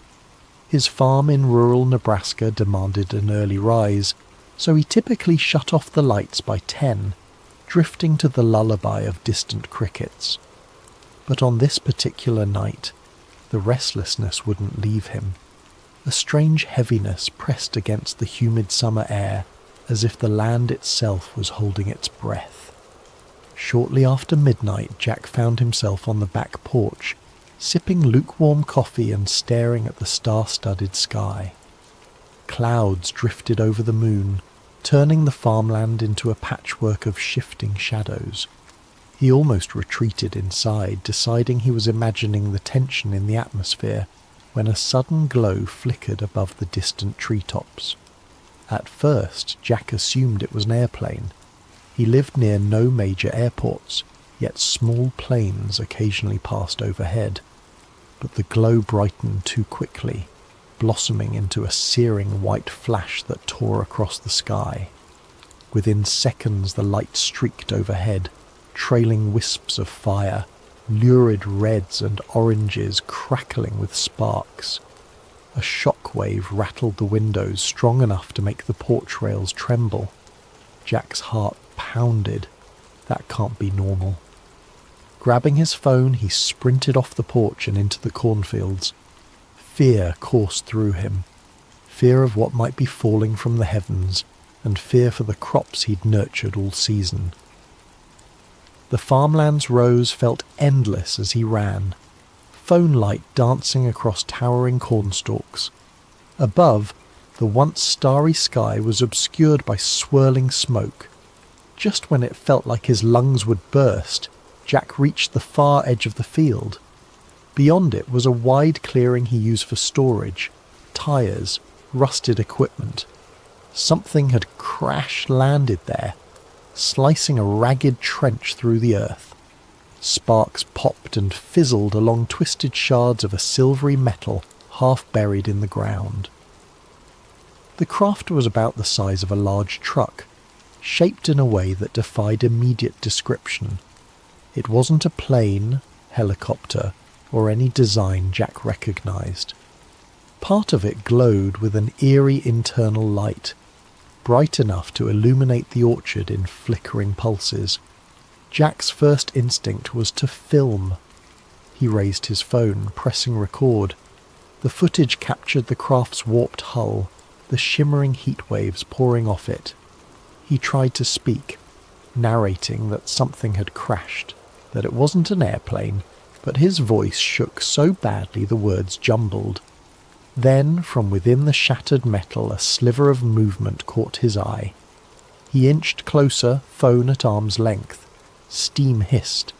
An acrid smell like scorched wires choked the air.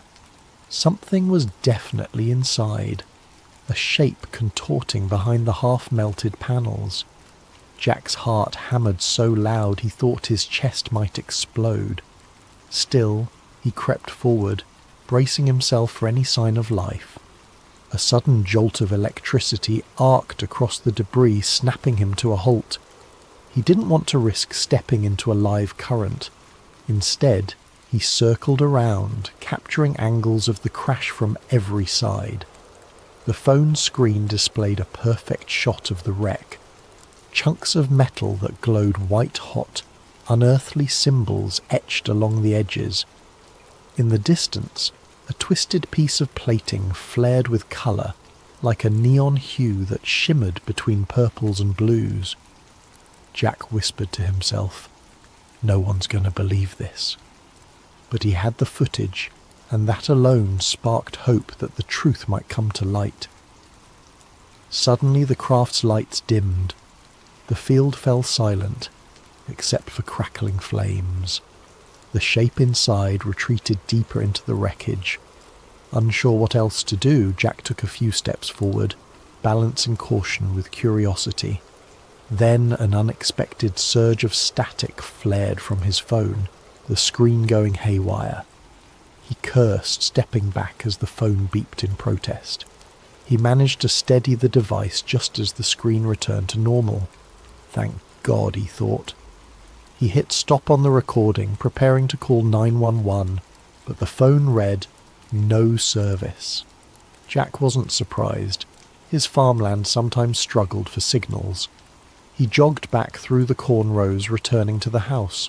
Once inside, he used the landline. It rang once, then cut off. He tried again. Same thing, a dead line.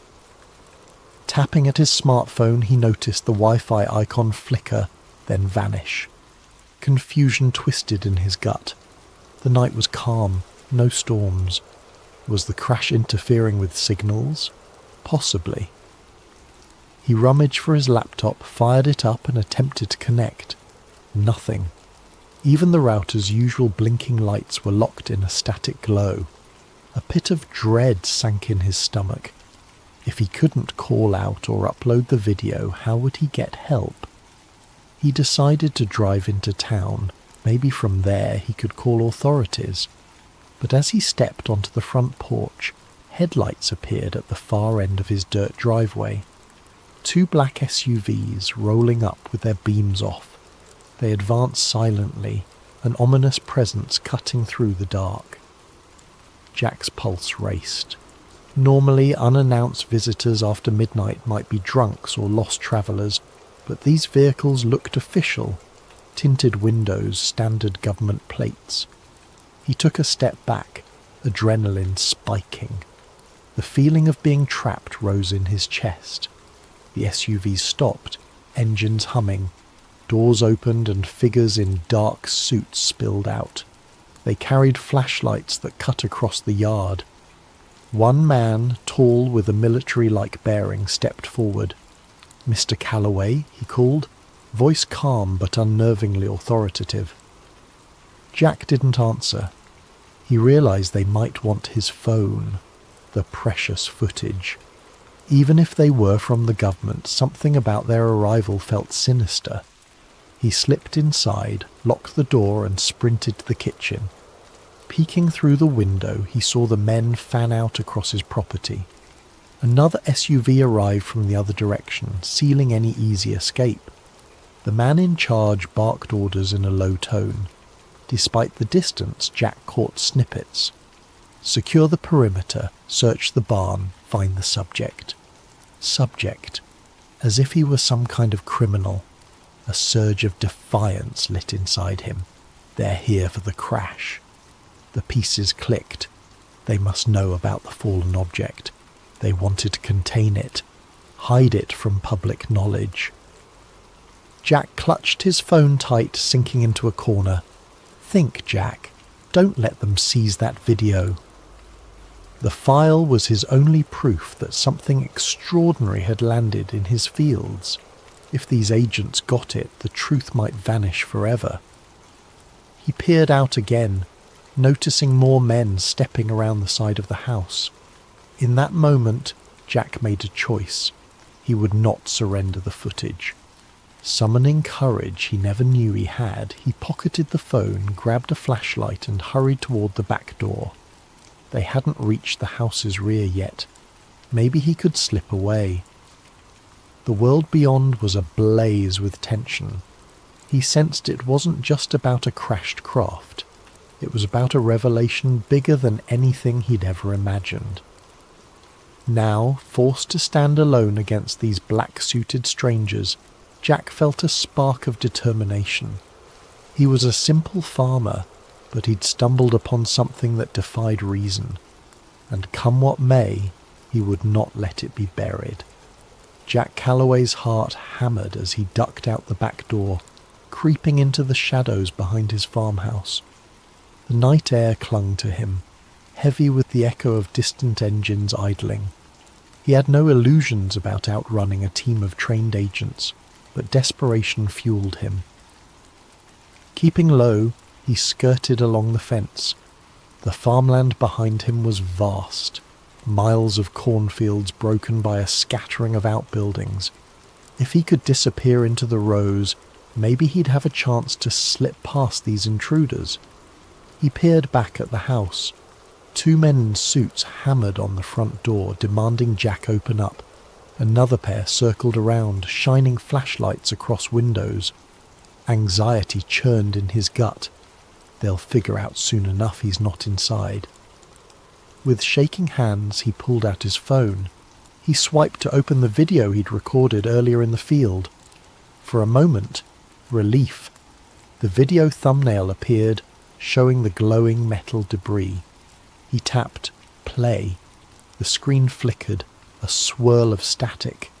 Then an error message. File corrupted. No, Jack muttered, panic rising. He tried again, but the same glitch repeated. Next, he attempted to upload it to a social media site, forgetting that his signal was gone. The upload bar stuck at 0. Offline.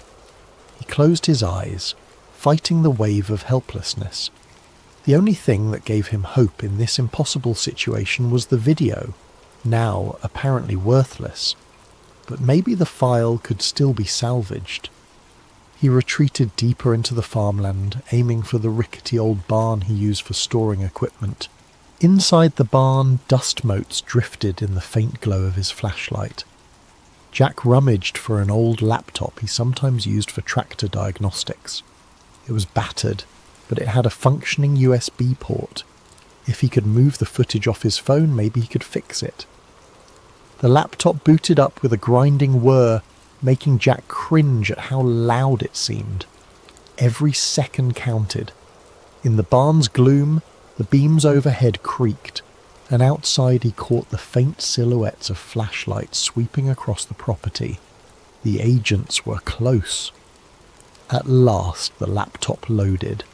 He plugged the phone in, frantically clicking to access the video file. The software recognized the phone, but the video thumbnail displayed a warning icon. Corrupt file. Even the laptop spat out an error. Jack cursed. Trying a half-dozen times, the footage refused to open. He sat back, trembling. So that's why they're so confident. Something about the crash or the craft's energy had garbled the data.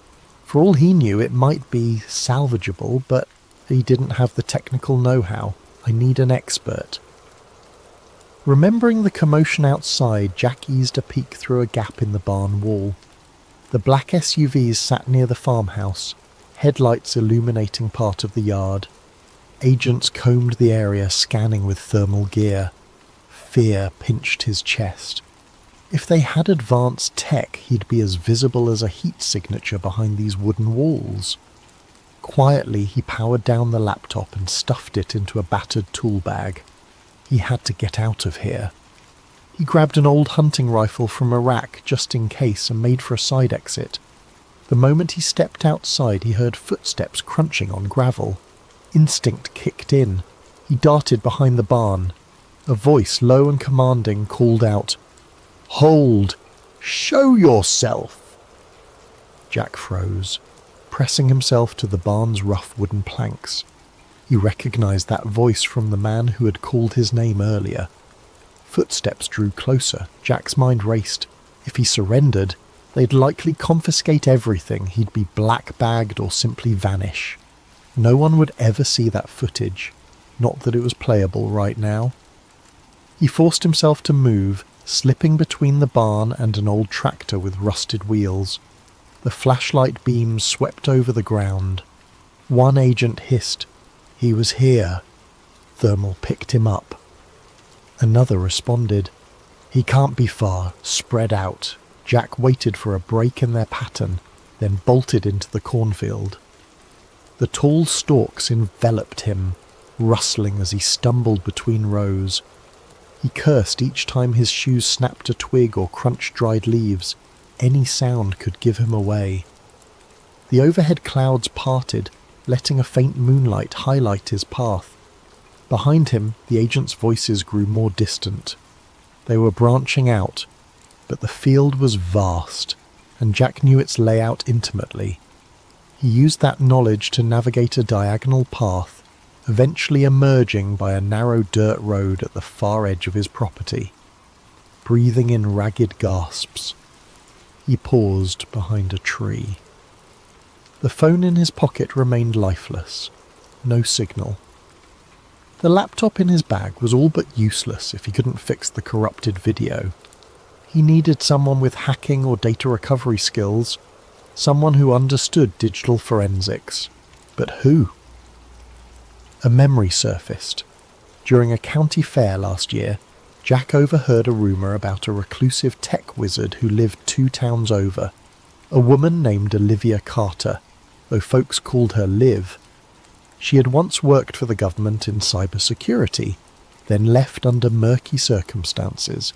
Maybe she could salvage the footage. Deciding that was his only shot, Jack took the dirt road leading away from the farm.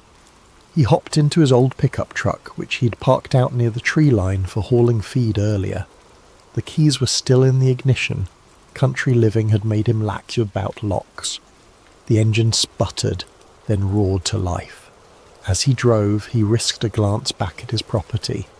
The headlights from the agent's SUVs glowed, and faint figures moved across the farmland. A pang of loss hit him. This farm was his home, his life. Now, it was seized by faceless men in black suits, but he refused to let them bury the truth.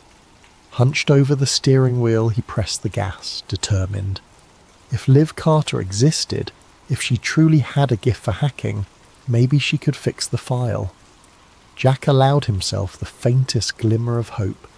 He had no illusions about outrunning the government forever, but he'd at least put up a fight. The truck rattled along the back roads, dust kicking up behind.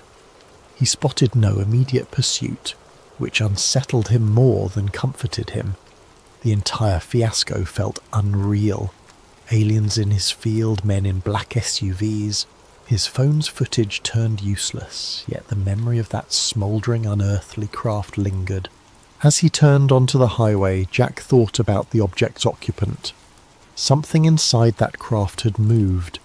Was it alive, injured, already contained by those agents? The questions multiplied in his mind. He clenched the steering wheel, jaw set. One thing at a time, he told himself.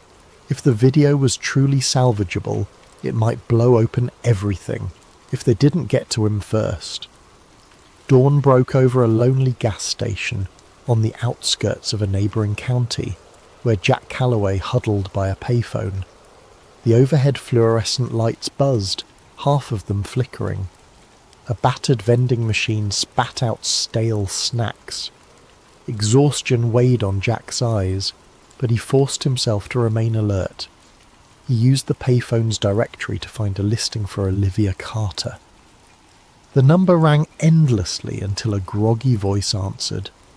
"Who is this?" it demanded. Clearing his throat, Jack identified himself, explaining that he got her name through local rumour, that he needed urgent help with a corrupted video. A pause followed, then the voice turned suspicious. "You got the wrong line, buddy," it said, starting to hang up. Jack insisted. "I have proof. Something that crashed. I caught it on camera. The government's after me. I was told you used to do NSA-level security or something."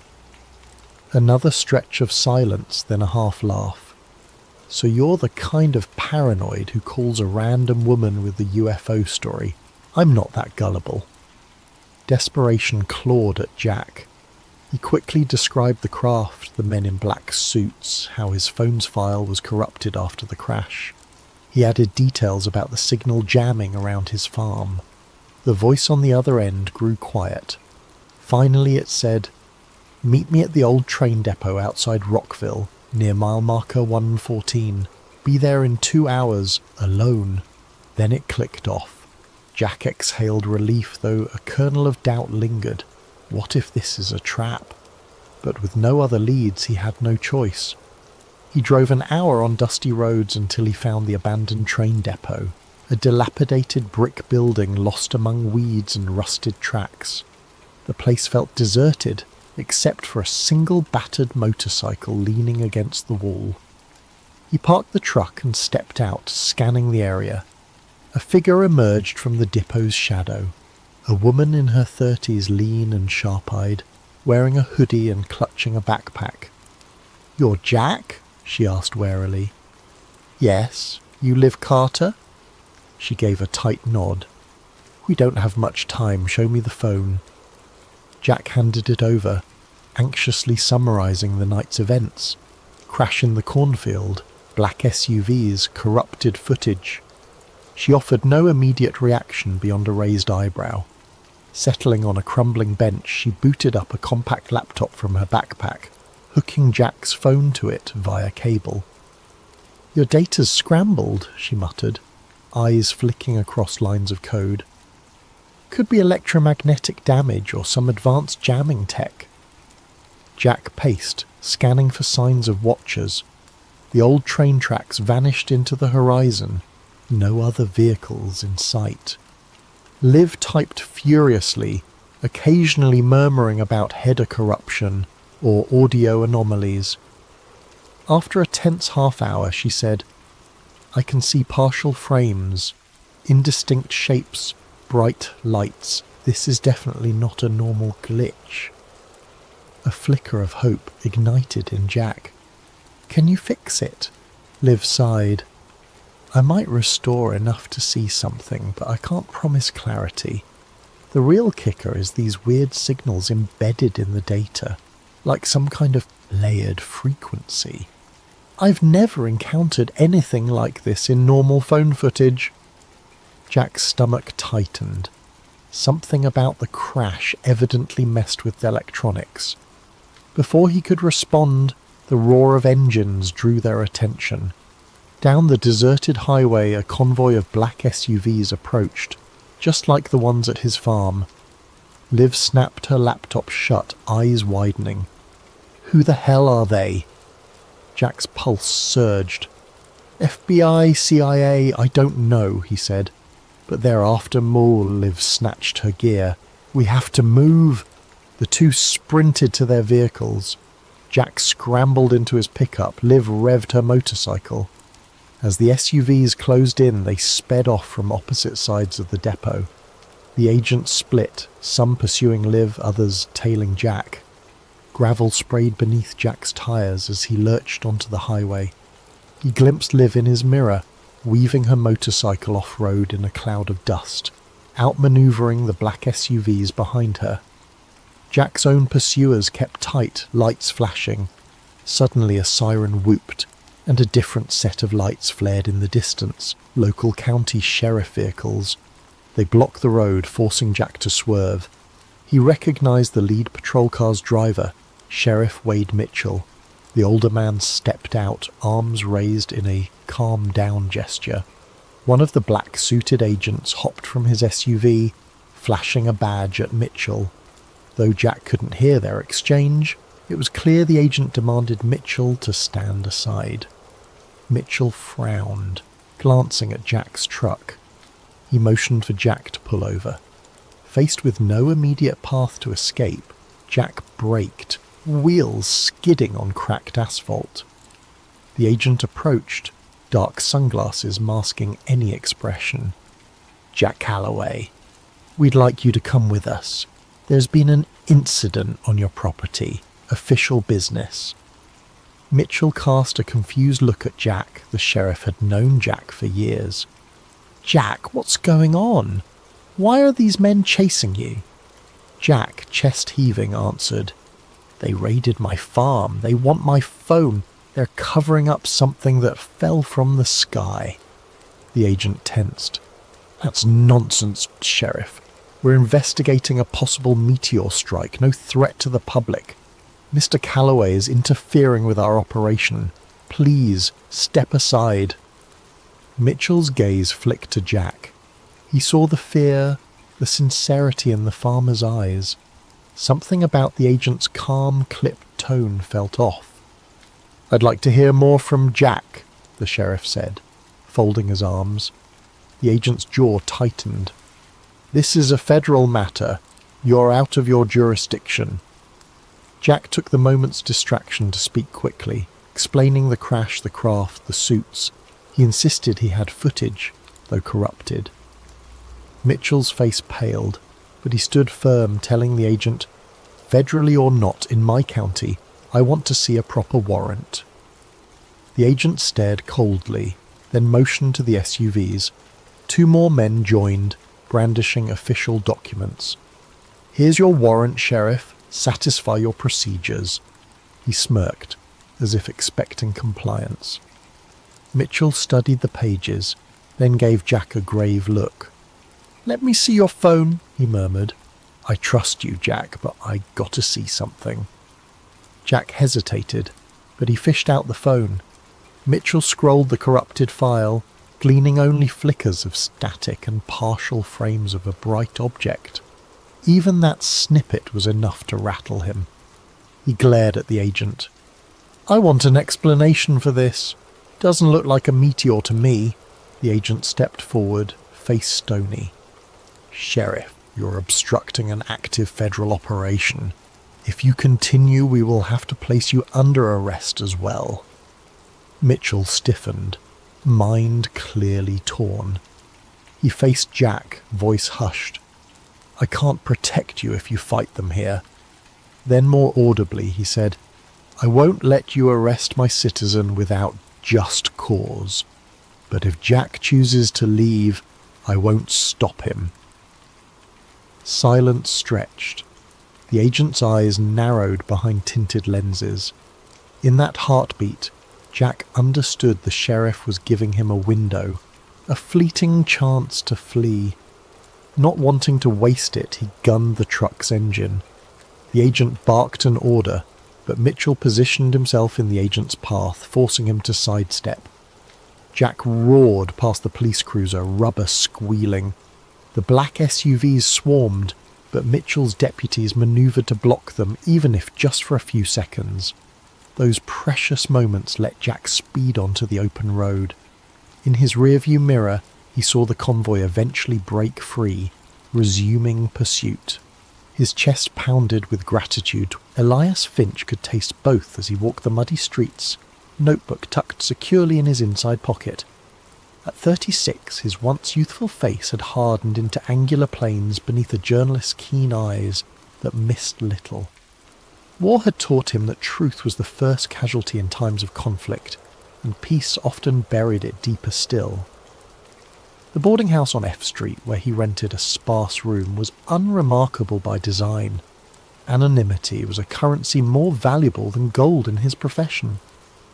As the publisher of The Honest Witness, an underground pamphlet that had exposed profiteering and corruption throughout the war, Elias had made powerful enemies, yet his readership had grown steadily, passed hand to hand beneath the noses of the politicians he regularly skewered with his words. The war may be ending, but the real fighting is just beginning, he muttered, climbing the creaking stairs to his room. Inside, papers covered every available surface. Notes, letters from informants, newspaper clippings. A small printing press stood in the corner, capable of producing several hundred pamphlets in a night's work. He lit the oil lamp and retrieved his latest draft from beneath a loose floorboard. The headline read, "Serpents in the Cabinet, Lincoln surrounded by traitors." Bold, even by his standards. A knock at his door interrupted his thoughts. 3 quick raps, a pause, then 2 more. The signal. Elias opened the door cautiously to reveal a haggard-looking man in a wrinkled Union uniform. Colonel James Simmons had been feeding him information for months, details of war profiteering that had made the backbone of Elias's most damning exposés. "You shouldn't be here," Elias said, quickly ushering him inside. "We agreed to meet at Harper's tomorrow." Simmons removed his cap, revealing prematurely grey hair. His hands trembled slightly. "Tomorrow might be too late. Something's happening, Finch. Something big." "Another contract scandal? More missing supplies?" Simmons shook his head, accepting the whiskey Elias offered. "This goes deeper than money. It's about power. Who'll hold it now that the fighting's done?" He drained the glass in one swallow. "Lincoln's making enemies faster than he can count them." "Not exactly news," Elias replied, though something in the colonel's demeanour made him uneasy. "The South wants him dead. Half his generals think he's too soft, and the radicals in his own party find him insufferable." "It's worse than that," Simmons lowered his voice. "There have been meetings, important men, military, cabinet members, banking interests. They speak of necessary transition and securing the victory. Names, Colonel. I need names." "That's just it. I don't have them all. But I've seen strange insignias, not official military, a phoenix rising from flames." Simmons glanced nervously at the window. "And Secretary Stanton. He's at the centre somehow." "Edwin Stanton? Lincoln's own Secretary of War?" Elias scribbled furiously in his notebook. "Watch the Treasury building tomorrow night. Midnight. Back entrance. You'll see for yourself who comes and goes." Simmons rose to leave. "Be careful who you trust, Finch." The war created new alliances, not all of them in the open. After Simmons departed, Elias couldn't settle. He paced his small room, mind racing. Edwin Stanton had always struck him as brutally efficient but loyal to the Union cause. Yet the colonel had seemed genuinely frightened. As darkness fell, Elias took to the streets. Washington, after sundown, transformed into a different city, one where power moved in whispers and shadows. He made his way toward the White House, keeping to side streets. The spring air carried voices from open windows, celebrations, arguments, the raw emotions of a nation still processing its wounds. Near Lafayette Square, a convoy of unmarked carriages caught his attention, black lacquered with no insignia, windows covered with thick curtains. They moved with military precision toward the executive mansion. As they passed a street lamp, Elias glimpsed something on the door of the lead carriage, a small emblem of what appeared to be a bird with outstretched wings. Following at a distance, he watched the carriages disappear through a side entrance of the White House grounds.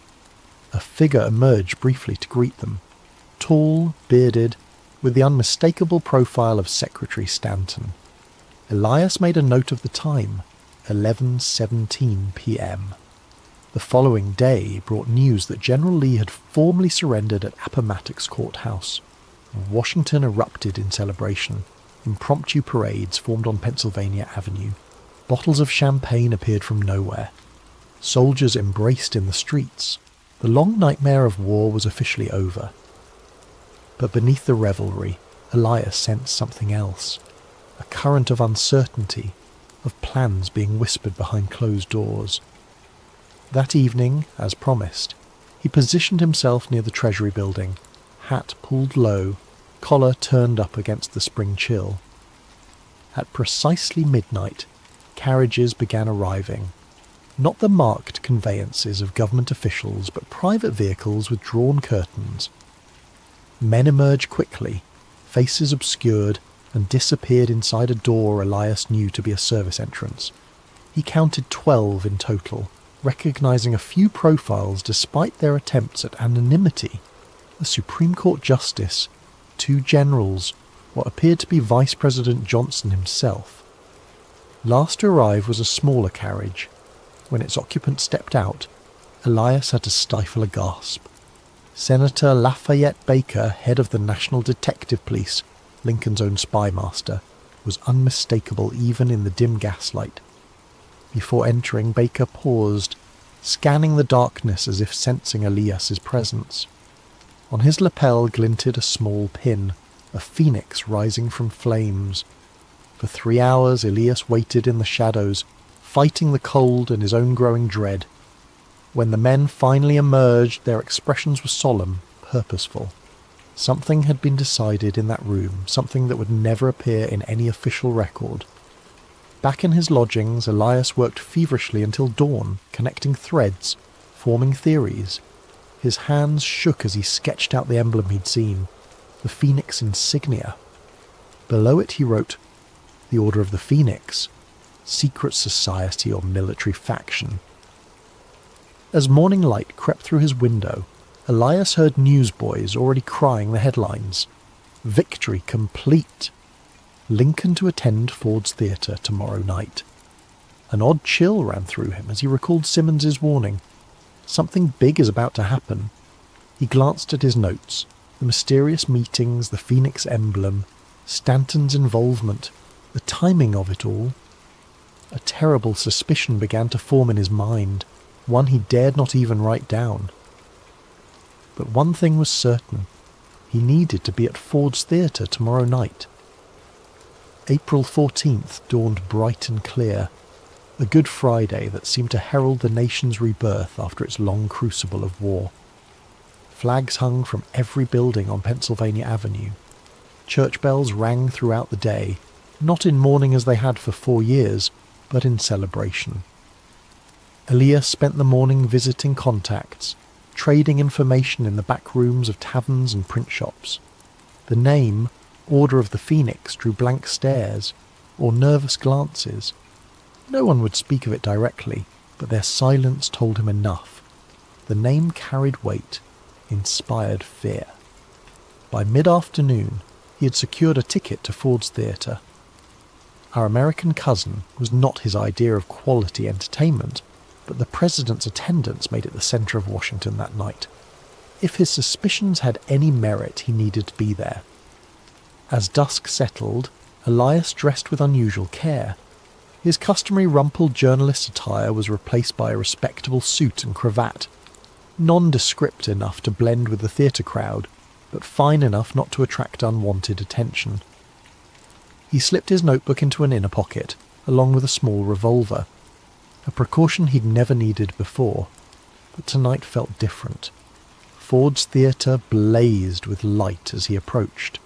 The 3-story brick building on 10th Street had become the centre of Washington society since its renovation 2 years earlier. Tonight it seemed all of official Washington had turned out, a celebration of victory personified by the attendance of the president himself. Elias noted the security, surprisingly light for such an occasion. A few metropolitan police officers milled about, but there was none of the military presence one might expect given the recent end of hostilities. He studied the faces of those entering. Politicians, military officers, social climbers of every variety. All seemed caught up in the festive atmosphere, yet Elias couldn't shake the feeling of performances within performances. In the crowded lobby he spotted a face he recognised. John Parker, a notoriously unreliable presidential bodyguard known more for his drinking than his vigilance. Parker seemed distracted, already glancing toward the bar across the street. Elias made a mental note, taking his seat in the dress circle, one level below the presidential box. Elias had a clear view of both the stage and the entrance to Lincoln's box. The theatre hummed with anticipation. Ladies in silk gowns fanned themselves. Gentlemen exchanged handshakes and political whispers. At precisely 8:30, a stir near the entrance announced the presidential party's arrival. The orchestra struck up "Hail to the Chief" as Lincoln entered, tall and gaunt in his black suit, accompanied by his wife Mary, Major Henry Rathbone, and his fiancée Clara Harris. The audience rose in thunderous applause. Lincoln bowed slightly, his weary face breaking into that familiar melancholy smile. As the play began, Elias divided his attention between the stage and the movements around the theatre. 20 minutes into the performance, he noticed a man in a dark coat slip into the dress circle, moving with the confident ease of someone who knew the building well. Even from profile, the actor John Wilkes Booth was unmistakable, his handsome features and theatrical bearing marking him as clearly as a signature. What caught Elias's attention, however, was not Booth himself, but the man who briefly intercepted him near the back wall, a Union officer whose insignia identified him as a staff colonel. The two exchanged what appeared to be a few terse words. The officer pressed something into Booth's hand, a small object that disappeared instantly into the actor's pocket. Their interaction lasted perhaps 10 seconds before they separated, the officer retreating toward the stairwell. Elias's journalistic instincts flared. He rose quietly, intending to follow the officer when he noticed something else, a flash of metal on the man's collar. Even from a distance the shape was familiar, a small phoenix emblem, identical to the one he'd seen on Senator Baker's lapel. Before Elias could process this, Booth had already moved toward the president's box. With growing alarm, Elias watched the actor pause outside the entrance. The expected guard, Parker, was nowhere to be seen. Booth seemed to check the corridor before slipping inside. What happened next would forever burn itself into the nation's consciousness. The sharp crack of a pistol, Mary Lincoln's piercing scream, Booth leaping from the box to the stage, catching his spur in a Treasury Guard flag, landing awkwardly but still managing to brandish his knife and shout words that would echo through history. Sic semper tyrannis. The theatre erupted into chaos. Women fainted, men shouted. Someone screamed, "The president is shot!" From his position, Elias could see into the presidential box where Lincoln slumped in his rocking chair, a dark stain spreading across his collar. As pandemonium engulfed the theatre, Elias's trained eye caught details others missed. The surprising ease with which Booth escaped through the rear door, where a horse conveniently waited, the momentary hesitation of guards who should have moved more quickly, and most disturbing of all, the Union colonel with the Phoenix insignia, calmly observing from the shadows before slipping out a side exit, not in pursuit of Booth, but in the opposite direction. Elias fought his way through the panicked crowd toward that exit. By the time he reached the alley, the colonel had vanished. Nearby, a stagehand was babbling hysterically to anyone who would listen. "Booth!" It was John Wilkes Booth. "The man who spoke to Booth," Elias demanded, grabbing the stagehand's shoulder. "The officer. Did you see where he went?" The stagehand stared blankly. "What officer?" "The Union colonel. He was right here, not a minute ago." "Mister, there weren't no officers back here. Just that crazy Booth running out like the devil himself was after him." Elias pushed past, scanning the alley. Nothing. It was as if the man had evaporated into the night air. Behind him, the sounds of chaos poured from the theatre. Someone was shouting for a doctor. Someone else was calling for soldiers. As military personnel began arriving, Elias melted into the crowd gathering on 10th Street. His mind raced, attempting to process what he had witnessed. Lincoln shot, Booth as the trigger man. But that exchange, the missing guard, the convenient horse, the colonel with the phoenix emblem who'd spoken to Booth moments before, none of it felt like the act of a lone madman. By midnight, the city had transformed. Troops patrolled every street. Crowds gathered outside the Peterson house across from the theatre, where doctors fought to save the president's life. Rumours flew like startled birds. The vice president had also been attacked. Secretary Seward had been stabbed in his bed. Confederate sympathisers were storming the city. Elias worked his way through the crowd, gathering fragments of conversation, watching which officials came and went. Shortly before 1 o'clock, he spotted Secretary Stanton arriving, his face a mask of controlled fury. As Stanton pushed through toward the house where Lincoln lay dying, Elias caught a glimpse of who accompanied him. The same colonel from the theatre, now openly wearing his Phoenix insignia, as if it were an official military decoration. Their eyes met briefly across the chaotic street. The colonel's gaze was cold, evaluating, and unmistakably warning. Then he disappeared inside behind Stanton, where the fate of the nation was being decided while its leader slipped away. By dawn, when Lincoln finally surrendered to his wound, Elias had filled his notebook with observations that contradicted the narrative already forming in official circles. As the bells of Washington began to toll, he slipped away from the crowds, certain of only one thing. What he had witnessed at Ford's Theatre was not the impulsive act of a Southern sympathiser, but the opening move in a much larger game. The city awoke to church bells and black crape. By noon on April 15th, Washington had transformed into a city of mourning. Black fabric draped from windows and balconies. Women wept openly in the streets. Men stood in stunned silence outside newspaper offices, reading the bulletins posted every hour.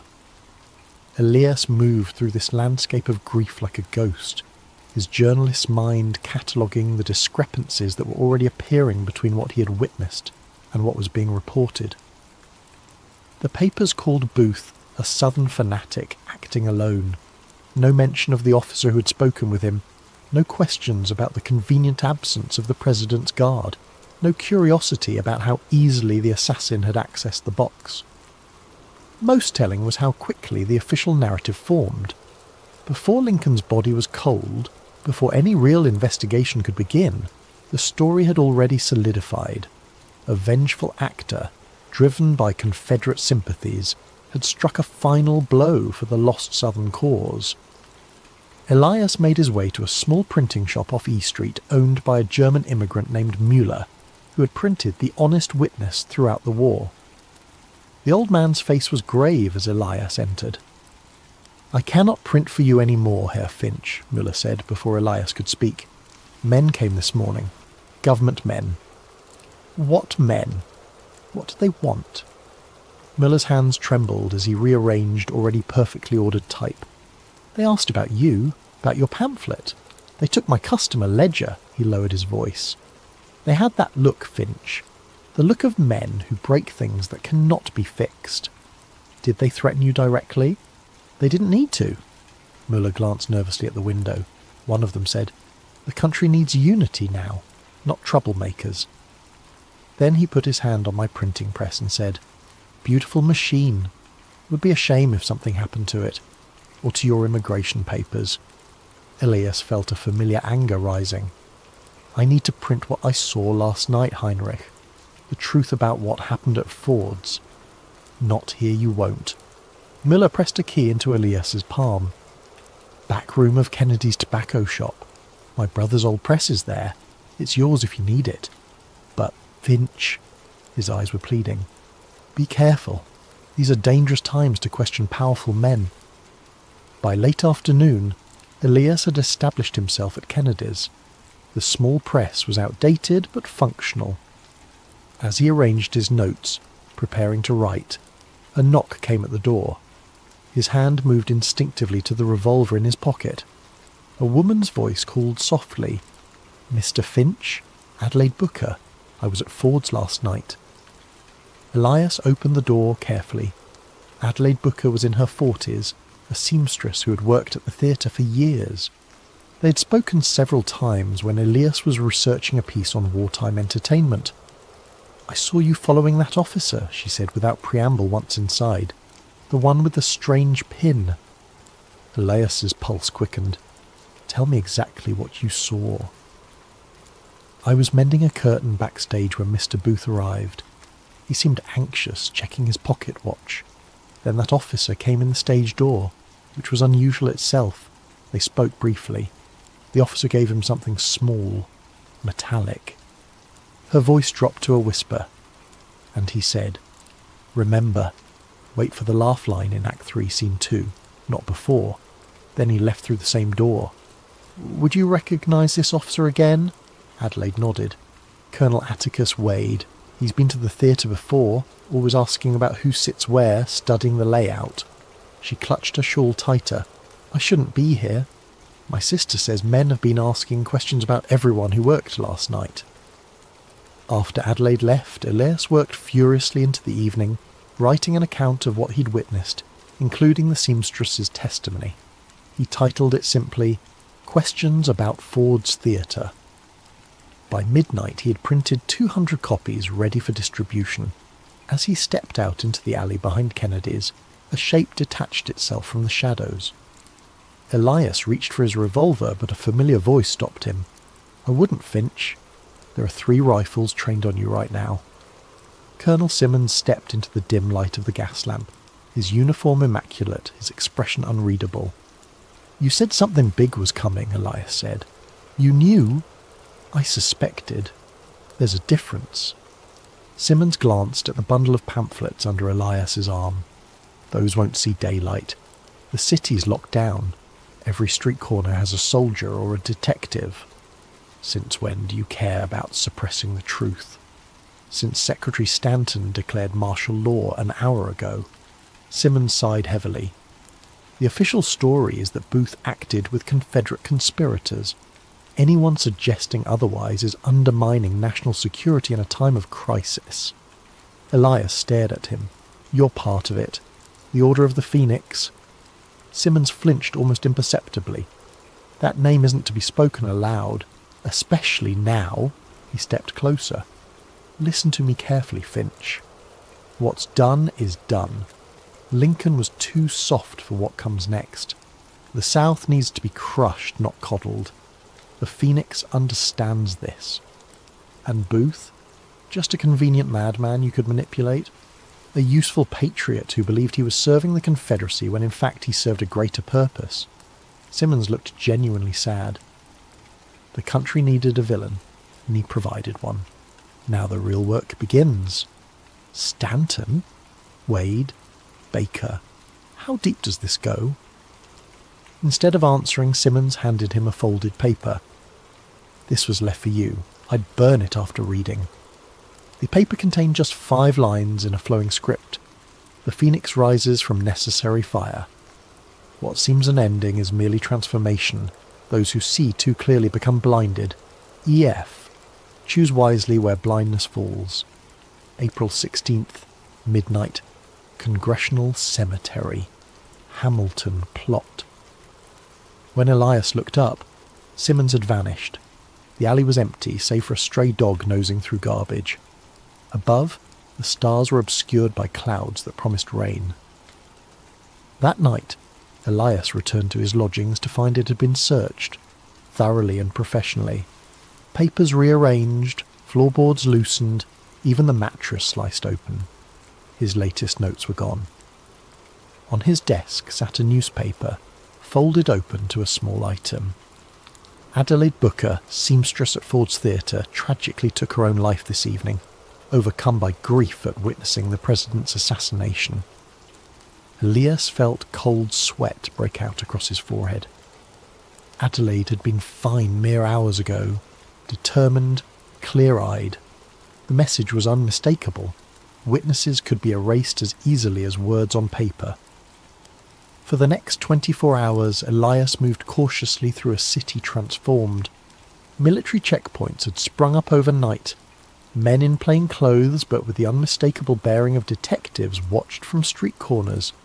Newspapers printed identical accounts of the assassination, as if working from the same script. Booth was now the most hunted man in America. But Elias noticed the search seemed strangely performative. Lots of visible activity, little actual progress. On the evening of April 16th, as the first drops of rain began to fall, Elias made his way to Congressional Cemetery. The Hamilton plot was easy to find, a grand marble obelisk marking the resting place of a forgotten congressman. As midnight approached, Elias waited in the shadows of a nearby mausoleum, revolver ready. At precisely midnight a carriage arrived. A solitary figure emerged carrying a lantern, tall, distinguished, instantly recognizable despite the darkness and rain. Secretary of War Edwin Stanton himself, the second most powerful man in the government, now effectively ruling the nation while Vice President Johnson floundered in his new role. Mr. Finch, Stanton called, his voice carrying clearly despite the rain. I know you're here. Let's dispense with theatrics. If I wanted you dead, you would be. Elias stepped cautiously from his hiding place. Like Adelaide Booker? Stanton's expression didn't change. Regrettable, but necessary. Some people cannot adapt to changing circumstances. He studied Elias with shrewd eyes. You, I think, are more practical. Is that why you're here? To discover my price? To offer you perspective? Stanton set the lantern on a nearby grave marker. What do you think you know, Mr. Finch? I know Lincoln was assassinated by conspiracy, not by a lone madman. I know the Order of the Phoenix, whatever it is, orchestrated it. I know you're involved. Stanton nodded slowly. Not inaccurate, but incomplete. The Phoenix is not what you imagine.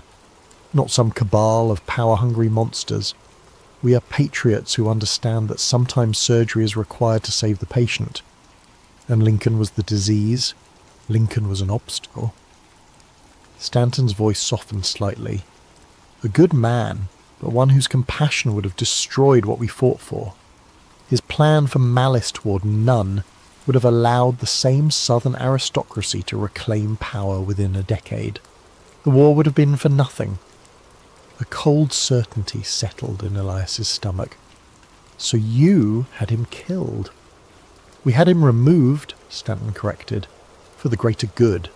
Now reconstruction will proceed as it must, with the firm hand the South requires. He stepped closer.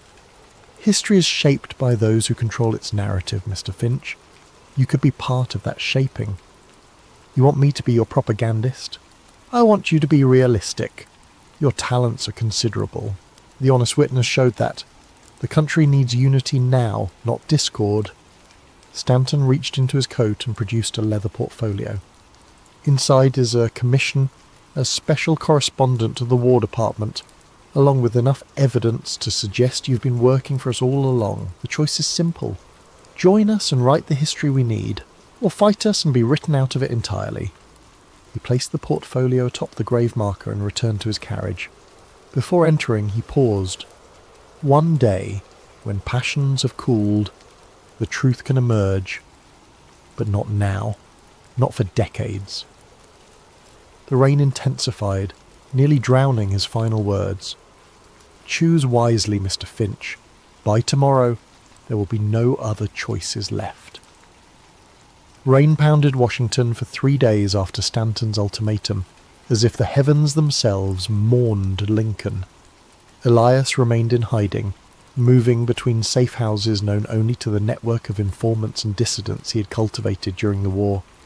The portfolio Stanton had offered remained unopened in his coat, Pandora's box of temptation and compromise. On the third night, as thunder rolled across the capital, Elias met with Muller in the cellar of a church. whose minister had secretly treated wounded Confederate soldiers during the war. The street papers say Booth has fled south, Muller reported, shaking rain from his coat. But I heard from my cousin who drives a supply wagon. Soldiers searched the Surratt boarding house again today, tore up floorboards, broke down walls. They're looking for something, Elias mused. Something they think Booth left behind. Or something they planted that they now need to recover. Muller hesitated. There are rumours about a diary. This caught Elias's attention. Booth kept a diary? So they say. A small red leather book where he wrote his thoughts, his plans. The kind of thing that might reveal who he spoke to, who gave him orders. Elias's journalistic instinct flared. Such a diary would be the evidence he needed. Who told you this? A clerk at the War Department. He was drunk, talking too freely at Hannigan's Tavern. Said Stanton himself ordered every inch of the boarding house searched. Said the secretary was white as a ghost when he gave the order. The implications were clear. If Booth had recorded his contacts with the Order of the Phoenix, with Wade or Baker or Stanton himself, such evidence would shatter the carefully constructed narrative of a lone assassin. Elias made his decision. I need to get into Surratt's boarding house. Impossible, Muller protested. It's guarded day and night. Nothing is impossible, Elias countered. Merely inconvenient. He had not spent years cultivating informants and mapping the hidden geography of Washington without learning a few tricks. Are the old tunnel entrances still accessible? Muller's eyes widened. The smuggling tunnels? Some perhaps, but they haven't been used since the early days of the war. Washington's geography held secrets unknown to most citizens. Beneath certain buildings, particularly near the Navy Yard and along the riverfront, a network of tunnels had been used early in the war to move supplies, information, and occasionally people. Most had been sealed or forgotten, but Elias had mapped them meticulously for a story he had never published. That night, guided by nothing but memory and a crude map drawn in his notebook, Elias descended into Washington's underground labyrinth. The entrance, a rusted door behind a false wall in the cellar of an abandoned warehouse, creaked ominously as he forced it open. The tunnel beyond was damp, the air heavy with mould and decay. His lantern cast grotesque shadows as he navigated the narrow passage, counting intersections, measuring distances by paces. After nearly an hour of careful progress, he reached what his calculations suggested should be directly beneath H Street and the Surratt boarding house. A metal ladder bolted to the wall led upward into darkness. Elias extinguished his lantern and climbed, emerging into what appeared to be a small storage cellar. Dust covered everything, undisturbed save for a single set of boot prints that stopped near the far wall. Elias examined the wall carefully, noting a slight discoloration in the mortar between several bricks. Using his pocket knife, he scraped away the newer mortar, revealing a loose brick. When he removed it, his fingers touched something soft inside the cavity. Leather. With trembling hands, he extracted a small red book, its cover unmarked. Opening it revealed pages filled with an elegant theatrical hand. Booth's diary, hidden where he thought it would be safe. Or perhaps where someone had instructed him to conceal it. Elias tucked the diary into his coat and retraced his steps through the tunnel. Back in the relative safety of the church cellar, he finally examined his prize by lamplight. The diary was not what he had expected. Rather than a detailed account of the conspiracy, it contained the rambling justifications of a man convinced of his own historical importance. Booth compared himself to Brutus, writing of striking down the tyrant to avenge the South. Yet scattered among these self-aggrandizing passages were troubling inconsistencies. One entry from March read, "Met with W again. He assures me that once it is done I will be hailed as a hero throughout the South. Arrangements have been made for my escape. I am to follow the route exactly as planned, making contact at each designated safe house until I reach safety in Virginia." Another, more disturbing entry from early April. The order has guaranteed my place in history. Their reach extends to the highest levels of government, to men whose names I dare not commit to paper. They speak of a reborn nation, purified by fire, where true patriots will guide America to its rightful destiny. I am merely the instrument of this necessary transformation. Most revealing was an entry from April 13th, the day before the assassination. Final meeting with CW. He provided the derringer and confirmed the timing. Act 3, Scene 2, during the laugh line when the noise will mask the shot. The guard will be absent. This has been arranged. I expressed concern about escaping through the crowded theatre, but CW assured me that certain doors would be unobstructed. Tonight we're delving into a conspiracy thriller titled Dark Side of the Truth, a moon landing conspiracy thriller. It's set in the year 2025, yet it digs into events that occurred more than half a century ago, or so the official history says. Our protagonist, Elliot Graves, isn't the typical tinfoil hat conspiracy theorist. He's a rational investigative journalist who's built his reputation on skepticism and fact-checking. But his life takes a sharp turn when he receives a mysterious reel of 16mm film, suggesting that one of humanity's greatest achievements, the 1969 moon landing, was staged on a secret set. As we progress through the story, you'll meet characters with their own moral compasses, locked in a deadly dance. There's Sam Reyes, a sharp-witted former NASA engineer who knows more about the organization's secrets than is probably safe. Dr. Bernard Calloway, an aging whistleblower haunted by regrets and memories so dangerous they could sign his death warrant.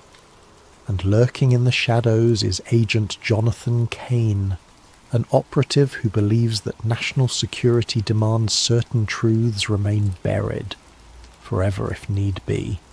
Expect twists at every corner.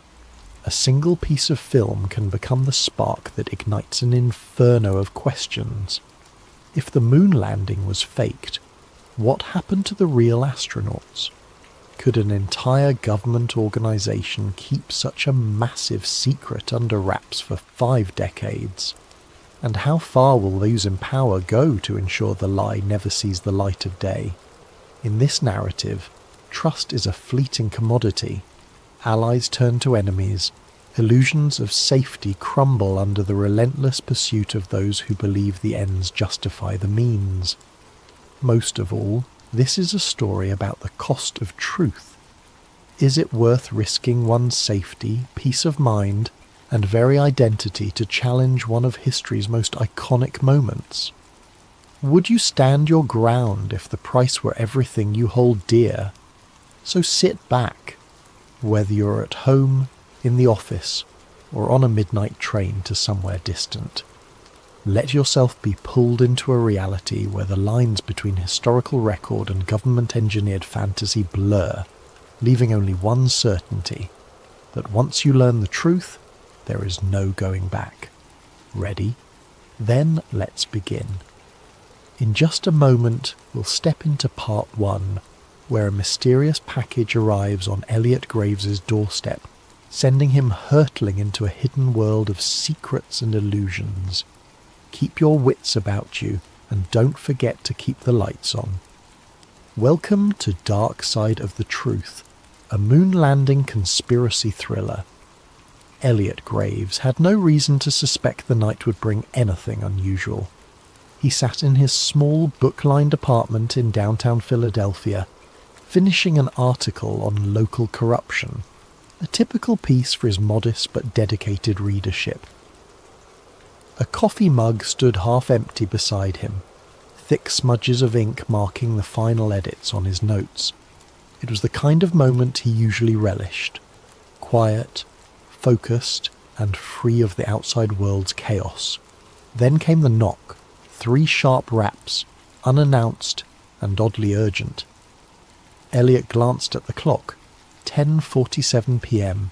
He wasn't expecting anyone. The hallway light flickered as he opened the door, finding nothing but a single battered cardboard box at his feet. No note, no name, just his address scrawled in black marker. It could have been a source dropping a tip, though most of his informants were digital ghosts, rarely venturing into the physical realm. Curiosity piqued, Elliot brought the box inside. It weighed more than he expected. Taped across the top, a plain sheet of paper read, "Watch immediately." The handwriting was jagged, as if penned in a hurry or under duress. Carefully he cut the tape, half expecting a bomb or a rig device. Instead, inside lay a vintage 16mm film reel in a metal canister, the label partially peeled off. He gently tilted it back and forth, hearing the soft shift of film spooled inside. Elliot felt a jolt of excitement. He'd handled old film reels before, but never one that found him in the dead of night. An archaic machine in his study closet, passed down by his grandfather, might be the only way to view it. He rarely used the projector, but he was determined to see what was on this reel, if only to figure out who had gone to so much trouble to send it. Setting up the projector took nearly half an hour. Dust motes swirled in the beam of a single lamp as he threaded the film carefully. As the flickering images began, Elliot's anticipation turned to pure disbelief. The footage was in black and white, shaky in places, but unmistakably capturing a large, elaborate set. A moon-like surface crafted on what looked to be a soundstage. Stage lights hung overhead, cables snaking across the floor. He squinted, recognizing the shape of a NASA lunar module prop, like something out of a historical documentary. But it wasn't a documentary. He saw men wearing astronaut suits, one of them bearing an uncanny resemblance to Neil Armstrong. Off to the side, a group of technicians hovered, adjusting cameras that weren't from 1969. They looked older, yes, but not quite from the era. A man stepped into view, clapping a film slate. On it was scribbled, "Apollo 11, Take 3. The adrenaline spiked through Elliot's veins.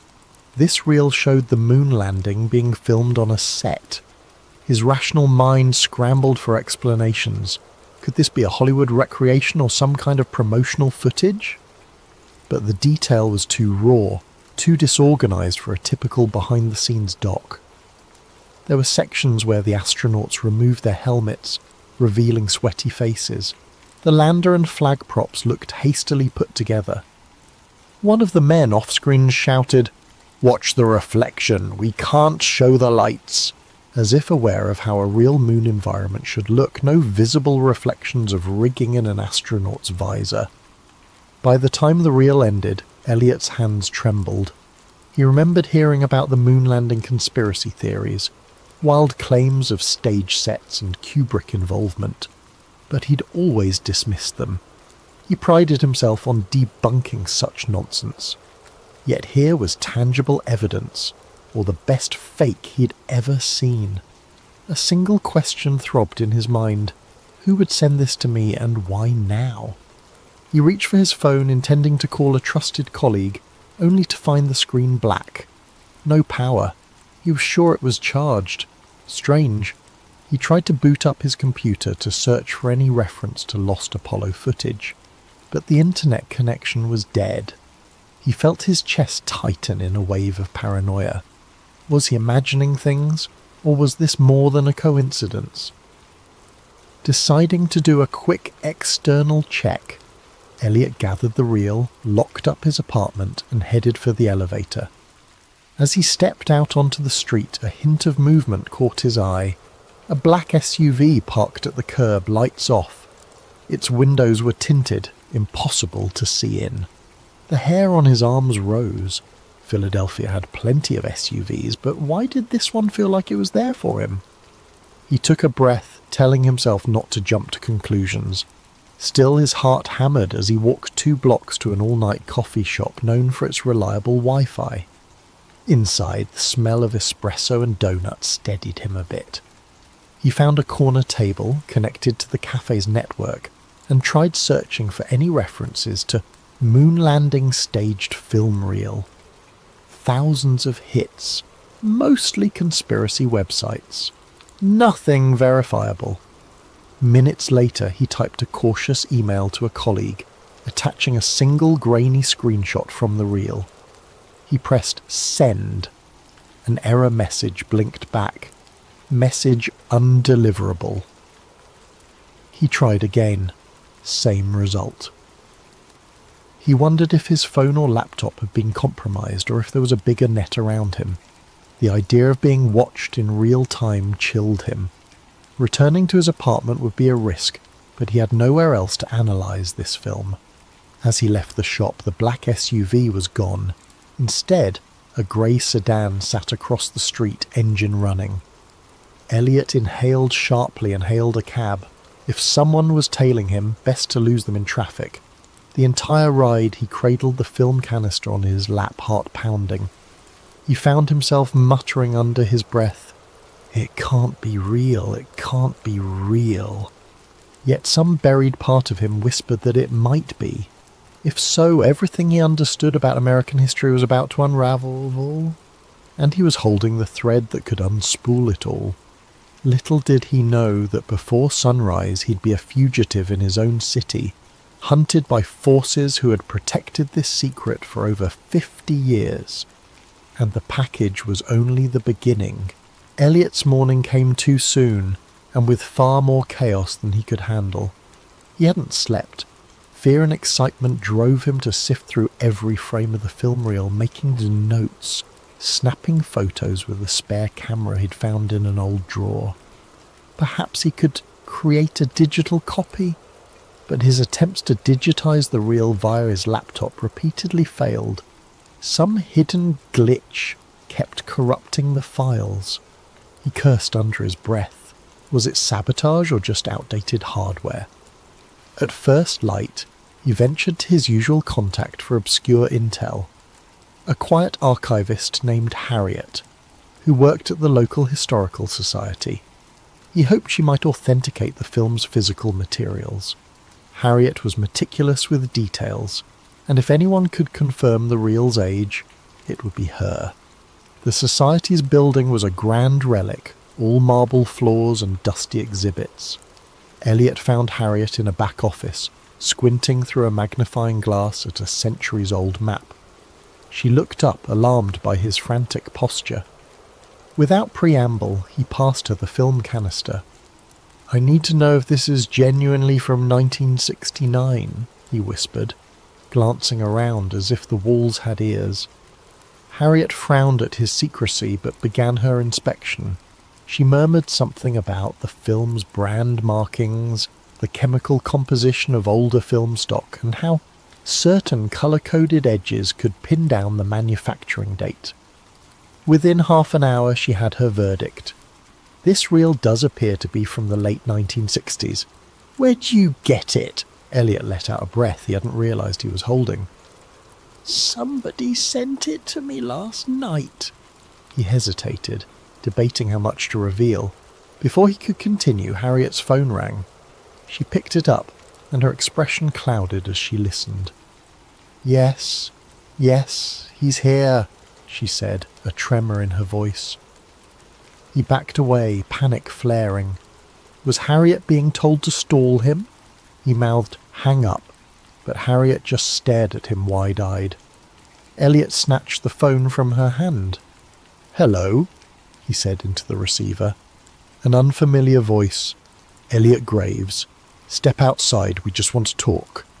He froze. A second later the line went dead. "Who was that?" Harriet whispered, her complexion pale. Elliot shook his head, realizing he'd dragged her into danger. "I have to go."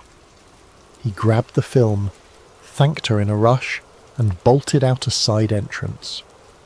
Immediately he spotted two men in dark suits stepping out of a black sedan. They scanned the area, eyes sharp and purposeful. Elliot ducked behind a parked delivery truck. He rummaged for his phone. It still wouldn't connect to a network. He couldn't call for help. Glancing around, he saw a narrow alley. He sprinted for it, ignoring startled pedestrians. The men noticed and gave chase. Footsteps echoed behind him as he weaved through the maze of back streets. He didn't stop until he was sure he'd lost them. Leaning against a graffiti-stained wall, he gulped the cool morning air. The reality sank in. I'm being hunted. His mind raced. Who had the power to track him within hours? Some fraction of NASA, the FBI, or an even more clandestine outfit? He remembered Harriet's stunned face and felt a pang of guilt. Was she safe? With his phone compromised, Elliot needed a secure communication line. That's when he remembered Sam Reyes, a former NASA engineer turned freelance tech wizard. They'd crossed paths a year ago when Sam leaked documents exposing flawed satellite software. She'd proven resourceful and cautious, someone who operated in the grey areas of government secrecy. He rummaged through his wallet for her old business card, typed the number into a borrowed flip phone he'd bought for emergencies. 2 rings, then Sam answered with a wary, "Who is this?" "Elliot Graves," he said quietly, trying to steady his voice. "I need your help. It's urgent." Sam let out a short laugh. "You're the reporter who debunked that UFO fiasco. Are you calling to do another piece?" He glanced around to make sure no one was listening. "This is bigger than UFOs. I have an old NASA film that suggests the moon landing was not what we think." Silence on the line. Then Sam hissed, "Don't say another word. There are ears everywhere. Meet me at the Redwood Garage, level 3, in an hour." She hung up. He had no time to question her abruptness. He made his way to Redwood Garage, a concrete structure on the outskirts of the city. Ducking beneath security cameras, he took the stairs to level 3. Only a few cars were parked, the area echoing with the hum of overhead fluorescent lights. He found Sam leaning against a pillar, arms folded. She was petite, with sharp eyes and a laptop bag slung over her shoulder. "You look like hell," she said in lieu of a greeting. Elliot forced a grin. "Rough morning, thank you for coming." Sam nodded at the film canister tucked under his arm. "That it?" He handed it over, heart pounding. She opened the lid, peeking at the reel. "I'll need my gear to analyze this properly. But tell me, any chance this is a hoax?" Elliot explained Harriet's findings, the chase and the phone sabotage. Sam's eyes narrowed with concern. This kind of move typically points to a deep-pocketed agency. NASA has muscle, but not to this extent. We might be dealing with something else. She motioned for him to follow her to a beat-up SUV. Inside, the back seat was cluttered with laptops, cables, and specialized scanning equipment. Sam popped the reel into a portable film viewer. A small screen flickered with the black and white images. She skimmed through it, face grim. "If this is real, holy..." He gave a humorless chuckle. "I'm not sure I want it to be real, but it's looking that way." Sam started flipping through camera angles. "We'll cross-check the images with NASA archive logs, see if any set pieces match. Also, there's metadata in older film that might help pinpoint the exact date and location. But if whoever's hunting you has the resources to block your phone and track you so fast..." "Yeah," Elliot said, swallowing hard. "I'm in trouble, aren't I?" Sam gave him a look that said, "You have no idea." "Look, I can set up a secure server to store digital copies once I manage to scan the reel. But it'll take me a day or 2. In the meantime, you need to vanish. They'll come for both of us once they realize I'm involved." As if on cue, a bullet shattered the SUV's rear window. Elliot and Sam ducked, hearts hammering. Tires screeched on the level below. "We have to move," Sam hissed, starting the engine. Elliot curled into the passenger seat, pressing the canister tight against his chest. Another shot rang out, pinging off the concrete pillar. The SUV lurched forward, screeching around corners, headlights glaring on dull grey walls. Behind them, at least 2 dark sedans roared up the ramp. The chase was on. Elliot felt the cold sweat on his brow. This was no longer about verifying a piece of film. This was survival. More bullets clanged against the SUV's metal frame. Sam cursed under her breath, twisting the wheel. The exit ramp loomed ahead, a single security arm blocking the exit. Sam ploughed right through it, leaving splinters behind. They burst into daylight, weaving into the city traffic. Horns blared. The sedans kept pace, engines revving. As Sam careened down a busy street, Elliot realised just how far he'd fallen into this conspiracy. He'd started the night as a skeptic receiving a curious package. Now he was on the run, uncertain if he'd live to see the next morning. The real question: was the truth worth this cost? He clenched the film canister as if it were his lifeline. Maybe it was. Once they lost their pursuers, thanks to Sam's clever shortcuts and the chaotic labyrinth of city streets, Elliot and Sam took refuge in a deserted warehouse by the river. It was a space Sam sometimes used as a safe house, its electricity powered by a makeshift generator. Old crates littered the corners. The air smelled of dust and stagnant water. They parked the SUV inside, headlights slicing through the gloom. Elliot exhaled shakily, stepping out and checking his jacket for bullet holes. Miraculously, neither of them was injured. Sam followed, film canister in hand. "We have to lie low," she said. "I'll do what I can with the reel. But first we need to figure out who can confirm or deny the authenticity. Some old NASA folks might still be around, or people from the Apollo era." That jogged a memory for Elliot. "I know someone, Dr. Bernard Calloway. He was part of the Apollo program, wrote a few obscure papers on lunar orbit complexities. I interviewed him years ago for a piece on NASA bureaucracy. He might know if any of this is real." "Let's hope he's still alive and willing to talk," Sam replied grimly, setting up her scanning equipment. "Meanwhile, I'll start digitizing. Go call your guy." She tossed Elliot a burner phone, a cheap flip phone with no internet capability, just voice and text. "Keep conversations short. We don't want to leave a trail." Elliot nodded, stepping away for some privacy. He dialed a number he hadn't used in years. The call rang on, and just when he thought it would go to voicemail, a gravelly voice answered. "Yes? Who is this?" "Dr. Calloway, it's Elliot Graves. Remember me?" A tense pause. "Graves? The journalist? Why are you calling me?" Elliot cut straight to the point. "I have a film reel suggesting the Apollo 11 landing was staged. I need your perspective." He expected outrage or disbelief, but Calloway only muttered a soft curse. "Damn it, you kids never learn. Where are you?" "Too dangerous to say over the phone," Elliot replied. "Can we meet?"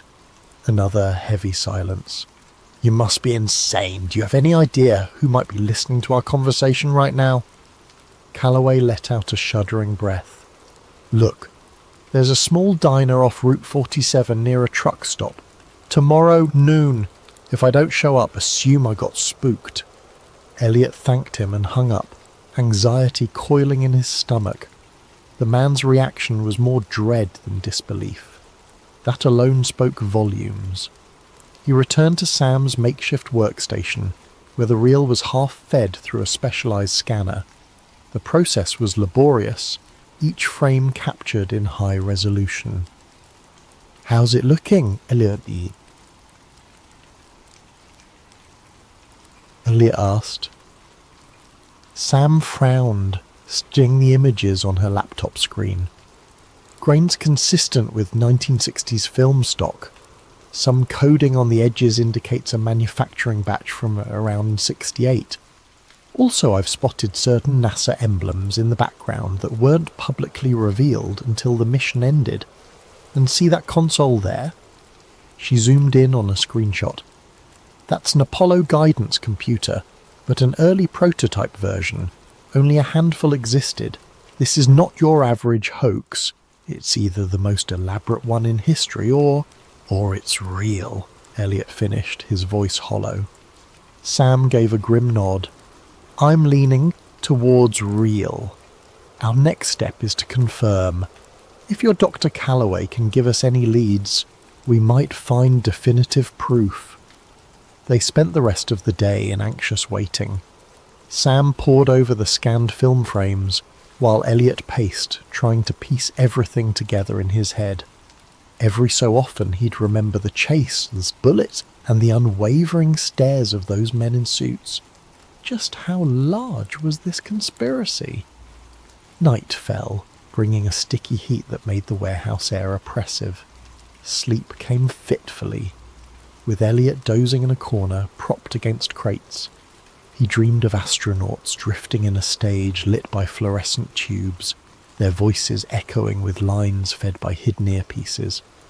He woke with a start to find Sam tapping him on the shoulder. "Time to go," she said softly. "We have to meet your whistleblower." By noon they'd driven 2 hours south to a truck stop just off Route 47. The diner looked vintage, a chrome exterior, peeling neon sign and a handful of big rigs parked nearby. They left the SUV behind a closed service station, walking the rest of the way under the scorching sun. Inside, the diner was half empty. The waitress behind the counter gave them a bored glance. In a corner booth, an elderly man sat facing the window, wearing tinted glasses and a hat pulled low. Elliot recognized him, Dr. Bernard Calloway. He looked older and thinner than their last meeting, as though carrying a burden too large for his frail frame. "Do, Calloway," Elliot said, quietly, sliding into the booth. Sam took the seat beside him. Calloway's gaze flicked to them, fear etched in the lines around his mouth. "You brought someone else. I told you to come alone." "This is Sam Reyes. She's helping me verify the film." "Film?" Calloway's voice trembled. He removed his tinted glasses, revealing tired eyes. "I hoped I'd go to my grave without seeing it again. Lord knows I was done with those days." Elliot swallowed. "You've seen it before?" Calloway exhaled a long, shaky breath. "I was part of Apollo 11's operations team, unofficially. My real job was ensuring the broadcast feed from the moon looked authentic. We had technicians in a secret studio capturing angles that would pass as lunar footage. It was a matter of national pride and also, ironically, fear. Needed to beat the Soviets. When the actual craft encountered catastrophic issues, NASA and the government decided it was safer to fake the landing for television. The real rocket never made it out of Earth's orbit safely.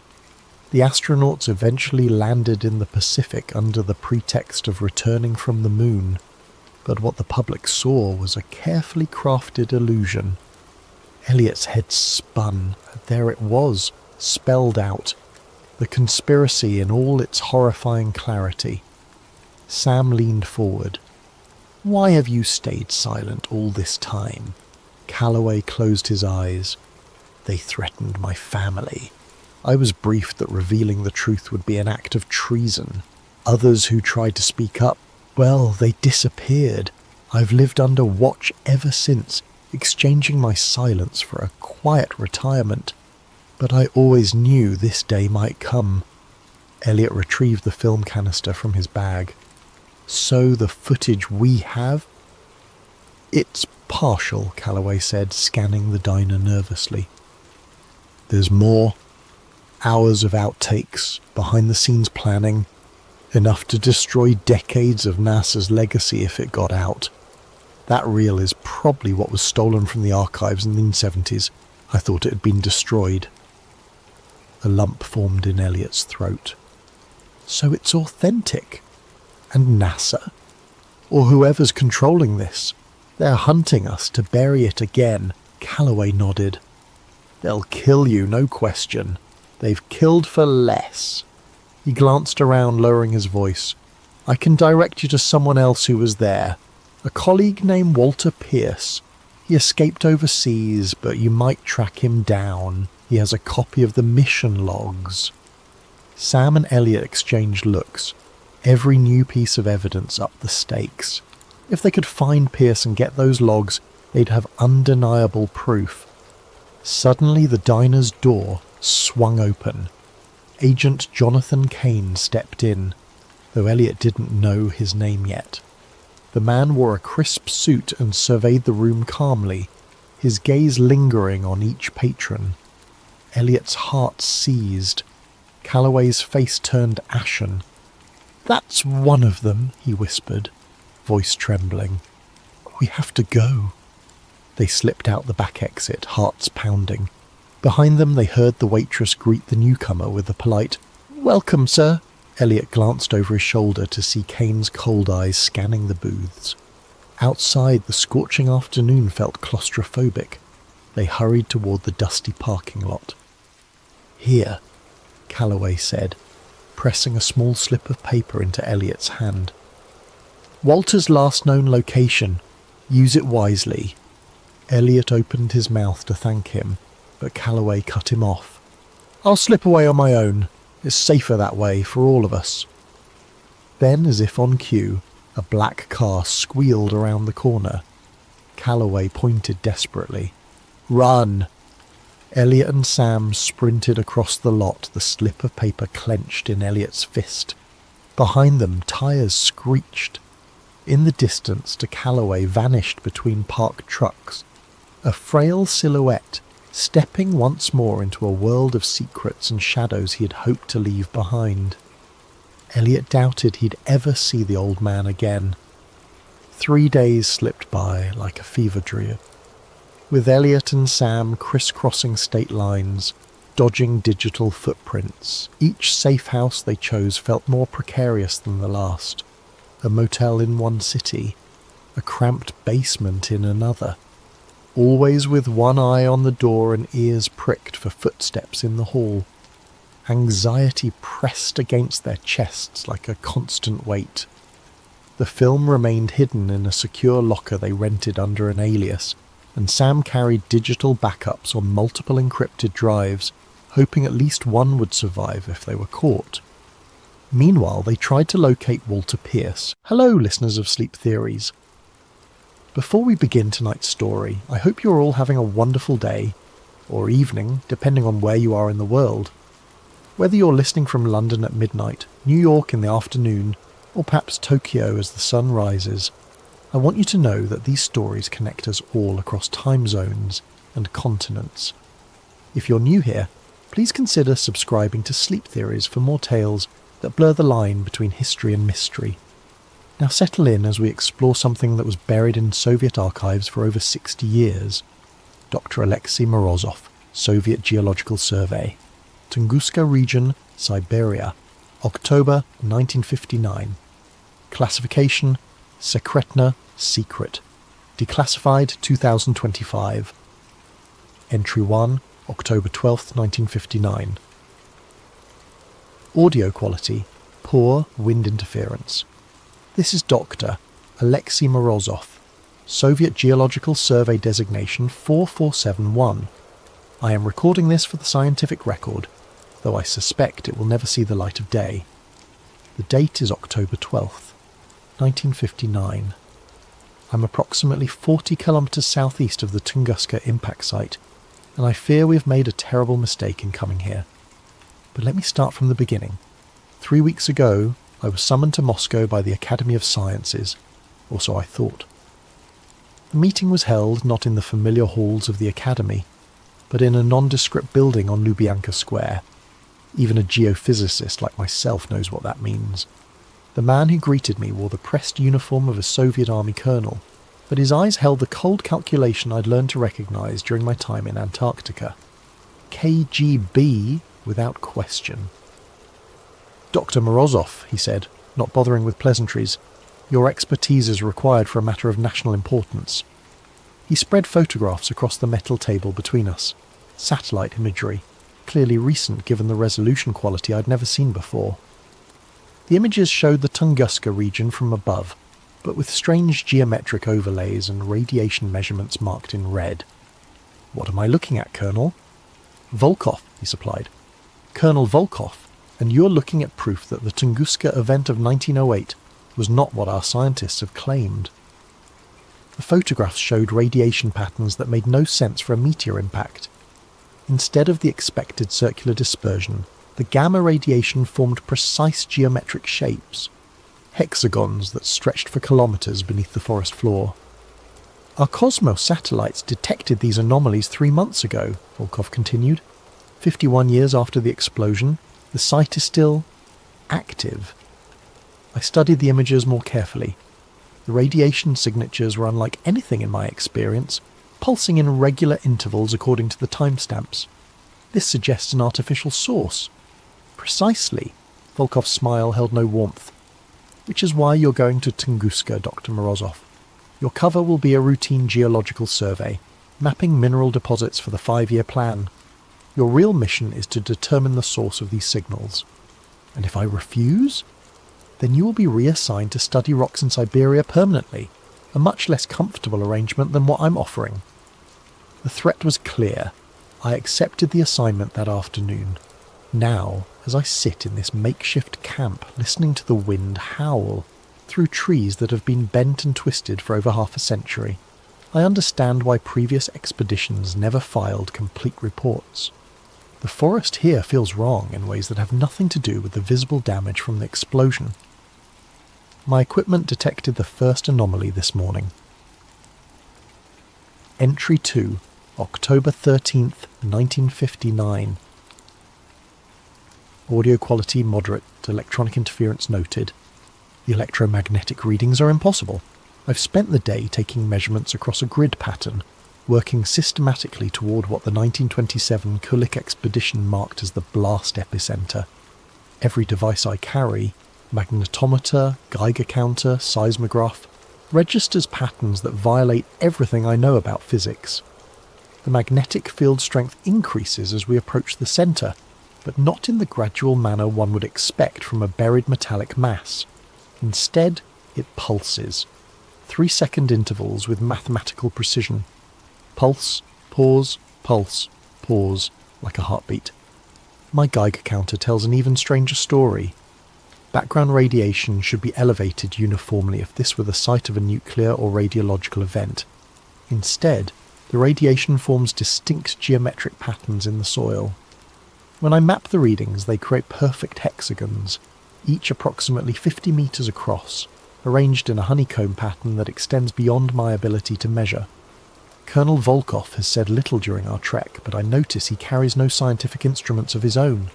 Instead, his pack contains radio equipment far more sophisticated than anything issued for a geological survey. He reports to Moscow twice daily using codes I don't recognize. The local event guides refuse to accompany us beyond the outer tree line. They speak of lights that dance beneath the ice at night, and a sound they describe as iron screaming. When I pressed them for details, the eldest guide would only say, "The sky fell there, but something else rose up." I dismissed this as folklore until we made camp last night. At 0300 hours, I was awakened by a sound I've never heard before. A deep, rhythmic vibration that seemed to come from the earth itself. It lasted exactly 3 minutes, then stopped abruptly. Volkov was already awake, standing at the edge of our camp with his radio in hand. "Did you record that?" he asked. I had not thought to record it, which now strikes me as a significant oversight for someone trained in scientific observation. The sound was so alien that my mind initially rejected it as impossible. "What was it?" I asked. Volkov's expression in the moonlight was unreadable. "The reason we're here, Doctor. This morning I discovered that several of my instruments had malfunctioned during the night. Not broken, malfunctioned in very specific ways. The magnetometer now reads magnetic north as pointing directly toward the blast epicenter, regardless of our actual position. The seismograph recorded seismic activity every 3 seconds throughout the night, perfect sine waves that should be impossible in stable geological conditions. Something is calling from beneath the permafrost. Entry 3, October 15th, 1959. Audio quality, poor, severe electronic interference. We have reached the epicenter. I understand now why Kulik's expeditions found no crater. This was not an impact. It was an emergence. The blast zone stretches for kilometers in every direction, trees flattened in the perfect radial pattern that has puzzled scientists for decades. But at the precise center, in a circle roughly 100 meters in diameter, the forest is untouched. Ancient pines tower above us, their bark scarred but their structure intact, as if the explosion flowed around them rather than through them. The soil here tells a different story than any meteor impact. My equipment detects metallic fragments, but when I analyse their composition, the results are disturbing. The isotopic ratios are wrong. Not just unusual, impossible. These metals contain isotopes that shouldn't exist in nature, arranged in configurations that suggest artificial manipulation. While taking samples this morning, my spade struck something hard beneath the permafrost. After an hour of careful excavation, I uncovered a shard of metal unlike anything I've encountered in 20 years of geological work. The fragment is approximately 15 centimeters long, smooth as glass, and perfectly black. It reflects no light, creating an absence in my vision that strains the eye to look upon. Most unsettling of all, it vibrates. A constant, barely perceptible vibration at exactly 3 hertz. The same interval as the magnetic pulses I've been recording. When I showed the fragment to Volkov, his reaction confirmed my growing suspicions about this expedition. "Where exactly did you find this?" he demanded, snatching the metal from my hands with gloved fingers. "Buried approximately 2 meters down, directly. You will note its location precisely and excavate no further in that area." He sealed the fragment in a lead-lined container I hadn't known he carried. "Your orders are to survey and report, not to collect specimens." "Colonel, this could be the key to understanding Dr. Morozov." His voice carried the quiet authority of a man accustomed to unquestioned obedience. "The last scientist who asked too many questions about what we found here is now buried under 2 meters of ice. I trust you understand my meaning." The threat was delivered so casually that it took a moment to register. Previous expeditions, previous scientists. How many teams had been sent to this place? That evening, while Volkov was occupied with his radio communications, I managed to take additional readings from the area where I'd found the fragment. The results make no sense according to any geological model I know. The metallic object appears to be part of a much larger structure buried beneath us. Ground-penetrating radar reveals a vast geometric form extending deep into the earth. Not randomly distributed metal deposits, but organised architecture. Hexagonal chambers connected by corridors, stretching down beyond the range of my equipment. Whatever lies beneath the Tunguska site is not natural. It's not human. And according to my radiocarbon dating of the surrounding soil samples, it's been here far longer than the 1908 explosion. The explosion didn't bring something to this place. It revealed something that was already here. Entry 4, October 17th, 1959. Audio quality, moderate, background humming noted. I have accessed Colonel Volkov's classified files. I know this was a breach of protocol that could cost me my life, but scientific curiosity has always been my weakness. While Volkov was conducting his evening radio check, I managed to photograph several documents from his secure case. What I discovered has rewritten my understanding of both this expedition and the Tunguska event itself. The files contain correspondence dating back to 1908, including telegrams between the American inventor Nikola Tesla and Arctic explorer Robert Peary. The telegrams discuss Tesla's experiments with wireless energy transmission from his Wardenclyffe facility on Long Island.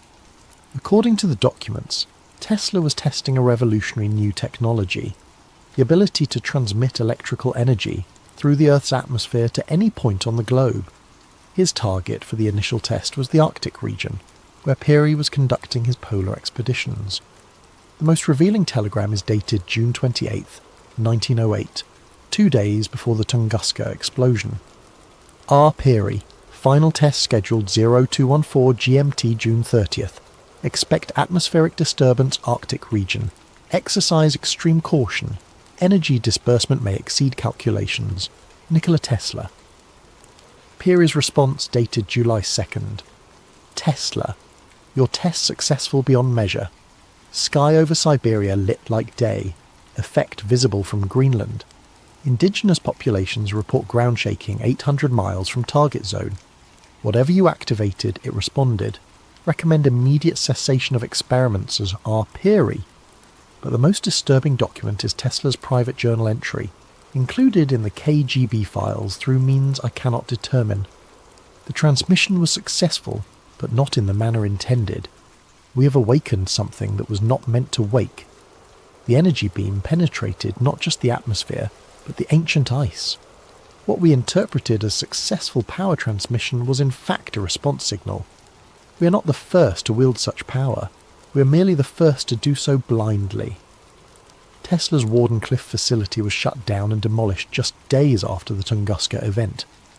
Official records claim financial difficulties, but the classified Soviet documents suggest otherwise.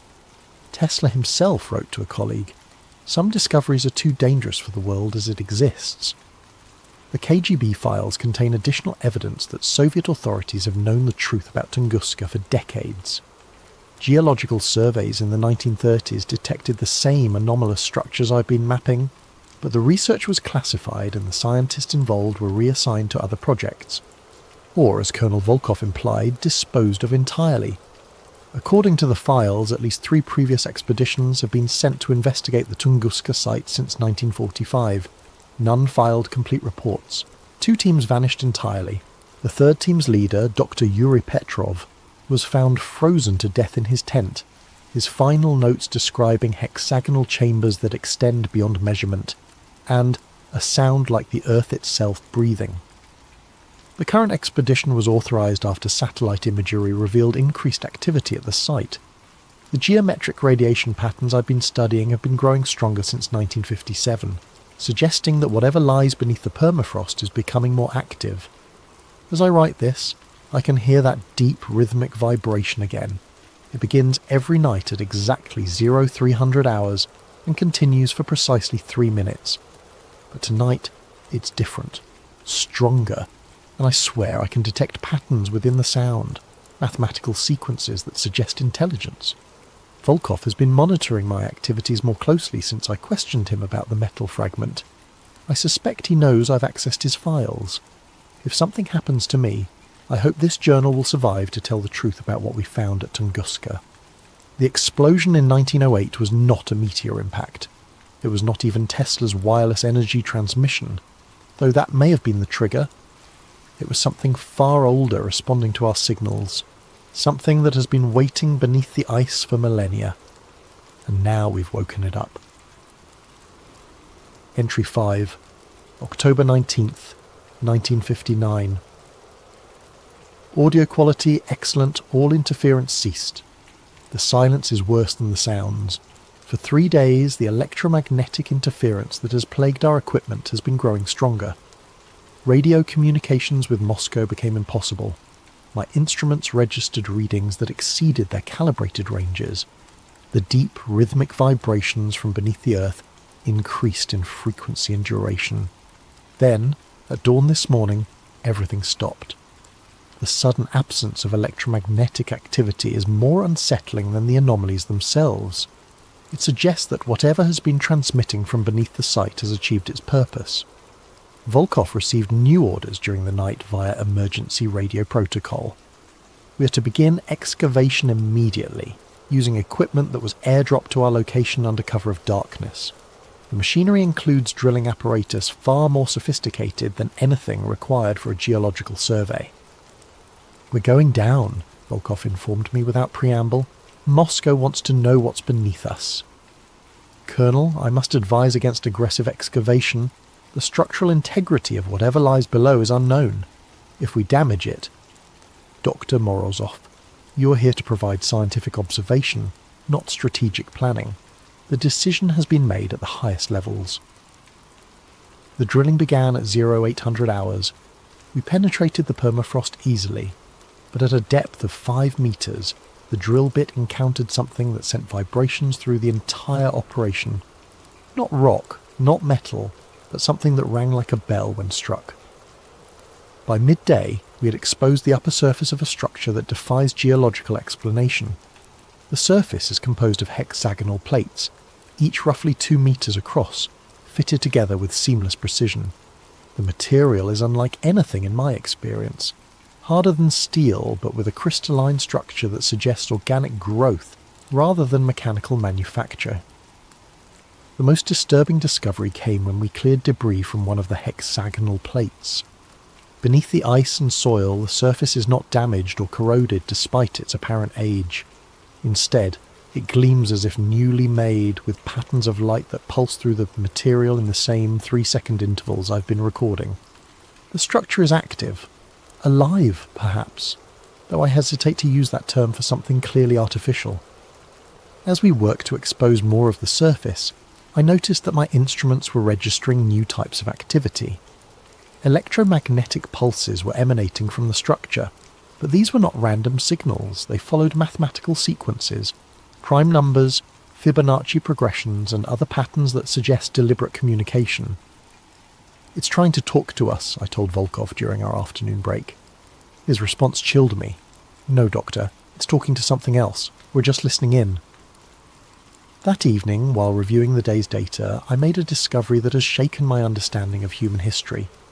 The electromagnetic patterns I've been recording match perfectly with radio signals detected by astronomers at the Jadrell Bank Observatory in England. The signals, dismissed by most scientists as background radiation, have been recorded intermittently since 1908. But the signals don't originate from space. They originate here, at Tunguska, and they're being transmitted outward at regular intervals. Whatever lies beneath us has been sending messages to space for over 50 years. Entry 6, October 21st, 1959. Audio quality poor, voice shows signs of extreme stress. We've broken through.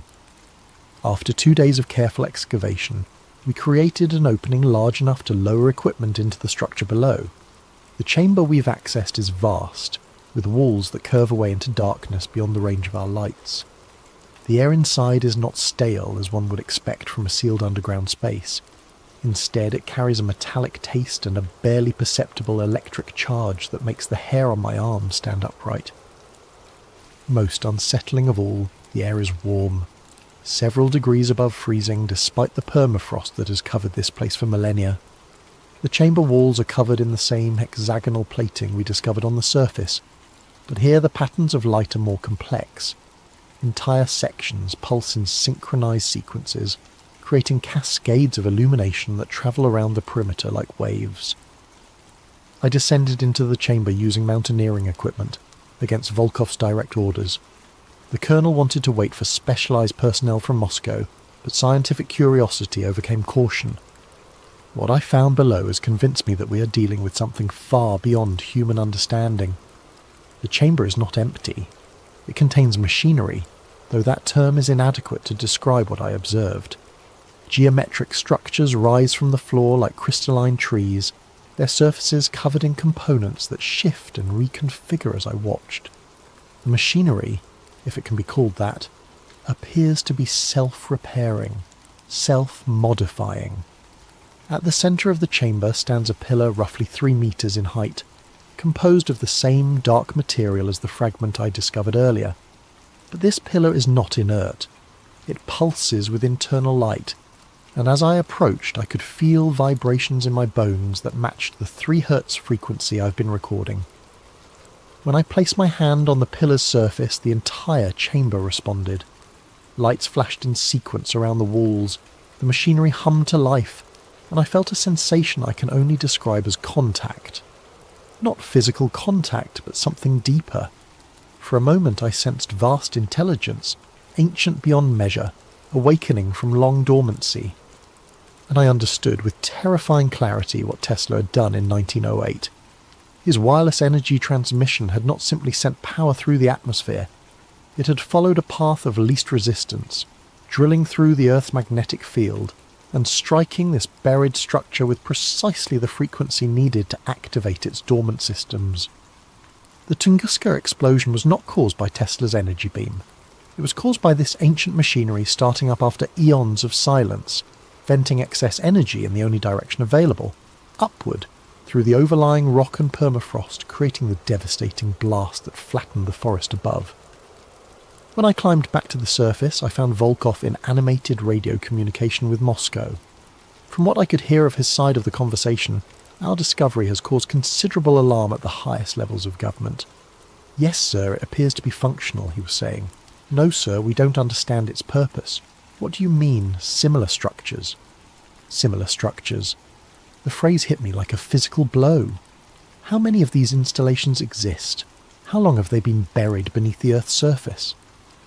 That night, as I attempted to process the implications of our discovery, the chamber below us began transmitting again. But this time, the signals were different. Instead of the regular pulses I'd been recording, the electromagnetic emissions formed complex patterns that my equipment interpreted as modulated communications. The ancient machinery was not just awakening, it was calling home. Entry 7, October 23rd, 1959. Audio quality, good, voice controlled but tense. They're coming for me. Colonel Volkov received orders this morning to terminate the expedition and return to Moscow immediately.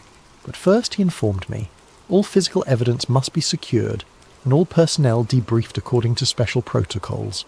I know what special protocols means in KGB parlance. The equipment we brought to the site has been supplemented by specialised gear that arrived with a new team of personnel during the night. These men wear no insignia and speak with accents I cannot place.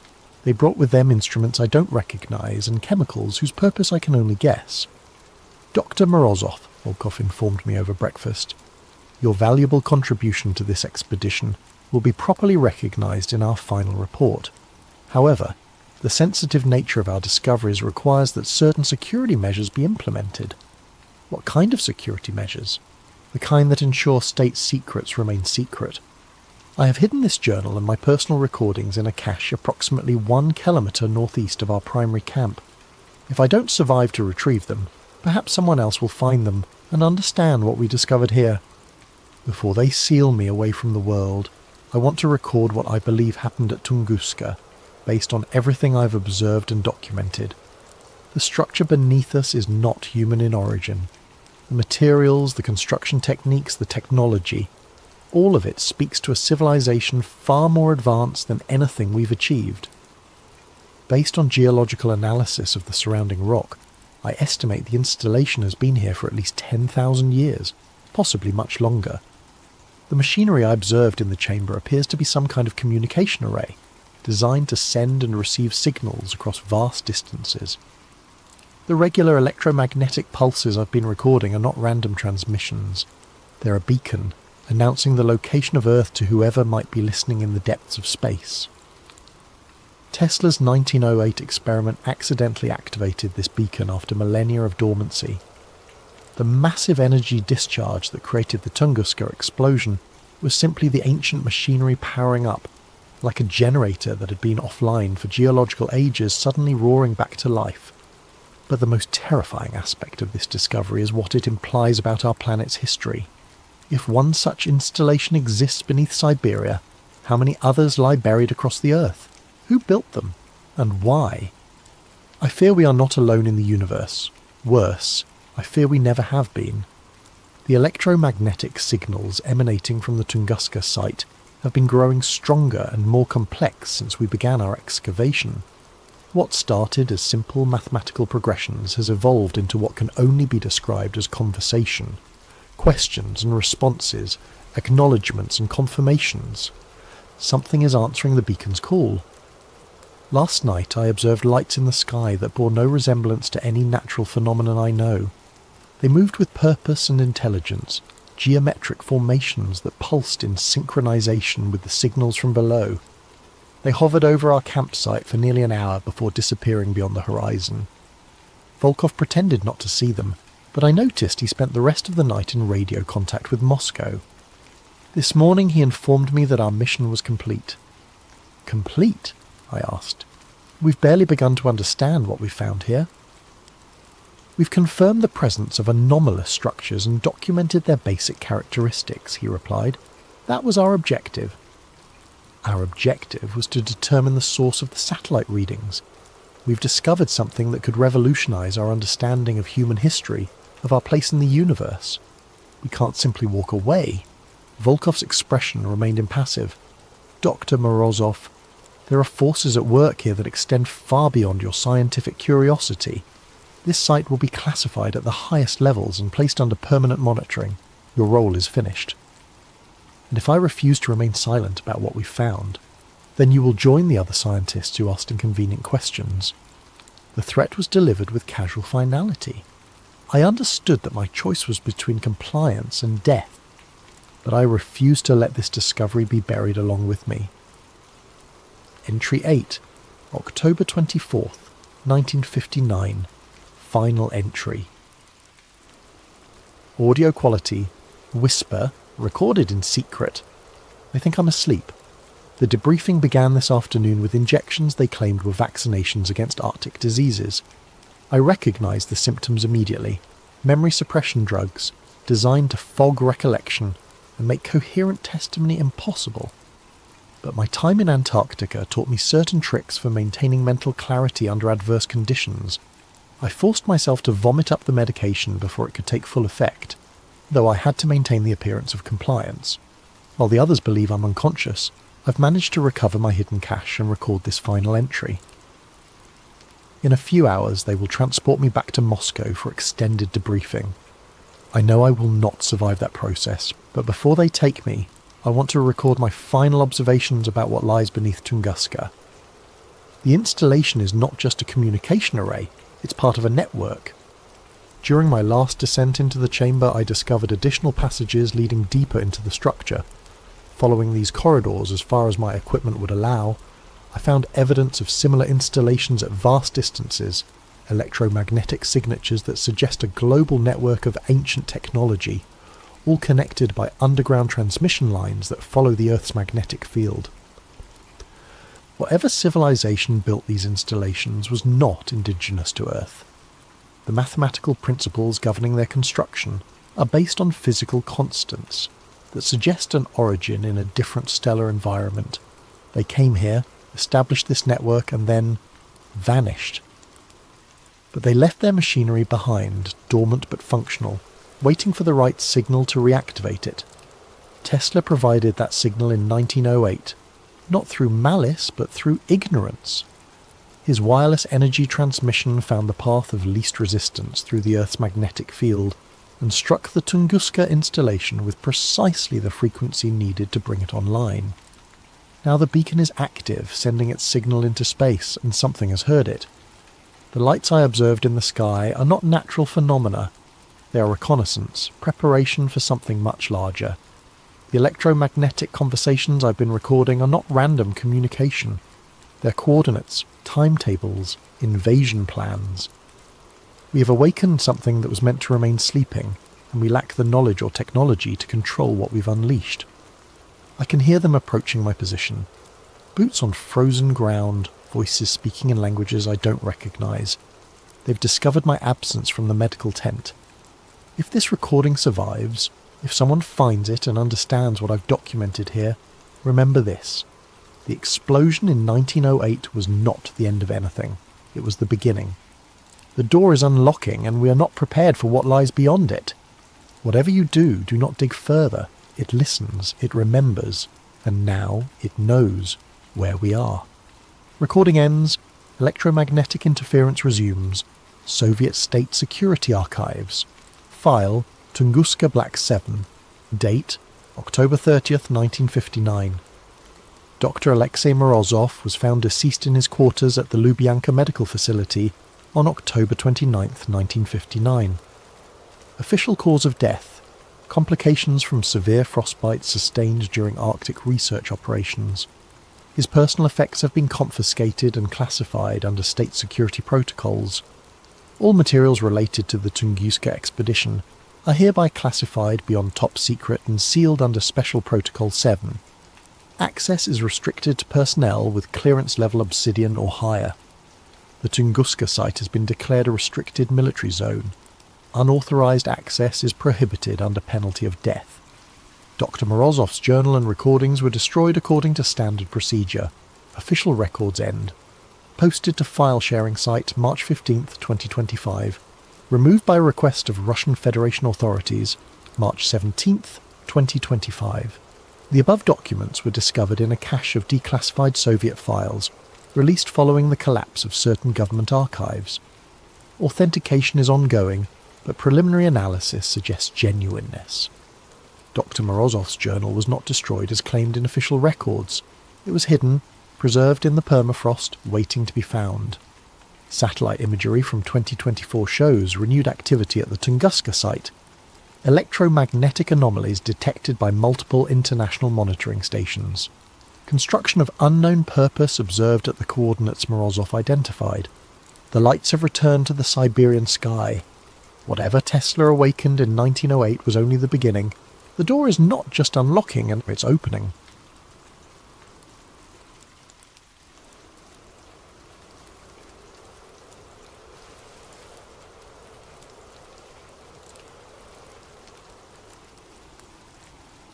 Hello there, and welcome to Sleep Theories.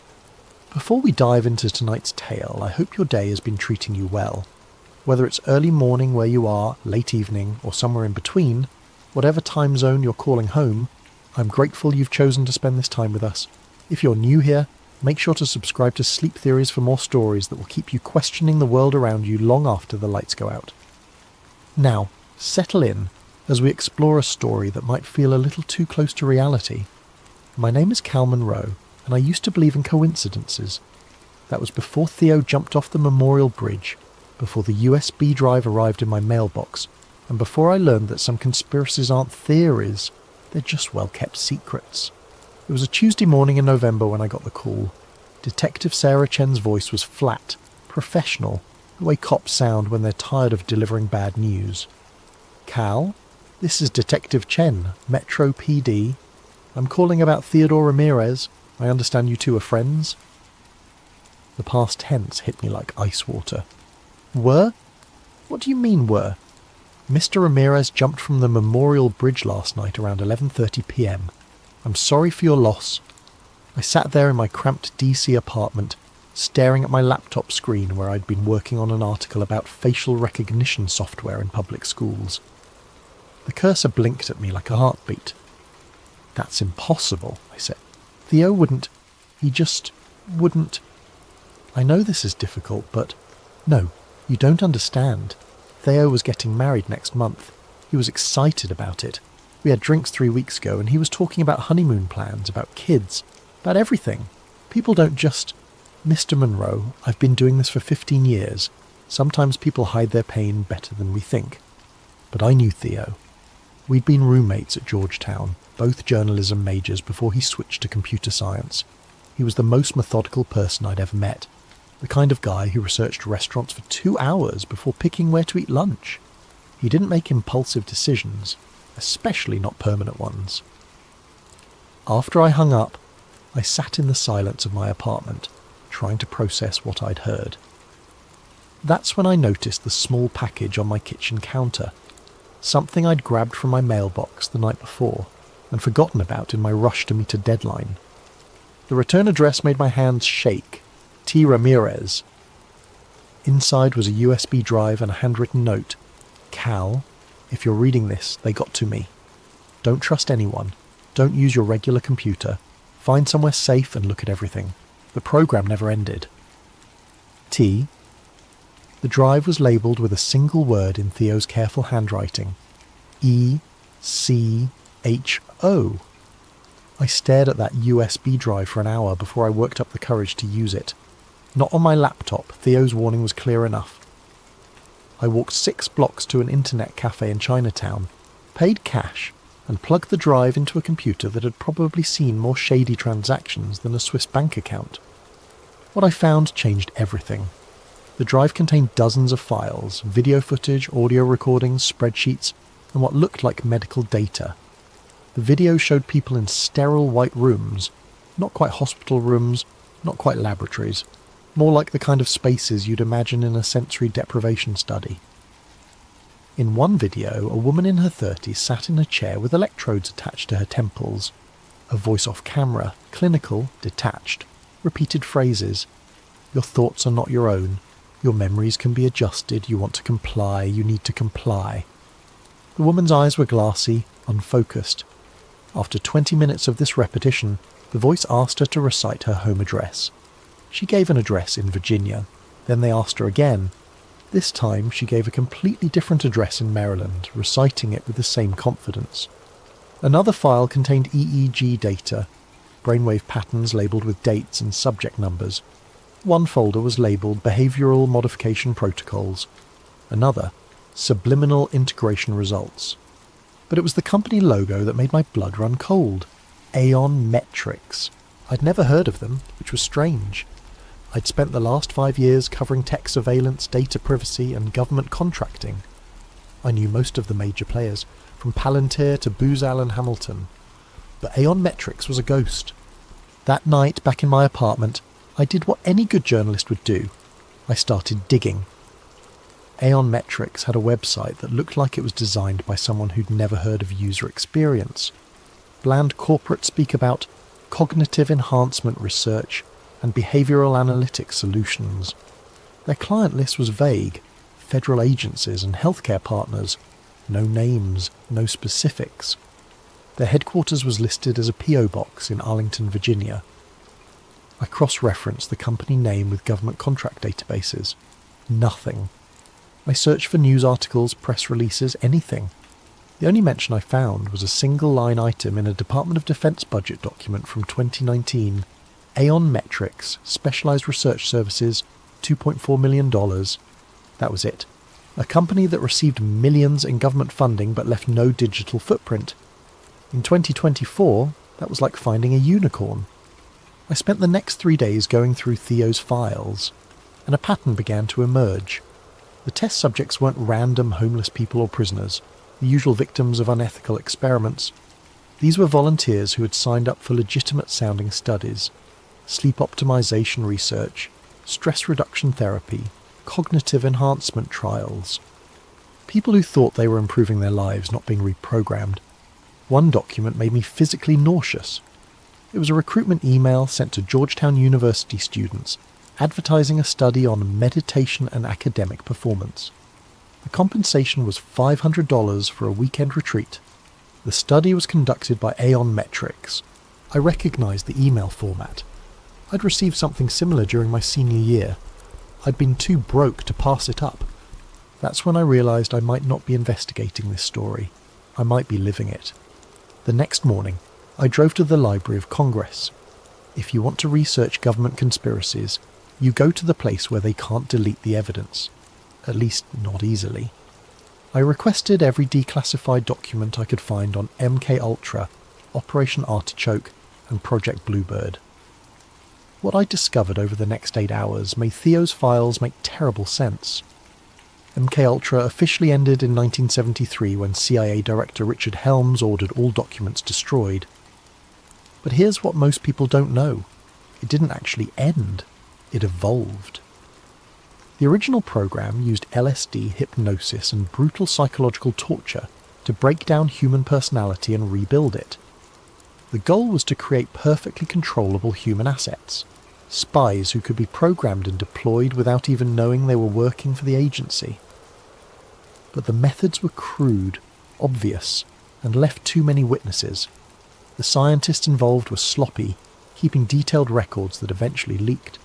So the program went underground, got smarter, and learned from its mistakes. By the 1980s, it had been rebranded as something innocuous, behavioural research programs. The torture chambers were replaced with comfortable clinical settings. The unwilling prisoners were replaced with paid volunteers. The obvious mind control was replaced with subtle manipulation.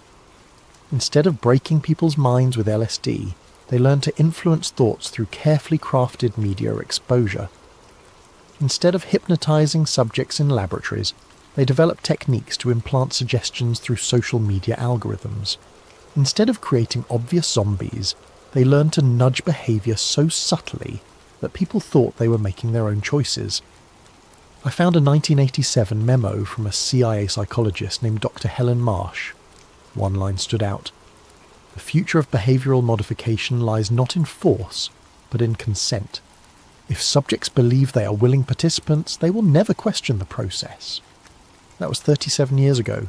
Imagine what they could do now, with smartphones that track our every movement, social media platforms that know us better than we know ourselves, and AI that can predict our behaviour with frightening accuracy. Theo's files suddenly made perfect sense. Echo Protocol wasn't a resurrection of MKUltra, it was its natural evolution. The recruitment process was genius in its simplicity. Instead of kidnapping people, they advertised legitimate-sounding studies through universities, healthcare providers, and wellness apps. The kind of studies college students and cash-strapped adults would jump at. Improve your sleep quality while earning $200. Help advance meditation research, free sessions included. Participate in groundbreaking stress reduction therapy. The subjects thought they were helping science and improving their lives. They signed consent forms and waivers, making everything perfectly legal. They were even paid well, which made them feel valued rather than victimised. But according to Theo's documentation, the real experiments began after the official study ended. The subjects returned home with subtle implants, not the science fiction kind, but behavioural implants. Carefully crafted memories, embedded suggestions, modified thought patterns. They'd been exposed to subsonic frequencies, targeted electromagnetic fields, and neurological programming disguised as relaxation therapy. More importantly, they'd been tagged. Their phones received updates that modified the algorithms they encountered. Their social media feeds were carefully curated to reinforce the programming they'd received. Their GPS data was used to ensure they encountered specific environmental triggers, billboards, sounds, even scents that would activate their conditioning. It was MKUltra for the digital age, and it was everywhere. I found myself thinking about my own devices, my own data patterns. How many targeted ads had I seen recently that seemed to know exactly what I was thinking? How many times had my phone suggested an action or location that felt perfectly timed? How many articles in my newsfeed seemed to anticipate my concerns? Was I paranoid, or was I finally paying attention? That evening I tried to call Theo's fiancée Maria Santos. We'd met several times over the years, and I thought she might be able to tell me about Theo's state of mind in his final weeks. Her number was disconnected. I tried social media. Her profiles had been deactivated. I drove to the address I had for her, an apartment in Alexandria where I'd attended their engagement party 6 months earlier. The building manager told me no one by that name had ever lived there. It was as if Maria Santos had never existed. The gaslighting started small. First, it was my coffee shop. I'd been going to the same place every morning for 3 years, a little cafe called Grind on Connecticut Avenue. The barista knew my order: large dark roast, no cream, no sugar. But when I walked in Thursday morning, she looked at me like she'd never seen me before. "Welcome to Grind. What can I get started for you?" "The usual," I said, assuming she was just having an off day. "I'm sorry, what's your usual?" I stared at her. Jessica had made my coffee hundreds of times. We'd chatted about her art school classes. I'd even bought one of her paintings. "Large dark roast," I said, feeling foolish. "Sure thing," coming right up. She moved with the practiced efficiency of someone who'd made 1,000 coffees, but treated me like a complete stranger. When I paid, I noticed something else. The painting I'd bought from her 6 months ago, a small abstract piece that had been hanging behind the register, was gone. I told myself I was being paranoid. People have bad days. Maybe she'd sold the painting to someone else. But then my email started acting up. I'd sent interview requests to 5 journalists who'd written about government surveillance programs. None of them responded, which was unusual. These were people I'd worked with before, sources who typically replied within hours. I tried calling. Their numbers all went straight to voicemail. I tried reaching out through social media. My messages showed as delivered but never read. By Friday I was convinced something was wrong. I decided to test it.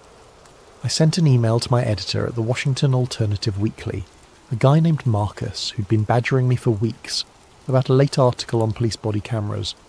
The email bounced back immediately. User not found. I called the WAW office directly.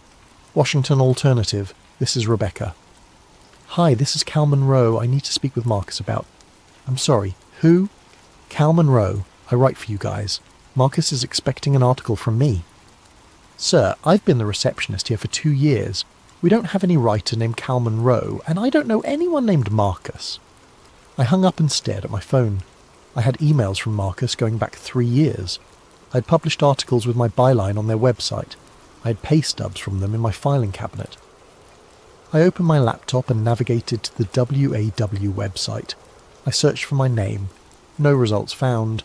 I searched for articles I knew I'd written. The pieces existed, but they were attributed to other writers, people I'd never heard of.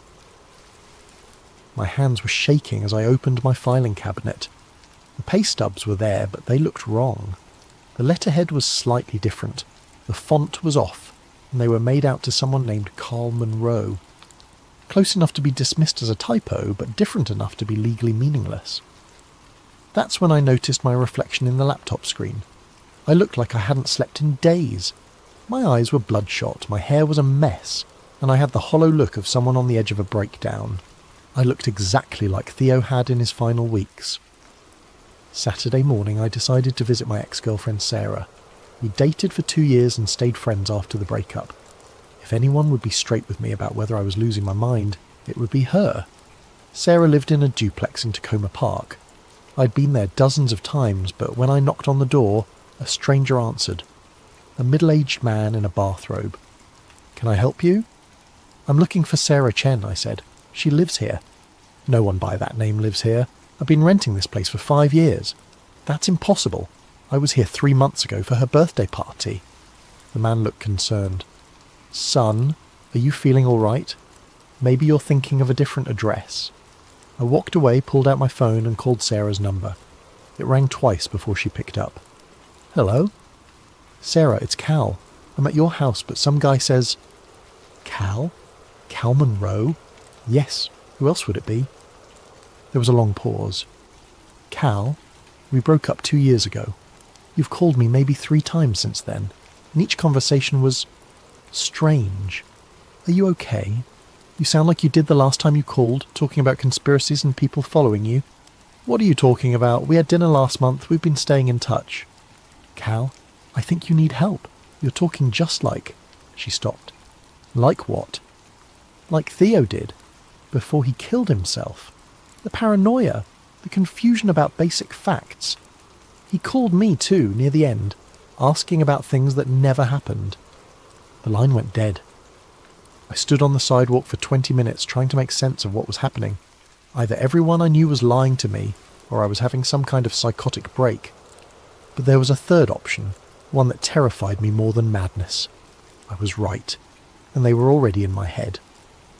That night I found a note slipped under my apartment door. It was written on plain white paper in block letters.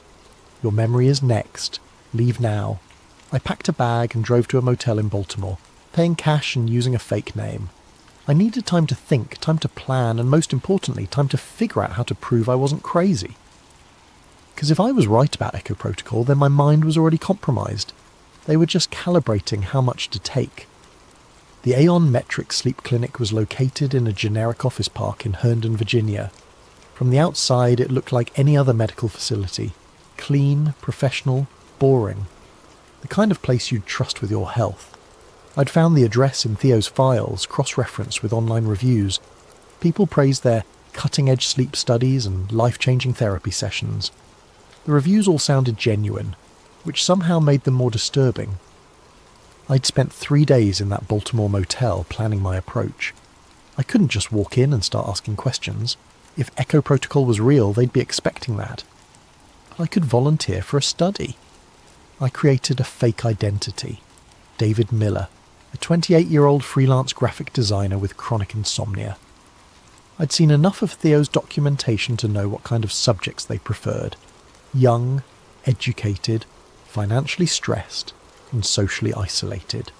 People who wouldn't be missed if something went wrong. I called their intake line and spoke with a woman who sounded like she'd done this conversation 1,000 times. "We're currently enrolling participants for a sleep optimization study," she said. "It's a 3-day program that combines traditional therapy with advanced monitoring technology. Participants receive $800 compensation plus access to our ongoing support network." What exactly does the monitoring involve? Nothing invasive. We use EEG sensors to track your sleep patterns, some biometric monitoring to measure stress responses, and brief cognitive assessments to measure improvement. Many of our participants describe it as the most restful experience of their lives. She scheduled me for the following Monday. I spent the weekend reading everything I could find about counter-surveillance techniques and memory preservation. If they were going to mess with my mind, I wanted to be as prepared as possible. I wrote down everything I knew about myself, my real name, my address, my work history, my relationships, and hid copies in multiple locations. I recorded a video message to myself, explaining what I was doing and why, and uploaded it to a secure server with instructions to email it to me if I didn't check in within a week. Monday morning, I drove to the clinic feeling like I was voluntarily walking into a trap. The facility was more luxurious than I expected. The waiting room looked like an upscale spa with soft lighting, comfortable furniture, and the kind of new age music that's supposed to be calming, but always makes me nervous. The receptionist was friendly, professional, and gave no indication that she was part of a mind control operation. Maybe I really was paranoid. Dr. Elizabeth Harding introduced herself as the lead researcher. She was in her 40s, with the kind of confident manner that made you trust her immediately. She explained the study protocol while I filled out forms that asked detailed questions about my lifestyle, relationships, and psychological history. "We found that sleep disorders are often connected to deeper patterns of thought and behaviour," she said. "Our approach combines sleep monitoring with cognitive restructuring techniques. Think of it as upgrading your mental software." The phrase made my skin crawl, but I smiled and nodded. They set me up in a private room that looked more like a high-end hotel suite than a medical facility. The bed was comfortable, the lighting was adjustable, and there was even a small kitchenette stocked with healthy snacks. The only obviously medical equipment was a chair with built-in sensors and a wall-mounted monitor that they said would track my biometric responses during relaxation exercises. "Just get comfortable," said the technician, a young man who introduced himself as Kevin. "We'll start with some baseline measurements, then move into the therapeutic portion." He attached electrodes to my temples and chest. Standard EEG and heart rate monitoring, nothing sinister. The chair was incredibly comfortable, almost hypnotically so. Within minutes, I felt more relaxed than I had in weeks. That should have been my first warning. The relaxation exercise began with guided breathing instructions delivered through high-quality speakers built into the chair. The voice was soothing, gender-neutral, with the kind of professional calm you'd expect from a meditation app. Allow your mind to become quiet and receptive. You're safe here. You're cared for here. Your thoughts can rest. After about 20 minutes, the instructions became more specific. Notice how easily your mind accepts new information when you are relaxed. Notice how comfortable it feels to let go of old patterns that no longer serve you. The room's lighting shifted to a deep blue, and I realized there were almost subliminal images being projected on the walls, geometric patterns that seemed to pulse in rhythm with my heartbeat. Your memories are fluid. They can be adjusted for your benefit. You want to be free of limiting beliefs. You need to be free of limiting beliefs. That's when I recognized the phrases from Theo's videos. I tried to stand up, but my body felt heavy, disconnected. The electrodes weren't just monitoring me, they were delivering some kind of signal. The chair's comfort wasn't accidental. It was designed to keep subjects compliant while their minds were being reprogrammed. "You are David Miller," the voice continued. "You work as a graphic designer. You have no family. You have no close friends. You live alone and prefer it that way." They were trying to overwrite my identity, to make me forget who Cal Monroe was and why I was there. But I'd prepared for this. I focused on the video I'd recorded, on the list of facts I'd memorized, on the reason I was there. "My name is Cal Monroe. I'm a journalist. Theo Ramirez was my friend. He died because he discovered ECHO protocol. You trust Dr. Harding completely. You want to participate in advanced studies. You will recommend this program to others. I repeated my mantra silently, fighting against the drowsiness that was overtaking me. I could feel my sense of self becoming fluid, malleable. It was terrifying and seductive at the same time. The promise of letting go of all my problems, all my fears, all my responsibilities. You're grateful for this opportunity to improve yourself. You will never speak about the details of this program to anyone outside this facility. The session lasted 6 hours. When it ended, I felt like I was surfacing from deep water, gasping for mental air. Kevin helped me out of the chair, and I had to concentrate to remember why that felt wrong. "How do you feel, David?" For a moment I almost corrected him. Then I remembered.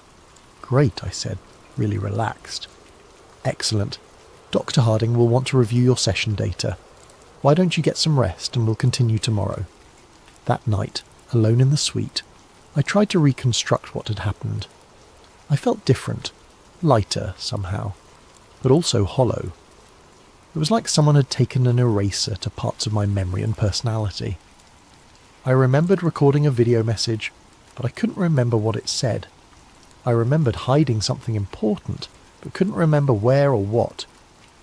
I knew I was there for a reason beyond the sleep study, but that reason felt fuzzy, unimportant. But I still knew my name, Cal Monroe, journalist. I held on to that like a lifeline. The second day was worse. They moved me to a different room, one level down from the main floor. There were no windows, and the only furniture was the chair and a small table. The session lasted 8 hours. This time, they didn't just try to implant new memories, they tried to delete old ones. Your childhood was difficult and painful. You prefer not to think about it. You have no living relatives. You have never been in love. You have never had close friendships. I fought back by reciting everything I could remember. My parents' names, my first dog, the taste of my grandmother's cookies, the feeling of kissing Sarah for the first time. But with each session, these memories became fainter, more like stories I'd heard rather than experiences I'd lived. On the third day, they took me to the basement level. The room was stark white, with no decoration except a single chair in the centre. But it wasn't empty. There were other people there, subjects from previous studies, I realised. They sat motionless, staring at nothing, responding only when spoken to directly. One of them was a woman in her 30s with short brown hair. When Dr. Harding introduced us, she looked at me with vacant eyes and said, "Hello, David. It's nice to meet you." Nothing unusual about that, except for one thing. She used my full name, including my middle initial. "Hello, David C. Miller." My fake identity didn't have a middle initial. I'd never mentioned one. But somehow she knew it should be there. More disturbing, my real middle name is Christopher. C. "How do you know my middle initial?" I asked her. She looked confused. "I don't know. It just seemed right." Dr. Harding intervened smoothly. "Some of our participants develop enhanced intuitive abilities. It's one of the positive side effects of the program." But I knew what I was really seeing. This woman had been programmed with information about Cal Monroe, my real identity, not my fake one. They'd put pieces of my life into her mind, probably to test how thoroughly they could extract and transfer personal information. She wasn't developing psychic abilities. She was being used as a storage device for my stolen memories. That night I knew I had to escape. They were going to erase Cal Monroe completely and leave behind David Miller, a friendless, rootless graphic designer with no past and no questions. But first, I needed proof. I waited until 3 a.m, then used a maintenance keycard I'd stolen from a janitor's cart to access the lower levels. The basement was larger than I'd expected, with dozens of rooms containing monitoring equipment and what looked like server farms. I found the room where they stored session recordings, thousands of hours of footage showing people being systematically reprogrammed. I copied everything I could onto a drive I'd hidden in my shoe. But the most damning evidence was in the office files. Echo Protocol wasn't just about individual mind control. It was about social engineering on a massive scale. They were creating networks of modified individuals who would unconsciously influence others. A person programmed with specific beliefs would spread those beliefs to family, friends and co-workers without realizing they were doing it. The modified subjects became unwitting agents, seeding new ideas and behaviours throughout the population. It was social control through viral programming, and it was working. I found files on thousands of subjects going back years. Many were in positions of influence: teachers, journalists, social workers, community leaders. Others were simply well-connected individuals whose social circles made them valuable vectors for spreading programmed behaviours. They weren't just changing individual minds, they were changing society itself, one modified person at a time. I was photographing the last set of files when the lights came on. "Hello, Cal." Dr. Harding stood in the doorway with 2 security guards. She was still calm, still professional, but now her smile looked predatory. "I was wondering when you'd stop pretending to be David Miller. We've known who you are since you walked in. Did you really think we wouldn't recognize Theodore Ramirez's friend?" The guards grabbed my arms, but Dr. Harding waved them back. "No need for force. Cal is going to cooperate, aren't you? Because we have something you want to see." She led me to another room, where a familiar figure sat in one of the white chairs, staring at nothing. "Theo?" My friend looked up at me with empty eyes. "Hello," he said politely. "I don't believe we've met." "Theo, it's me. It's Cal." "I'm sorry, but I think you have me confused with someone else. My name is Thomas. I don't know anyone named Theo." Dr. Harding smiled. Theodore Ramirez did jump from that bridge in a way, but we'd been working with him for months before that. The person who died was just a shell. We'd already extracted everything useful from his personality. The real Theo is right here, serving as a valuable test subject for memory transfer protocols. I stared at my friend, or whatever was left of him.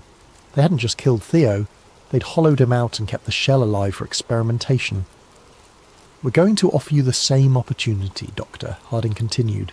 "You can resist, and we'll simply take what we need by force, or you can cooperate and we'll ensure the process is as comfortable as possible. Either way, Cal Monroe is going to disappear. The only question is how much of him we preserve for research purposes." They sedated me then, and I woke up 36 hours later in my own apartment. Everything was exactly as I'd left it, except for small details that made my skin crawl. My coffee mug was on the wrong side of the sink. My laptop was closed, though I always left it open. My bed was made, but with hospital corners. I'd never learned to make a bed that way. Most disturbing of all, I couldn't remember how I'd gotten home. I still had the drive with the evidence from Aeon Metrics hidden in a place I'd prepared before going undercover. For a moment I thought I'd won, that I'd gotten proof of Echo Protocol and could expose the whole operation. I was wrong. When I tried to access the files, half of them were corrupted. The video footage was garbled, the audio was inaudible, and the documents were filled with random characters. It was as if the data had been degraded from the inside. But I still had enough to tell the story.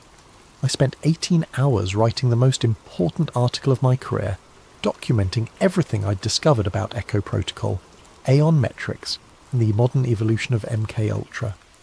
I uploaded it to WikiLeaks, sent copies to major news outlets, and posted it on every social media platform I could access. Within minutes, everything disappeared. The WikiLeaks submission was rejected for insufficient verification. My emails to journalists bounced back as undeliverable. My social media posts were flagged as misinformation and removed automatically. I tried uploading the article to my own blog. The hosting service suspended my account for terms of service violations. I tried creating new accounts with different platforms. Each one was suspended within hours. It was as if the internet itself was rejecting my story. Desperate, I tried a different approach. I'd built a small following on Reddit by posting about surveillance technology and digital privacy. I created a detailed post about Echo Protocol on r/conspiracy, hoping to reach people who were already skeptical of government programs. The post went live, got a few upvotes, then vanished. When I checked my account, it showed the post had been removed for doxing, even though I hadn't mentioned any real names or addresses. But that wasn't the worst part. When I checked the subreddit an hour later, I found dozens of posts about Echo Protocol, but they were all obvious disinformation. poorly written stories claiming Echo was actually a secret program to give people telepathic powers, memes suggesting the whole thing was a hoax created by foreign agents, AI-generated posts that mixed real details from my research with absurd science fiction elements. They hadn't just suppressed my story, they'd buried it under an avalanche of ridiculous fake versions. Anyone who tried to research ECHO protocol would find so much contradictory nonsense that the truth would be impossible to distinguish. It was the perfect modern cover-up, not censorship, but noise. I tried calling reporters I'd worked with, but got the same response I'd received when I first started investigating. Numbers disconnected, emails bouncing back, people who claim not to know me. My bank account was frozen for suspicious activity. My credit cards were cancelled. My apartment lease was terminated for breach of contract. Even my driver's license was suspended for unpaid tickets I'd never received. Cal Monroe was being systematically erased from the system. But I still existed, at least for now. I still had my memories, my personality, my sense of self. They hadn't finished the job yet. That gave me hope, until I realised why they were taking their time. I was a field test. They wanted to see how completely they could destroy someone's life using nothing but digital manipulation and social engineering. They were documenting every step of my breakdown, measuring how long it took for isolation and gaslighting to drive someone insane. I was just another subject in their experiment. 3 weeks after my attempted expose, I was living in my car, sleeping in parking lots, and buying food with cash I'd managed to withdraw before my accounts were frozen. I looked like any other homeless person, dirty, paranoid, talking to myself. The perfect disguise for someone who'd discovered the truth about mind control in America. That's when I started noticing the ads. At first, they seemed like coincidences. A billboard for sleep therapy that used phrases I'd heard at Aeon Metrics. A radio commercial for stress relief that echoed the programming sessions I'd experienced. TV ads that seemed to anticipate exactly what I was thinking. But the final proof came while I was sitting in a 24-hour diner in Arlington, nursing a cup of coffee and trying to figure out my next move. The TV was playing the local news and I was only half listening until the commercial break. A pharmaceutical ad started playing, something for anxiety medication. The voiceover was professional, forgettable, the kind of generic copy you hear a dozen times a day. Except it wasn't generic. The voice said, word for word, exactly what I'd been thinking for the past 10 minutes. You feel like you're losing your mind. You're questioning everything you thought you knew. You're wondering if this is what insanity feels like. You need help, but you don't know who to trust. It continued. The thoughts in your head might not be your own. The memories you rely on might not be real. The person you think you are might be someone else's creation. I stared at the screen, my coffee growing cold in my hands. The ad went on for 30 seconds, describing my exact mental state with disturbing precision, then concluded with the standard pharmaceutical disclaimer about side effects and drug interactions. No one else in the diner seemed to notice anything unusual. The waitress continued refilling coffee. The cook kept working the grill. Other customers chatted or read their phones. But I knew what I'd seen. They weren't just monitoring my thoughts. They were broadcasting them back to me through targeted advertising. The technology existed. I'd written about it years ago. Emotion detection software that analysed facial expressions through security cameras, predictive algorithms that could determine psychological states from browsing patterns, neural interfaces that could read brainwave patterns from a distance. They knew exactly what I was thinking, and they wanted me to know they knew. It was the final stage of the psychological operation. Not just control, but the absolute certainty that control was impossible to escape. I paid for my coffee and walked out into the Virginia night, understanding at last why Theo had jumped from that bridge. It wasn't despair that had driven him to suicide. It was the realization that his mind was no longer his own, and never would be again. But I wasn't ready to jump. Not yet. Because I'd figured out something they didn't expect. The real purpose of Echo Protocol wasn't just individual mind control. It was beta testing for something much larger. Every modified subject was a node in a network. Every programmed behaviour was a data point in a massive psychological mapping project. They weren't just changing people, They were learning how to change society itself, one mind at a time. The ultimate goal wasn't creating individual assets like the old MKUL TRA program. It was creating a population that would voluntarily surrender their autonomy, their privacy, their capacity for independent thought. And it was working. I thought about all the people I'd seen walking around like zombies, staring at their phones, consuming whatever content the algorithms fed them, believing whatever their social media feeds told them to believe. How many of them had been through programs like ECHO? How many were unwitting carriers of programmed behaviours? How many of them were still human in any meaningful sense? The scariest part wasn't that the technology existed, it was how willingly people accepted it. They traded their mental freedom for convenience, their privacy for entertainment, their autonomy for the illusion of connection. They weren't victims of a conspiracy, they were customers. That night I made a decision.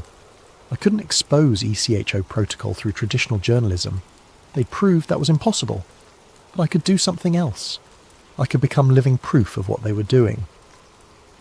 I started documenting everything. The targeted ads, the environmental triggers, the social manipulation, the systematic isolation. I recorded video messages to myself, wrote detailed journals and hid copies everywhere I could think of. Not to expose them, that was impossible, but to leave a record for whoever came next. Because there would be others, other journalists, other investigators, other people who stumbled across the truth and found themselves targeted by Echo Protocol. Maybe one of them would be smarter than me. Maybe one of them would find a way to fight back that I couldn't imagine. Or maybe they'd just end up like me, homeless, paranoid, talking to themselves in parking lots, while the world continued its sleepwalk toward voluntary servitude. 3 months later, I was sitting in another diner, in another city, when I saw the news report. Local journalist Cal Monroe was found dead in his vehicle early this morning, apparently from a self-inflicted gunshot wound. Monroe had reportedly been struggling with mental health issues following the suicide of a close friend earlier this year. He leaves behind no immediate family. I watched my own obituary on the television screen, feeling strangely detached. The photo they used was from my old press credentials. I looked younger, healthier, more hopeful, like someone who still believed in the possibility of truth. The reporter mentioned that I'd been working on a story about government surveillance before my breakdown, but that the work had been discredited as the product of paranoid delusions.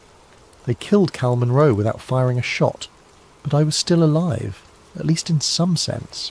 I had no identity, no connections, no official existence, but I was still breathing, still thinking, still remembering.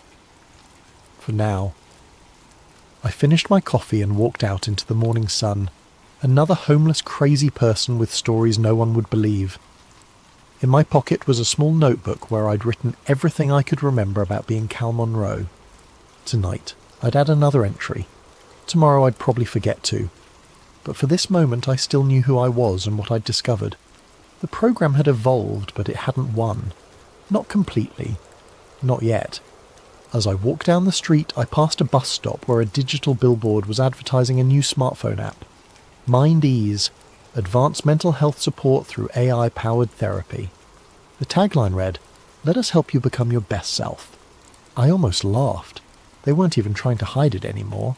I pulled out my phone, an ancient flip phone I'd bought with cash, and noticed something interesting. Despite being a basic model with no internet connection, it was showing a text message I'd never received. Your thoughts are not your own. Your memories can be adjusted. You want to comply. You need to comply. The same phrases from the aeon-metric sessions. I looked around the busy street at all the people walking past with their heads down, staring at their screens, oblivious to everything around them. How many of them were seeing the same message? How many would comply without even realizing they were being programmed? The future wasn't some dystopian science fiction scenario where jackbooted thugs dragged people away for reprogramming. It was much more elegant than that. The future was a world where people begged to be controlled, paid for the privilege, and thanked their controllers for the service. And according to my phone, that future was now. I dropped the device in a trash can and kept walking. Somewhere behind me I could hear the sound of 1,000 notifications chiming in perfect unison, like a digital choir singing humanity to sleep. The program never ended, it just got better at hiding.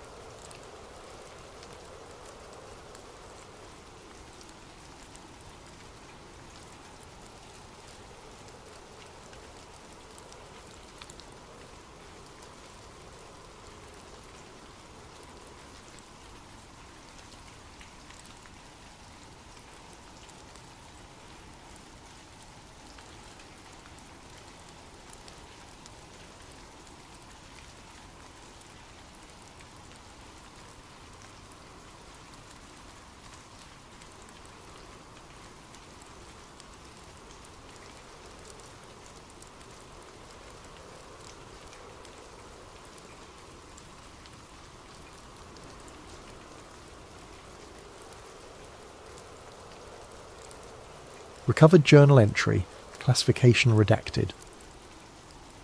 Subject, Eli Granger, independent journalist. Date range, July 15th to 18th, 2023. Location, Bohemian Grove, Monte Rio, California. The following document was recovered from an encrypted server farm in Iceland. The journalist's current whereabouts remain unknown. Ed. My name is Eli Granger, and I'm writing this because I may not live long enough to tell it in person. What I witnessed in the redwoods of Northern California will haunt me until my dying day, whenever that may come. It started 3 weeks ago with an email that shouldn't have existed. I was in my cramped Oakland apartment, nursing my third cup of coffee, and scrolling through encrypted channels where whistleblowers sometimes surface. My secure inbox pinged. A message from an address that was just a string of numbers and letters, routed through 7 different proxy servers. No subject line, just an attachment and 4 lines of text. You want truth? Go to the redwoods. Bring a black suit and a quiet soul. July 15th to 18th. The fire reveals all. The attachment was a high-resolution scan of what appeared to be a guest registry for the Bohemian Grove. That mysterious all-male retreat where the world's most powerful men allegedly gather each summer to commune with nature. I'd written about the Grove before, relying on second-hand accounts and leaked photographs from the 1980s. But this was different. The names on the list made my blood run cold. Former presidents, current senators, military contractors whose companies I'd been investigating for years. CEOs of tech giants, pharmaceutical corporations, defense contractors, media moguls who controlled the narrative of entire nations, all scheduled to attend something called the Midsummer Encampment. At the bottom of the scan was a forged access pass with my photograph, a professional headshot I'd never sent to anyone, digitally altered to show me in a black suit and tie. The name read Edmund Gray, Logistics Consultant, Prometheus Industries. Someone with serious resources wanted me inside that grove. The question was why? I should have walked away. Should have deleted the email and gone back to writing about municipal corruption and corporate tax avoidance. Safe stories. Stories that didn't get journalists killed. Instead, I packed a black suit and drove north to Sonoma County. The road to Monte Rio winds through some of the most beautiful country in California. Ancient redwoods tower over narrow highways, their canopy so thick that midday feels like twilight. It's the kind of place where you'd expect to find hippie communes and organic wineries, not shadowy cabals plotting the fate of nations. But as I learned in my Navy intelligence days, the most dangerous secrets are always hidden in the most innocent places. I parked at a motel in Gurneyville and walked the perimeter of the Bohemian Grove property that evening. 2,000 acres of private forest, surrounded by chain-link fence topped with razor wire. Security cameras every 50 feet, motion sensors in the trees, the kind of setup you'd expect around a military installation, not a summer camp for rich men. The main gate was staffed by guards who looked more like special forces operators than private security. Black uniforms, tactical gear, the flat stare of men who'd killed before and wouldn't hesitate to do it again. Whatever happened inside those redwoods, they were serious about keeping it secret. The forged pass worked perfectly. Too perfectly. The guard scanned the barcode, checked my face against the photo, and waved me through without a second glance. Either the forger was a genius, or someone very powerful wanted me inside.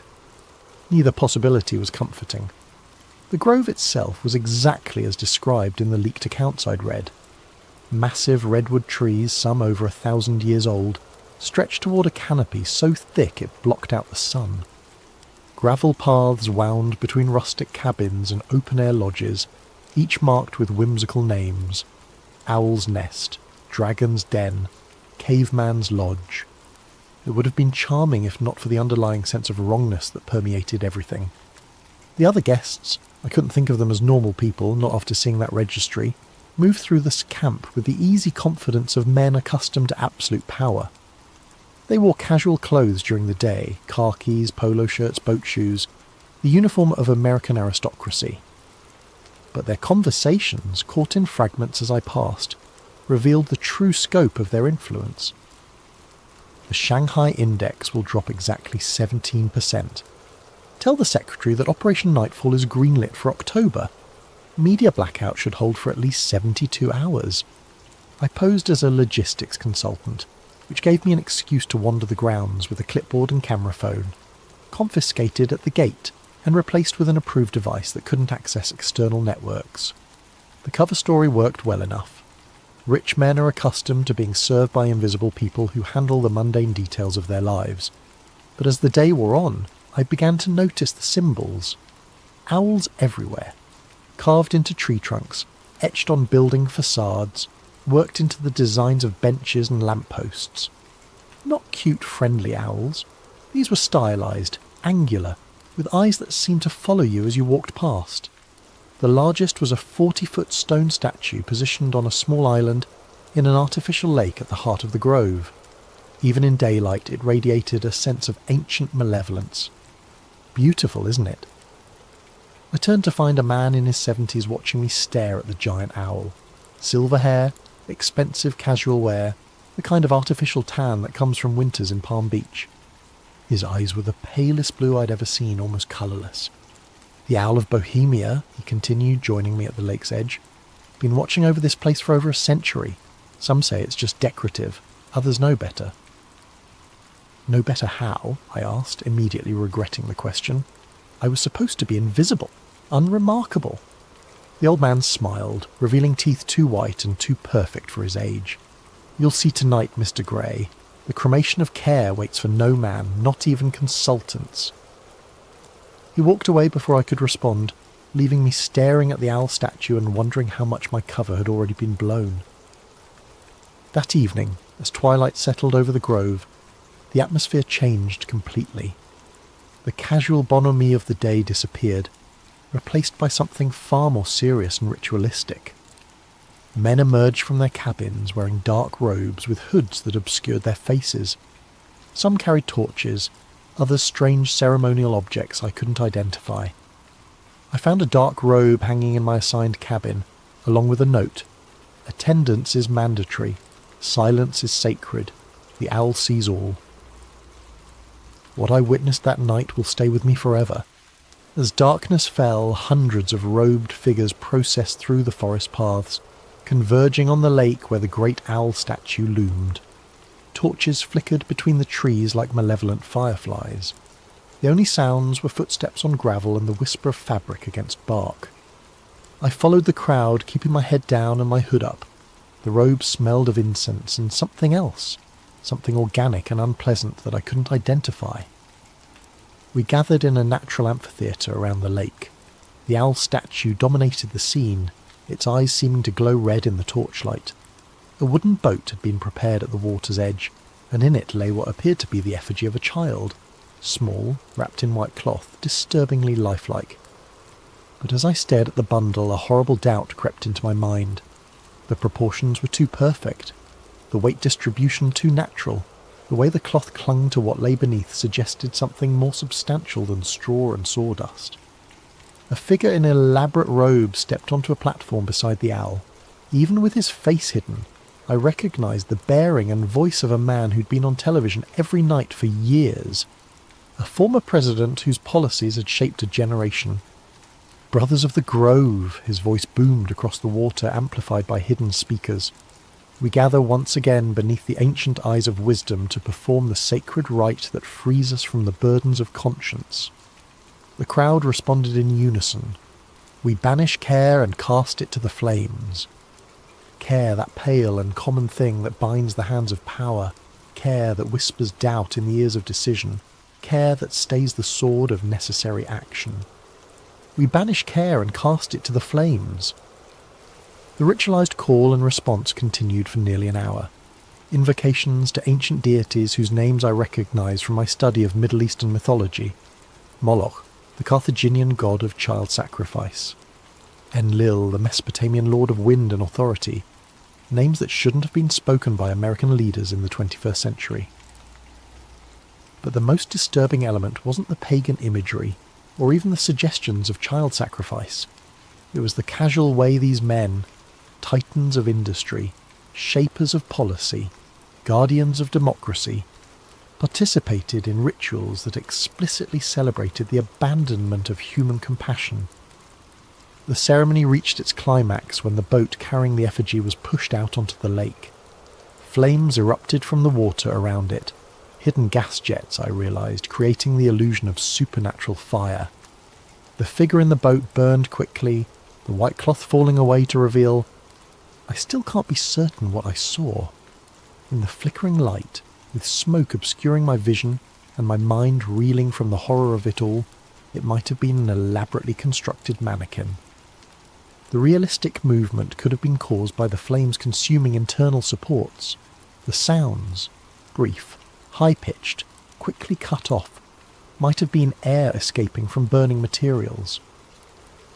But the way some of the robed figures wept as the fire consumed its offering, the way others cheered with genuine ecstasy, suggested something far more sinister than theatrical pageantry.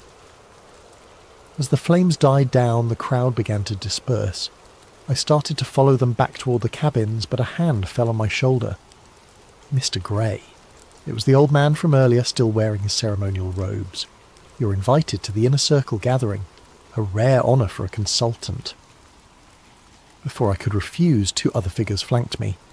Not threatening exactly, but their presence made it clear that declining wasn't an option. They led me deeper into the forest, away from the main paths, to a clearing I hadn't seen during my earlier reconnaissance. Here, perhaps 30 men stood in a circle around a fire pit carved directly into the bedrock. Unlike the theatrical grandeur of the main ceremony, this felt ancient and deadly serious. The inner circle ritual began at midnight. The participants had exchanged their dark robes for masks of polished bone, owl faces with hollow eye sockets that seemed to bore into your soul. They moved with practiced precision, suggesting this ceremony had been performed countless times before. The man who'd led the earlier ritual stepped into the centre of the circle. Without his presidential bearing and familiar voice, he seemed diminished, just another acolyte serving powers older than nations. "Brothers of the Inner Grove," he intoned, "we gather to receive the wisdom of the Ancient Ones, and to consecrate the plans that will shape the world's destiny." The response came in a language I didn't recognise at first, harsh consonants and guttural vowels that seemed to bypass the conscious mind and speak directly to something primal and terrified in the human psyche. But as my Navy intelligence training kicked in, I began to pass familiar elements. This was Akkadian, the ancient language of Mesopotamia, dead for over 2,000 years. They were chanting the names of forgotten gods and promising them sacrifices of nations. Symbols were drawn in the ash around the fire pit, not random occult doodles, but specific sigils I recognised from declassified CIA documents. Project MK Ultra had experimented with ritualistic programming, using ancient symbols and dead languages to bypass conscious resistance in human subjects. The research had supposedly been discontinued in the 1970s. Apparently it had just moved to a more exclusive venue. The ceremony continued for hours. Maps were produced and spread on the ground, not of geographical territories, but of economic zones, resource deposits, population centres. Plans were discussed in mixture of English and Akkadian, but the intent was clear enough. Wars to be started, governments to be toppled, populations to be controlled. And through it all, the participants spoke of themselves not as American leaders serving American interests, but as servants of the ancient ones, preparing the world for some greater transformation. The harvest approaches, one masked figure intoned. The sleepers must be awakened. The old seals must be broken. In the name of those who wait in the deep places, the circle responded, let the work continue. I crouched in the shadows beyond the firelight, recording everything on a digital audio device I'd hidden in my shoe. But as the night wore on, I began to understand that what I was witnessing wasn't just corruption or conspiracy in any conventional sense. These men genuinely believed they were serving inhuman masters. Whether those masters were real or imagined didn't matter.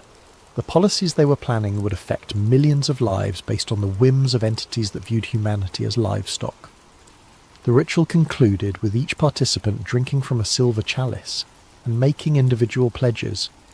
The liquid looked black in the firelight, and several men convulsed briefly after drinking, their eyes rolling back to show only white. As dawn approached, the circle dissolved. The participants removed their masks, revealed themselves to be exactly who I'd suspected.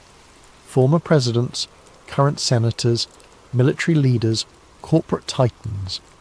They shook hands and exchanged quiet words like businessmen concluding a profitable meeting, which in a sense they were. I made it back to my cabin as the first light filtered through the redwood canopy, but I knew I couldn't stay much longer. Whatever protection my forged identity provided was wearing thin. Too many meaningful looks, too many knowing smiles. They were playing with me, letting me see just enough to understand the scope of what I'd stumbled into. But there was one more place I needed to investigate before I could flee. The lodge marked Styx, access by code only, sat apart from the main camp, connected by a service road that didn't appear on any of the maps provided to guests. I'd noticed it during my first day's reconnaissance, but hadn't found an opportunity to investigate. The building itself was unremarkable. Standard wooden construction that matched the other lodges, designed to blend into the forest environment.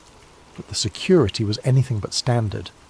Biometric scanners, electromagnetic locks, motion sensors that could detect a heartbeat from 50 feet away. Fortunately, my anonymous benefactor had provided more than just a forged access pass.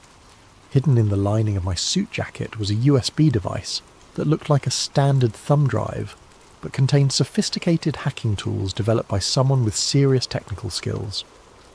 When plugged into the lodge's security system, it created a temporary blind spot in the sensors and provided the access codes needed to bypass the locks.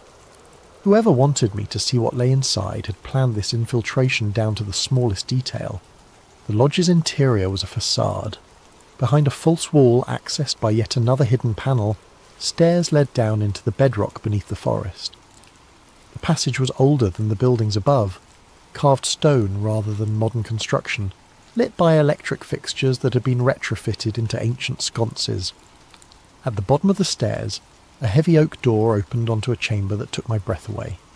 The room stretched far beyond what should have been possible given the lodge's footprint above. Stone shelves lined the walls, filled with leather-bound journals, rolled documents, and artefacts that seemed to span centuries. At the centre of the chamber stood a massive table carved from a single piece of black stone, its surface covered with maps, blueprints, and what appeared to be governmental documents bearing official seals. I started with the journals, selecting one at random from a shelf marked 1923 to 1945. The handwriting was elegant, old-fashioned, but the contents were anything but quaint. The European situation proceeds according to plan. Our associates in Berlin understand their role, though they believe themselves to be serving the fatherland rather than the ancient ones. The sacrifice of the lesser peoples will provide the spiritual energy necessary for the next phase of the great work. Another journal, this one more recent. Operation Mockingbird exceeds all expectations. The media outlets respond to our guidance without question, believing they serve journalistic integrity, while actually perpetuating the narratives required for population control. The sleeping masses accept whatever reality we provide.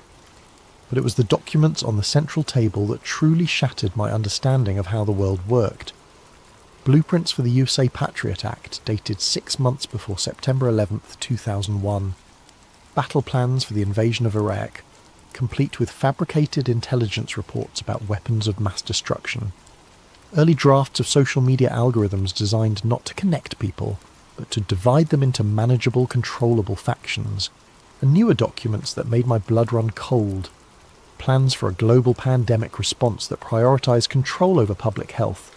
Blueprints for digital currency systems that would eliminate financial privacy entirely. Population reduction strategies disguised as environmental initiatives. The most disturbing document was a roster of participants going back to the 1870s, when the Bohemian Club was first founded. Names I recognised from history textbooks, titans of the Gilded Age who'd shaped America's industrial development. But also names that shouldn't have been there. Figures from much earlier periods, some dating back centuries. Either the record keeping was fantastically inaccurate, or some of these participants weren't entirely human. At the bottom of the most recent page, a note in fresh handwriting. E. Granger, journalist, witnessed inner circle ceremony. July 16th, 2023. Asset or liability. Recommend termination if no compliance by dawn July 18th. They knew exactly who I was, had known from the moment I'd walked through their gates, the anonymous email, the forged pass, the convenient access codes. It had all been an elaborate test, and I was apparently failing. A motion sensor somewhere in the chamber beeped softly. Red lights began flashing along the walls. In the distance I could hear the sound of heavy footsteps descending the stone stairs. I grabbed as many documents as I could carry, stuffed them into my jacket and looked for another way out. But there was only one exit, and it was about to be filled with very unfriendly people. The footsteps were getting closer. Voices echoed down the stairwell. Professional, clipped. The kind of tactical communication used by military operators. But then the lights went out. Emergency lighting kicked in a moment later, bathing everything in hellish red. And in that brief moment of darkness, I heard something that shouldn't have been possible. A voice speaking directly into my mind, words that bypassed my ears entirely. Run, little journalist. Run and tell the world what you've seen. But know that the telling will be your doom, and the world's salvation requires far greater sacrifices than one man's life. When the emergency light stabilised, a section of the stone wall had opened, revealing a narrow tunnel that led deeper into the earth. I didn't hesitate. Whatever entity had just spoken to me, whether it was one of the ancient ones or something else entirely, it was offering me a chance to escape. I took it. The tunnel system beneath the grove was extensive and clearly ancient. Carved passages connected natural caves, creating a network that probably extended for miles underground. The walls were covered with symbols similar to those I'd seen during the inner circle ceremony, but these were older, deeper, worn smooth by centuries of whatever had moved through these spaces. I followed the main passage for what felt like hours, guided by phosphorescent moss that provided just enough light to avoid the worst obstacles. Behind me, I could hear sounds of pursuit, voices, flashlight beams, the occasional echo of radio communication. But the sounds were growing fainter, suggesting that my pursuers either couldn't find the tunnel entrance or were reluctant to follow me into the deep places beneath the forest. Eventually the passage began to slope upward. Fresh air carried the scent of rain and growing things. A natural opening concealed by hanging vines led out into the forest several miles from the main grove compound. I emerged to find the sky filled with storm clouds. Thunder rumbled overhead, and the first fat raindrops were beginning to fall. Perfect cover for an escape, if I could make it to my car before the grove's security forces expanded their search perimeter. But as I made my way through the forest, I realised I wasn't alone. Figures moved between the trees, not the tactical teams I'd expected, but something far stranger. They wore the bone-white owl masks from the inner circle ceremony, but their movements were wrong, too fluid, too precise. And their eyes glowed with a faint bioluminescence that had nothing to do with reflected light. "The journalist sees too much," one of them said, the words somehow audible despite the increasing thunder. The Ancient Ones are displeased." "But the compact must be honoured," another replied. "He was brought here for a purpose. Let him carry the message to the outer world. Let them know what awaits." I ran. Behind me, inhuman laughter echoed through the forest. Not pursuit exactly, but something far more unsettling. The sound of predators who were confident their prey could never truly escape. I reached my rental car as the storm broke in earnest. Rain pounded the windshield as I drove through the night, taking back roads and avoiding the main highways. In my jacket pocket, the stolen documents felt like they were burning against my chest. But I'd made it out. I had evidence. I had proof of the conspiracy that shaped world events from the shadows of a California forest. Or so I thought. I uploaded everything to an offshore server farm in Iceland. Documents, audio recordings, photographs, detailed notes of everything I'd witnessed. Multiple backup copies, distributed through anonymous networks, protected by military-grade encryption. Within 6 hours, every file had been corrupted or deleted. My apartment was ransacked while I was at an internet cafe, uploading the files. Nothing obviously stolen, but every electronic device had been confiscated or destroyed. My laptop, phone, backup drives, even the digital camera I'd left in a drawer, all gone. The mainstream media ignored my story completely. Alternative news sites that initially showed interest suddenly went silent. Forum posts about the Grove were deleted within minutes of being posted. It was as if the entire internet had been scrubbed of any reference to what I'd discovered. But the worst part was the dreams. Every night since my escape, I've been visited by visions of the Ancient Ones. Vast, tentacled entities that exist in spaces between dimensions, feeding on human suffering and preparing for some cosmic transformation that will remake reality according to their twisted desires. They show me glimpses of the future they're working to create. Cities drowned beneath black oceans, skies filled with screaming winds, populations reduced to cattle serving inhuman masters. And they whisper that I'm not a hero or a journalist or even a victim. I'm a messenger. They wanted someone to witness their ceremony, to understand the scope of their power, to carry word of their inevitable victory to the outside world. Not to warn humanity. Warnings imply the possibility of resistance, but to spread the despair that will make their final conquest easier. Every word I write, every person I tell, every attempt to expose the truth only serves their greater purpose. The corruption of hope, the murder of faith in human institutions, the slow transformation of free people into willing slaves. I'm writing this final entry from a motel room in Reno.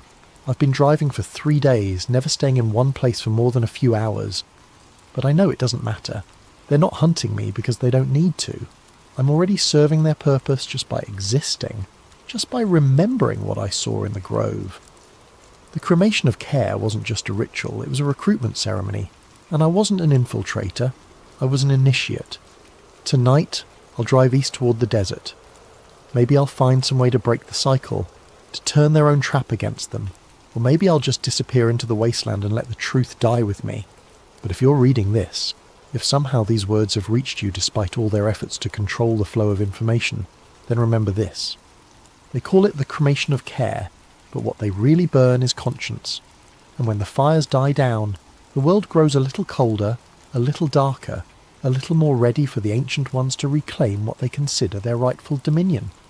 The fire in the Grove never really goes out. It just spreads, invisible and inexorable, consuming everything human until only the shadows remain. And in those shadows something very old and very hungry is waiting to be born. Tonight, I'll be your guide on a journey into one of the coldest and most enduring mysteries of the Cold War era. I want you to picture this. It's a winter night deep in the Ural Mountains, 1959. A group of young adventurers huddles in a tent on the snowy slope of a peak ominously called Dead Mountain. They're laughing, jotting down journal entries by flashlight and planning tomorrow's trek. They don't know it yet, but this will be their last night alive. This is the true story of the Dyatlov Pass incident, a mystery that has haunted investigators for decades.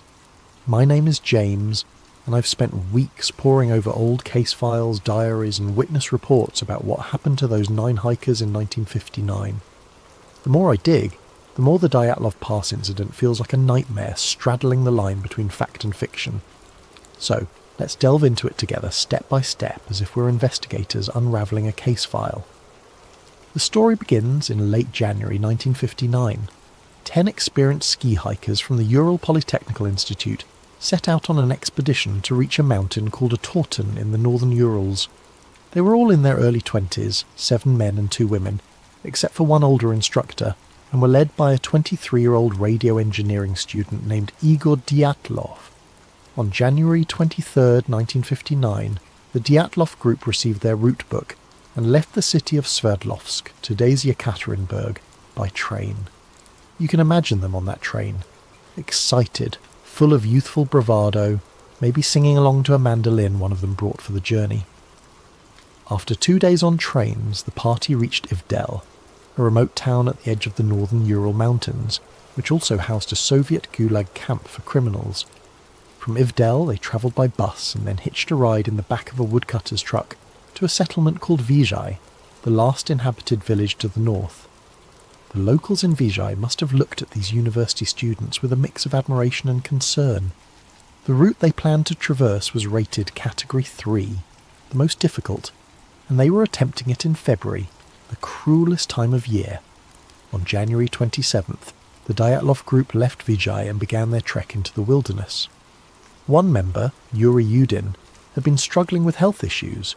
He had rheumatism and a congenital defect that caused knee pain. By January 28th, Yudin's joint pain became too severe. Reluctantly, he turned back toward Vizhai, unable to continue. He had no idea that by saving himself, he was sealing his fate as the expedition's sole survivor. Yuri Yudin would never see his friends alive again.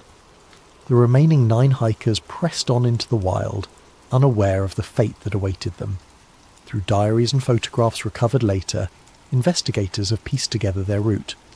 By January 31st, the group had reached the edge of a highland area and cached surplus food and equipment in a wooded valley to be used for the return trip. They joked around, took photos, and even made a little mock newspaper they titled The Evening Autoten, in which one entry humorously proclaimed, "From now on, we know that the snowmen exist," likely a tongue-in-cheek reference to local Yeti legends. Despite the exhaustion and cold, their spirits were high. On February 1st, the team started to move through a mountain pass, later named Dyatlov Pass after this incident, with the plan to camp on the other side that night. But the weather turned on them. A howling snowstorm and blinding wind caused Dyatlov's team to lose their direction on the barren slopes. Instead of crossing the pass into the shelter of the valley beyond, they had veered west, finding themselves on the flank of a mountain called Kholat Shakal, which in the local Mansi language means dead mountain. By the time they realised their mistake, it was late in the day, and visibility was near zero from the blowing snow. Rather than descend 1.5 kilometres down into the forest for cover, Igor Dyatlov decided to pitch their tent right there on the mountainside in the open. Perhaps he didn't want to lose the altitude they'd gained, or perhaps he wanted to prove they could handle camping on an exposed slope in a blizzard. The 9 of them set up their large tent on the bare snow, chopping into the slope for a flat spot. It was a decision that would be heavily scrutinised later. That evening of February 1st, 1959 must have been brutal. Temperatures were around minus 20 degrees Celsius, and winds roared over the pass. Still, inside the tent, the group was relatively secure. They had a warm dinner. Later forensic analysis of their stomach contents showed they ate around 6 to 7 p.m. In one of the last photos recovered from their cameras, they are seen joking and smiling as they set up camp in the twilight on February 1st. Despite the extreme cold and howling wind outside, they seemed in good spirits, jotting down journal entries and chatting as they settled in for the night. They could not have imagined the terror that was coming. Something happened in the dark early hours of February 2nd that changed everything. We don't have eyewitnesses to describe it. All we have is the evidence left behind, and that evidence reads like the opening scene of a horror film. Sometime after midnight, the tent was suddenly slashed open from the inside. The 9 campers, who had been sleeping or resting, burst out of their tent into a howling snowstorm in the pitch black of night. They left behind almost all their gear, boots, coats, hats, sleeping bags, axes, as if fleeing an imminent threat. Imagine the situation. It's minus 30 degrees Celsius, minus 22 degrees Fahrenheit, outside, and yet something scared or startled them so badly that they ran out half-dressed and barefoot into the blizzard. Why? What could have terrified them, or otherwise compelled them to abandon their only shelter and run into certain death? That's the question investigators have grappled with for over 60 years. When the group failed to return to Vijay by February 12th as planned, there wasn't immediate alarm. Delays of a few days were common for such expeditions. But as day after day passed with no word, the hikers' families grew anxious.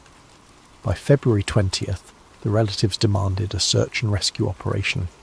The Ural Polytechnic Institute sent student volunteers to scour the route, and soon the Soviet army and local militia police joined in, with planes and helicopters dispatched to aid the search. Rescuers faced brutal weather themselves, traversing deep snow and scanning miles of desolate terrain. Among the searchers was a student named Mikhail Sharavin, who on February 26th would make a chilling discovery. On February 26th, 1959, Sharavin's search team was moving along the slopes of Kolatchakal when he spotted something odd sticking out of the snow. As they got closer, they realised it was a corner of the missing group's tent, collapsed and half buried in the snow. Sharavin used an ice pick to hack open the tent's entrance, which was blocked with snow. The sight inside the tent baffled him. The tent's canvas had been slashed open from the inside with a knife, and although it was damaged and partially snow-filled, almost all the hikers' belongings were still neatly arranged inside. He found blankets and coats laid out, a row of boots, axes and flashlights set to the sides, a map and official papers, a little pile of money and even a flask of alcohol. In one corner was a plate with slices of sayalo, pork fat, as if someone had been in the middle of fixing a snack. It was like a snapshot frozen in time.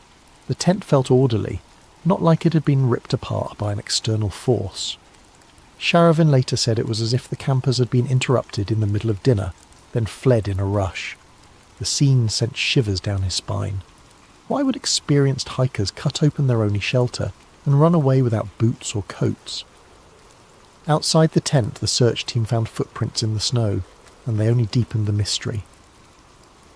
There were 9 sets of prints, which matched the number of missing hikers. They could see the impressions of feet wearing only socks, or a single shoe, and some barefoot. You could even make out toe marks in the frozen snow. The tracks indicated that the hikers had not run in a wild panic, but rather walked fast or at a hurried shuffle down the slope, in an organised single file. The rescuers followed these tracks downhill in the direction of a dense forest. Incredibly, the footprints continued for about 500 metres before they were obscured by fresh snow. It was as if the group had intentionally headed toward the forest, perhaps seeking shelter or regrouping. Sharavin and the others were utterly perplexed. What on earth could have made these seasoned hikers leave their tent in sub-zero cold, partially dressed and even barefoot, walking away calmly into the night?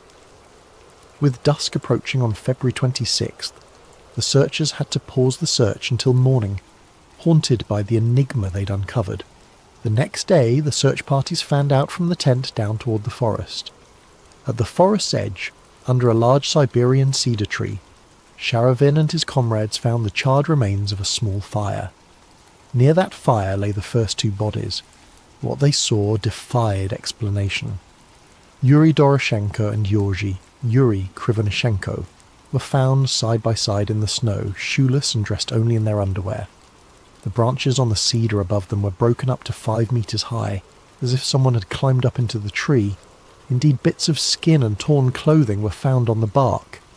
It looked like one of them had frantically clambered up the cedar, either to get a better view of the area, perhaps trying to spot the tent in the dark, or to escape something.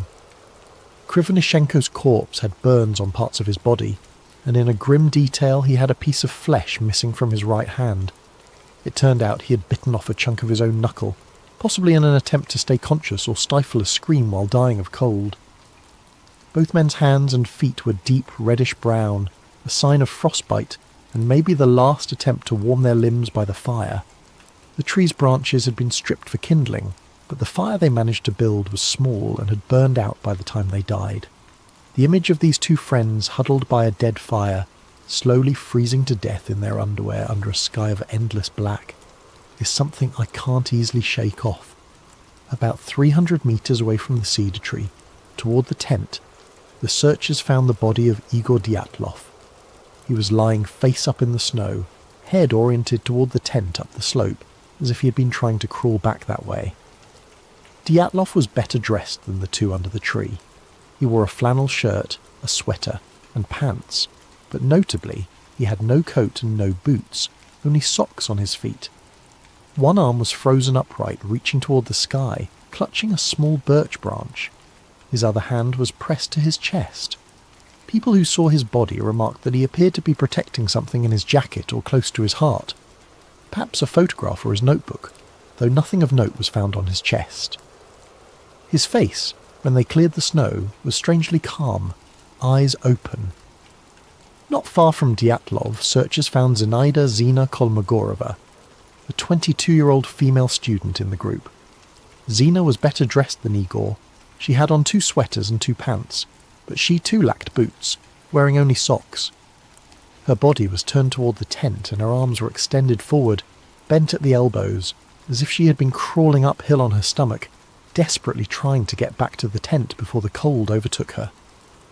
On Zina's right side, the searchers noted a long, bright red bruise running along her torso, resembling a blunt force injury from a baton or the butt of a rifle. It was an odd injury to see, given that she had no other major external wounds. It took a few more days until March 5th to find Rustem Slobodin, the last of these first 5 bodies. Slobodin, 23, was discovered face down in the snow about 480 metres from the cedar, roughly halfway back toward the tent. He was dressed more warmly than the others. He had a long-sleeve undershirt, a sweater, 2 pairs of pants, 4 pairs of socks, and 1 felt-lined boot on his right foot, but his head was bare and his left foot was only in a sock. In his right hand, Slobodin clenched a small pocket knife, closed.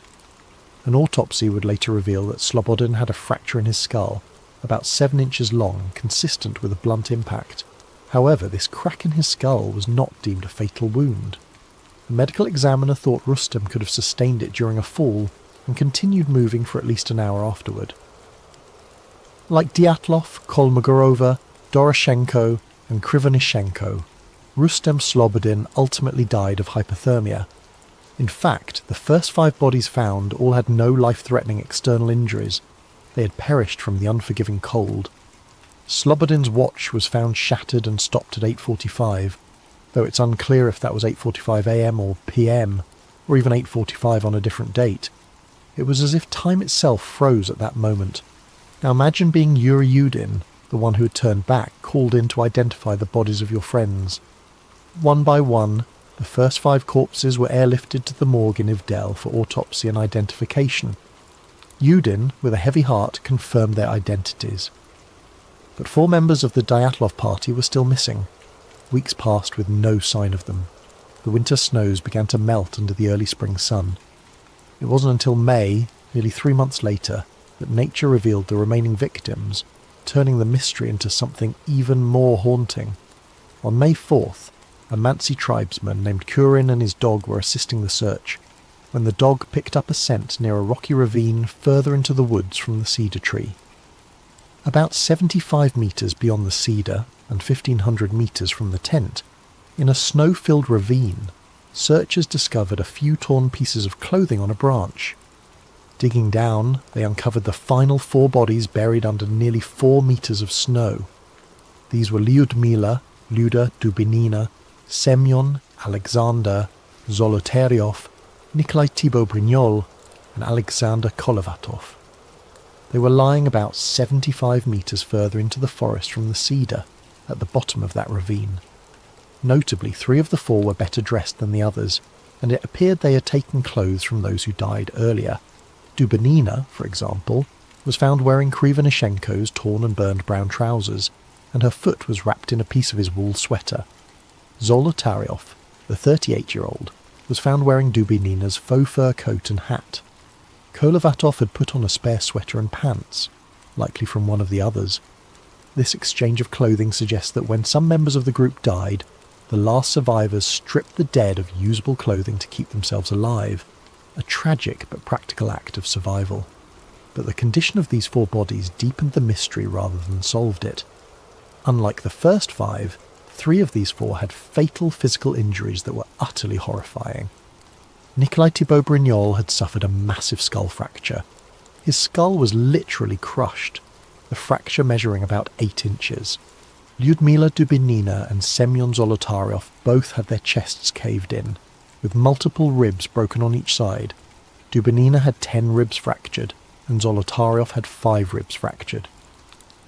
A forensic doctor who examined the bodies said that the force required to produce such injuries would have been extremely high, comparable to that of a car crash. In other words, something had delivered an immense pressure or impact to their bodies. Strangely, none of these 3 had any external wounds or bruises corresponding to the lethal internal damage.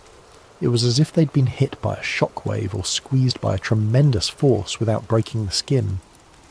The 4th person in the ravine, Alexander Kolevatov, had a less clear cause of death.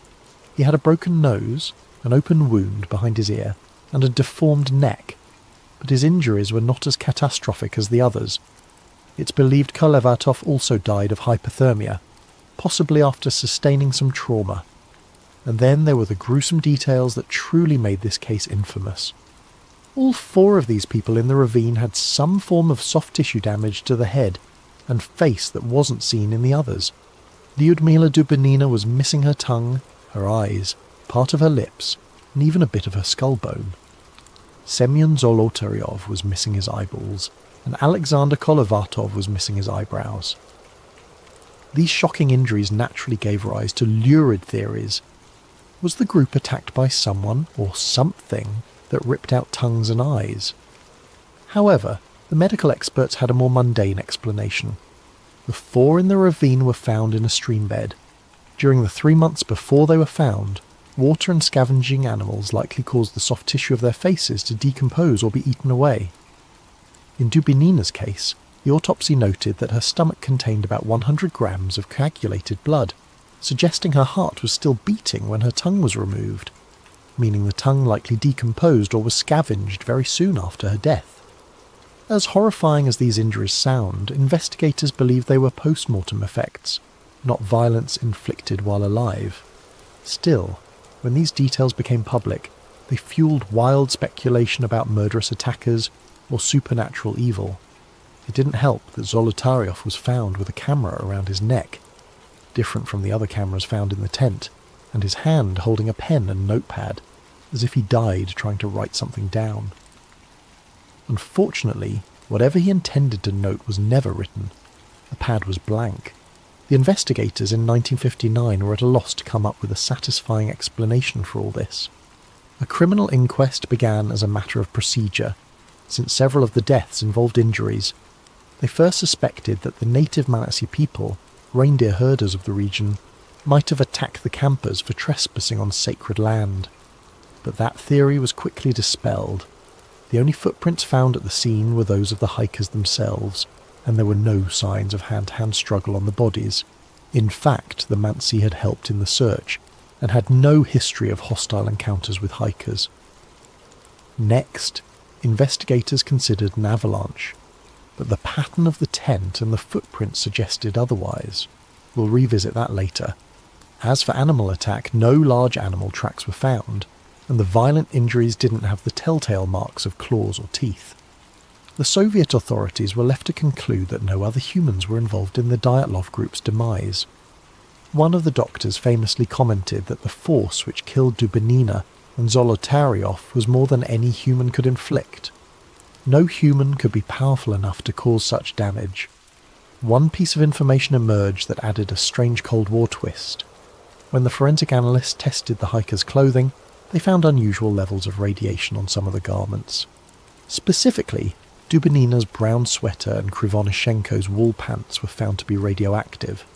This discovery didn't make sense in a hiking context, and was not something the average person could detect. It was only found because one investigator had access to a Geiger counter. The presence of radiation fueled speculation that the Dyatlov party had encountered some secret weapon or radioactive fallout. However, a closer look provided a more ordinary explanation. Yuri Krivonishenko had previously worked at the Masyak nuclear facility and was involved in cleaning up a major nuclear accident in 1957, the Kishtim disaster. It's very possible his clothes were contaminated from that event and still carried traces of radiation. Likewise, Alexander Kolevatov had studied nuclear physics and worked at a secret institute in Moscow, which might explain contamination on some items.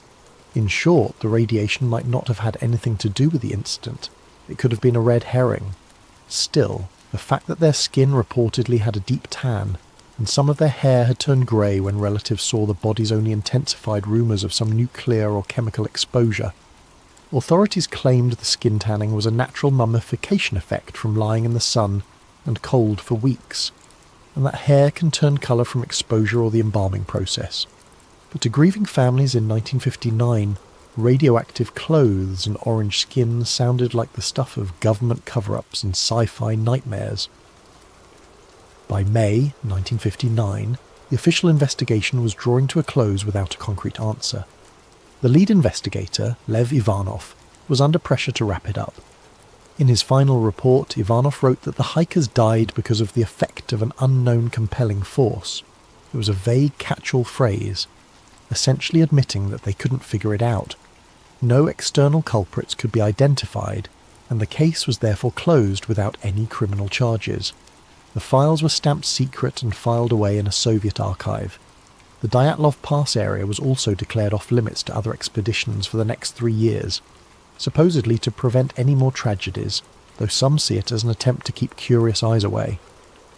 The inquest's official finding was that the group members died due to a compelling natural force, a phrase that raised more questions than it answered. Imagine the weight of that silence. 9 young lives lost, and their families were told they would never know exactly how or why. In the Soviet Union of 1959, that was that.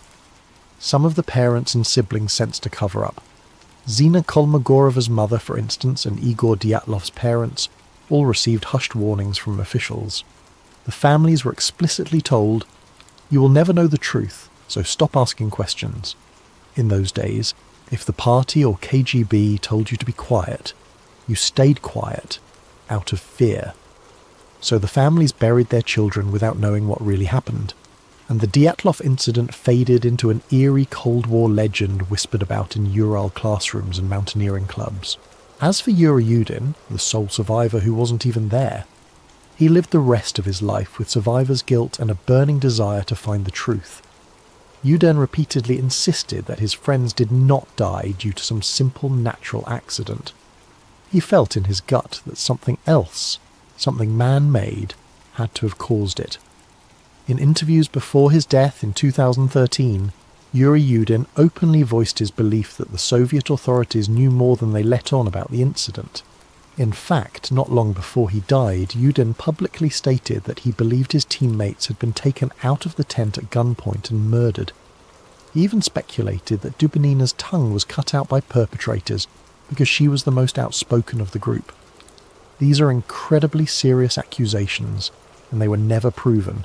Yudin admitted he had no evidence, just deep suspicions after a lifetime of thinking about it.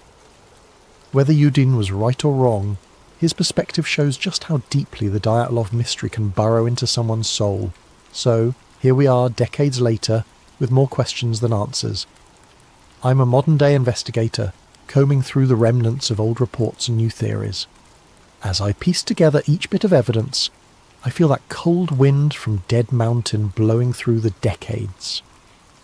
The Dyatlov Pass incident has become one of the world's most enduring mysteries, precisely because it sits at the crossroads of the explicable and the baffling.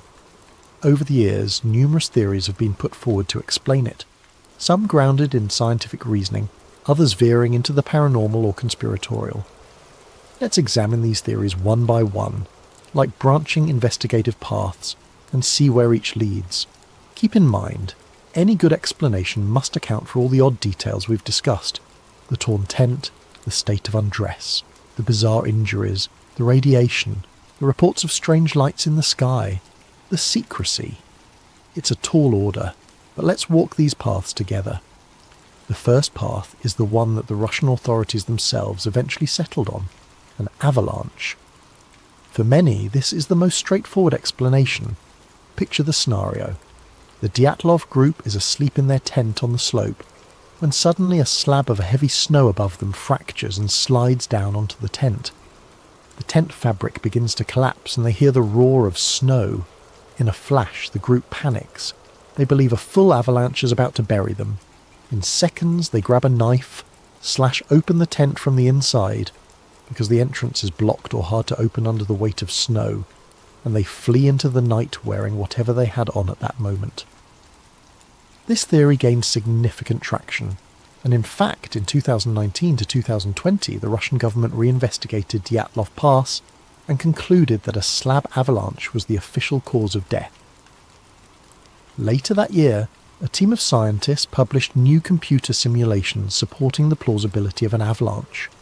In this case, the most appealing aspect of the avalanche theory is that the hiker's actions no longer seem irrational under this lens. If you believe an avalanche is about to crush you, doing whatever it takes to get out of the tent and moving to safer ground is exactly the right response.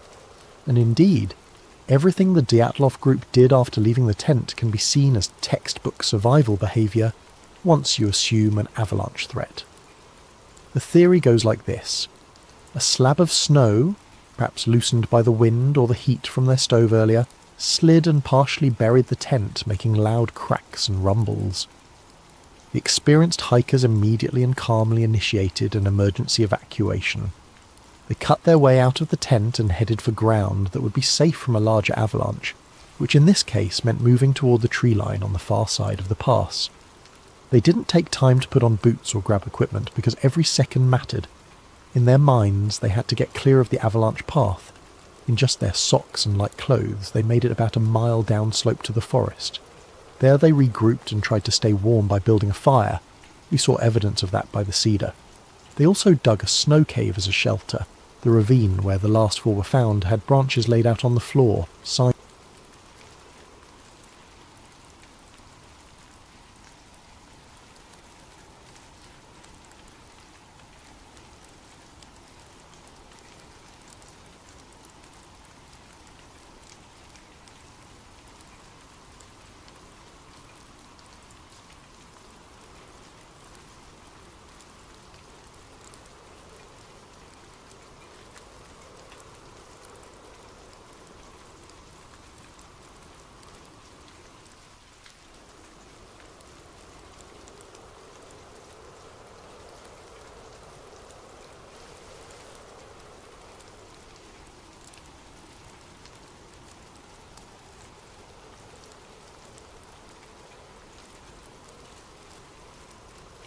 This is his account of what lies beneath Area 52. My name is Cal Monroe. I'm 33 years old, ex-Air Force avionics technician, and for the past 5 years I've made a decent living as a private defence contractor. I fix things that fly, things that shouldn't fly, and occasionally things that definitely don't fly but somehow do anyway. I thought I'd seen everything the military-industrial complex had to offer. I was wrong. It started with a phone call on a Tuesday morning in March. Unknown number, but the voice was crisp, professional, government-trained. Mr. Monroe, my name is Dr. Sarah Chen. I represent a joint task force conducting classified operations research.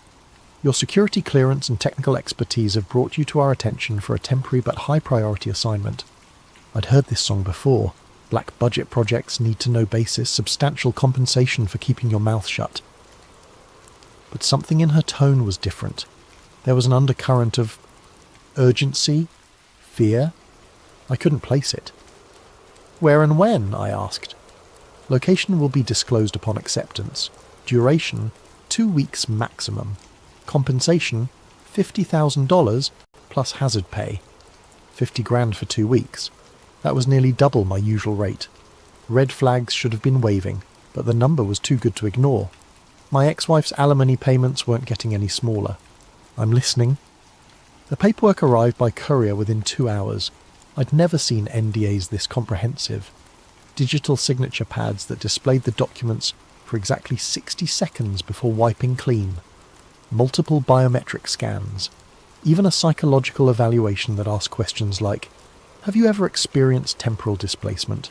And rate your comfort level with non-terrestrial phenomena on a scale of 1 to 10. The strangest part was the location designation. Grid K22, Tonopah Test Range Complex, Nevada. Not Groom Lake, not Area 51. Somewhere else entirely. Dr. Chen called back that evening. Mr. Monroe, are you familiar with misdirection theory? In what context? In the context of public attention. Area 51 has been in the public consciousness for decades. Books, movies, documentaries. Everyone knows about Groom Lake. Your point? My point, Mr. Monroe, is that Area 51 is the misdirection. Area 52 is the vault. 3 days later, I was on an unmarked charter flight from McCarran Airport to Tonopah. No other passengers, no flight attendant, just me and a pilot who never spoke. The landscape below shifted from Vegas sprawl to endless desert, then to mountains that seemed to go on forever. We landed on a strip I couldn't find on any map. A black SUV waited, engine running. The driver was military. That much was obvious from his posture and the way his eyes never stopped moving. He handed me a tablet with a single document. Temporary assignment brief. Classification level. UMBRACLEAR. Umbra? I asked. Above top secret, he said. His voice sounded like he gargled gravel. You'll be working with 3 other contractors. Your job is simple. Maintain power grid integrity for Zone Echo 9. Don't ask questions about what's in Echo 9. Don't try to access Echo 9 without clearance. Don't discuss Echo 9 with anyone outside your assigned team. We drove for 20 minutes through terrain that looked like the surface of Mars. No roads, just tyre tracks in the sand. Finally, we reached what looked like a mining operation. Corrugated metal buildings, a few trucks, some kind of elevator shaft descending into the mountain. The elevator had no buttons, no controls, no floor indicator, just smooth steel walls and a humming sound that seemed to come from everywhere at once. The military escort, I never got his name, stood silent as we descended, and descended and descended, and I counted. 19 levels down, the elevator finally stopped. The doors opened onto a corridor that belonged in a science fiction movie. Polished white walls, LED strips running along the ceiling, and a silence so complete it felt oppressive. The air smelled like ozone and something else, something organic and wrong. 3 other contractors were waiting in what looked like a briefing room. Maria Santos, electrical engineer from Lockheed, Tom Brady, no relation to the quarterback, he was quick to point out, systems analyst from Raytheon, and Jennifer Walsh, computer specialist whose previous work was so classified she couldn't tell us who she'd worked for. The briefing was conducted by a man who introduced himself only as Director Hayes, tall, grey-haired, with the kind of eyes that had seen too much and remembered everything. Ladies and gentlemen, you're here to maintain critical infrastructure for Project Kairos. What that project involves is not your concern. Your job is to ensure uninterrupted power flow to Zone Echo 9 and to report any anomalies immediately. Tom raised his hand. What kind of anomalies should we expect? Hayes stared at him for a long moment. The kind you don't ask questions about, Mr. Brady. He led us through a series of corridors to what he called the technical sector, banks of monitors, server racks and control panels that looked like they belonged on a spaceship. At the centre of it all was a massive power distribution hub feeding something deeper in the complex.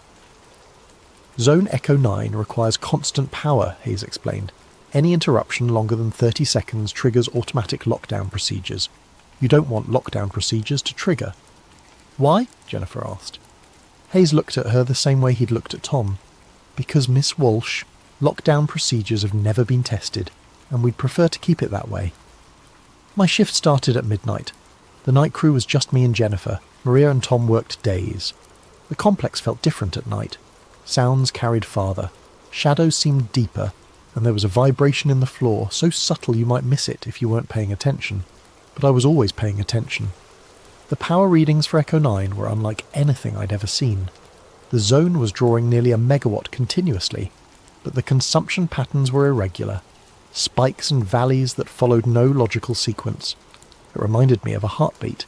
if heartbeats could be measured in kilowatts. Jennifer was monitoring the security feeds from her station, 12 screens showing various corridors and rooms throughout the complex. But I noticed something odd about the Echo 9 feeds. They had a 6-second delay. Every other camera was real-time, but the Echo 9 feeds looped the same 6 seconds over and over. "Hey Jen, you seeing this camera glitch?" She looked up from her work. "What glitch?" I pointed to the monitor. "Echo 9, camera 7, it's looping." She frowned, typed something into her console. "System shows all cameras functioning normally." I could see it. The same security guard walking past the same door at the exact same moment, every 6 seconds. Like a GIF that never quite loaded properly. On my third night, the temperature started fluctuating. The complex maintained a steady 68 degrees Fahrenheit, but my workstation kept shifting between freezing and sweltering. I checked the HVAC systems, all normal, but something was wrong. That's when I first saw the symbols. They were etched into the side of a server rack. Symbols that definitely hadn't been there the night before. They looked almost like circuit diagrams, but wrong. Organic. Like someone had tried to draw electronics using biological principles. I was examining them with a flashlight when I heard Jennifer gasp. "Cal, you need to see this." One of the Echo 9 corridor feeds had changed. Instead of the looping security guard, it showed an empty hallway. And at the end of that hallway, a door that was slowly opening. "That door's not supposed to open," Jennifer whispered. Through the opening we could see movement. Not walking movement, flowing movement. Like liquid light was pouring through the doorway. Then the feed cut to black. When it came back 30 seconds later, it was the same looping security guard, walking past the same closed door. But in that brief moment, I had seen something that changed everything. In the reflection on the polished floor just before the feed died, I saw an eye. Massive, silver, and definitely not human. It wasn't a ship in Echo 9, it was alive, and it had seen us watching. Tom Brady didn't show up for his shift on Thursday morning. Jennifer and I waited until 8 a.m. before calling Director Hayes. "Mr. Brady has been reassigned," Hayes said without explanation. "Continue your duties." But Tom's personal effects were still in the break room. His coffee mug was still half full. His jacket was draped over his chair like he'd just stepped out for a moment. Maria started acting strange that afternoon. She kept muttering to herself, checking the same readouts over and over. When I asked if everything was okay, she looked at me like she didn't recognise me for a moment. "The numbers don't add up," she said. "We're feeding Echo 9 enough power to run a small city, but the thermal output is all wrong. It's like the energy is going somewhere else." "Somewhere else like where?" "Somewhere else like not here." That night the emergency sirens started blaring at 2:17 a.m, deafening klaxons that made your teeth ache. Jennifer and I looked at each other in panic. Was this the lockdown Hayes had warned us about? Then, as suddenly as they'd started, the sirens stopped.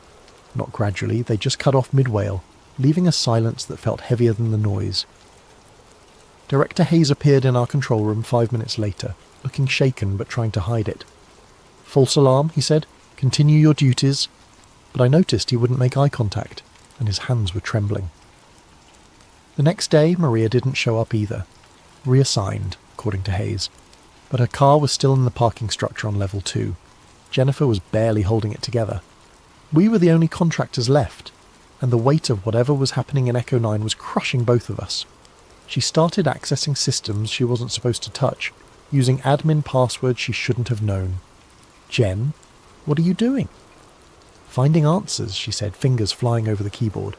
"Tom gave me his access codes before he disappeared, told me something was wrong with the whole project." She pulled up internal communications, memoranda stamped with classification levels I'd never seen before. Umbra Clear was apparently the bottom tier. Above that was Majestic, then Zodiac, then classifications that were just numbers and symbols. One document caught my attention. Project Kairos, Phase 3 Implementation Status. The bioconductive interface has exceeded all expectations. Subject demonstrates rapid adaptation to containment protocols and has begun influencing local electromagnetic fields. Recommend immediate escalation of consciousness mapping procedures. Bioconductive interface. Subject. The thing in Echo 9 wasn't a ship or a piece of technology, it was a living being, and we were feeding it power. Another document, dated 3 days earlier. Minor containment fluctuation at 0217 hours. Subject achieved brief sensory extension beyond Echo 9 barriers. Security protocols held, but recommend enhanced isolation measures. Note: 3 personnel reported temporal displacement sensations during the event. Temporal displacement, the looping camera feeds, the missing contractors. Jennifer kept digging, and what she found made both of us understand why Tom and Maria had really vanished. A memo marked Operation Mirror Veil, historical context. Analysis of recovered materials suggests extra-dimensional rather than extraterrestrial origin. Entities exist outside linear temporal experience and demonstrate ability to manipulate local space-time fabric. Primary subject may not be an individual organism, but rather a projection or echo of a larger consciousness existing in parallel dimensional space. They weren't from another planet, they were from outside reality itself. Warning: prolonged exposure to subject may result in consciousness fragmentation, temporal perception anomalies, and in extreme cases complete displacement from baseline reality. Personnel experiencing symptoms should report immediately for neural recalibration. Neural recalibration. That's what happened to Tom and Maria. They hadn't been reassigned. They'd been broken by contact with whatever was in Echo 9. Jennifer was reading over my shoulder, her breathing getting faster and more shallow. "Cal," she whispered, "look at the date on this document." It was dated 6 months in the future. The older archives were stored in a vault I wasn't supposed to access, but Jennifer's hacking skills were getting desperate and creative. She'd found references to something called Operation Mirror Veil, a predecessor to Project Kairos that dated back to the 1970s. The files told a story that made my blood run cold. In 1978, a survey team at Tonopah detected unusual seismic activity. Not earthquakes, but something else. Tremors that seemed to follow mathematical patterns. Ground-penetrating radar revealed an anomalous void approximately 200 feet beneath the mountain, but when they drilled down to investigate, they found something impossible. The void was bigger on the inside than on the outside. The first recovery team brought back samples of what they thought was exotic matter, materials that didn't conform to known physics, but the materials weren't stable in our reality. They flickered in and out of existence, sometimes vanishing for hours before reappearing in a different location. That's when they realized they weren't dealing with alien technology. They were dealing with something that existed between dimensions, using our reality as an anchor point. The breakthrough came in 1983 when Dr. Elena Vasquez, a theoretical physicist working on Project Looking Glass, hypothesized that the entity was a reflection of human consciousness itself, not what we are, but what we could become if we existed outside the constraints of linear time and three-dimensional space. The entity demonstrates knowledge of events that have not yet occurred, and memories of possibilities that may never happen. It exists in a state of quantum superposition, experiencing all potential outcomes simultaneously. In effect, it is us, evolved beyond the limitations of singular timeline existence. But the most disturbing file was Dr. Vasquez's final report, dated just days before her own mysterious disappearance. The entity is not malevolent, but it is incompatible with baseline human consciousness. Contact results in expansion of awareness beyond what the human mind can process. Subjects begin perceiving multiple timelines simultaneously, experiencing past and future as present reality. The mind fractures under the weight of infinite possibility. We are not studying an alien intelligence, we are studying our own future, and that future is trying to communicate with us across dimensions we cannot comprehend. Recommendation: immediate cessation of all contact protocols. The entity's attempts at communication are causing reality fluctuations that may result in permanent temporal displacement of personnel. It is not trying to harm us, it is trying to save us, but salvation from its perspective means joining it in its multidimensional existence. We are not ready. Humanity is not ready. Perhaps we never will be. The final line of her report chilled me to the bone. They are not invaders, they are echoes of what we already were. Jennifer found Dr. Vasquez's personal logs hidden in an encrypted partition that should have been impossible to access. The encryption was 40 years old, but somehow the files were updating themselves in real time. Day 1. First direct communication attempt. Entity projects images directly into visual cortex. I see myself, but not myself. Versions of Elena Vasquez that exist in parallel timelines. In one, I never became a physicist. In another, I died in childhood, In a third, I am something that transcends human categorization entirely. Day 3. Time displacement events increasing. Experienced memories of conversations that haven't happened yet. Entity is teaching me to perceive beyond linear causality. It's beautiful and terrifying. Day 7. I understand now. They're not from there, because there is no there. They exist in the spaces between possibilities. They are what we become when we evolve beyond the need for singular reality. Day 12. The others don't understand. They think containment is possible, that we can study and control something that exists outside the concept of control. They're going to get people killed. Day 18. I can see the breach coming. 3 days from now, the entity will attempt to return to its dimensional matrix, but our containment protocols will interfere with the translation. The resulting paradox will create a reality fissure. I have to stop them, but I may already be too late. Time isn't working properly anymore. I keep experiencing this moment from multiple perspectives simultaneously. The logs ended there, but they were still updating. New entries appeared as we watched. Day 7305, still trying to warn them. Elena variants across multiple timelines attempting intervention. Breach inevitable. Cal Monroe will survive, but survival is relative when reality becomes negotiable. Jennifer and I stared at the screen in horror. Dr. Vasquez had been missing for 40 years, but somehow she was still writing reports. That's when the lights went out. Not gradually, they snapped off like someone had thrown a switch.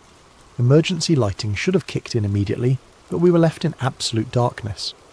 The only sound was the humming of the power grid, and even that was changing pitch, becoming something organic and musical. Then Jennifer screamed. I fumbled for my flashlight and found her standing rigid, staring at something I couldn't see. Her eyes were wide and silver, reflecting light that wasn't there. Cal, she whispered, but her voice sounded like it was coming from multiple directions at once. It's getting out. The corridor behind us was changing. The walls were flowing like water, stretching and contracting, and through the shifting architecture something was moving, not walking, sliding, like liquid mercury with purpose. I grabbed Jennifer's arm, but my hand passed through her. She was there, but not solid, flickering between dimensions like the exotic matter from the old files. Run, she said, and her voice was fading. It's not trying to hurt us, but we can't exist in the same space when the boundaries collapse. The entity emerged from Echo 9, and my mind struggled to process what I was seeing. It wasn't silver or liquid or light. It was all of those things and none of them. It was possible